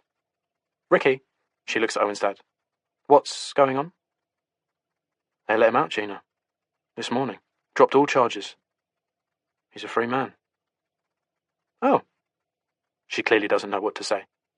That's good then. Of course it's good. It's wonderful. And everything else? She asks, still standing in the doorway. The girls at college? The date rape, drugs? Gina. No, Ricky. It's important. Sorry, Owen, but it is. Look, I don't know you very well, and I'm sorry about that. We've had a lot on our plates over the years with Jackson, as you know. But there's no smoke without fire, Owen. And even if you've been cleared of that girl's disappearance, there is still an awful lot of smoke around you. An awful lot. Owen feels a familiar tug of anger in his chest. But he quells it, breathes in hard. He turns and engages Gina properly in a way in which he has rarely engaged a woman. With clear eyes and an open heart, and he says, You're right, Gina. I totally understand what you're saying. I've been far from the best version of myself over the years, and I take my share of the blame for everything that's happened to me. But this, what I've just been through, it's changed me. I don't want to be that person anymore. I'm going to work on myself. He sees a chink in Gina's defences. A slight tip of her chin. Well, that's good, she says. And you could probably start by apologising to those girls. The ones you made feel uncomfortable at the college disco. Yes, he says. Yes. I'm going to sort it all out. All of it. I swear. Gina nods and says, Good boy. Then she looks serious for a moment. But if it wasn't you who abducted that girl, then who was it? Owen blinks. He didn't ask. He'd been so shell-shocked by the unexpected sequence of events that he'd just walked out, without even wondering. Chapter 56. My dad got a Valentine's card, Josh explains to D.I. Curry. My sister opened it. My mum snatched it away from her, told her it was private and that she wasn't to open it. And there was a bit of a row between my mum and my sister telling my mum that she should want to know who was sending Valentine's cards to my dad. And then my mum hid it away in a drawer. I snuck in when she wasn't looking and read it. It was from her, the woman, Alicia. And what did it say? Asks D.I. Henry. Oh, just all this desperate stuff, like how she needed him and couldn't live without him. So it looked like he was going to leave your mother for her. Josh shrugs. Yeah, I guess. And I was so angry with my dad when I saw that card. That what he was doing with that woman had somehow found its way into my home. And I ended up confronting him. When was this? That night. Valentine's night. He went out for a run. And I ran out after him and stopped him on the corner. I had the card in my hand. I said, Dad, what the fuck are you doing? You're going to kill Mum if you do this. You're going to kill her. But then Dad told me he'd taken Alicia out for lunch that day to tell her that he wasn't going to leave Mum for her, that their affair was over. And me and Dad hugged and I was crying, and he said he was sorry. He was so sorry. I said, what are we going to do about this card? I said, we can't get rid of it because Mum knows it's in the house. If it disappears, she'll know there was something fishy going on. She'll know. He said, leave it with me. I'll sort it out. Leave it with me. And then he and Mum went out for dinner and me and Georgia were at home. And at about 11 o'clock the doorbell rang and I thought it was going to be Mum and Dad, forgotten their keys, but it wasn't. It was her. It was Alicia. And she was really drunk, crying, saying, let me in. I want to see him. Let me in. And I said, he's not here. He's out with Mum. I told her to fuck off, to leave us alone. And where was your sister when all of this was happening? She was in her room. It's at the other end of the hallway, and she was watching a movie with her AirPods in, so she didn't hear anything. D.I. Curry writes this down, and then nods at Josh to continue. I called Saffyre then, to tell her what was happening. She said she'd come over. Why did she say that? Josh shrugs. Like I said, we just kind of look out for each other. We're friends. I was helping her. She was helping me. He picks up his water cup and puts it down again. She got to our street at about 11:15. She messaged me to say that she was outside and the coast was clear, no sign of Alicia. She said she'd stay and keep an eye on the place. And then I heard Mum and Dad get back about 15 minutes later and I thought that was it, that it was all over. But a few minutes later I heard voices outside my bedroom window and I saw Dad in the front garden and then I saw him pulling someone onto the pavement. Her. Alicia. I didn't know where Saffyre was then. I thought maybe she'd just gone home. A few seconds later I saw Alicia running past our house. She looked like she was crying. And then out of nowhere I saw Saffyre running behind her. And that was the last time I saw Saffyre, running after Alicia. Josh clears his throat and takes a sip of his water. And where did Saffyre and Alicia go, do you know? Asks D.I. Curry. Josh shakes his head. I have no idea. But Saffyre called me later that night, about 1 a.m. She said she couldn't tell me where she was, but that she'd done something really bad, and that she needed to go into hiding for a while because she was scared. She told me not to tell anyone, not the police, not even her uncle. She turned her phone off after that. I couldn't contact her, but...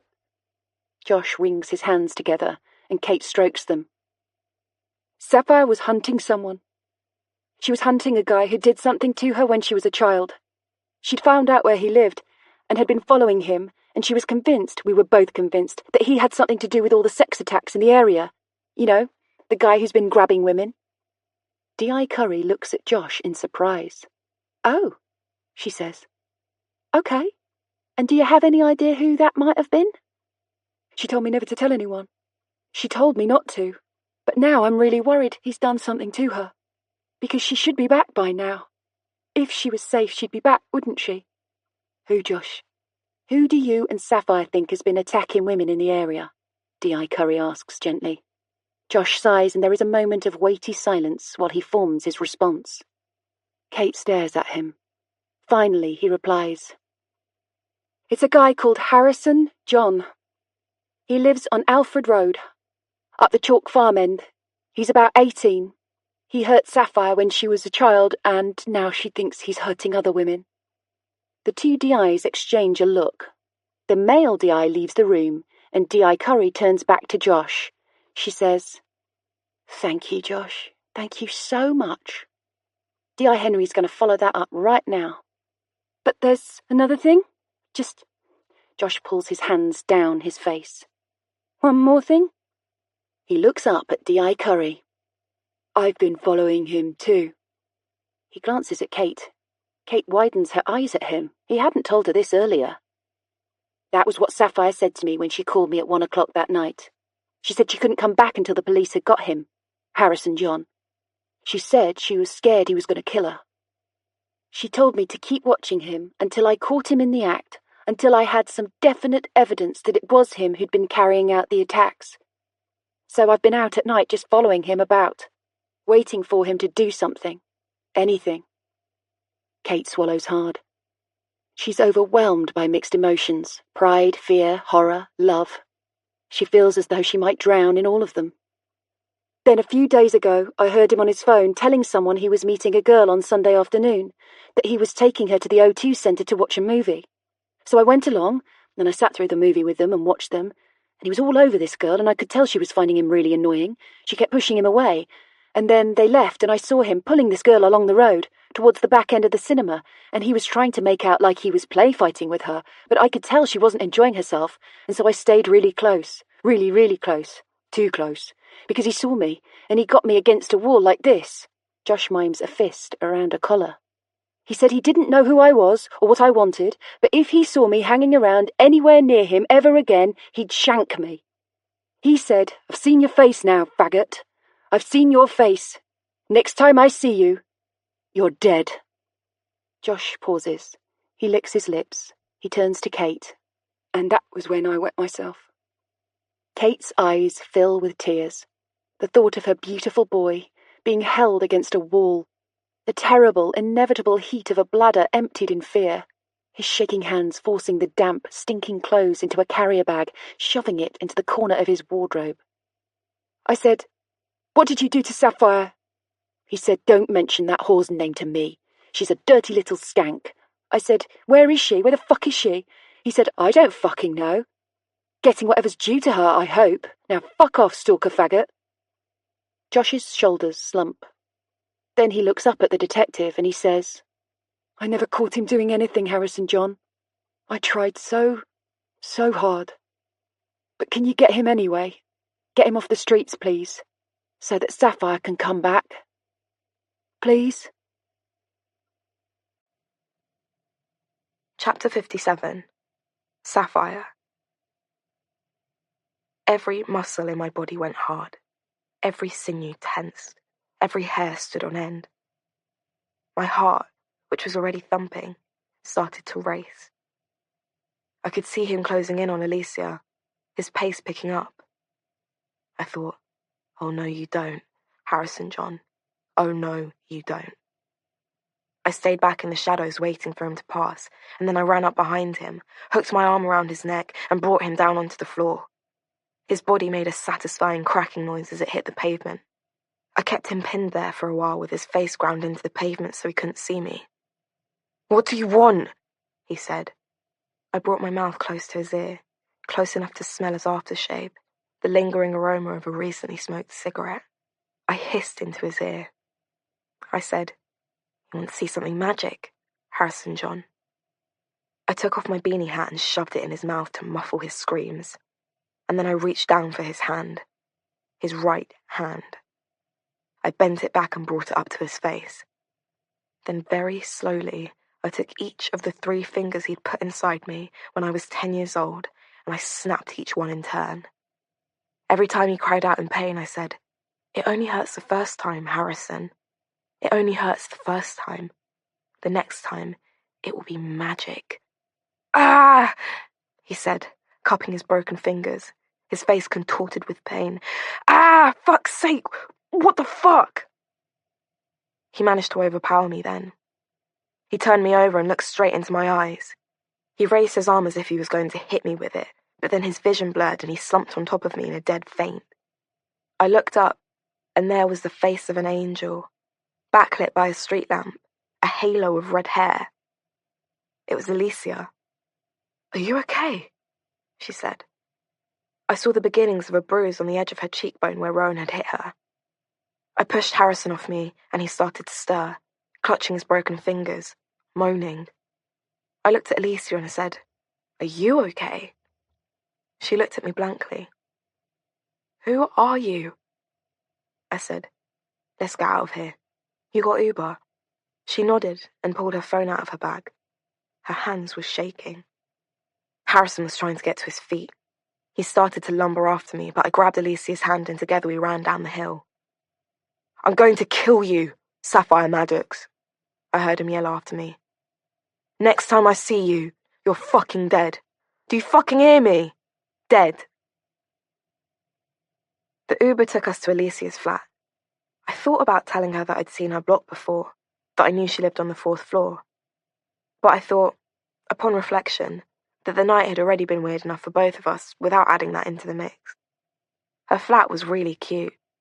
Mint green sofas with buttons on the backs and squat wooden feet, funky art in white frames, a lot of plants, a lot of books. Alicia made us tea and opened some biscuits. As I picked up my mug, I saw that my hands were shaking. I put the mug down again and breathed in hard. In my head, I replayed the feeling of Harrison John's bones snapping, the weird noise they made, like the noise when Angelo crunched his biscuits. And then I pictured him lumbering home to his flat on Alfred Road, overlooking the railway track, clutching his broken fingers. I saw him sitting in the A&E department at the Royal Free Hospital, and I pictured him leaving a while later with some kind of plastic covering over his hand, splints and bandages and whatnot holding his hand in place while it healed. I thought, how will he explain this to the world? And then I thought, will he go to the police?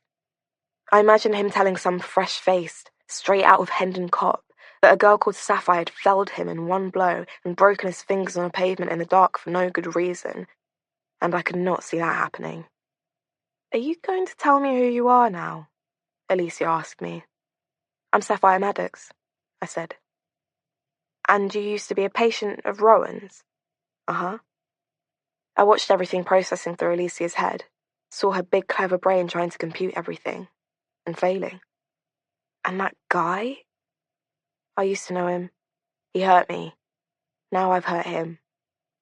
"He said he was going to kill you if he saw you again." "Yeah," I said. And that was the problem. That was why my hands were shaking. I'd finally purged the childhood event that had destroyed me by inflicting pain on the perpetrator. But in doing so, I'd opened myself up to yet more pain, more fear, more hurt. "Have you got anywhere you can stay?" I stared at my fingers. "I live with my uncle," I said. "Are you safe there?" "Not really," I said. "It's very close to where that guy lives. My school is just around the corner from his flat. You can stay here tonight, if you want." I glanced up at Alicia. Her eyes were still red from crying, and the scuff on her cheek from where Rowan had hit her was swelling up now. I thought, she needs me as much as I need her right now. So I nodded and said, "Thank you. I really appreciate that." I ended up staying at Alicia's for a fortnight. And for a fortnight, I resisted the urge to contact Aaron. I can't really explain it, how I could have done that to him. To someone who loved me and cared about me the way I knew he did. I knew he would be suffering, but each day that dawned I thought, not today, not yet, he'll be okay for a few more hours, I'll go home soon. Each day I thought would be my last day in hiding. Each day felt like it was a day that Josh would track down Harrison John, that he would be detained by the police and that I would be safe. Time didn't have much form during those days. Without the punctuation of being the version of myself that puts on eyeliner and goes to school every day, I just stayed in a kind of sleep mode. My instincts didn't work properly. Alicia had to remind me to eat. I would wake up at 3 in the morning and think it was daytime and that I was blind. Alicia called in sick for the first few days, and she did her best to keep me safe and sane. In weird, disjointed streams of consciousness, I ended up telling her everything. Everything I'd never told Rowan about the real reasons why I'd been self-harming. Alicia was 12 years older than me, but for those days we spent together, she felt more like a friend than a therapist. The sort of friend, I thought, that I'd managed to keep at arm's length almost my entire life. Then Alicia went back to work, and I was in her flat all day by myself. I could barely remember my name sometimes. Shards of my existence flashed through my mind like a psychedelic slideshow. I'd see the fox in the corner of the room sometimes. Other times I'd hear Josh's voice coming from Alicia's TV, the mewl of a tiny kitten outside the front door, Jasmine's mad laugh coming from the flat upstairs. And every time I closed my eyes, there was Harrison John, looming at me from every direction, with a claw for a hand, threatening to kill me. It took the shock of seeing Owen Pick's face on the front page of the paper that Alicia brought back with her from work to wake me up out of my weird fugue. I thought, oh no, this can't be happening. Not Clive. Not that poor bastard with his crappy single bed and his evil landlady. I felt sick with guilt. I nearly went, that day. Nearly walked into Kentish Town Police Station to tell them the truth and get that poor bastard out of there. But something stopped me. The same thing that stopped me from contacting Aaron. A sense that I needed to let the game play itself out, that there was a different ending, just out of sight, and it was the right one, somehow.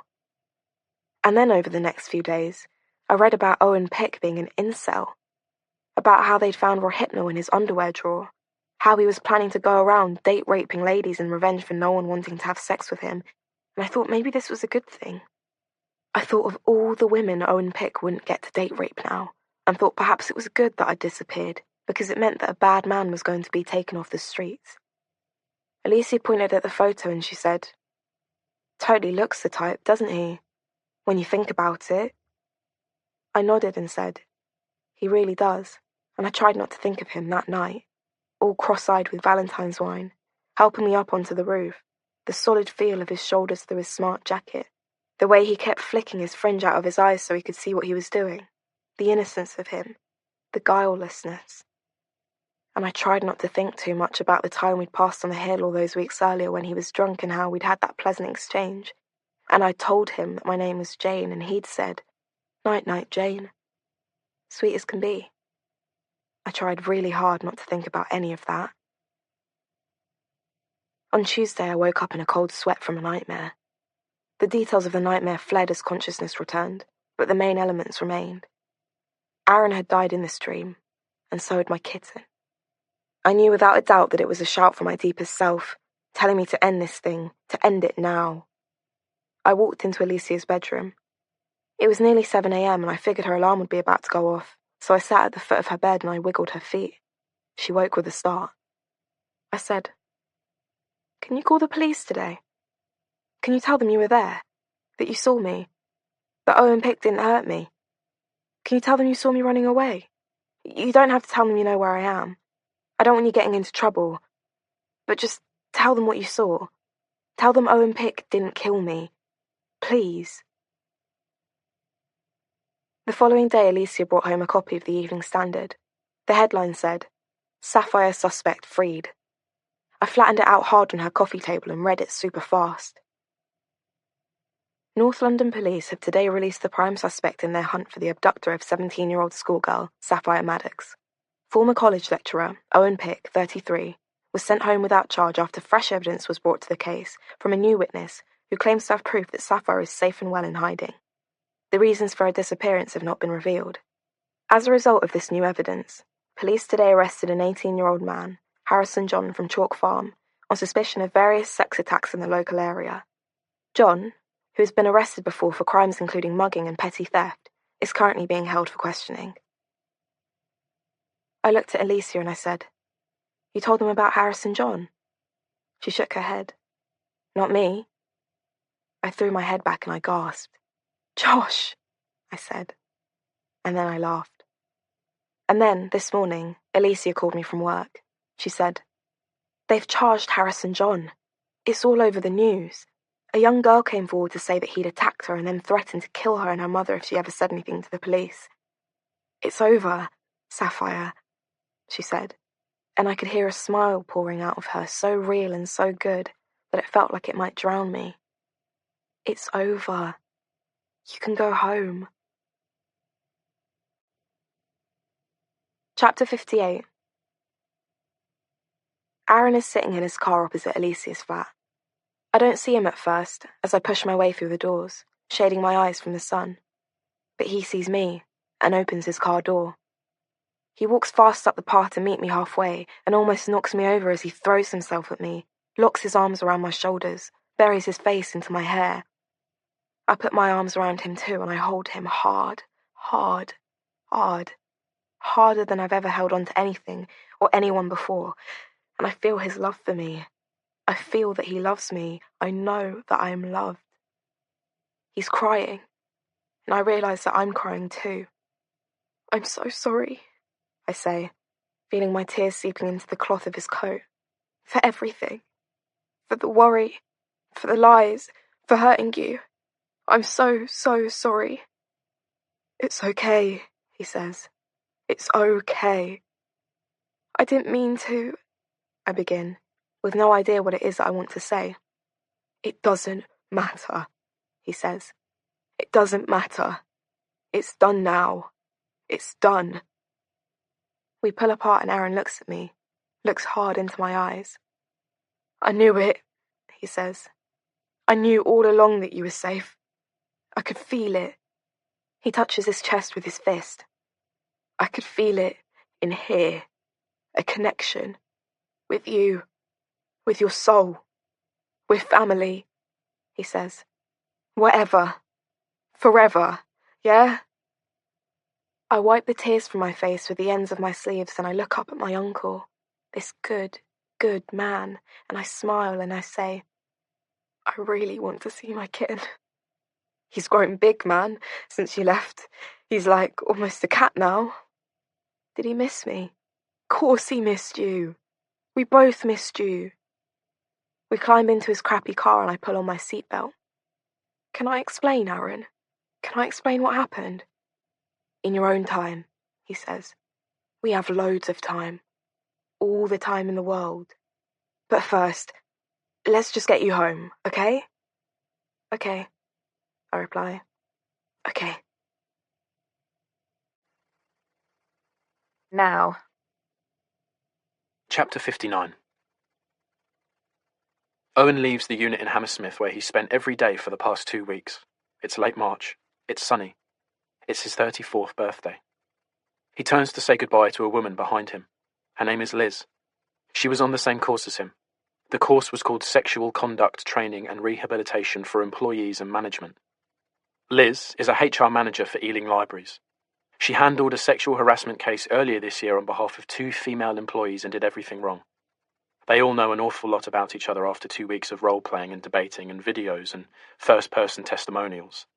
And of course, everyone already knew who Owen was the minute he walked through the door on the very first morning. A surge of energy had gone through the room, an almost audible gasp. It was him, the man who'd been arrested for killing that girl, the incel, the pervert, the weirdo, the creep. He'd seen all the women in the room recoil slightly. It didn't matter that he'd been exonerated. It didn't matter that the girl had been found and reunited with her family. Her smiling face on the front pages of the newspapers had not, for some reason, cancelled out his grimacing face from the front pages of the papers. There was still a potency about the image of his face, about his name. It would take weeks, months, possibly years for him to lose the terrible associations of his time as one of the most reviled men in the country. The police had found Bryn. They'd brought him in for questioning as he left his local pub opposite the duck pond in the leafy commuter town. It was the same day they'd let Owen go home. His name was not Bryn, of course. It was Jonathan. They found more date-rape drugs in his flat. Reams of incel literature. Violent pornography. drafts of his blog posts on his laptop. They took his prints and matched them to those on the pot of pills he'd given Owen. He's on their watch list now, as a terrorist threat. That made Owen happy. Liz smiles at him as she passes him and says, "Bye, Owen. It's been great getting to know you. I really wish you all the best, all the very, very best. I hope you can put everything behind you. You're a good man, and I've really enjoyed getting to know you." She kisses him quickly on the cheek, squeezes the top of his arm. He watches her dash across the street to someone waiting for her in a parked car. She waves at him from the window and he waves back. The training course had been a revelation, not just in terms of what it's taught him about how to behave in the workplace, but what it's taught him about how to behave, full stop. How women's minds work, what makes them feel safe, what makes them feel unsafe, what's banter, what's creepy. Earlier in the week, a woman had come in to talk to them about the sexual harassment she'd experienced from a former employer. How he had seemed so nice at first, but after a while she'd realised that every single second of every single encounter, whatever they were doing, whatever they were talking about, he was seeing her as a woman, not a human being. That had really hit Owen dead centre. He'd been doing that all his life, he realised. He had never, ever had a conversation, an interlude, an encounter with a woman without the primary thought in his head being that she was a woman. Not once, not ever. He'd put up his hand and he'd asked her how to stop doing it. The woman said, "You can't simply stop doing it. If you consciously try to stop doing it, you'll still be putting the woman's gender at the top of your encounter. The only way," she'd said, "to stop doing it is to acknowledge to yourself when it's happening, to own your reaction, to work around it. Think about something else. Say to yourself, this is a human being wearing a red jacket, or this is a human being with a northern accent, or this is a human being with a nice smile, or this is a human being with a problem who needs my help. Own your reaction. Work round it." She'd smiled at him encouragingly and he'd put her advice into action immediately. He turned his sensation of talking to a young, reasonably attractive woman into the sensation of talking to a human being with brown shoes on. It had worked. It broke the spell. He'd smiled at her and he'd said, "Thank you. Thank you so much." And so now, pending confirmation from the course directors that he has passed the assessment criteria, Owen will have his job back at the college.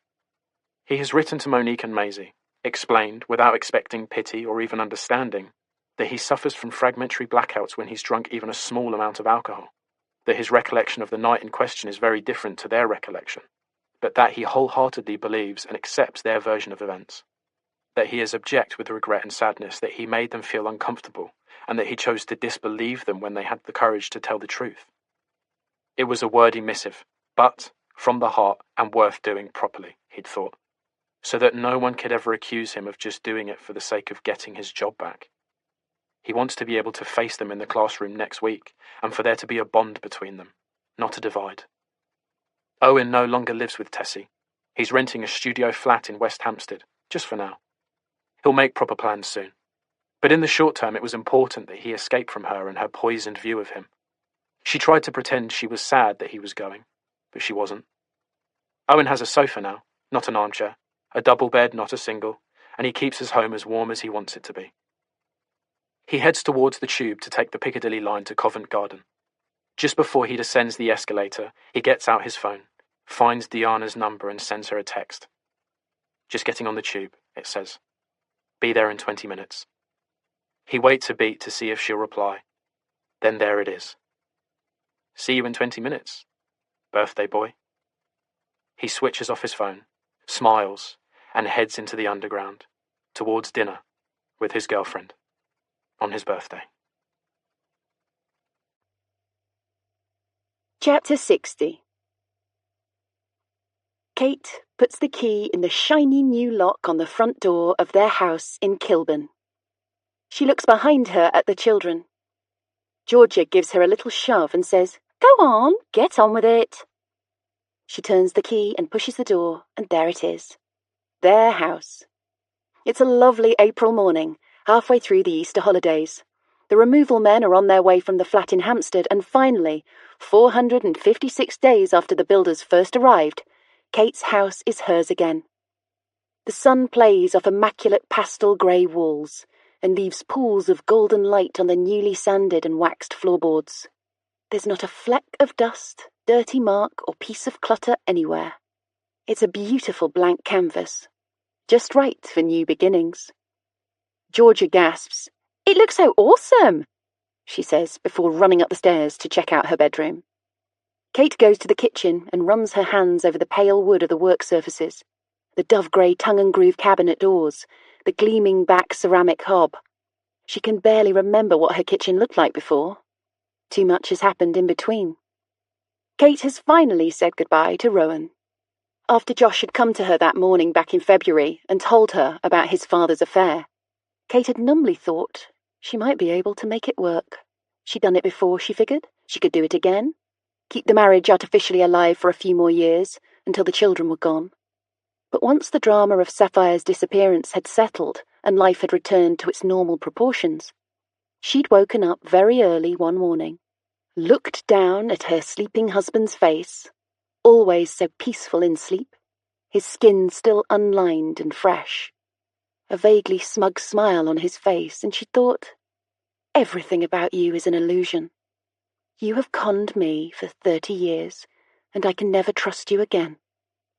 He'd cried when she told him she wanted him to leave, cried and said he couldn't live without her. Of course he had. That was Rowan's M.O. But she'd enjoyed the feeling of the power tipping back her way again, after so long being made to feel the unhinged wife. He's taken a sabbatical from work to get over the trauma of finally being made to feel the consequences of his actions. He's back in Rye, in the spare bedroom of his parents' cottage.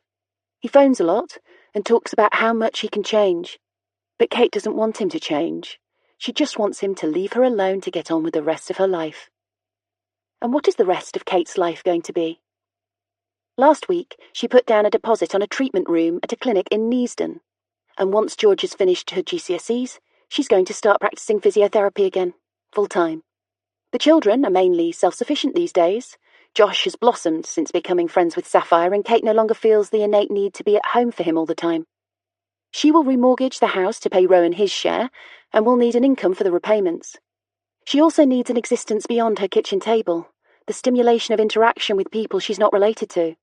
Doing the grocery shop can no longer be the sole focus of her days. So many things had dropped into place in the aftermath of Josh's interview with the police. Everything had been oddly connected. It turned out that Tilly had in fact been attacked outside their house, and that the attacker was Harrison John, the same boy that Josh and Saffyre had been hunting down. Tilly had recognised Harrison halfway through the assault. He'd been at her school for a couple of years, before being expelled for disruptive behaviour and moved to a special unit. Everyone at the school knew his name. He was infamous for his bad behaviour. Harrison had seen the recognition in her eyes and realised that he knew Tilly too, that he was friends with someone who lived on the same floor in her block. Apparently, when he saw that he'd been recognised, he'd grabbed her wrists hard and whispered into her ear, "I know where you live, okay? Remember that. I know where you live," before quoting her address at her and disappearing into the night. And there'd been a weird and rather unsettling postscript to the Harrison John story. It emerged, once he was under arrest for Tilly's attack, that Rowan had treated him at his clinic for a few weeks back when he was 11 years old. In a strangely sickening quirk of fate, it turned out that Harrison John was the little boy who'd written the violent rape fantasies, the boy Rowan had mentioned in passing only a few weeks before. The connectivity was unnerving. Once Harrison had been charged by the police for his attack on Tilly and held on remand, just as Josh predicted, Saffyre reappeared. She never fully explained where she'd been. Just told police that she'd been in fear for her life after being threatened by Harrison John, and that she'd been with a friend. The day after Kate took Josh to the police station, Saffyre returned to her flat on the 8th floor of the block on Alfred Road, to her uncle and her kitten. That was the photo that accompanied all the articles in the papers, a smiling Saffyre Maddox and her kitten, Angelo. A happy ending. Except, of course, it wasn't. Nothing is perfect. Even this house, she thinks. Her eyes casting about the clean lines of it is not perfect. Even now, she sees, in this newly plastered and painted room, that there is a large crack track running from the point to where the corners meet, and the builders only left yesterday. Nothing can ever be perfect, and that's fine. Kate doesn't want perfect. She just wants now, this here, this moment as they walk around their empty, shiny, paint-smelling home, summer on its way, the garden furniture she ordered from IKEA in cardboard boxes waiting to be assembled, the barbecue party she dreamed of back in the winter months, so close now she can almost smell the sweet hickory smoke. Chapter 61. Saffyre. There are no such things as happy endings. We all know that. You know, here I am safe back home with Aaron. I got over my claustrophobia, and I sleep in my bed now, under a duvet, with my kitten. When I wake up in the mornings, my sheets are still attached to the bed and not knotted around my legs. I'm predicted to do really well in my mock A levels in spite of missing 2 weeks of school. Oh, and I sort of have a boyfriend. Someone who's been in love with me for years. It's not quite the real deal, but it's nice, you know? And it's just good that I can finally imagine letting someone in, you know? Letting someone get close. Alicia works in a different clinic now and has no idea what she ever saw in Rowan. We're still good friends, and I go over once a week or so for a cup of tea and a chat. I stayed in touch with Josh too. He told me that his parents split up, which doesn't surprise me too much. I'm glad for his mum. She looked like the sort of woman whose whole life had been moulded around a man, and now she was free to find what shape she really wanted to be. Rowan had some kind of mental breakdown and is currently on sabbatical from work and living with his parents down in Sussex somewhere. And Harrison John is on remand for what he did to that little girl. He's also on remand for 2 of the other attacks on that list I made all those weeks ago. The victims came forward when they saw his photo in the papers and identified him as their attacker. CCTV footage showed him to be in the vicinity of the attacks, and his fingerprints matched a print taken from one victim's handbag. So there. I got what I wanted. I got justice. I got a disgusting human being put away, and now the whole country knows what he is. And then there's Owen Pick. Weirdly, I bumped into him the other day. He was just coming out of the tube station. I was going in. We stopped for a little while, and I finally got the chance to apologise properly for not going to the police earlier to let them know he had nothing to do with my disappearance. I said, my head was all over the place back then. I didn't know right from wrong.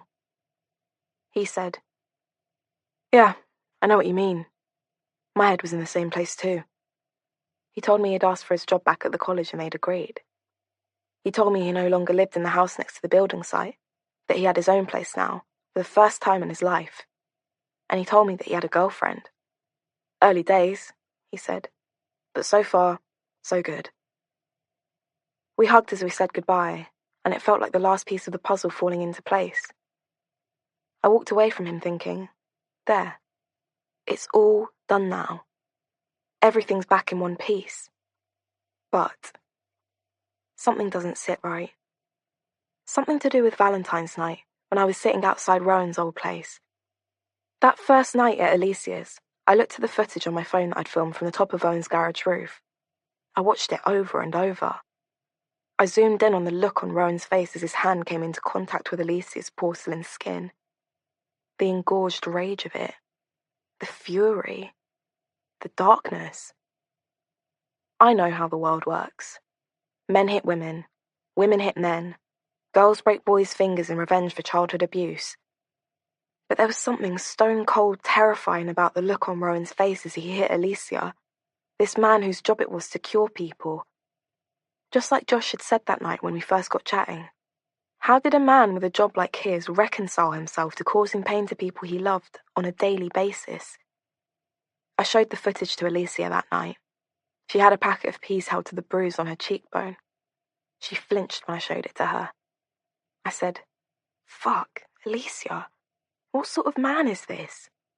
She said, I don't want to dwell on that.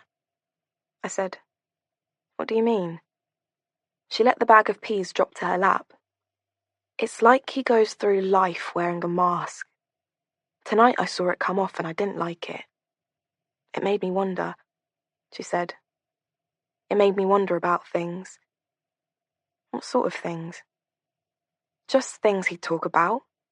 Things he wanted to do in bed. things he'd say. Like what? She brought the peas back to her cheek and shook her head. I caught him once, she said, her breath catching slightly on the words. I caught him in his office. He was pleasuring himself. I teased him, asked if he was thinking about me. He laughed it off, said of course he was thinking about me. But I saw, out of the corner of my eye, Saffyre, I saw an essay one of his patients had written. A rape fantasy. My eyes opened wide. Look, she said. He's one of those guys, you know? One of those guys that nothing would surprise you about. Not really, if you actually stopped and thought about it. If you looked behind the mask. That he might actually be the bad guy, not the good guy. That he might not be the savior. She paused and looked up at me. He might be the predator. For a moment after she said that, I kind of stopped breathing. I went back to visit my little plot of land opposite Rowan's old place the other day, just for old time's sake. Looks like the flats are finally going to be built. The foundations are being filled. The girders are ready to put in place. There are people there all day long. The gates are open, vehicles driving in and out. My little place is gone now, and with it, the peace and the stillness and the little red fox. And I sit on my bed now, on this bright April evening, and I stare up at my pink paper lampshade with the heart-shaped cutouts, and I feel better about the 8-year-old girl who chose it, because she grew up to be a kick-ass, finger-breaking girl who got her revenge on the person who hurt her. I look down at Angelo, not a scrap anymore, a proper little cat, my little bit of wild outdoors indoors, and I should be happy, but something's buzzing and buzzing through my head. Despite Harrison being on remand for 3 of the sex attacks, he has alibis for all the others, and it looks like maybe there was more than one predator at large all along. I uncross my legs and go to my window and stare down into the plaza. And then I remember a night, earlier this year, one of the nights when Josh and I went out looking for Harrison John. And the truth hits me like a dart in the chest. Try and make yourself invisible, I'd said to him. The next time we met up, he'd arrived in lycra running gear, a zip-up jacket, a black beanie hat. I didn't know it was him at first because his face was covered by a balaclava. As he approached, he pulled it down and I saw his smiling face emerge. He said, "What do you think? Invisible enough?" I pointed at the balaclava and laughed and said, "Where'd you get that scary-ass shit from?" He shrugged. "Found it in my dad's drawer." He smiled again. "Come on," he said. "Let's go hunting."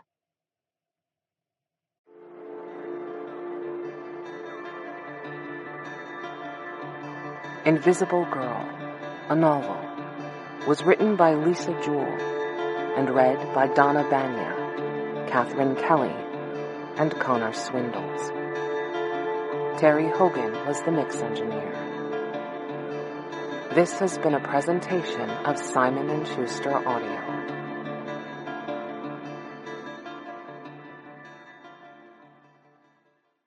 Invisible Girl, a novel, is available in print from Atria Books. Audible hopes you have enjoyed this program.